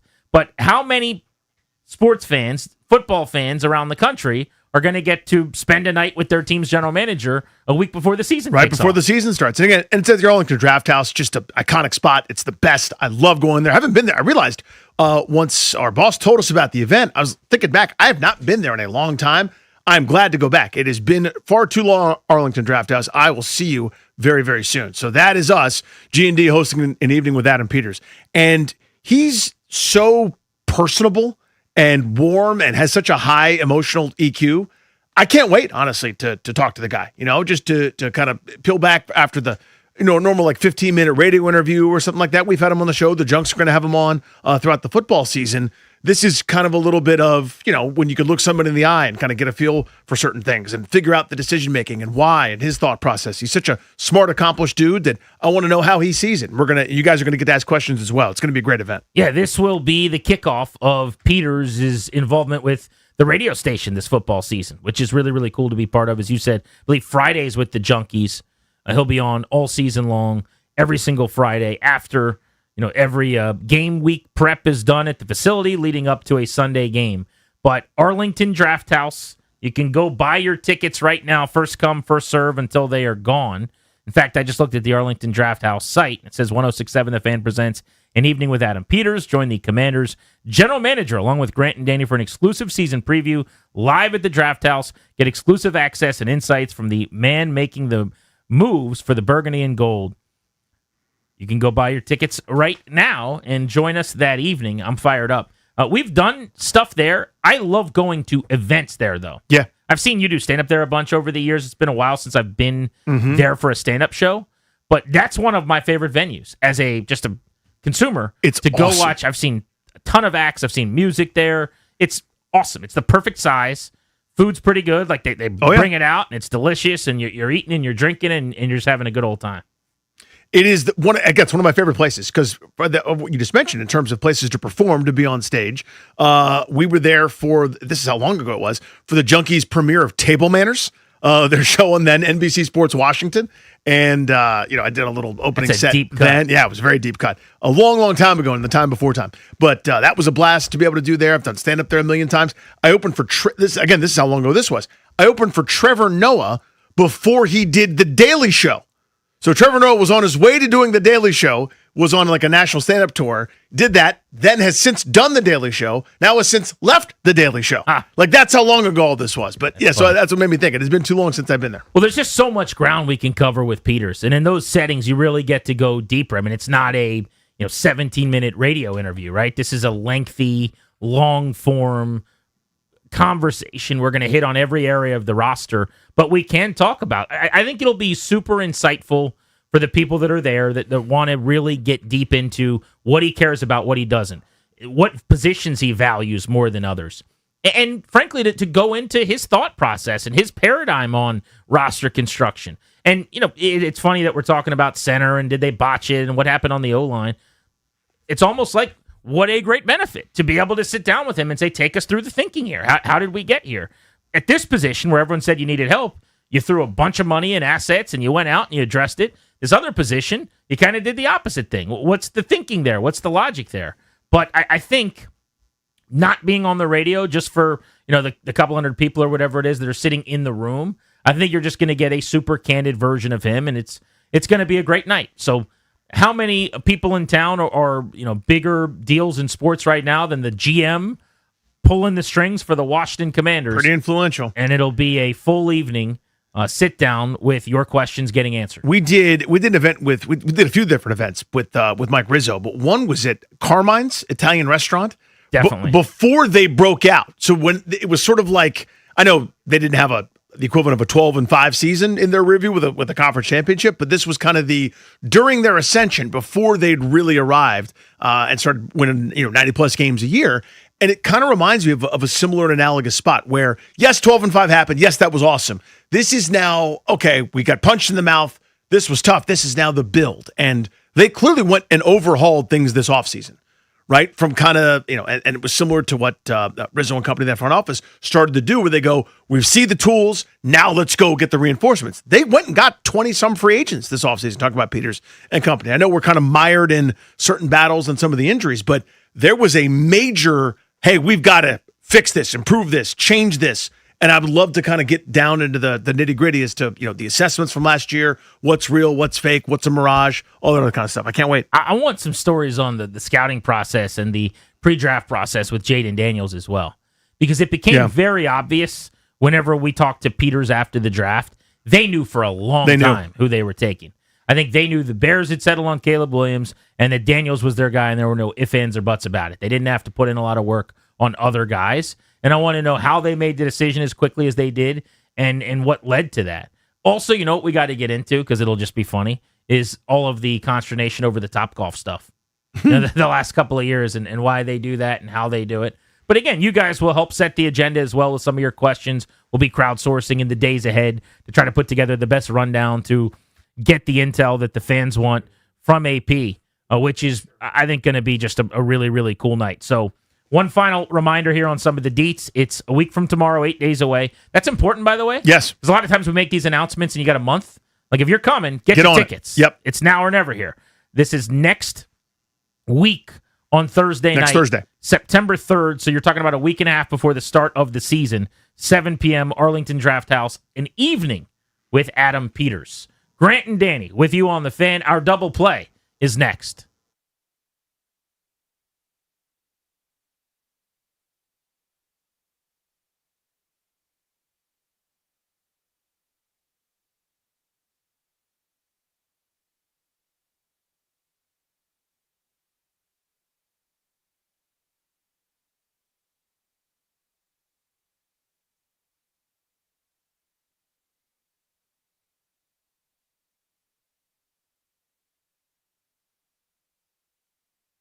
What's up, guys? Danny Rouillet here. Thinking about selling your home? And you're probably wondering, just like we were in my family a few years ago, how do I get the most money possible when I sell? So let me tell you about Gary. Gary was relocating out of the country, and while timing mattered, he didn't want a quick sale at the expense of his equity. He wanted top dollar for his home. So he did what we did. Gary called Debbie, Sarah, and Reynolds' Power Home team with Keller Williams. They put a strategic pricing and marketing plan behind Gary's home designed to create strong buyer interest and put him in the best position for a great sale. The result? Gary's home sold for $23,000 over asking price and went under contract in just 6 days. Your situation may be completely different from Gary's, but if you're going to sell one of your biggest financial assets, shouldn't you have a strategy designed to get you the most money possible? Sell with certainty. Your home sold, guaranteed. Use the winning strategy to get your home sold. Do what my family and I did. Call Debbie, Sarah, and Reynolds' Power Home Team now at 844-654-SOLD. That's 844-654-SOLD, or visit DebbieHasTheBuyers.com.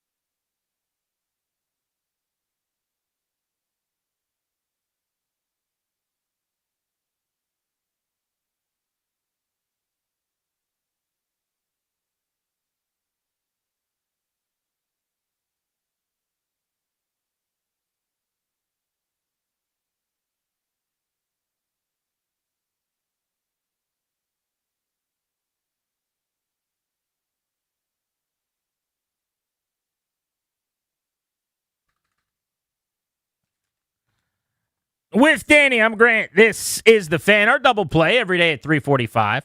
What's going on in our lives, nothing to do with sports, is sponsored by FH Fur. For 45 years, they have set the standard for premium comfort, and to celebrate, you're going to get 0% financing for 72 months on a qualifying new system purchase, plus a premium EnviroAir IAQ 5-inch filter, absolutely free. FH Fur Plumbing, Heating, AC, Conditioning, Electrical, absolutely the best. So yesterday we talked about Dolly Parton passing away, and rightfully so. Just an absolute icon, someone at the that as universally beloved as somebody could be. I didn't see this until this morning. Also yesterday, renowned actor Tim Curry passed away, also at 80 years old. Was that yesterday? Because I just saw that like a half hour ago. Yeah, so I guess he passed yesterday, and that's the announcement was made this morning. But it probably got lost in the sauce, understandably. But it's one of those like when someone super famous is on your flight. People have been like, oh, well, I guess no one's mentioning me if this plane goes down. Indeed, yeah. You die on the same day as Dolly Parton? With all due respect. Right. We'll get to you when we get to you. Because Tim Curry, what an unbelievable career. If you go to his IMDb page, which I have in the past and am there now, you can't scroll down if you have a limited amount of time. You can't get to everything. He has been working for 50 years, basically, pretty steady. And suffered a stroke pretty seriously in I think it was 2012 or 13. Kept him out of the public eye, sort of very quietly, kind of behind the scenes. Sort of faded off into retirement, and then again, unfortunately, passed away. It sounds like yesterday, but an absolutely iconic career. Did a million different things, everything from voices and voiceovers to stuff that I saw as a kid, like Fern Gully.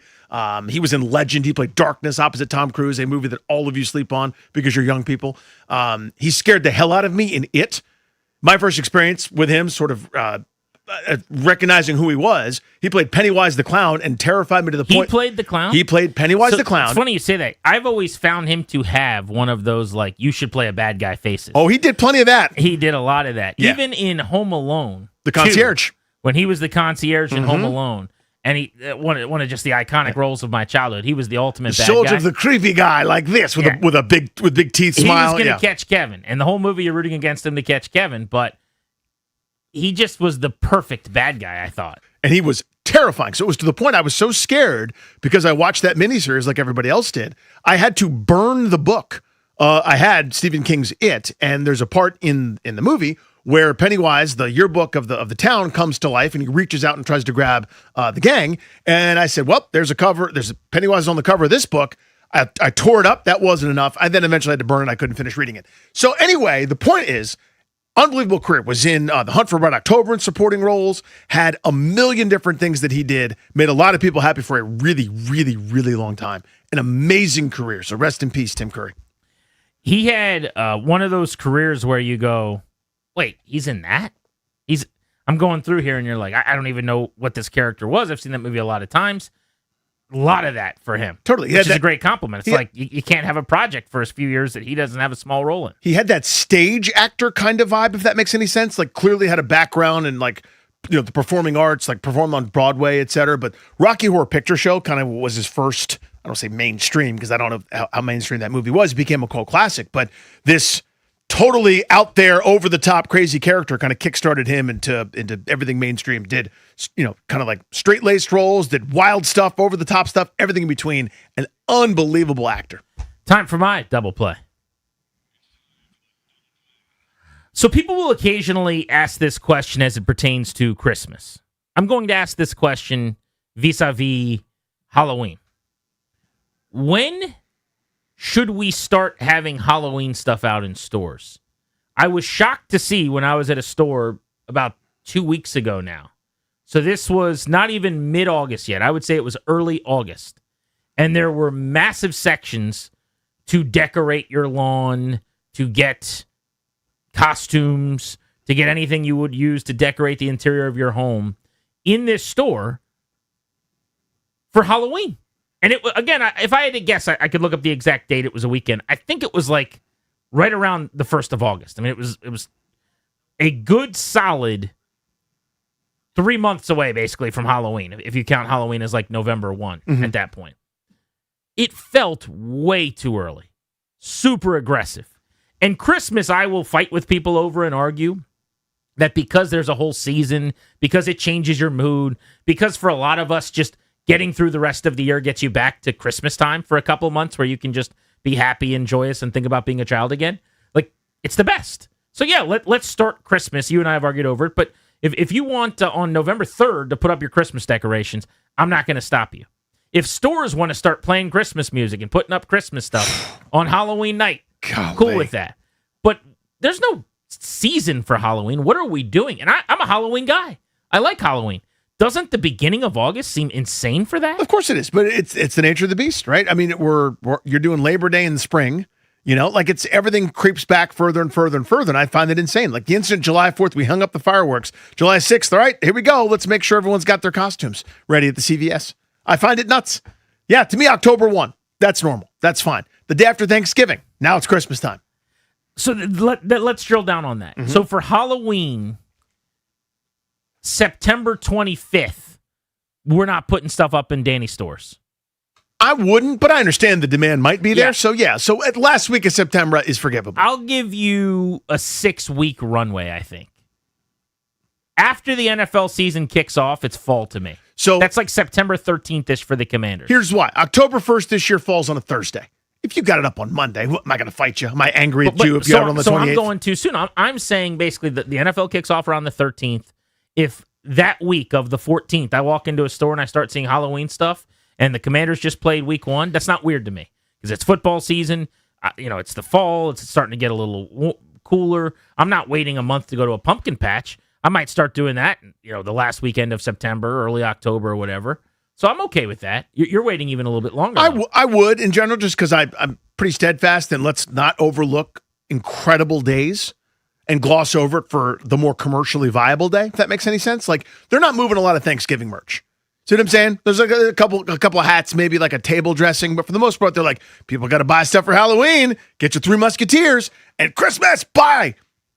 That's why they're skipping. Don't skip Thanksgiving. That's the best day we got.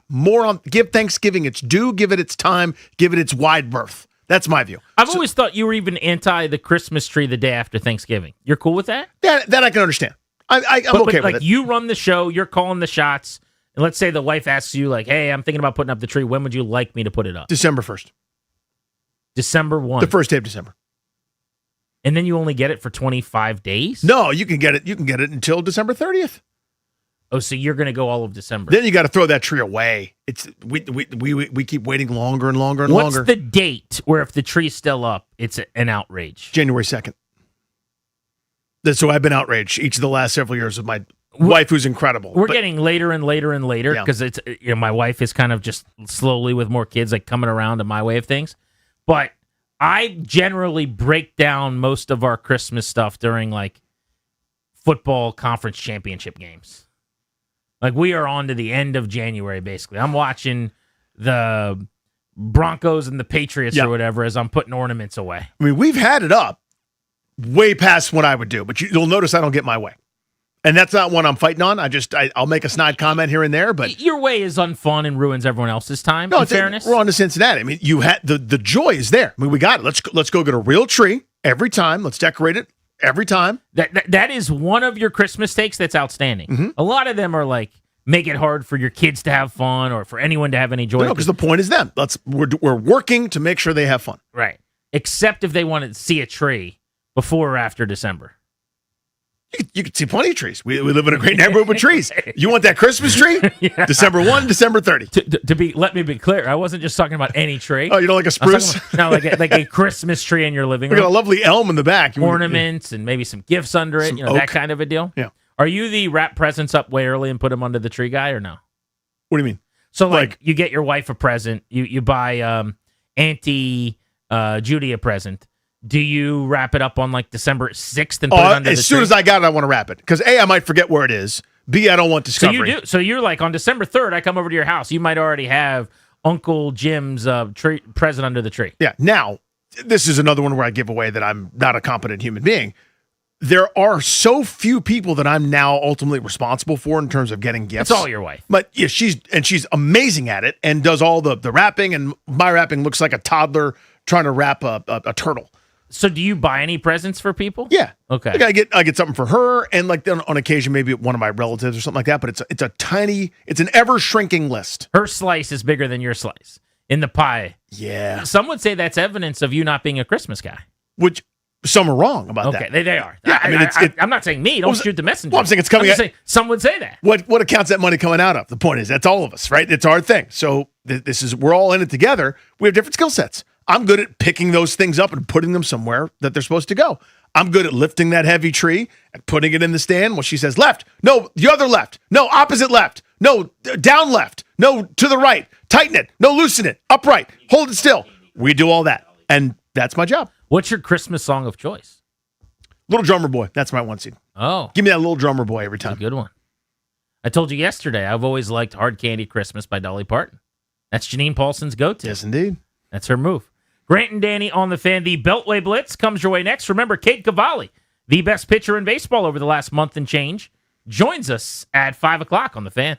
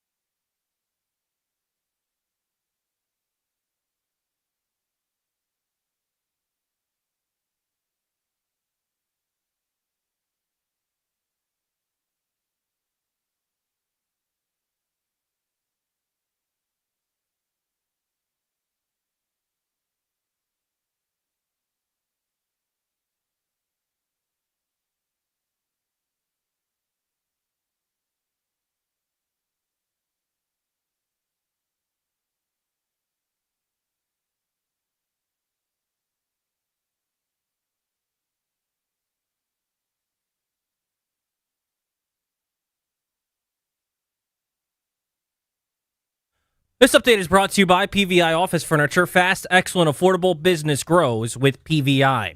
Commanders held a joint practice with the Ravens today out in Owings Mills, and by all accounts, did not go well for the Commanders. They'll have their preseason finale on Friday, 6 o'clock kickoff for that one against the Ravens in Baltimore. News across the NFL. Texans offensive lineman Braden Smith was carted off at practice today, dealing with a foot injury, and Buccaneers edge rusher Reuben Bain suffered an AC sprain. Said to be nothing serious. He's expected to be ready for Week 1. Baseball, the Nationals taking on the Rockies for Game 3 of the 4-game series in Nats Park tonight.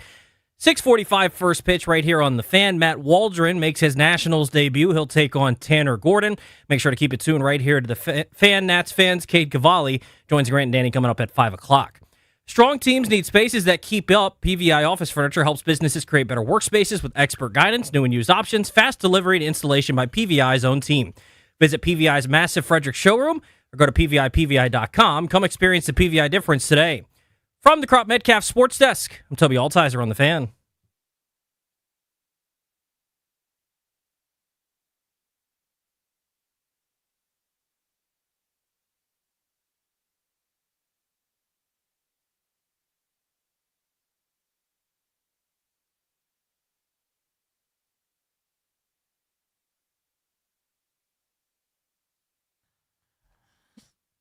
Taking you up to 6:15, Grant and Danny on the Fan, brought to you by the law firm Kondorian Murad.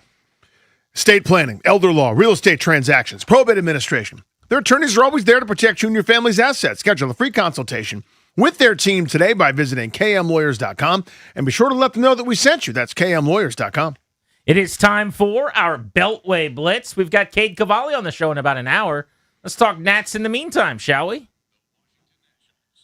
Our guy, Chuck O'Chains, Charlie Slows, is on the Rude Guest Hotline. Rude, the most reliable heating and air conditioning products in the DMV. Charlie, we're going to talk to Cade Cavalli coming up on the show today. How good has he been? Oh, he's been tremendous. I mean, you go all the way back to the incident in Boston, and he's been lights out since then. You know, served the suspension. That might have been a difficult time for him emotionally, but boy, has he come through that with flying colors, and he's been about as good as anybody in baseball since that stretch through July and August. I know he didn't get the win yesterday, Charlie, but Andrew Alvarez is all he's done is pitch pretty well. I know they're kind of protecting him. He's not going deep in games or anything, but that's, you know, kind of the modern era. Cavalli sort of stands out because he is now going deeper into ball games. But Alvarez, and I know this is the type of stat you care about, is on 3-WAR pace, Charlie. I know that gets you all steamed up. You don't care about wins, losses, and ERA and things like that. But in all sincerity, sub-4 ERA from a guy that they didn't really seem to have as a huge part of their plan coming into the season, that's been a nice bonus. Yeah, I mean, at times they've given him a longer rope to get deep into the game, and I think the fifth inning yesterday finishes the fifth inning without men on base, then maybe he's pitching in the sixth inning. I think they want to be able to do that, but once you had a couple of men on base, situation like that, with a run home on that funky wild pitch with the obstruction play in the fifth inning, then they felt they needed to go to Brad Lord right there to keep the game from getting out of hand. And that worked. The only other problem was the Nationals, after scoring 13 runs the night before, couldn't put anything up other than Dalen Lyles' home run in the fourth inning. Charlie, this C.J. Abrams moving to second thing is now officially strange. They came out, 9 weeks ago now, it feels like, and they said he'd be moving to second base. I know he got hurt and he was DHing and he wasn't quite able to play in the field, but he's listed in the lineup at shortstop again tonight on the other side of that injury. What is going on here? Yeah. Blake Butera said, he's in the lineup at shortstop pending on how ground balls go here this afternoon. So they want to make sure the ankle is okay. And I think, they wanted a few more days for him to work out at second base on that road trip, and maybe he would have played shortstop over the weekend in Miami. But now, that he got hurt and he missed 4 games and technically 5 games in the field, or, DHing, you could say 6 games the last 2 days as the DH. I think they want to be able to give him more time in the field that he hasn't had. And so I think it'll eventually happen. I mean, we went through, they announced it in New York at the beginning of the road trip, and, we thought, wow, well, that's wild. They're announcing it. But again, that was because you were going to see him take ground balls at second, and then the reporters were all going to ask about it anyway. So they kind of got out in front of it. And, they didn't really give a timeline for when it would happen. It would be when they thought he had enough work and he felt the most comfortable. So I think it's still going to happen. It's just been pushed back. Well, so they just apparently are changing the lineup from what I'm being told, and he is going to DH. He needs a little bit more time, it sounds like. So he will not play short. That was the original lineup, but that speaks to what you were talking about, Charlie. They wanted him to test it out. Yep. Maybe it didn't go as well as they wanted. Right. I mean, his first day taking ground balls, it's up to him. The lateral movement is different. We saw that yesterday when he had to make a turn around the bases, go for double. He slowed up and then went straight into second base. So I think he may still have a little bit of tenderness, and it's safer for him as the DH. And we noticed when he had a slide, there were no feet first slides. It was all going in head first to protect that ankle at this point. Charlie, post All-Star break last year, you mentioned Dalen Lyle. He hit .333 with a .956 OPS. Hasn't exactly done that altogether here post All-Star break this season, but business is picking up here lately. It sort of feels like he's maybe doing that September takeoff thing like he did last year where he was the player of the month. He's tearing the cover off the ball recently.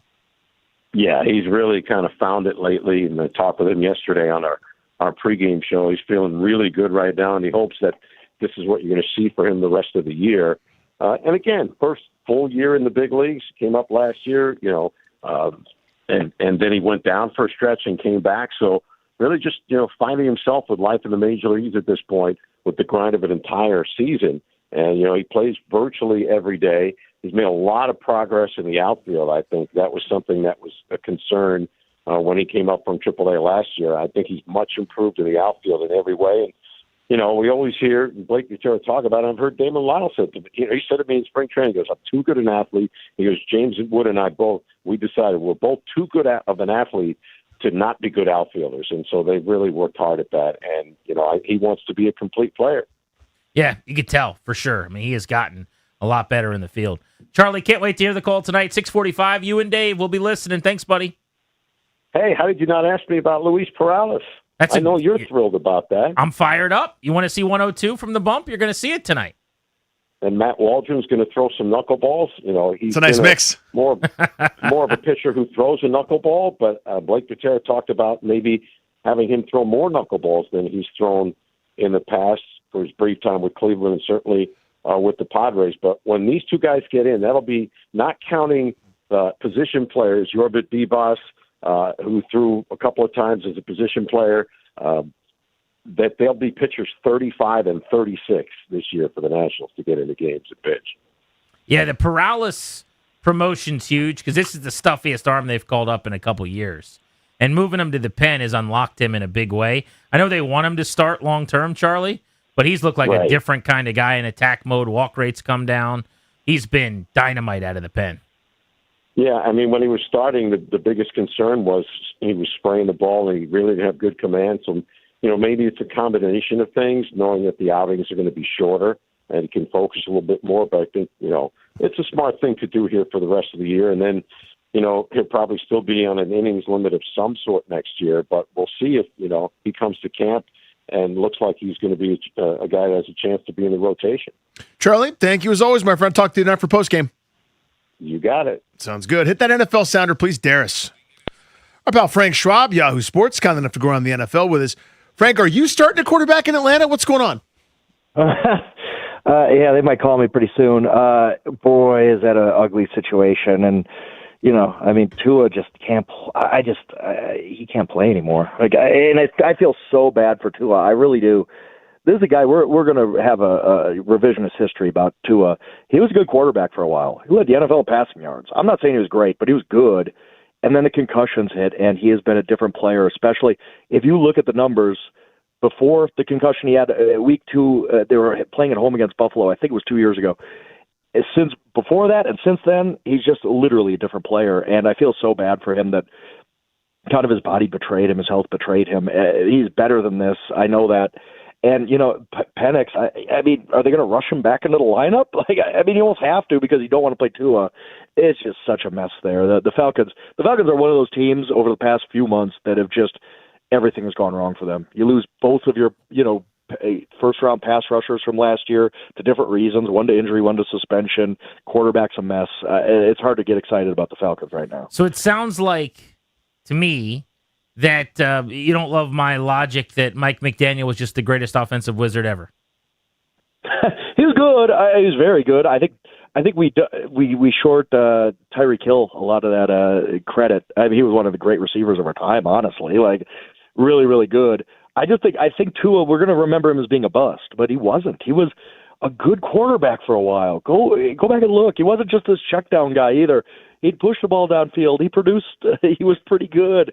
And then the concussions hit, and it just never was the same for him after.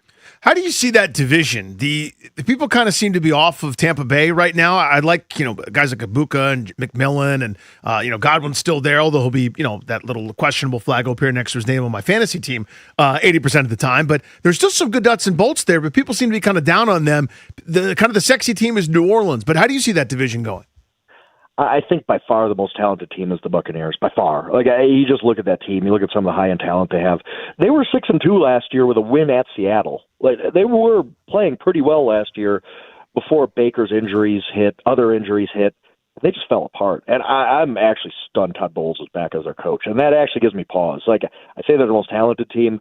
I don't know they're the best team because I don't know that I trust the coaching staff anymore. I really don't. Ultimately, I picked the Buccaneers to win the division, but I understand the argument for the Saints. I think the Saints were the best team in that division in the second half last year. There's reasons to be excited about them, although Jordan Tyson is going to miss some time, the 8th pick of the draft, so that's working against them. I have no faith in the Panthers. I have less faith in the Falcons. I think it's going to come down to whether the Saints build on what they did last year or whether the Buccaneers can find what they did in the first half last year and forget what happened in the second half, because it was ugly for them in the second half last year. How good are the Ravens supposed to be defensively? Because apparently they just ate the Commanders' lunch today at practice. Yeah, I mean, I didn't expect it to really resonate this quickly with the Ravens. I like Jesse Minter a lot, but his scheme, not easy. It's not something I figured they would pick up right away. Like, Mike McDonald first year in Seattle, and Minter and McDonald are very good friends. They've worked together. They have similar philosophies. The first year in Seattle, the Seahawks defense was okay, but it took until the second year to really get it. I thought the same thing was going to happen in Baltimore, but it sounds like Baltimore's defense is already playing pretty well. They already had some talent on that side of the ball. I think that defense could be pretty good. And if it is, and Lamar Jackson stays healthy, the Ravens might be a Super Bowl contender. It's going to happen at some point if Lamar stays healthy. I want Lamar to make a Super Bowl so bad just to get rid of some of the nonsense that is said about his career when he's clearly one of the all-time greats and people don't want to admit that. So I love Cincinnati this year in that division. Is that just a fool's errand that, a handful of years ago is going to come roaring back? I just don't trust the coach. Really? Zach Taylor, that one season is carrying that resume right now. I mean, you missed the playoffs 3 straight years in Joe Burrow's prime. And you could say, Burrow's been injured. Well, part of that is the Bengals haven't really protected him well. And also the Bengals haven't played well when he's in the lineup. Joe Burrow was practically an MVP 2 years ago, and the Bengals were so bad around him that they didn't make the playoffs. Could it happen? Yeah, it absolutely could. Burrow is a first-ballot Hall of Famer. Jamar Chase is a first-ballot Hall of Famer. T. Higgins is really, really good. Dexter Lawrence is really, really good. I like that move in the immediate for them, but how could I trust it right now? How could I trust it? They've screwed up Joe Burrow's prime so bad the past few years. I can't just sit here and jump up back on that horse. I'll take the Ravens in that division, realizing that, hey, the Bengals could be – they have one of the biggest gaps between their ceiling and their floor. They could go to a Super Bowl. I wouldn't be that surprised. But would it also be that surprising if they were 8-9 and didn't make the playoffs and fired Zach Taylor after the year? I don't think that would be a huge surprise either. Good info. Always enjoy having you on the Blitz. Thank you, Frank. Absolutely appreciate it. Check them out. Yahoo Sports does a great job covering. Let's talk Commanders. Martenzie Johnson with us. Notice reports. Covers the Commanders. Been hanging out with him out at training camp a good bit. Martenzie, you were at the practice today against the Ravens. It sounds like it got ugly. Yeah, a little bit. Actually, it takes me back to the first week or so of training camp where my eyes were telling me, hey, man, the receiver thing is an issue. They can't get off the line. They can't get open. Jaden's just kind of standing back there. But I was like, I'm just a simple man. Maybe I don't know what I'm talking about. And then you go to the press conference and Terry is like, yeah, they won today. And Jaden was like, yeah, they won today. And so that was kind of what I felt today where I was like, something's not looking right here. The offensive line isn't looking great. Some parts of the defense isn't looking great. And then the players come off the field. They don't sound ecstatic. They don't look great. Some of them deny the interview requests. So yeah, it wasn't. It did not go as I expected it to go. So, how should we view it as fans? Because the other data points haven't been particularly strong, but it's a very limited window, admittedly. Is this just, oh, well, bad day at the office, still some time to get right, or harbinger of bad things to come? Yeah, I'll split it into two things. On the defensive side, it's just a bad day. They were missing Adafe Owe. They were missing Caleb Von Chasen. They were missing Deron Payne. This was not, the defensive front that they were going to put out there. So any issues they had with a pass rush, which was basically non-existent today, that can be remedied, by those three guys coming back. On the offensive side, Laramie Tunsil is not walking through that door anytime soon. He can't fix what is clearly an issue here. Brandon Coleman, I think, is doing fine. It's the left guard, center, and really today it was right guard because Cosme wasn't there and Julian Good-Jones was filling in. What you've seen in the preseason games, what you've been hearing from us at camp, what the fans have seen at camp, is true. And if I don't know what the remedy is, you can say, oh, just bring someone in, but I don't know if that's the answer. It's really something where either Allegretti's going to come back and we're going to see that this team is better than, the interior offensive line is better than it actually is, or this is just going to be an issue for the season and Jaden Daniels is going to be running for his life the entire year. Yeah, I guess what I keep coming back to is Allegretti was not their starting center last year. They played him the final 2 weeks, but if he was better than Biadasz and such a quality option, it's odd they wouldn't have been playing him. And you kind of think about it that way, and then you go, when he comes back, everything's just fixed. I mean, are we putting a lot of weight in that basket, so to speak? I mean, what else we gonna do? No one else is. There's no other savior coming here. We just but they just have to hope that Allegretti they thought when they chose him over Tyler. But other than that, I don't know. Matt Golban, got the first team reps today, and he had a bad snap that was too low in shotgun, and Jaden kind of had to rush his throw, and that led to an interception. Just the interior work wasn't great. It was up and down, but it just wasn't great. So, I know there's been folks upset about Julian Good-Jones, but I don't know if Matt Golban is the answer either. So, like you said, they do kind of have to put all their eggs in the Allegretti basket because Cosme will be there. Connerly and Coleman are really good. Chris Paul, I'm not so sure about that right now. But yeah, it all has to be on Allegretti because there's really no other option. Like the free agent centers, there's a reason that no other team wants those centers either, right? So I don't know if they're the actual answer either. Go into Chris Paul, if you wouldn't mind. Last year, it was sort of kind of a bit of an upset that he beat out Brandon Coleman at the left guard spot, and sort of the scouting report or whatever kind of the word out of there was pretty glowing. He was playing pretty well, and wait to see what he gets in free agency. Turns out not that much. Back here, I guess we'd heard maybe he was going to lose to Coleman this year at the left guard spot. Then Tunsil gets hurt, so now Coleman's a tackle. But give me a state of the union here on Paul because we've been kind of conjecturing, trying to figure out what's going on there. I mean, two things to that too. So the first is how other people view him. The signing of DJ Humphries, who, might I add, looked great today. This is his first day out.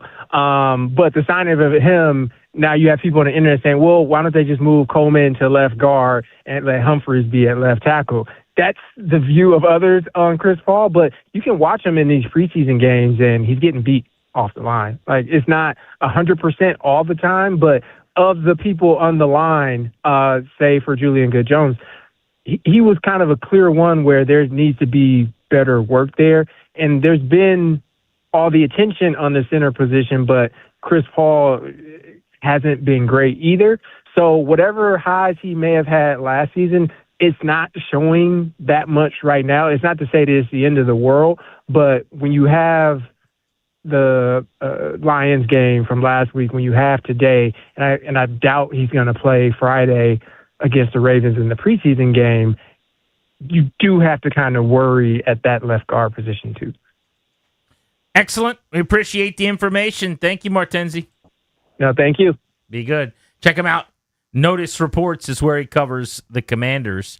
The NFL and the Players Association just put out a joint statement about a tweak coming to the rules on violators of some of the new ways of tackling and things that the league's trying to avoid to keep players healthy. you could get in big trouble if you don't listen. We'll explain next on G&D.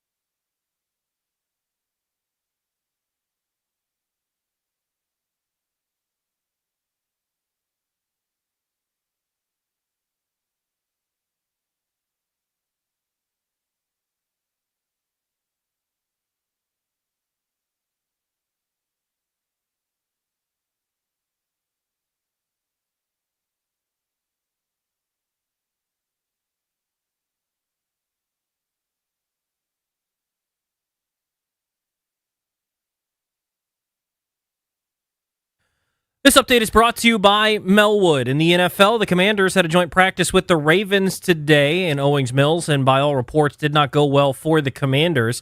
They'll get set for their preseason finale in Baltimore. That'll kick off at 6 o'clock on Friday night.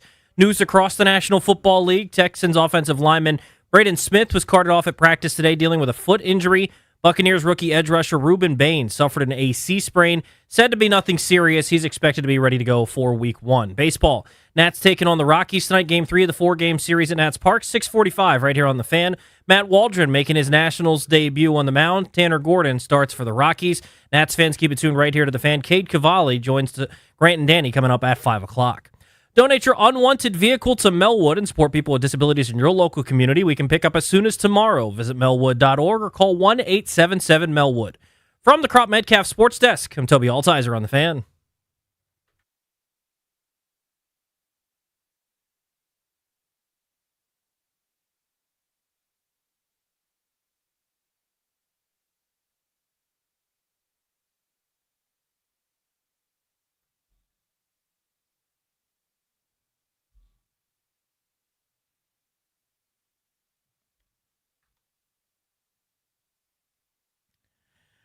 Grant and Danny, welcoming you back on The Fan. If you missed our announcement an hour ago, we'll be hosting an event with Adam Peters next week. In fact, next Thursday night, 8 days from now, 7 p.m., Arlington Draft House. An evening with Adam Peters. Myself, Danny, AP on stage, lots of questions and analysis on the roster. And this, by the way, will be after Final Cutdown, so there's going to be a lot to chew on with him next Thursday. Yeah. Tickets just went available today, so they are right now available. Get good seats at the Arlington Draft House. Get on their site right now and go get yours. The venue's awesome. I love being there, love performing there. Obviously, not performing. We're doing some interviews and letting Adam Peters be the star. But it'll be a great night. I mean, it's after Cutdown Day, and it'll be after, presumably, some roster shakeups and scrambles as they kind of get themselves ready here for game number 1. Grant and Danny on The Fan. All right, I told you I wanted to get into this statement from the league and the Players Association. It is a joint statement on some of the rules that have already been out there and for the last couple of years now that have been kind of coming into shape. They keep changing them and tweaking them and tinkering. Mm-hmm. But the league and the association have agreed now to a 1-game suspension for repeat violators. So I'll read from this statement.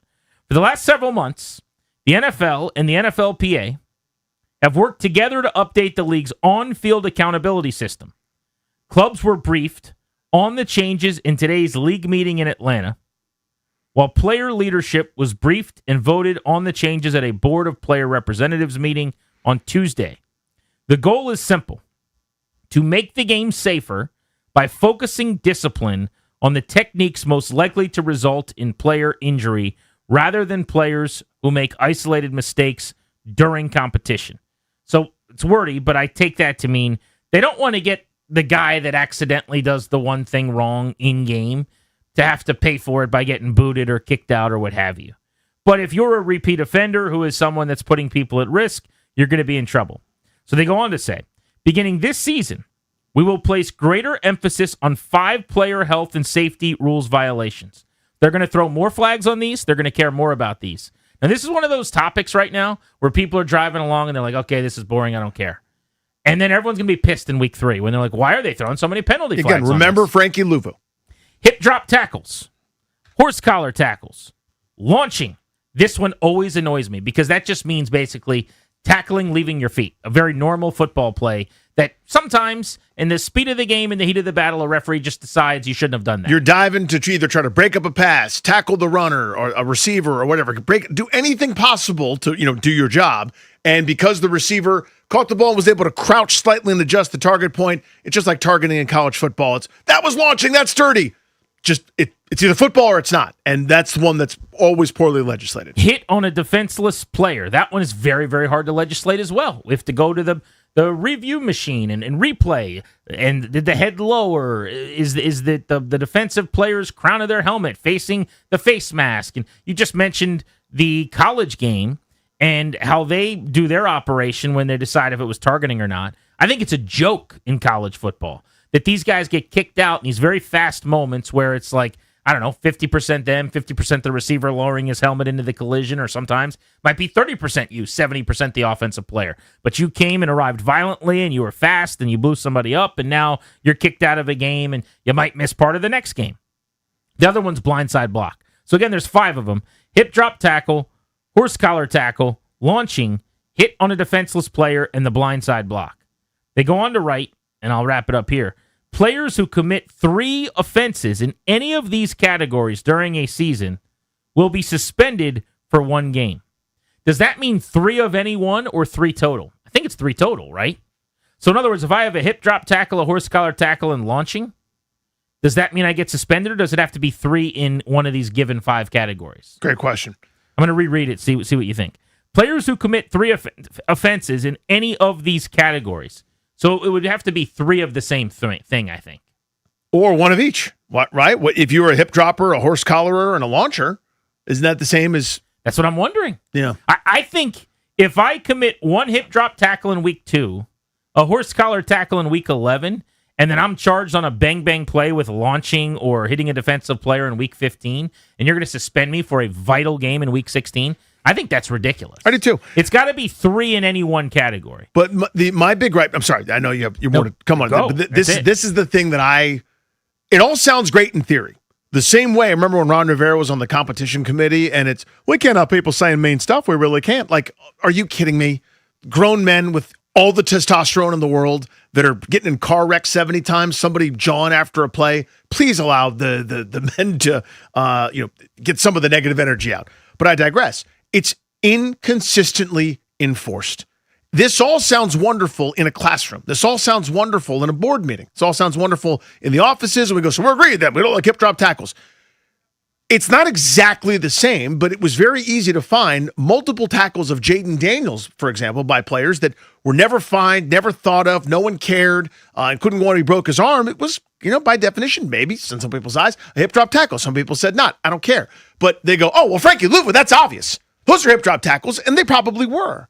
But it's easy to come down on him, but then the next guy that doesn't have the reputation doesn't get it. It's one of those, you got to go to the blue tent. Well, unless you're Pat Mahomes and you can just wave him off, then you get to go right back into the game. Sometimes we do it, sometimes we don't. And that's the part that I just can't do. That's in general, by the way. Whatever our rule is, we can debate the rule, and that's fine. If we've got a rule, it's got to be the rule. It has to be enforced or not. And it can't be sort of sometimes gray area. And that's what these great, in theory, rules always end up being. You could watch one officiating crew go, well, that's pass interference. The next crew go, no, of course not. Let them fight. That's just receiver in hand fighting. Some sort of made up nonsense. It is or it isn't. There's no standardization. And when you've got these kinds of things on the line, I understand the desire for safety. We all want it. We want these guys to be able to play.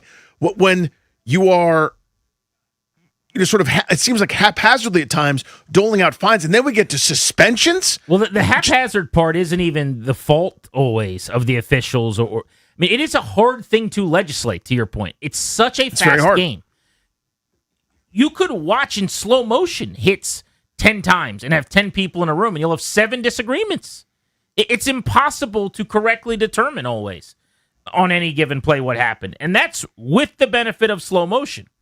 I wonder if these are reviewable. And I don't think in game they will be. But what I mean is after the fact, I get charged with a horse collar, Danny. Mm-hmm. Can I go to you and appeal on Monday and say, too little, too late to give me my 15 yards back or whatever, but I don't want this counting toward my 3 that gets me a suspension.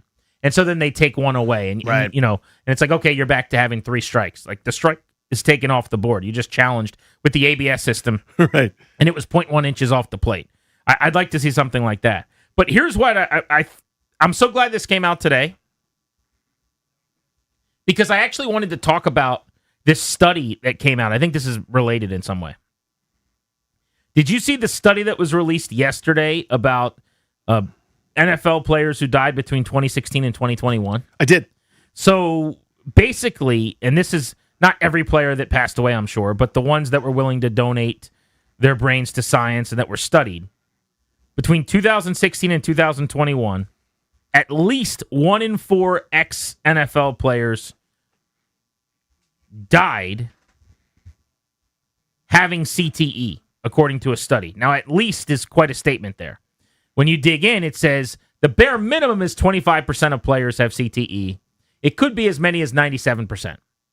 Large gap. That's a giant variable to me. I'd love to know.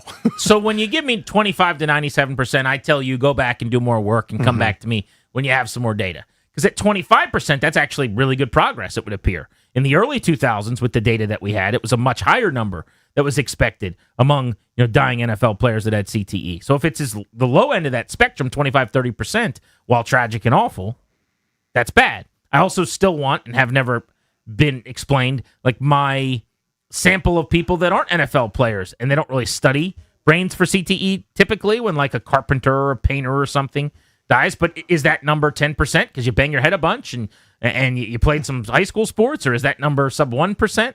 I'd like to know that as well. But it is clear to me, and we've known this for a long time, Danny, that playing football at the National Football League level is dangerous. You're going to live a shorter life probably. You could very well have all kinds of health issues, and you are absolutely more at risk, it would appear, of CTE. But to that, I would say, players know the score. Yep. All we can do is pass along the information, give them the data, and they get to make informed decisions. The crime in the past was not giving them the information. Correct. The reason the movie with Will Smith came out was that players and folks that loved football were being lied to, that the information was being kept from you. Now the cards are out on the table. So I got a listener send me the story yesterday and is like, why won't you guys talk about this? And I said, we will talk about it. It's an interesting thing. It's like, well, nobody talks about this. They're hiding from it. And I'm like, I don't think so. To me, I saw that story and I thought, that's not news. That's not, it's interesting for sure. It's tragic.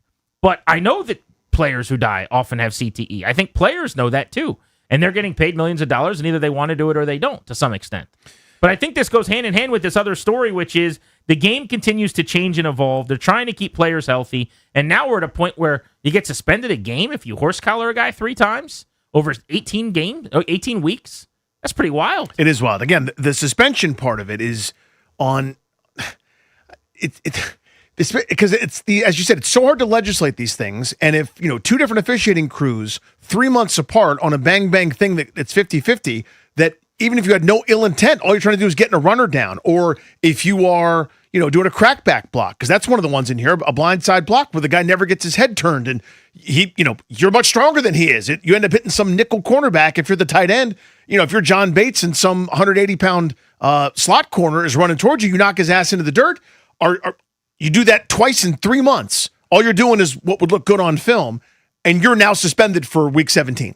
That's the kind of thing that I can't get down with because it's so inconsistent. If there was some sort of automated video game style chip where this was obvious and binary 1 or 0, okay. Like after the play is over, this guy swung at this guy.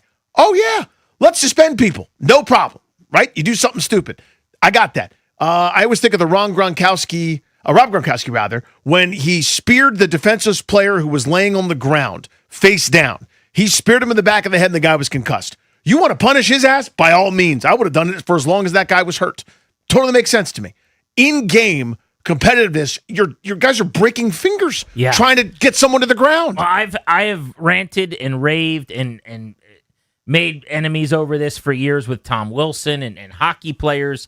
I think it's got to be dirty and really malicious and not an act of the game. And I know that I'm in the minority on that. But I would almost never suspend guys for these vicious, malicious hits in hockey that are in the flow of the game because it is fast and it's not always like you're lining a guy up with an elbow to the head or something. When it's obvious, when you whack a dude with a stick, when you go full, Marty McSorley or whatever, yeah, let's absolutely have people pay the price for that. If you sucker punch a guy, you should be out for a long time. But if it's accidental because a fast game happened and a big hit happened, I'm sorry. Who was the hit where Wilson ran through the Penguin? That 2 men enter, 1 man left? And he got suspended for it because he's Tom Wilson? In the playoffs. Yeah, everybody had their head up. Everyone went in willingly, and the guy lost. Jamie Alexiev or something, maybe? That sounds right. But you know what I'm talking about right away, where you go, this isn't someone with their back turned and he's hacking and whacking at somebody or boarding him. 2 guys in the center, and 1 dude happens to be Adonis. Sorry. Yeah. You went up against Hercules and you lost. But I want to pose this question to people because I think with the news yesterday that came out on the CTE study and then this announcement, and this is not head-to-head contact stuff, all of it. A couple of these are. but it's also let's not break an ankle, let's not try to shred a knee. The problem is, where do I get to tackle? Where do I get to hit? If I can't go low because of the ankles or whatever, and I can't go high because of the head, well, now ACLs, LCLs, PCLs are at issue. What are we going to do to save those? Then it's really easy to say, just put your head to the side of the body and wrap them around the waist. The game is so fast. Is the guy standing there for you? 800-636-1067. Are you cool with a game suspension for 3 issues in these 5 categories over the course of the season, which are very much subjective? 800-636-1067. Kate Cavalli of the Nats in about 15 minutes.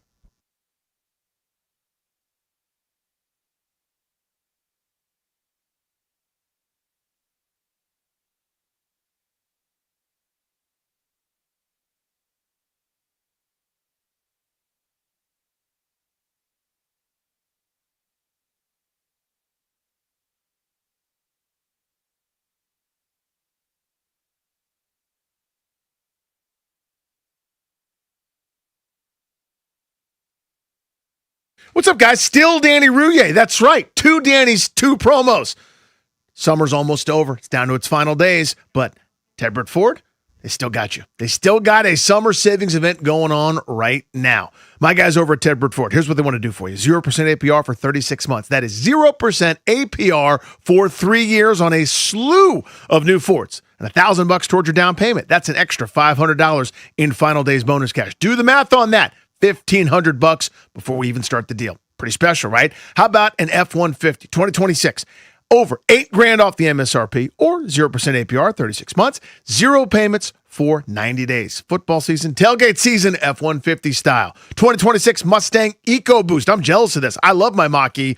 You can get one similarly, $5,500 off the MSRP or 0% APR for 36 months with 0 payments for 90 days. How about an Explorer? Over $8,500 off the MSRP. 0 payments for 90 days. Backpacks, practices, games. The fall calendar is about to become completely ridiculous. Might as well have some great room. Go see my guys at Ted Britt Ford, and please do me a favor. Tell them Danny sent you.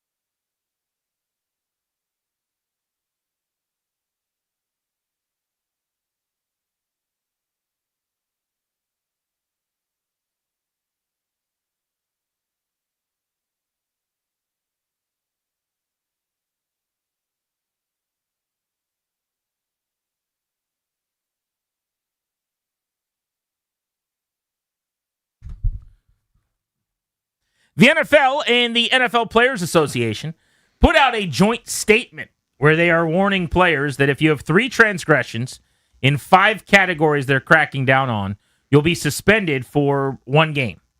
The 5 categories are areas that you already know about, things that you can't do. These are hip drop tackles, horse collar tackles, launching, hitting a defenseless receiver, those types of things. And those are just so bang and arbitrary that I hate the idea that it's a 3 strikes and you're out policy, because I think those calls can be wrong. And it's more often when you're watching a game that a guy gets dinged for that you think, okay, that was a bridge too far. Then you go, good, I'm glad that happened. And so I would say massive fines, fine. You want to fine a guy $500,000 or something like that for a 3 strikes and you pay policy? I'm cool with that. I still think it would possibly be a detrimental enough to a player that it would be a reason not to do something. A 1-game suspension just seems aggressive for me. Danny, what do you think? Yeah, again, because if it was so easy to be cut and dry on this, I actually wouldn't have as much of a problem with it. But I've just seen the application.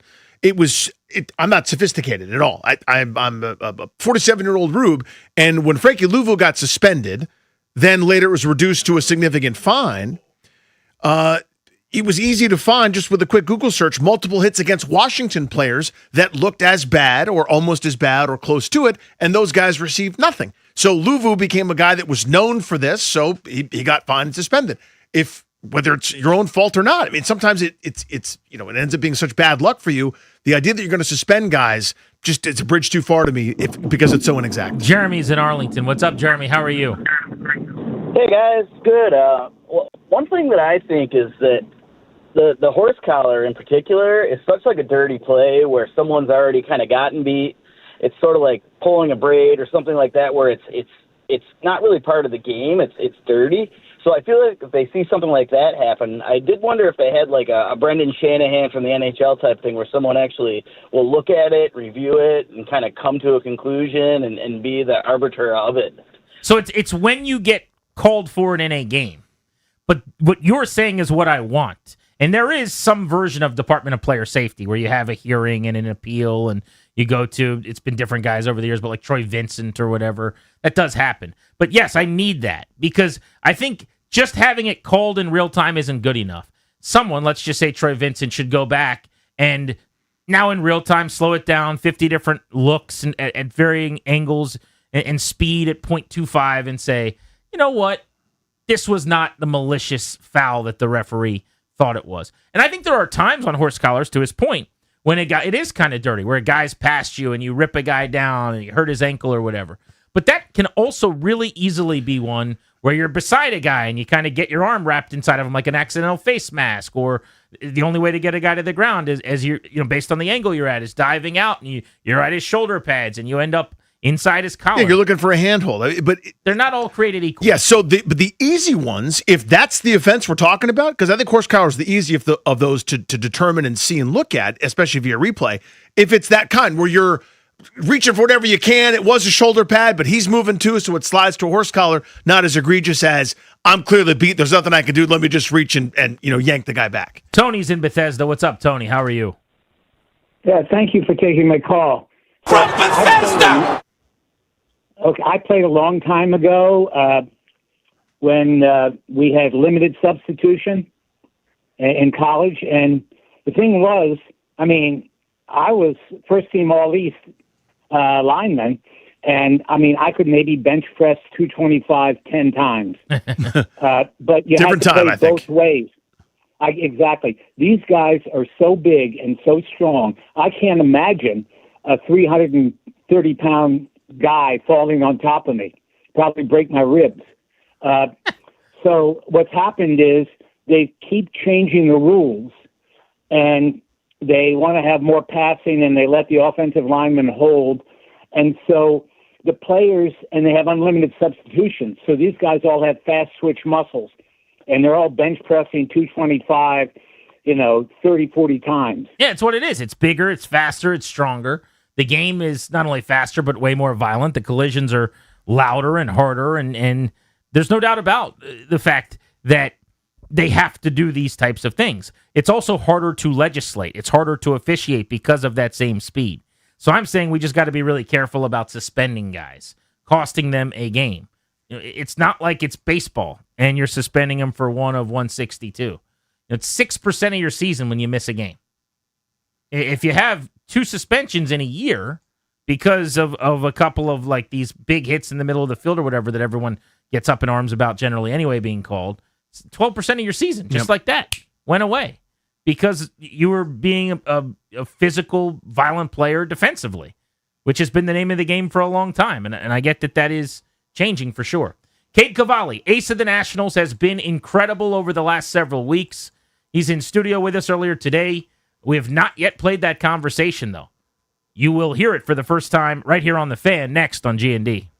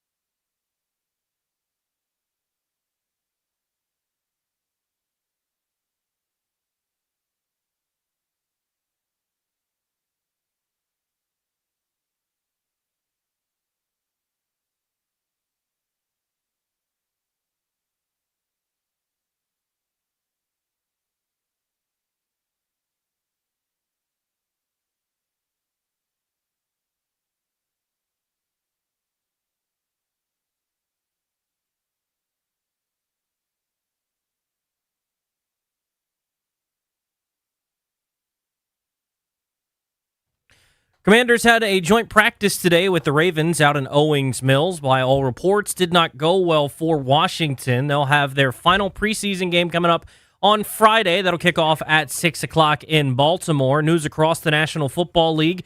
Texans offensive lineman Braden Smith was carted off at practice today dealing with a foot injury. Buccaneers edge rusher Reuben Baines suffered an AC sprain, said to be nothing serious. He's expected to be ready for Week 1. Baseball, the Nationals taking on the Rockies, Game 3 of the 4-game series tonight at Nats Park. 6:45 first pitch right here on The Fan. Matt Waldron set to make his Nationals debut. The knuckleballer is 1-2 on the season with a 7.54 ERA among 14 games between the Padres and the Blue Jays. Tanner Gordon gets the ball for the Rockies. Coming up next here on Grant and Danny, Cade Cavalli stopped by our studios earlier today. You hear his conversation with G&D next. From the Crop Metcalf Sports Desk, I'm Toby Altizer on The Fan.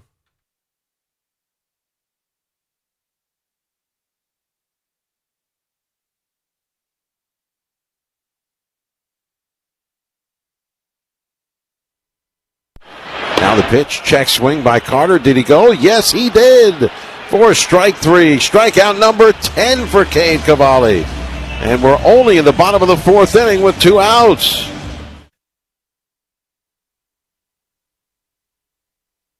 Grant and Danny welcoming you back on The Fan, brought to you by the law firm Condori and Murad. Check them out at kmlawyers.com. Their attorneys are there to protect you and your family. They're huge DC sports fans. They're big Nats fans, and they're big Cade Cavalli fans as well. So make sure you tell them you listen, you love DC sports. They'll get you a discount, kmlawyers.com. We told you that Cade Cavalli was in studio with us to tape before our show today, before he had to get over to the ballpark. He's getting ready to take on the Rockies with his teammates tonight. But Cavalli has been on an absolute heater, 9 consecutive quality starts, and 11 in his last 12. He's gone at least 6 innings. He's allowed 3 or fewer runs, something he's done 26 times now in 28 starts this season for the Nationals. Cade in studio talking about what a tremendous season he has had. Thanks for having me on. No, it's been fun getting after it.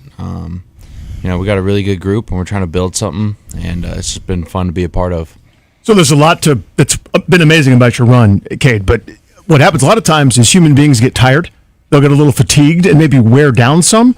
The season's progressing. It's dog days of summer in August. This is the best you've thrown. You're getting stronger as the year progresses. A, is that how you're feeling? And B, how are you doing it?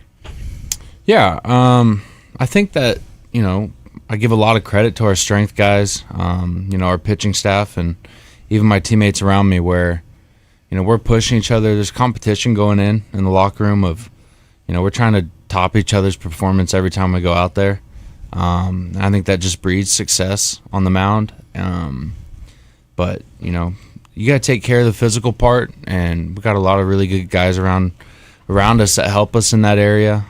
Nutrition, sleep, just keep doing it. Found a really good routine last season that I just kind of carried over into this season. I remember getting done last season and feeling like, man, I really wish we were playing in October because I'm feeling at my best, which I was really, really pleased with. I only threw 120 innings last year, but the bulk of it was in the second half, just due to the late start that I got. But I'm feeling like I'm on the same trajectory health-wise, and, I'm just very grateful that God's given me the health to go compete and try to take the ball every 5th day. Cade Cavalli has been a workhorse for the Nationals. Former first-round pick, top prospect. This was kind of always the vision, I think. I was texting even with Mike Rizzo within the last couple of days about how you're pitching and what they thought you could become. And I'm just curious, did you always know, as soon as you were healthy enough, long enough, that this would happen? Or were there times where you doubted it? Because you went through almost a couple seasons where you weren't able to throw a baseball. Yeah. It's a really good question. I think that you don't always know. You have your self-belief. I believe that with my stuff, the way I go about my work, that I was able to have some success in this league and give our team a chance to win every 5th day. When I got drafted in 20, that was my main goal. I told Rizzo that I want to be up here helping us win games, like be part of a group of guys that come in every day, compete for each other. That's been a dream of mine, and 22, I got up into the big leagues. It happened really quick, and I was super grateful for it. And in my debut, I get hurt, something that's just out of your control. And then I just had a conversation with Dan yesterday about the 23 spring training because, I was a young kid, really started pitching in 2019, 2020, where I, kind of gave everything, put aside hitting. So I was trying to learn a lot and trying to get better. And I thought I was going to be on the rotation in 23. Kind of was told that I was going to be. And when you're a young kid, you're trying to get better. You might not be taking care of your workload like you should, just because you're competing, trying to get better every day. Even during catch play, threw a little bit more than I should have. And I think that's something in an area that I've grown quite a bit in, where I'm okay just going out midweek and throwing a football around, 20, 30 times and throwing the baseball 10 times. I might not have something that I find that day. And, I think that in 23, I just was really, really motivated and inspired to try to be the best I could be, and it became detrimental to my health. So I think we found a really good area in that. That's interesting he brings up the football, because deeper into the conversation, I was going to say, when I'm at the ballpark earlier, Danny and I are doing a show. You seem to always be the guy. Jake Irvin does it a little bit, but you bring out a football and you chuck it around. The Oklahoma boys. That sounds like it's actually an important part of your routine then. You're not just out there having fun, kind of cutting up. Right. No, it is. I think that, we throw the baseball a lot. There's certain stresses that are put on an arm. Throwing the baseball, it's a little bit lighter. So your arm's not moving as fast when you're throwing a football, but you're getting blood flow to it. You're moving around. You are extending your elbow. There's really good things that happen. Nolan Ryan pitched for 24 seasons or something like that, and he threw a football every day. Which, he was probably onto something. He was really good. So you see more and more pitchers doing it these days. The day after my start, I don't even touch a baseball. Let's just get out there and throw the football around, get some blood flow, and then the next day is a bullpen. You're going to go get better on the mound, and you let your body recover that day prior. Cade Cavalli with us here on G&D. So you mentioned your stuff. Educate me on this, okay? You throw so hard. I mean, the fastball jumps off the screen. It's your upper 90s. You touch 99, 100 all the time. You're sort of sitting around 97. Your secondary stuff, breaking stuff, what do you want to call it, the different pitch mix, your fastball gets hit more than you would think a fastball that is that firm would get hit. I know this sounds really mean, but you're really successful, and it's been awesome. The pitch mix and guys are off balance. Do you feel like your fastball is a little bit more vulnerable than it should be, and kind of what was the cause of that? Because the adjustment's been made and the numbers are great. Yeah, that's something that I for sure looked at last season. And I think that adding the cutter in has helped a ton. Yeah. Having 3 different fastball shapes. I think living and dying on the four seam. Guys, you see this day and age, you see them turn around 100, pull it quite a bit. Right. They've seen really, really good heaters. So I think that with the spin that I have, maybe sometimes this was a conversation we had where it felt like some of the guys' approaches were if they see something straight, they're going to move at it and hopefully hit it before they get to the spin. So sometimes, I got to start spinning a little earlier to make the fastball play up. So go into that. Your pitch mix, I mean, it's an uncomfortable at bat. It always has been against you. You're a big, strong dude that throws hard, but all the different things now, I don't know what a hitter's supposed to do. I mean, you're up there guessing, and you hope this is the cutter, or you hope this is the knuckle curve, and even still, you might not get it. How has that evolved for you in terms of thinking along? I mean, I see you on the pitch comm, calling your pitches, and I know there's so much work that goes into that. You're such a cerebral guy. How has that evolved for you to kind of lead to this success point? Yeah, it's been a big learning thing for me this year. I don't know how many starts ago. I just remember it was in Philly. I was like, I'm going to start calling my own pitches. Our catchers had been doing great, but I think it was more of a rhythm thing for me. Just getting in your own rhythm, being able to execute at your own pace, and then having that just another level of conviction in that pitch. So I think that the homework in between, where you're looking at guys where they slug a heater. So most of the times that'll tell you about their bat path and kind of what they're looking early in the count. So I just want to stay away from that slug area.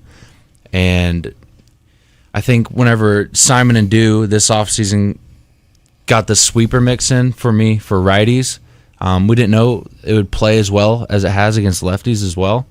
But it just added another shape to where I can go look at a scouting report and say, like, this guy has, a flat bat path where he might struggle north and south. So we can do a four seam and a curveball with more depth, just to get above the flat path.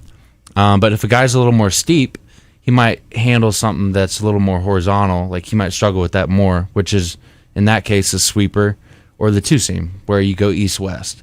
So and are you determining that, or is there some like scientist next to you who's helping you with that? Like, how does that work? Our data guys give me sheets on every player prior to the start, and I just kind of get to go through and just decipher of how I'm going to attack these guys based on what I'm seeing. And they give me bat speed, bat path,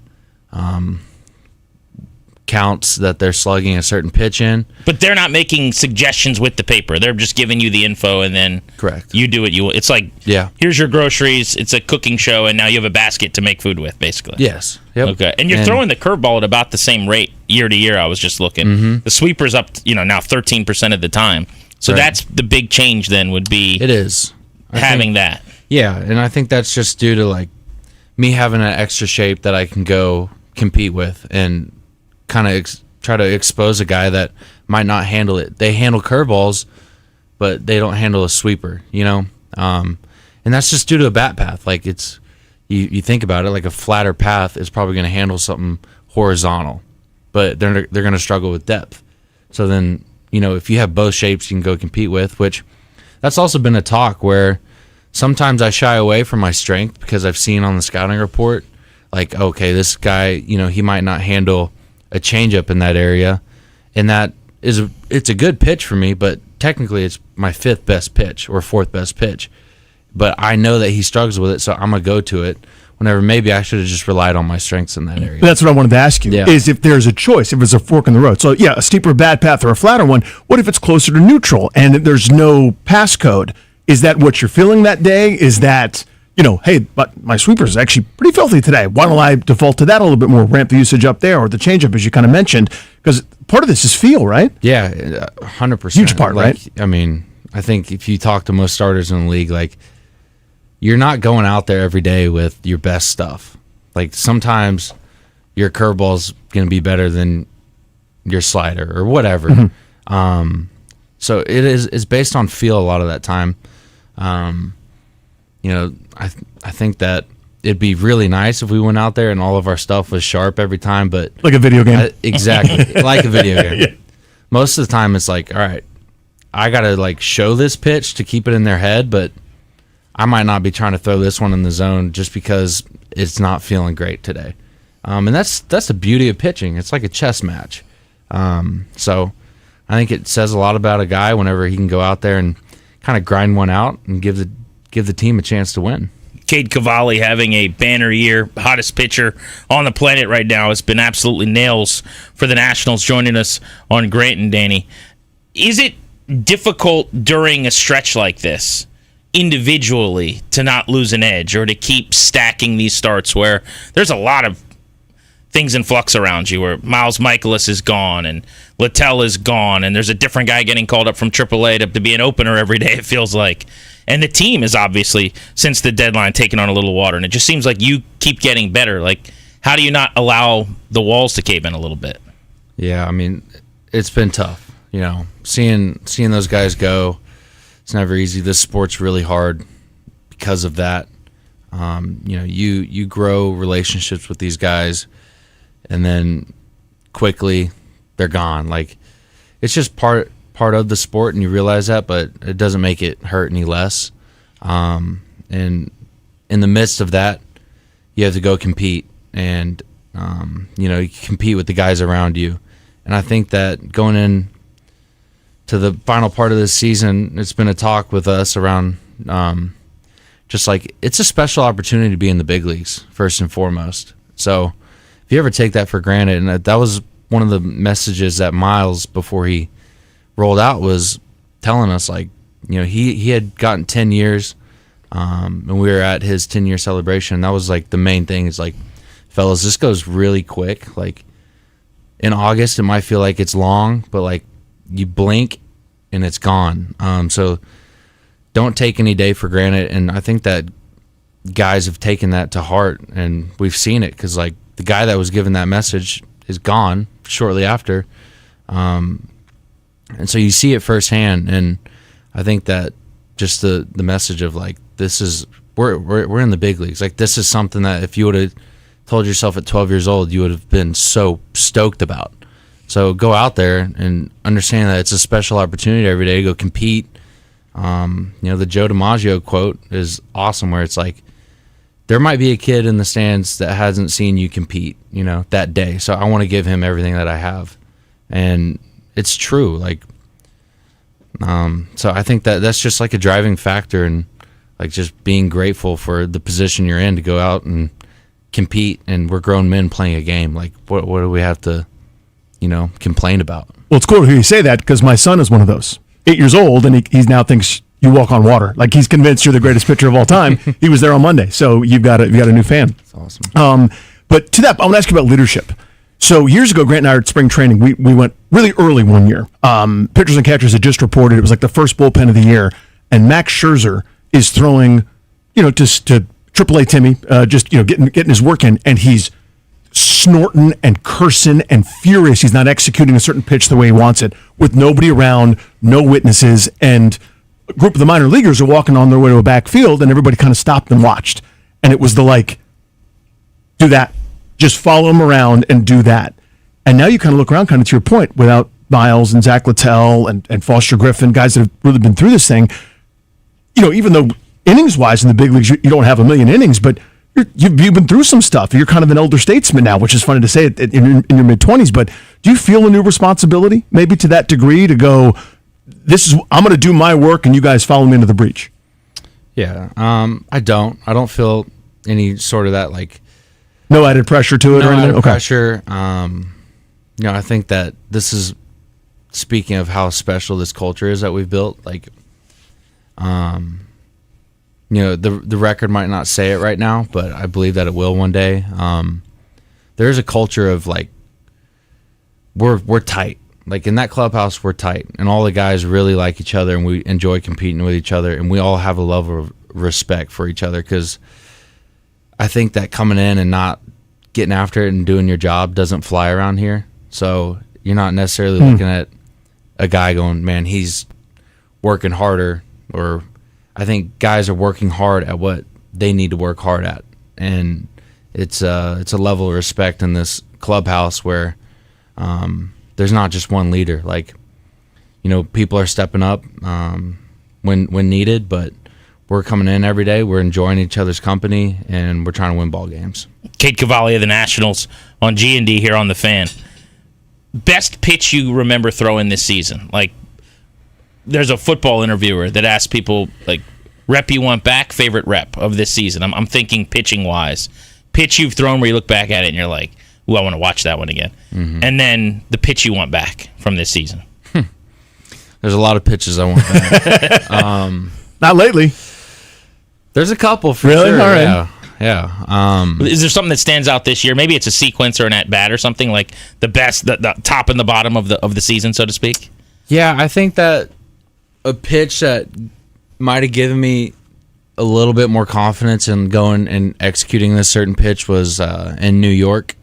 Soto had just gotten me the at-bat prior, and he's a guy that when you go look at his scouting report, it's like, what do I throw this guy? You know, because it's kind of red everywhere. Like, he can hit everything. And I just remember sitting up there. We had kind of had a nice little battle going. I'm like, man, he's pretty much seen every pitch. Like, I have this one pitch that I haven't really tried to throw much, and it was like a backdoor sweeper where, you know, I'm trying to start it off the plate and just like catch the edge, and executed it, and he just kind of froze and looked at me. And it gave me some confidence to like try to go do that against other guys. And I think that the backdoor sweeper is gotten me a couple of strikeouts. And I just remember like executing that, going, okay, like I think I got that one in my bag. He's one of those guys too that will give you that look or like that tip of the cap, almost like, yeah, all right, you got like for all of the other stuff he does that people don't like, which I'm cool with. Like after you get him, he's gonna let you know, like, damn, that was pretty good. Exactly, yeah. And I mean, I know Soto, and I appreciate the way he goes about his business, and he'll also let you know whenever he gets you. So like, you'll be informed. Exactly. So it's he's a fun one to compete against. What's next for you? Again, you've 7-1 with a .198 ERA over your last 8 starts. You've been unbelievably good, but I know you're so competitive, and again, you're so smart that I see you getting a pitch that you didn't execute, just ball one, but snapping the glove back because you're annoyed. You're competing with yourself there. What's kind of next in your growth? Got Miami. That's what's next. That's what it is? Yeah. Yeah. I'm looking forward to the next start. Got a bullpen today, so I'm going to go execute some stuff that I might be seeing that I can go do against these guys. They got our number right now, so I was gonna say, you mean the 27 Yankees, right? Yeah. I mean the Marlins. Dude. Good Lord. Yeah. Every time they play you guys, I'm it's excited. I'm excited to throw against these guys coming up. Yeah, no doubt. Favorite road ballpark to pitch in? Well, I haven't gotten to pitch there yet, but I really enjoy being there, and that's San Francisco. Okay. I think it's partly because my dad's from Oakland, the Alameda area. So I grew up, real young, going to that ballpark, and then stepping onto the field as a big leaguer, and like you don't get to see that point of view of like how big their stands are. The river behind it. I think it's just like it was a special special thing for me. Are there actual mounds that you like more than others? Is that a thing? Like the feel of the mound? Yeah. Like, is there a mound that you think of when you're on the road there? You're like, damn, I really like that rubber. Yeah. Everybody talks about how good Tampa's mound is. Unfortunately, I don't remember much about it because I had food poisoning, and I was just like, let's get through this one. But I really like Philly's mound. And I think our home mound is good. It's good view. What makes a good mound? What are you looking for? Where the holes don't happen real fast. Sometimes it's hard because like when I'm throwing against a lefty and we're throwing off the same spot, our cleats are twisting in opposite directions. So it's just like making a hole. And if we're landing in the same spot, we're going in opposite directions. So the holes can get dug out pretty fast. I think you saw it against Colorado. The day I was pitching, I believe it was Feltner. Yeah. He had to get the mound fixed, but I didn't really see a big hole out there. I didn't know what was going on. But I think that a good mound is something that can like hold throughout a game. What's the strangest place to pitch in? Just weird warm up, weird prep, or clubhouse, locker room, just something like that. That's unusual. I mean, Fenway is unusual. You don't get that look much. Same with Wrigley. I think it's just like the older ballpark where the back stop is kind of angled a little bit different. Like not everything's completely centered. Like I remember Wrigley, it's like offset. So like the mound looks like maybe it's crooked. Or like, you know what I'm saying? Yeah, like, definitely. Which is cool. Like it gives it such character. And you obviously play video games and you're on those mounds in the video game, so it's pretty cool being out there. You and the wife are expecting your first baby. Congratulations. Congrats, buddy. Thank you. That's very, very cool. Baby boy, right? That's right. Yeah. Congratulations on that. What are things like now with the prep at home and just generally? You get a lot of, when you get to downtime, is it just binging TV shows and things, or what are you guys doing? Yeah. She's just been like tired, so there's a lot of sleeping going on for her. Yeah, like you said, like TV shows, just hanging out, trying to be there for her and whatever she needs. I'll do. What's your go-to show? We just started Tires. It's pretty funny. Shane Gillis, yeah, that's a great show. But we're also in the middle of watching Quarterback. So all right, so good, so good. Yeah. Awesome. Dude, this is so cool for you to come in. Congrats on all the success. It's well earned. I know the journey you've been on, and it's cool to see you be able to kind of bear the fruits of that. So it's really neat, man. Thank you very much. I appreciate you guys a lot. Cade Cavalli pitching like an ace and like one of the best pitchers in all of baseball, and that's what he's become. I joked at the beginning of the conversation, but Jacob Mizorowski would trade this guy for his last few weeks at this Seriously, point. looking up at those numbers. That's right. He's like, I want to be Cavalli when I get older. Nationals right-hander Cade Cavalli on Grant and Danny. Next, it was a rough day for the Commanders against the Baltimore Ravens at Owings Mills in a joint session. We'll talk about that in moments on The Fan.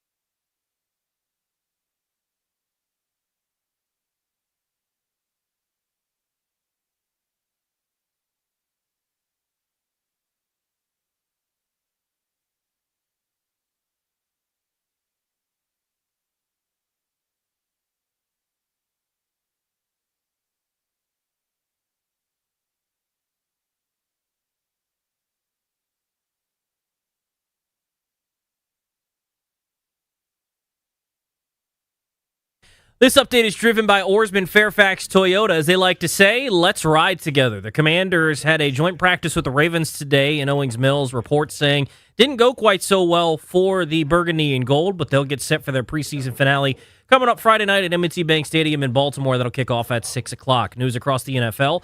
Texans offensive lineman Braden Smith was carted off at practice today with a foot injury, and Buccaneers edge rusher Reuben Bain, the rookie, he suffered an AC sprain, said to be nothing serious. He's expected to be ready to go for Week 1. Baseball, Nats taking on the Rockies. Game 3 of the 4 games set. The teams have split the first 2 games. 6:45 first pitch tonight right here on the Fan. Matt Waldron, the knuckleballer, makes his Nationals debut. Tanner Gordon starts for the Rockies. Oarsman Fairfax Toyota keeps their customers happy by offering great deals in the area's best selection of new Toyotas, each backed by the Oarsman Lifetime Edge, featuring up to $1,500 in extras, as they like to say at Oarsman Fairfax Toyota. Let's ride together. From the Crop Metcalf Sports Desk, I'm Toby Altizer on the Fan.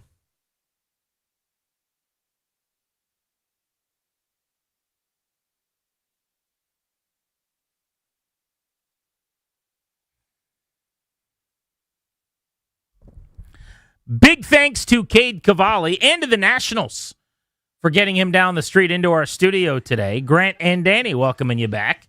You're locked into the Fan. We'll take you up to 6:15. That's when pregame of Nats Baseball, Charlie and Dave, begins. There is an NFL update. I want to get back into the Commanders and the Ravens as we talked about, and we will do that next segment, I promise, because Washington got their teeth kicked in the joint practice today. They've got a preseason game coming up Friday where they almost certainly won't play any of the starters, and Dan Quinn has all but said that already in his own way of doing so. But on the NFL front, the league is getting rid of the Pro Bowl once and for all. Remember, the Pro Bowl became just this two-hand touch game. Yep. Then it literally, not a joke, but literally became a flag football game. And it's now just absurd and not worth watching. But they're going to do what I've always wanted them to do, Danny. They're going to name a Pro Bowl team as an honor of actual deserving players. And then they're not going to have a game, which turns into a lot of guys saying they're not going to participate because the game's a joke, or they don't want to travel, or they just had a baby, or they're hurt, or whatever. And so the distinction of being a Pro Bowler, in theory, could return to actually meaning something. Yes. Because they just name a list like they do in an all-pro list. It's a different list that's put together because players vote and some media votes and some coaches and other team personnel vote. But they're going to do it that way, where they put the roster together. They name a first team for Pro Bowlers, then your alternates or whatever, I guess, don't have to matter or aren't relevant anymore because there is no opting in or out, and there's no actual game. And my point has been for a while, the game has not mattered. The game is irrelevant. Nobody cares about the game. So just name the Pro Bowl as an honor and keep it moving. And it sounds like that is what they are going to do based on the league meeting today. This is where they were headed, rightly, in my view. So it's smart. I'm glad they did it. To your point about the distinction should matter. It does matter still to a degree. Although it's been more and more watered down, this will kind of return that designation where you go back and look at someone's career and you see 5-time Pro Bowler, 7-time Pro Bowler, and you go, wow, that's a Hall of Fame worthy type player. And that matters a little bit more. Not just this guy made the Pro Bowl also because the 7 other dudes were either playing in conference championship games or didn't feel like going. That, to me, has been the right thing. Ever since, I can't remember what year it was, I remember Jared Allen, that's how long ago it was, beat the offensive tackle cleanly and had a free shot at the quarterback. And could have lit him up and knocked him into next week or sack fumble or whatever he wanted to do. And he just kind of jogged by and I think either patted him on the butt or kind of like made a joking swipe gesture. And I said, it's not football. I don't blame those guys, by the way. What they do is incredible. But I go, that's not football. I don't know what that is. I'm all set. They tried to gimmick it up. I don't need it. Now, here's the weird part, though. They still get pretty good numbies. Like, people still watch it, so I'm surprised. Players on television doing something athletic, people will watch. I mean, you could do like a Jimmy Fallon-style Tonight Show where you just get a different NFL player every night to show up and play board games with Jimmy, and I think people would tune in if they're big enough stars, for sure. And those are the biggest stars in the sport. But yeah, I'm with you. Right around when Lorenzo Alexander won the MVP, and that was one of the coolest things ever because he's our buddy, and he was here, and he left and turned into a Pro Bowler, then won the MVP of the game with a couple sack fumbles or whatever. Within the next year or two, I remember, like guys like Lorenzo Alexander who took it seriously and cared, and that's why he won MVP, weren't there. And it was just, I'm watching and going, this is useless. I mean, the tackles were like, I'm not exaggerating, wrapping up and like slowly bringing a guy to the ground so he doesn't get hurt. And I'm like, I get it, but let's stop this game. Fast forward a few years, and they were literally playing flag football. But I do like the idea of honoring players by naming them Pro Bowlers. You could say, how different is it than the All-Pro distinction? Well, there's more of them, right? I mean, it's a longer list. Yep. When the Commanders yesterday signed DJ Humphries, all the stories about that addition read, the Washington Commanders have agreed to terms with DJ Humphries, comma, a former Pro Bowler, comma. Like it has a meaning. Yep. To the point where when I said he's going to be a backup, this is depth, this is not going to move Coleman over. A guy had hit me on Instagram, a message, Grant H. Paulson on IG, and he sent me a DM, and I always check my DMs on Instagram, and he goes, DJ Humphries was a Pro Bowler, man. You're not bringing in a Pro Bowler to be a backup. And I said to him, I'm like, just being a Pro Bowler once doesn't mean what everyone thinks it is. Now, I'm not trying to knock Humphries, but if Shedeur Sanders went somewhere this year, is he automatically a starter? He was just named to back up to a guy who's had a terrible camp and a terrible preseason in Deshaun Watson. There's a lot of guys that can say they were Pro Bowlers. Snoop Huntley is another one of those guys. Is it Tyler Huntley from the Baltimore Ravens? Mm-hmm. That guy played 2.5 games and was named a Pro Bowler. It's a joke anymore. Well, so the reason is because not enough guys want to go or play or whatever, and you go down to like the 6th alternate. So just name the team, and then that's who the Pro Bowlers are. Well, also beyond that, regarding Humphries most specifically, guys available on August 25th aren't necessarily you're not bringing those guys in to be your linchpin best football players is the other part of it. So nobody had signed him in March or April or June and any other time of year. So I would sort of settle down and go, you're not bringing him in to be a backup. I think that may be exactly what they're doing. Now he might end up starting. Who knows what their best option is? But it's not just that just some Pro Bowl caliber player is just hanging out in limbo in the middle of August in general. That's not really your normal MO. I think that what they have to do is restore the value of what it means to be named a Pro Bowler. But I wonder how you account for the lost years. Because the problem is, does it matter or it doesn't on a resume? To me, in a world where Shedeur Sanders is a Pro Bowler last year, you can never say again, like, this guy was a 2-time Pro Bowler and have it mean anything. Because you might be Peyton Manning, and every one of your Pro Bowls early in your career is you being a 40-touchdown quarterback who's a superstar. But if you're just ranked 38th in efficiency at the quarterback position, and for whatever reason, the league tells you they want you to go to the Pro Bowl to be at the flag football game because my nephew wants to see the TikTok dance that you're in, that ain't it. But I do. Am I wrong in saying if there's no game, then there's no way to opt in you or would out? think, yeah. There's no need to opt out. So you don't have to opt out of the honor. But we have these lost years, so now what do I do? Am I supposed to care about seeing on the PFR page? I think it's a short enough time where it became less meaningful. We remember so because in we're in 10 it. years, Pro Bowls, when you hear someone's a 5-time Pro Bowler, even if their career was during this era, you're going to go, that's a really good player. Yeah. And I think that's okay. So we will have a few seasons, to your point, of backup quarterbacks that played 7 games or guys that weren't any good or 8 people at the position should have made it but didn't or whatever, where you'll go, God, that was a pretty flimsy Pro Bowl. And it'll stand out because, again, pick Tyler Huntley. Probably not going to many Pro Bowls in the future.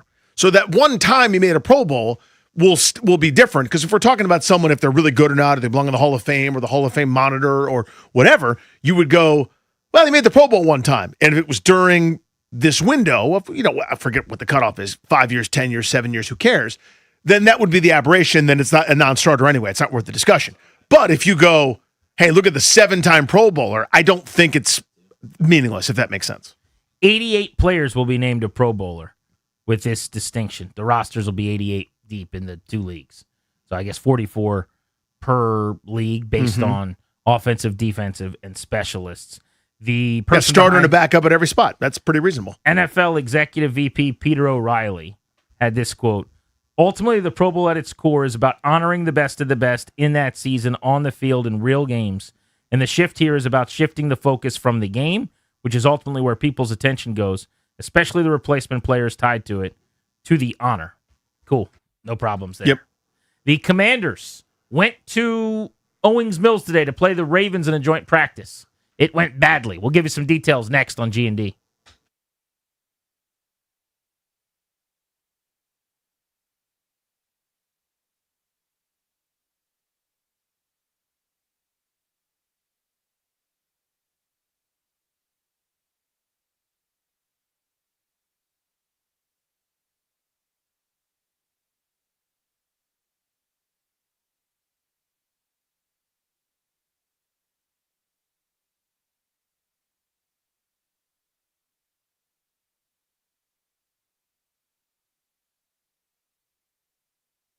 Guys, it's GP for the Circa Sportsbook. $30 million in guaranteed prizes. Cash in this football season in Vegas with 3 Circa Sports contests. Entries starting at $1,000, all with no rake. Circa Million, 18 weeks of point spread action, 128 ways to win. Circa Survivor. Pick one winner each week. Last one standing wins. Always love Circa Survivor. And then there's the Circa Grandissimo with a $100,000 entry. Enter in Nevada, play from anywhere, $30 million guaranteed. Visit circasports.com for details.